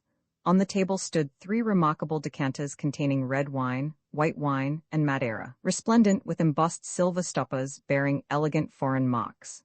The colonel, whose violent explosion of wrath but a short time previously had evidently given him an excellent appetite, ate with an elegance and taste that struck the spectator with pleasure and surprise. He joked all the time with a certain rough humor. When the asparagus was put on the table, he crammed a corner of his dazzlingly white serviette well down under his chin, and exclaimed in a lively way, "If I were the Tsar, I would eat asparagus every day of my life." Only once, at the fish course, he fell into his usual domineering tone, and shouted almost harshly to Romeshov, "Sub-lieutenant, be good enough to put your knife down. Fish and cutlets are eaten only with a fork. An officer must know how to eat properly. He may, at any time, be invited to the palace. Don't forget that." Romeshov was uncomfortable and constrained the whole time. He did not know what to do with his hands, which, for the most part, he kept under the table plaiting the fringe of the tablecloth. He had long got out of the habit of observing what was regarded as good form in an elegant and wealthy house, and during the whole time he was at table, one sole thought tortured him. How disagreeable this is, and what weakness and cowardice on my part not to have the courage to refuse this humiliating invitation to dinner. Now I shall not stand this any longer. I'll get up and bow to the company and go my way. They may think what they please about it. They can hardly eat me up for that, nor rob me of my soul, my thoughts, my consciousness. Shall I go? And again he was obliged to acknowledge to himself, with a heart overflowing with pain and indignation, that he lacked the moral courage necessary to assert his individuality and self-respect. Twilight was falling when at last coffee was served. The red, slanting beams of the setting sun filtered in through the window blinds and sportively cast little copper-colored spots or rays on the dark furniture, on the white tablecloth, and the clothes and countenances of those present. Conversation gradually languished. All sat silent, as though hypnotized by the mystic mood of the dying day. "When I was an ensign," said Shelgovich, breaking the silence, "we had for the chief of our brigade a general named Fofanov. He was just one of those gentle and simple old fogies who had risen from the ranks during a time of war, and, as I believe, belonged at the start to what we call Cantonists .12. I remember how at reviews he always went straight up to the big drum. He was insanely enamored of that instrument, and said to the drummer, 'Come, come, my friend, play me something really melancholy.' This same general had also the habit of going to bed directly the clock struck 11. When the clock was just on the stroke of the hour, he invariably said to his guests, 'Well, gentlemen, eat, drink, and enjoy yourselves, but I'm going to throw myself into the arms of Neptune.' Somebody once remarked, 'Your Excellency, you mean the arms of Morpheus?' Oh, that's the same thing. They both belong to the same mineralogy. Well, that's just what I am going to do, gentlemen." Shelgovich got up and placed his serviette on the arm of his chair. "I, too, am going to throw myself into the arms of Neptune. I release you, gentlemen." Both officers got up and stretched themselves. A bitter, ironical smile played on his thin lips. Thought Romeshov about himself.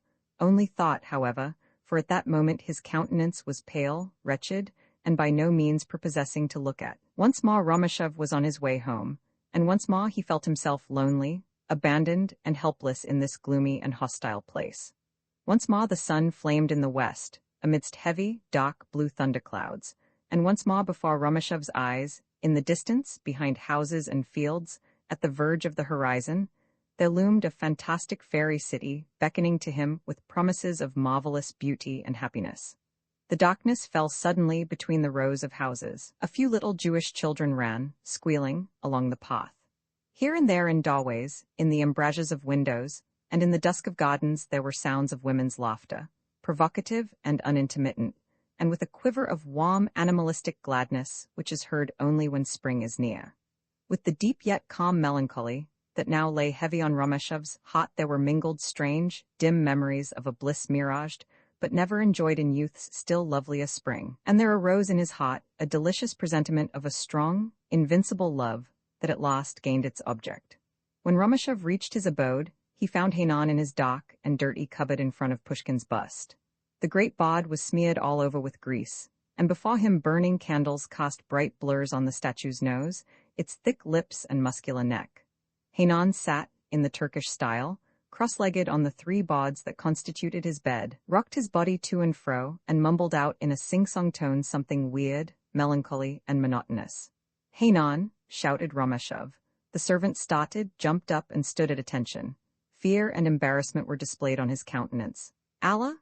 asked Rameshov in the most friendly way. The Circassian's shaven, boyish mouth expanded in a broad grin which showed his beautiful white teeth in the candlelight. "Allah, your honor." "It is all the same, Heynan. Allah is in you. Allah is in me. There is one Allah for us all." "My excellent Heynan," thought Rameshov to himself as he went into his room, "and I dare not shake hands with him. Dare not, damn it all. From today I will dress and undress myself. It's a disgrace that someone else should do it for me." That evening he did not go to the mess room, but stayed at home and brought out of a drawer a thick, ruled book, nearly entirely filled with elegant, irregular handwriting. He wrote far into the night. It was the 3rd in order of Rameshov's novels, and its title ran, "A Fatal Beginning." But our lieutenant blushed furiously at his literary efforts, and he would not have been induced for anything in the world to acknowledge his authorship. Roman 8 barracks had just begun to be built for the garrison troops on what was called the Cattle Square, outside the town, on the other side of the railway. Meanwhile, the companies were quartered here and there in the town.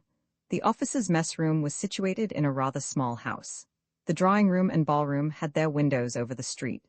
The other rooms, the windows of which overlooked a dark, dirty backyard, were set apart for kitchen, dining room, billiard room, guest chamber, and ladies' room.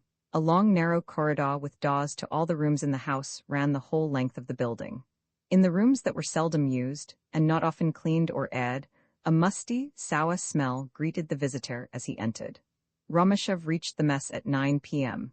5 or 6 unmarried officers had already assembled for the appointed soiree, but the ladies had not yet arrived. For some time past there had been a keen rivalry amongst the latter to display their acquaintance with the demands of fashion, according to which it was incumbent on a lady with pretensions to elegance scrupulously to avoid being among the first to reach the ballroom. The musicians were already in their places, in a sort of gallery that was connected with the room by means of a large window composed of many panes of glass. 3 branched candelabra on the pillars between the windows shed their radiance, and lamps were suspended from the roof. The bright illumination on the scanty furniture, consisting only of Viennese chairs, the bare walls, and the common white muslin window curtains, gave the somewhat spacious room a very empty and deserted air. In the billiard room, the 2 adjutants of the battalion, Bikagamalev and Aleksandr, the only count in the regiment, were engaged in a game of Carolina. The stakes were only ale. Aleksandr, tall, gaunt, sleek, and pomaded, an old young man with wrinkled face and bald crown, scattered freely billiard-room jests and slang. Bikagamalev lost both his game and his temper in consequence. In the seat by the window sat Staff Captain Lyaschenko, a melancholy individual of 45, an altogether miserable figure, the mere sight of which could bore people to death, watching the game. His whole appearance gave the impression of hopeless melancholy. Everything about him was limp, his long, fleshy, wrinkled red nose, his dim, dark brown thread-like mustache that reached down below his chin. His eyebrows, which grew a good way down to the bridge of his nose, made his eyes look as if he were just about to weep, and his thin, lean body with his sunken chest and sloping shoulders looked like a clothes horse in its wan and shiny uniform. Lyaschenko neither smoked, drank, nor played, but he found a strange pleasure in looking at the cards from behind the players' backs, and in following the movements of the balls in the billiard room. He likewise delighted in listening, huddled up in a dining-room window, to the row and vulgarities of the wildest drinking bouts. He could thus sit, for hours at a time, motionless as a stone statue, and without uttering a single word. All the officers were so accustomed to this that they almost regarded the silent Lyaschenko as one of the inevitable fixtures of a normal gambling or drinking bout. After saluting the 3 officers, Rameshov sat down by Lyaschenko, who courteously made room for him, as with a deep sigh he fixed his sorrowful and friendly, dog-like eyes on him. "How is Maria Viktorovna?" asked Rameshov in the careless and intentionally loud voice which is generally employed in conversation with deaf or rather stupid people, and which all the regiment, including the ensigns, used when they happened to address Lyaschenko. "Quite well, thanks," replied Lyaschenko with a still deeper sigh. You understand, her nerves, but you know, at this time of year. But why did she not come with you? But perhaps Maria Viktorovna is not coming to the soiree tonight? What do you mean? Of course she's coming, but you see, my dear fellow, there was no room for me in the cab. She and Raisa Peterson took a trap between them, and as you'll understand, my dear fellow, they said to me, don't come here with your dirty, rough boots, they simply ruin our clothes. Croesus in the middle, a nice kiss. Pick up the ball, Beak, cried Aleksandr. I am not a lackey, do you think I'll pick up your balls? Replied Kagamalov in a furious tone. Lyashchenko caught in his mouth the tips of his long mustaches, and thereupon began sucking and chewing them with an extremely thoughtful and troubled air. Yuri Alexeyevich, my dear fellow, I have a favor to ask you, he blurted out at last in a shy and deprecating tone. You lead the dance tonight, eh? Yes, damn it all, they have so arranged it among themselves. I did try to get off it, kowtowed to the adjutant. Pretty nearly reported myself ill. In that case, said he, you must be good enough to hand in a medical certificate. This is what I want you to do for me, Lyashchenko went on in the same humble voice. For God's sake, see that she does not have to sit out many dances. Maria Viktorovna? Yes, please. Double with the yellow in the corner, said Kagamalov, indicating the stroke he intended to make. Being shot, he often found billiards very troublesome.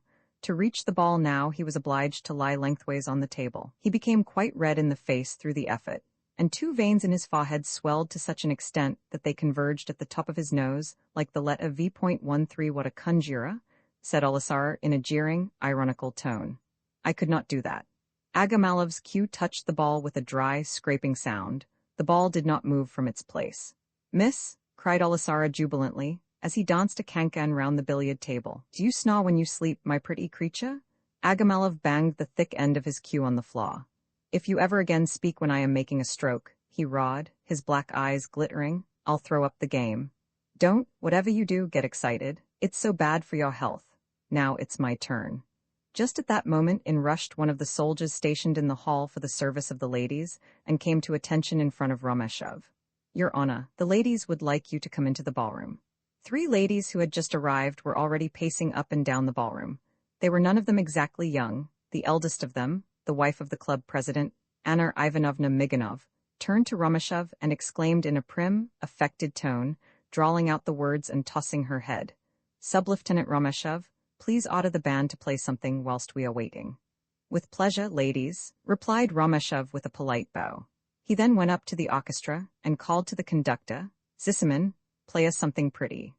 The first thundering notes of the overture to Long Live the Tsar rolled through the open windows of the music gallery across the ballroom, and the flames of the candelabra vibrated to the rhythm of the drum beats. The ladies gradually assembled. A year ago, Romeshov had felt an indescribable pleasure in those very minutes before the ball when, in accordance with his duties as director of the ball, he received the ladies as they arrived in the hall. Oh, what mystic witchery those enchantresses possessed when, fired by the strains of the orchestra, by the glare of many lights, and by the thought of the approaching ball, they suffered themselves, in delicious confusion, to be divested of their boas, fur cloaks, wraps, etc. Women's silvery laughter, high-pitched chatter, mysterious whispers, the freezing perfume from furs covered with hoarfrost, essences, powder, kid gloves, etc. All this commingled constituted the mystic, intoxicating atmosphere that is only found where beautiful women in evening dress crowd one another immediately before entering a ballroom. What a charm in their lovely eyes, beaming with the certainty of victory, that cast a lost, swift, scrutinizing glance in the mirror at their hair. What music in the frou-frou of trains and silken skirts. What bliss in the touch of delicate little hands, shawls, and fans. All this enchantment, Romeshov felt, had now ceased forever. He now understood, and not without a certain sense of shame, that much of this enchantment had owed its origin to the perusal of bad French novels, in which occurred the inevitable description of how Gustave and Armand crossed the vestibule when invited to a ball at the Russian embassy. He also knew that the ladies of his regiment wore for years the same evening dress, which, on certain festive occasions, was pathetically remodeled, and that the white gloves very often smelt of benzine. The generally prevailing passion for different sorts of aigrettes, scarves, sham diamonds, feathers, and ribbons of loud and gaudy colors struck him as being highly ridiculous and pretentious. The same lack of taste and shabby-genteel love of display were shown even in their homes. They made up, shamelessly, and some faces by this means had acquired a bluish tint. But the most unpleasant part of the affair, in Romashev's opinion, was what he and others in the regiment, on the day after the ball, discovered as having happened behind the scenes: gossip, flirtations, and big and little scandals. And he also knew how much poverty, envy, love of intrigue, petty provincial pride, and low morality were hidden behind all this splendid misery. Now Captain Talaman and his wife entered the room. They were both tall and compact. She was a delicate, fragile blonde, he dark, with the face of a veritable brigand, and affected with a chronic hoarseness and cough. Romashev knew beforehand that Talaman would very soon whisper his usual phrase, and sure enough, the latter directly afterwards exclaimed, as his gypsy eyes wandered spy-like over the ballroom, "Have you started cards yet, Lieutenant?" "No, not yet, they are all together in the dining room." "Ah, really? Do you know, Sonochka, I think I'll go into the dining room for a minute just to glance at the Ruska invalid. And you, my dear Romashev, kindly look after my wife here for a bit, they are starting the quadrille there." After this, the Lykachev family, a whole caravan of pretty, laughing, lisping young ladies, always chattering, made its appearance. At the head walked the mother, a lively little woman who, despite her 40 years, danced every dance, and brought children into the world, between the second and third quadrille, as Achakovsky, the wit of the regiment, liked to put it. The young ladies instantly threw themselves on Romashev, laughing and chattering in the attempt to talk one another down. "Lieutenant Romashev, why do you never come to the earth? You wicked man. Naughty, naughty, naughty. Wicked man, I will give you the first quadrille." Mesdames, said Romashev in self-defense, bowing and scraping in all directions, and forced against his will to do the polite. At that very moment, he happened to look in the direction of the street door. He recognized, silhouetted against the glass, Racer Alexandrovna's thin face and thick, prominent lips, which, however, were almost hidden by a white kerchief tied over her hat. Romashev, like a schoolboy caught in the act, slipped into the reception room as quick as lightning, but however much he might try to convince himself that he escaped Race's notice, he felt a certain anxiety. In his quondam mistress's small eyes lay a new expression, hard, menacing, and revengeful, that foreboded a bad time for him. He walked into the dining room, where a crowd of officers were assembled. Nearly all the chairs round the long, oilcloth-covered table were engaged. The blue tobacco smoke curled slowly along the roof and walls. A rancid smell of fried butter emanated from the kitchen. 2 or 3 groups of officers had already made inroads on the cold collation and schnapps. A few were reading the newspapers. A loud, multitudinous murmur of voices blended with the click of billiard balls, the rattle of knives, and the slamming of the kitchen door. A cold, unpleasant draught from the vestibule caught one's feet and legs. Romashev looked for Lieutenant Bobtinsky and went to him.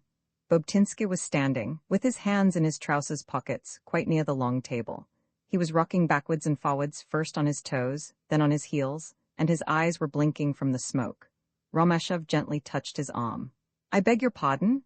said Bobtinsky as he turned round and drew one hand out of his pocket, but he continued peering with his eyes, squinting at Romashev, and screwing his moustache with a superior air and his elbows akimbo. "Ha, it is you?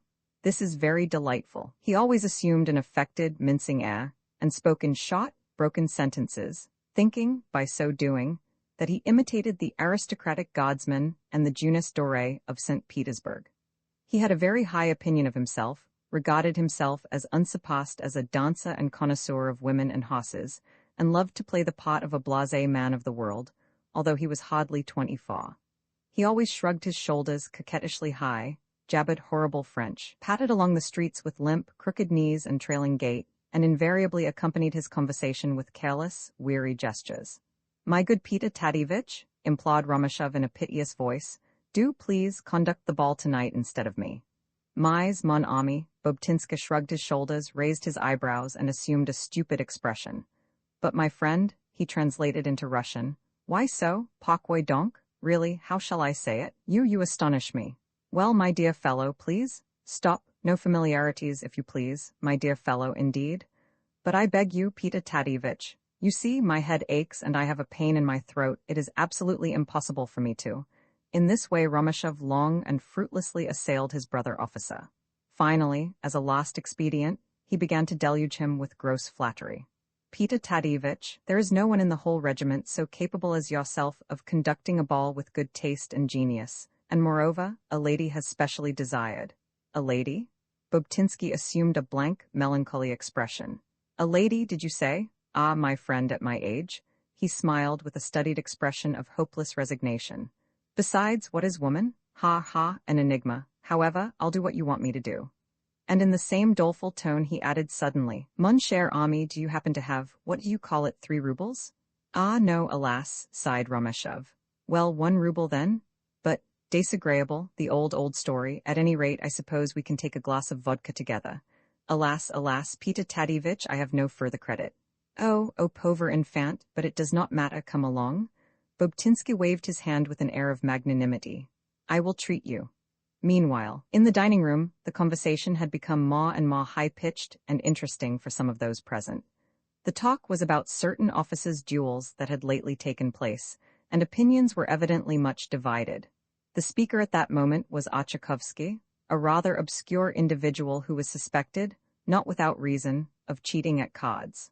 There was a story current about him, which was whispered about, to the effect that, before he entered the regiment, when he still belonged to the reserves, he had been head of a posting station, and was arrested and condemned for killing a postboy by a blow of his fist.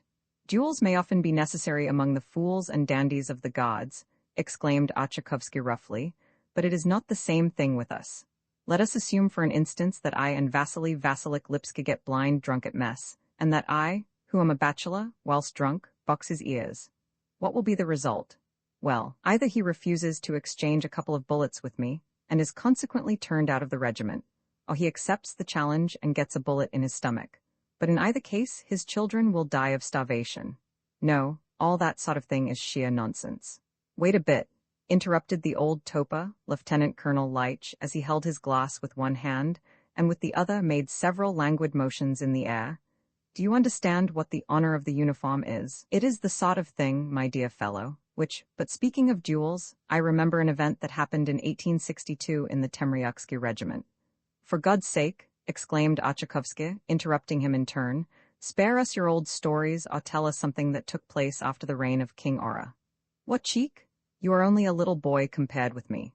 Well, as I was saying, only blood can wipe out the stain of an insult, stammered Bobtinsky, who plumed himself on being a cock and now took part in the conversation in a bragging tone.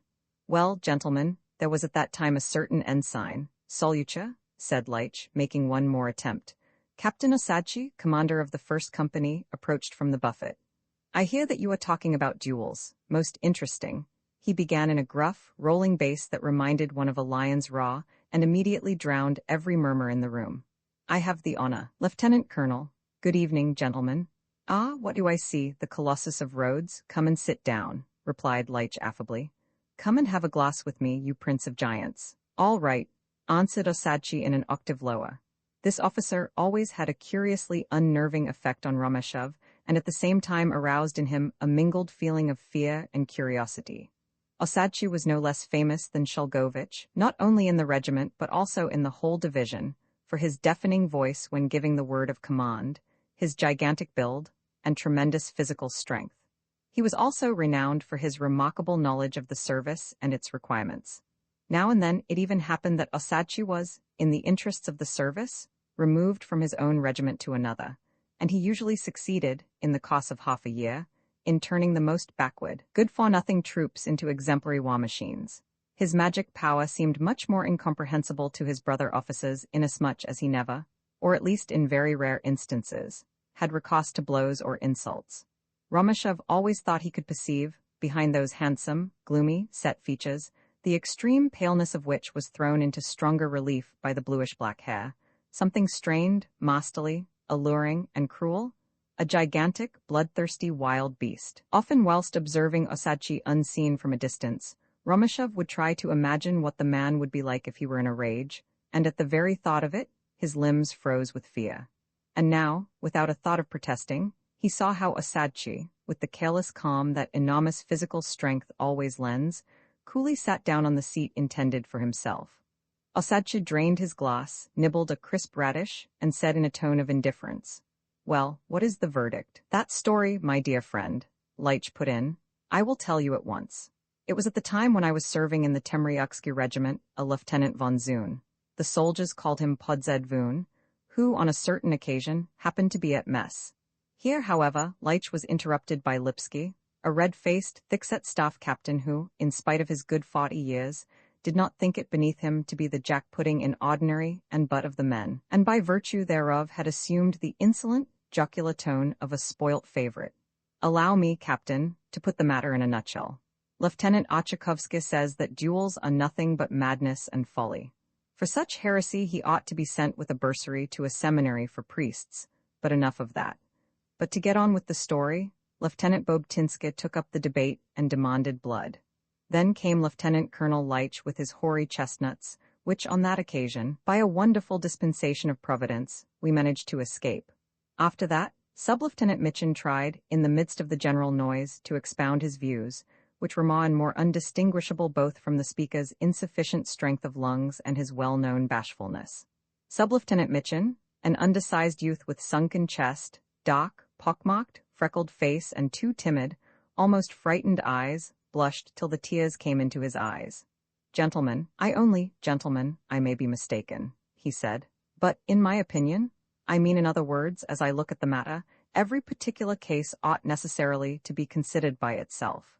He now began to bow and stammer worse and worse, at the same time grabbing nervously with the tips of his fingers at his invisible mustaches. A duel may occasionally be useful, even necessary, nobody can deny, and I suppose there is no one among us who will not approach the lists, when honor demands it. That is, as I have said, indisputable. But, gentlemen, sometimes the highest honor might also be found in holding out the hand of reconciliation. Well, of course, I cannot now say on what occasions this. Ugh, you wretched Ivanovitch, exclaimed Achakovsky, interrupting him in a rude and contemptuous tone. Don't stand here mumbling. Go home to your dear mamma and the feeding bottle. Gentlemen, won't you allow me to finish what I was going to say? But Osadchi with his powerful bass voice put a stop to the dispute. In a second there was silence in the room. Every duel, gentlemen, must, above all, end in death for at least one of the parties, otherwise it is absurd. Directly coddling or humanity, so-called, comes in, the whole thing is turned into a farce. 15 paces distance and only one shot. How damnably pitiful. Such a deplorable event only happens in such tomfooleries as are called French duels, which one reads about now and then in our papers. They meet, each fires a bullet out of a toy pistol, and the thing is over. Then come the cursed newspaper hacks with their report on the duel, which invariably winds up thus. The duel went off satisfactorily. Both adversaries exchanged shots without inflicting any injury on either party, and both displayed the greatest courage during the whole time. At the breakfast, after the champagne, both the former mortal enemies fell into each other's arms, etc. A duel like that, gentlemen, is nothing but a scandal, and does nothing to raise the tone of our society. Several of the company tried to speak at once. Leitch, in particular, made a last despairing attack on those present to finish his story. Well, my friends, it was like this. But listen, you puppies. Nobody, however, did listen to his adjurations, and his supplicating glances wandered in vain over the gathering, seeking for a deliverer and ally. All turned disrespectfully away, eagerly engrossed in that interesting subject, and Leitch shook his head sorrowfully. At last he caught sight of Romeshov. The young officer had the same miserable experience as his comrades with regard to the old lieutenant colonel's talents as a storyteller, but his heart grew soft, and he determined to sacrifice himself. Leitch dragged his prey away with him to the table. Well, come and listen to me, ensign. Sit here and drink a glass with me. All the others are mere asses and loons. Leitch, with considerable difficulty, raised his languid arm and made a contemptuous gesture towards the group of officers. Buzz, buzz, buzz. What understanding or experience is there amongst such things? But wait a bit, you shall hear. Glass in one hand, the other waving in the air as if he were the conductor of a big orchestra, Leitch began one of his interminable stories with which he was lauded, like sausages with liver, and which he never brought to a conclusion because of an endless number of divagations from the subject, parentheses, embroideries, and analogues. The anecdote in question was about an American duel, heaven only knows how many years ago, between two officers who, playing for their lives, guessed odd and even on the last figure of a date on a ruble note.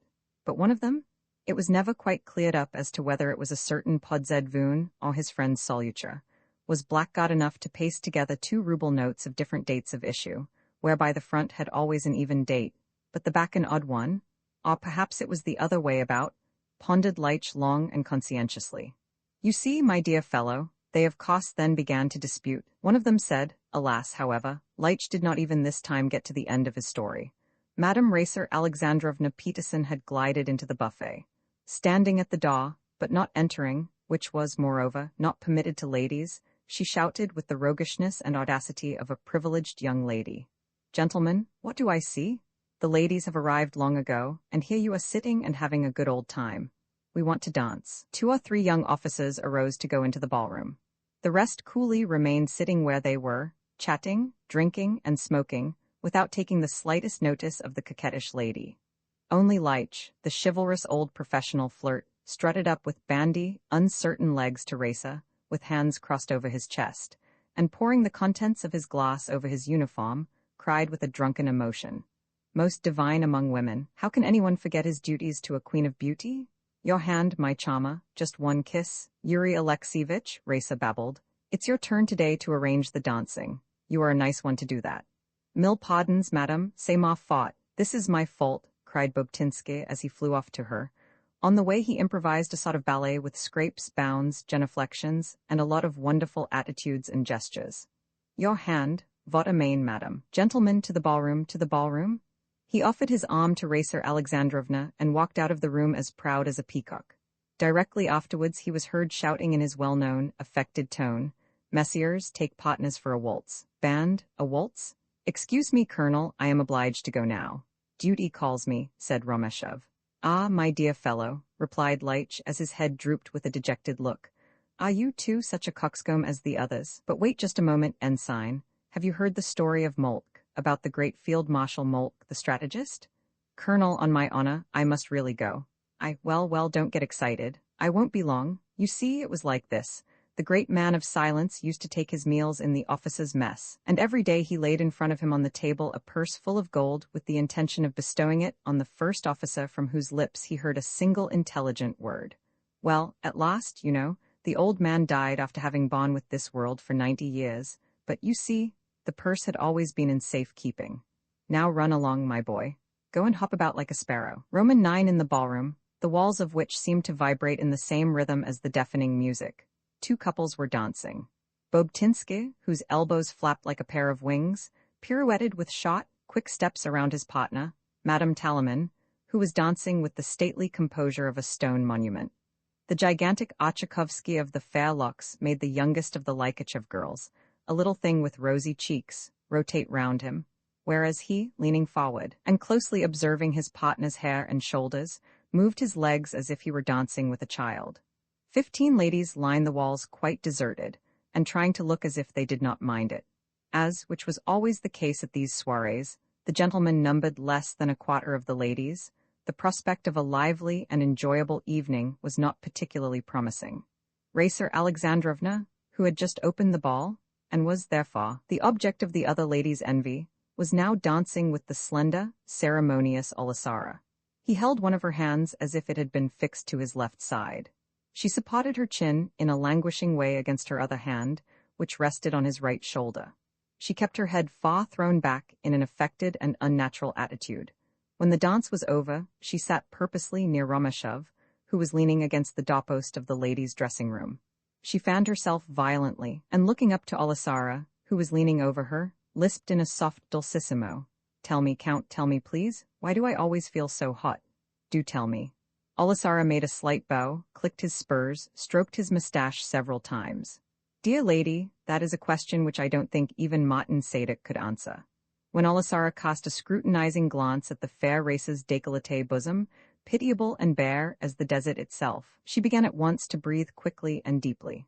"Ah, I have always an abnormally high temperature," Racer Alexandrovna went on to say with a significant expression, insinuating by her smile that her words had a double meaning. "I suffer, too, from an unusually fiery temperament." Aleksandr gave vent to a short, soft chuckle.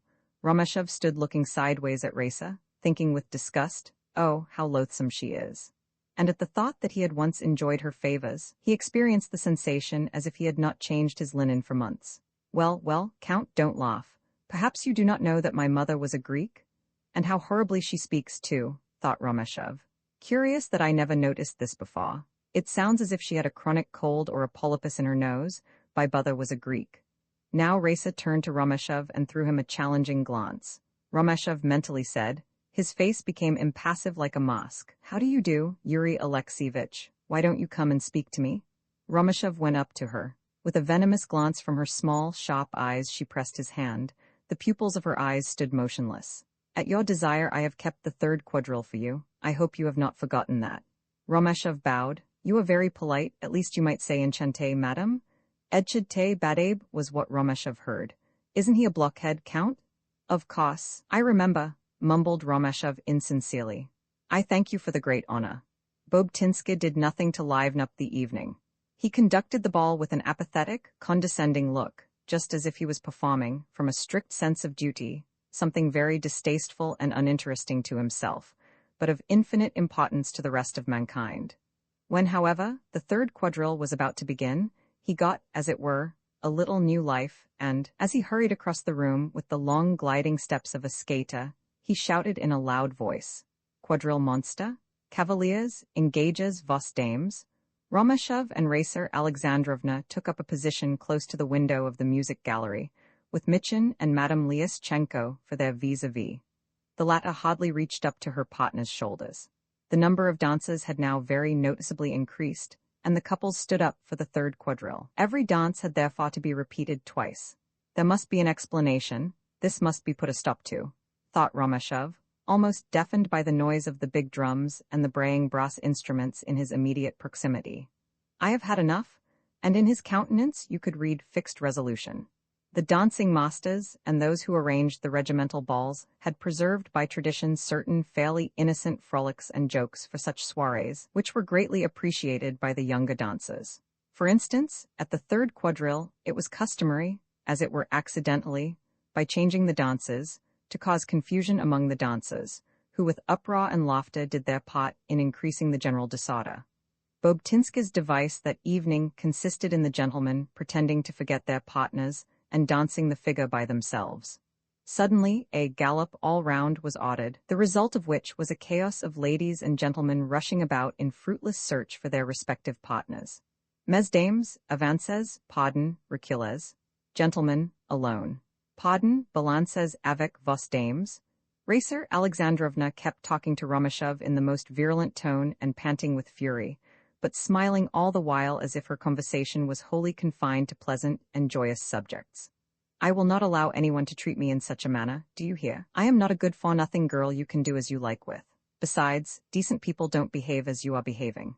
"Racer Alexandrovna, for goodness sake try to curb your temper," begged Romeshov in a low, imploring tone. "Angry with you? No, sir, that would be to pay you too high a compliment. I despise you, do you hear? Despise you, but woe to him who dares to play with my feelings. You left my letter unanswered. How dare you? But your letter did not reach me, I assure you. Ha, don't try to humbug me. I know your lies, and I also know where you spend your time. Don't make any mistake about that. Do you think I don't know this woman, this Lilliput queen and her intrigues? Rather, you may be sure of that," Raisa went on to say. "She fondly imagines she's a somebody. Yes, she does. Her father was a thieving notary. I must beg you in my presence to express yourself in a more decent manner in regard to my friends," interrupted Romeshov sharply. Then and there, a painful scene occurred. Raisa stormed and broke out in a torrent of aspersions on Shirochka. The fury within her had now the mastery. Her artificial smiles were banished, and she even tried to drown the music by her snuffly voice. Romeshov, conscious of his impotence to try to put in a word in defense of the grossly insulted Shirochka, was distracted with shame and wrath. In addition to this were the intolerable din of the band and the disagreeable attention of the bystanders, which his partner's unbridled fury was beginning to attract. Yes, her father was a common thief. She has nothing to stick her nose in the air about, and she ought, to be sure, to be very careful not to give herself airs, shrieked Raisa. And for a thing like that to dare to look down on us? We know something else about her, too? I implore you, whispered Romeshov. Don't make any mistake about it, both you and she shall feel my claws. In the first place, I shall open her husband's eyes, the eyes of that fool Nikolaev, who has, for the third time, been ploughed in his exam.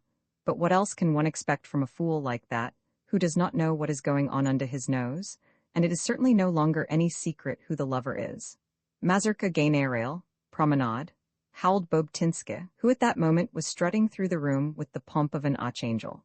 The floor rocked under the heavy tramping of the dancers, and the muslin curtains and colored lamps moved in unison with the notes of the mazurka. "Why cannot we part as friends?" Romeshov asked in a shy tone. He felt within himself that this woman not only caused him indescribable disgust, but also aroused in his heart a cowardice he could not subdue, and which filled him with self-contempt. "You no longer love me, let us part good friends." "Ha, ha, you're frightened, you're trying to cut my claws. No, my fine fellow. I am not one of those who are thrown aside with impunity. It is I, mind you, who throw aside one who causes me disgust and loathing, not the other way about. And as for your baseness, that's enough, let's end all this talk," said Romeshov, interrupting her in a hollow voice and with clenched teeth. 5 minutes in tracte, cavaliers, occupez vos dames, shouted Bobtinska. "I'll end it when I think fit. You have deceived me shamefully. For you I have sacrificed all that a virtuous woman can bestow.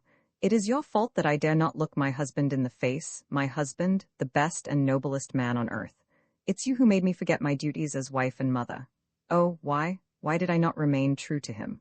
Romeshov could not, however, now refrain from a smile. Racer Alexandrovna's innumerable amours with all the young, new-fledged officers in the regiment were an open secret, and both by word of mouth and in her letters to Romeshov, she was in the habit of referring to her beloved husband in the following terms: "My fool, ah, that despicable creature, ah, this booby who is always in the way," etc., etc.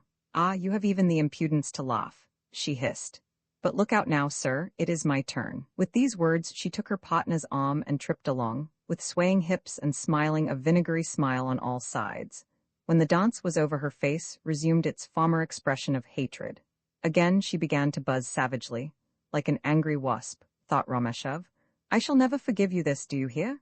Never. I know the reason why you have thrown me over so shamelessly and in such a blackguardly fashion, but don't fondly imagine that a new love intrigue will be successful. No, never, as long as I live, shall that be the case. Instead of acknowledging in a straightforward and honorable way that you no longer love me, you have preferred to cloak your treachery and treat me like a vulgar harlot, reasoning, I suppose, like this: if it does not come off with the other, I always have her, you know. Ha, ha, ha. All right, you may perhaps allow me to speak decently," began Romeshov, with restrained wrath. His face grew paler and paler, and he bit his lips nervously. "You have asked for it, and now I tell you straight, I do not love you." "Oh, what an insult. I have never loved you, nor did you love me. We have both played an unworthy and false game, a miserable, vulgar farce with a nauseous plot and disgusting roles. Racer Alexandrovna, I have studied you, and I know you, very likely, better than you do yourself. You lack every requisite of love, tenderness, nay, even common affection. The cause of it is your absolutely superficial character, your narrow, petty outlook on life.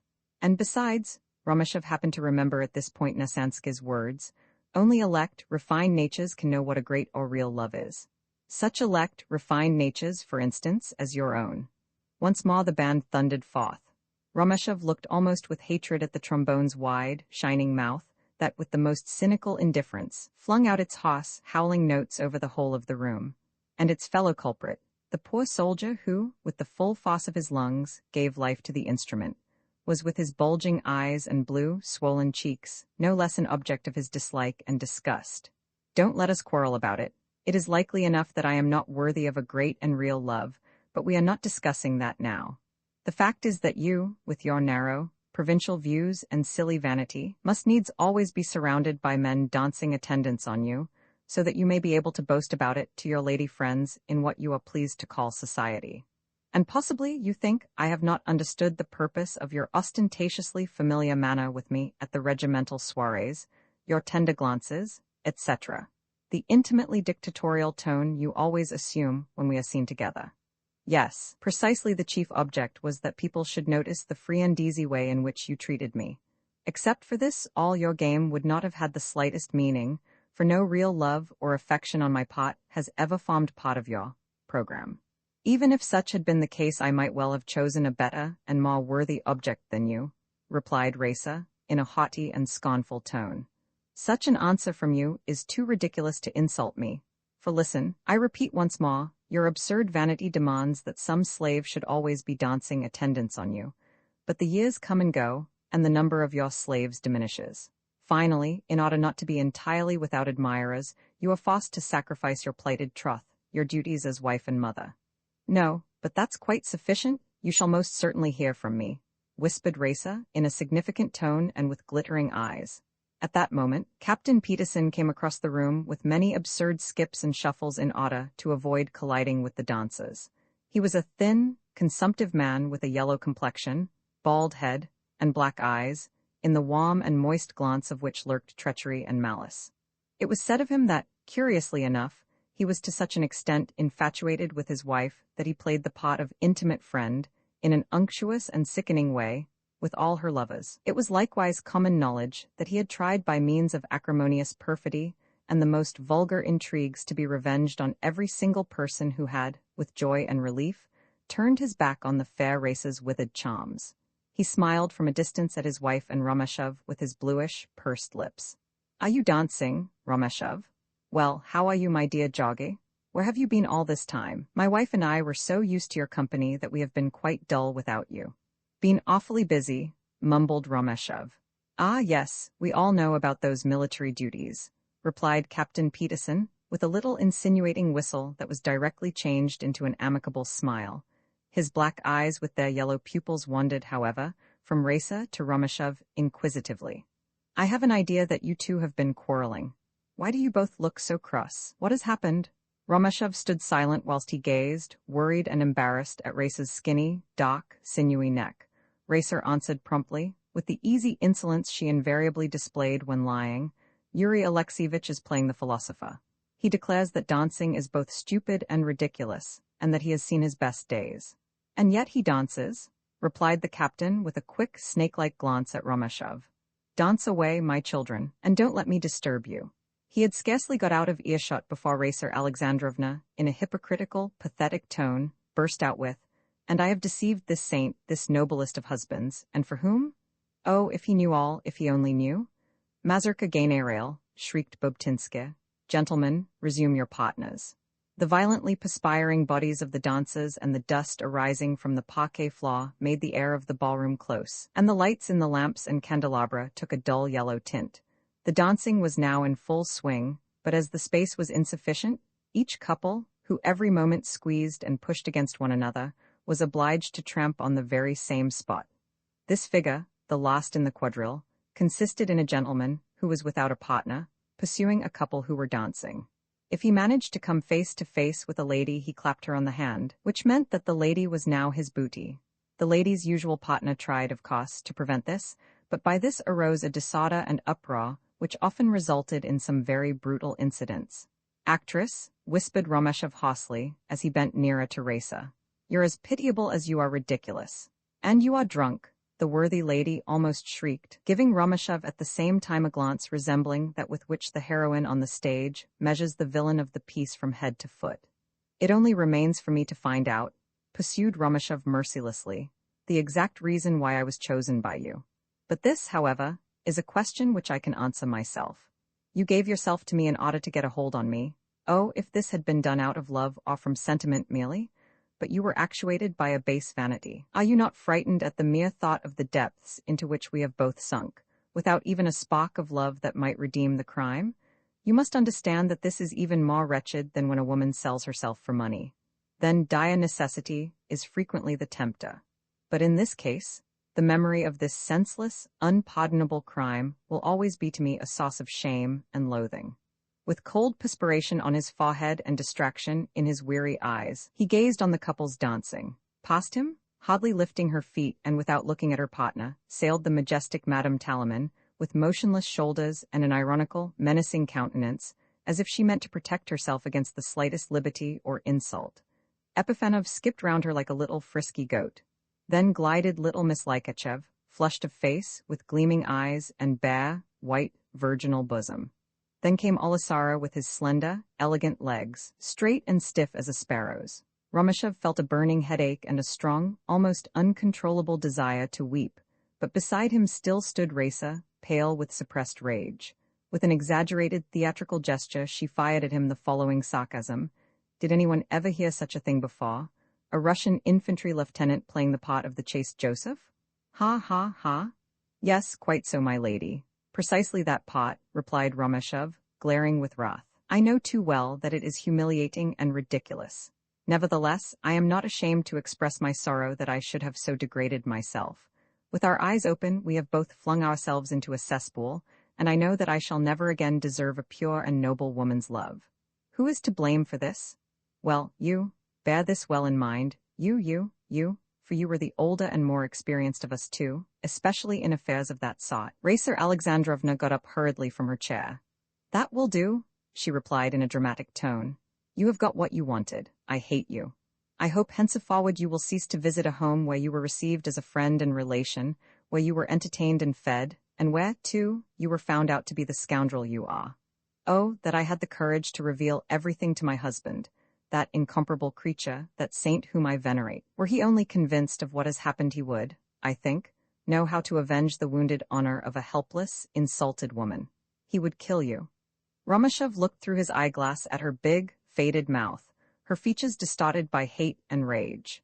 The infernal music from the open windows of the gallery continued with unimpaired strength. The intolerable bassoon howled worse than ever, and, thought Romashev, the bass drum had now come into immediate contact with his brain. Raisa shut her fan with a snap that echoed through the ballroom. "Oh, you, lowest of all blackguards on earth," whispered she, with a theatrical gesture, and then disappeared into the ladies' retiring room. All was now over and done with, but Romashev did not experience the relief he expected. This long-nourished hope to feel his soul freed from a heavy, unclean burden was not fulfilled.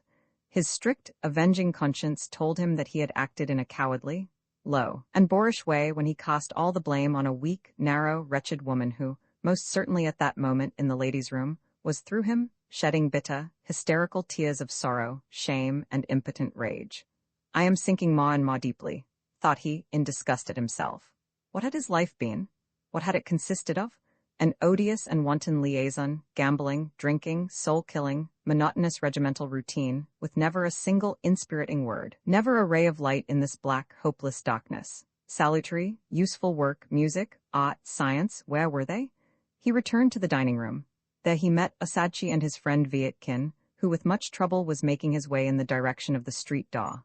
Leitch, now quite drunk, was helplessly wobbling in different directions, whilst in a fuddled voice he kept asserting that he was an archbishop. Osadchi intoned in reply with the most serious countenance and a low, rolling bass, whilst carefully following the ecclesiastical ritual, "Your high, refulgent excellency, the hour of burial has struck. Give us your blessing," etc. As the soiree approached its end, the gathering in the dining room grew more noisy and lively. The room was already so full of tobacco smoke that those sitting at opposite sides of the table could not recognize each other. Cards were being played in one corner. By the window, a small but select set had assembled to edify one another by racy stories, the spice most appreciated at officers' dinners and suppers. "No, gentlemen," shrieked Achakovsky. "Allow me to put in a word. You see, it was this way. A soldier was quartered at the house of a Kokol 14 who had a pretty wife. Ho, thought the soldier, that is something for me. Then, however, he was interrupted by Vasily Vasilievich, who had been waiting long and impatiently. Shut up with your old stories, Achakovsky. You shall hear this. Once upon a time in Odessa there, but even he was not allowed to speak very long. The generality of the stories were rather poor and devoid of wit, but to make up for that, they were interspersed with coarse and repulsive cynicisms.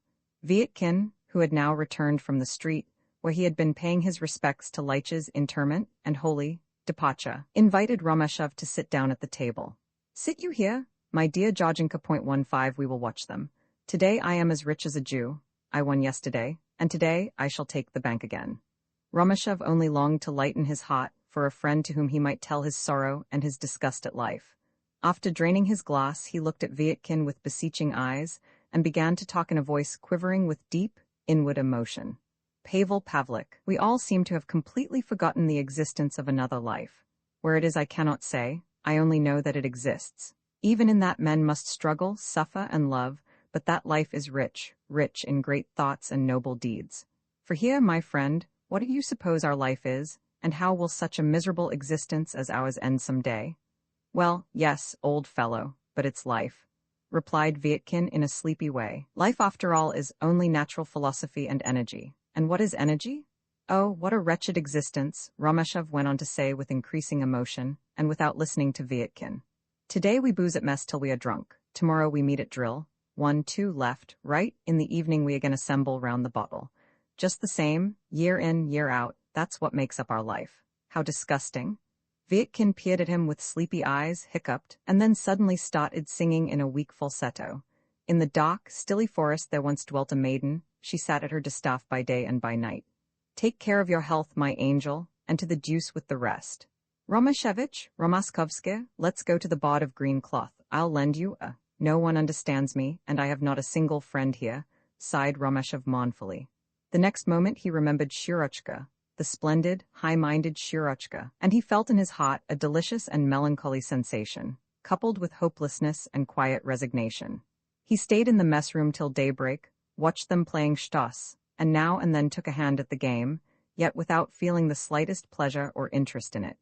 Once he noticed how Achakovsky, who was playing at a little private table with 2 ensigns, made rather a stupid, but none the less successful, attempt to cheat. Romeshev thought for a moment of taking up the matter and exposing the fraud, but checked himself suddenly, saying to himself, "Oh, what's the use?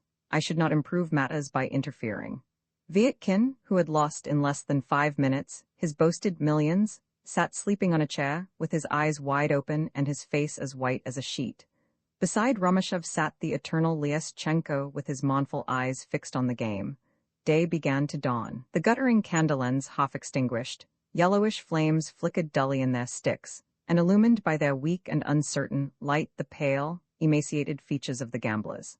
But Romeshev kept staring at the cards, the heaps of silver and notes and the green cloth scrawled all over with chalk, and in his heavy, weary head the same cruel, torturing thoughts of a worthless, unprofitable life ran incessantly.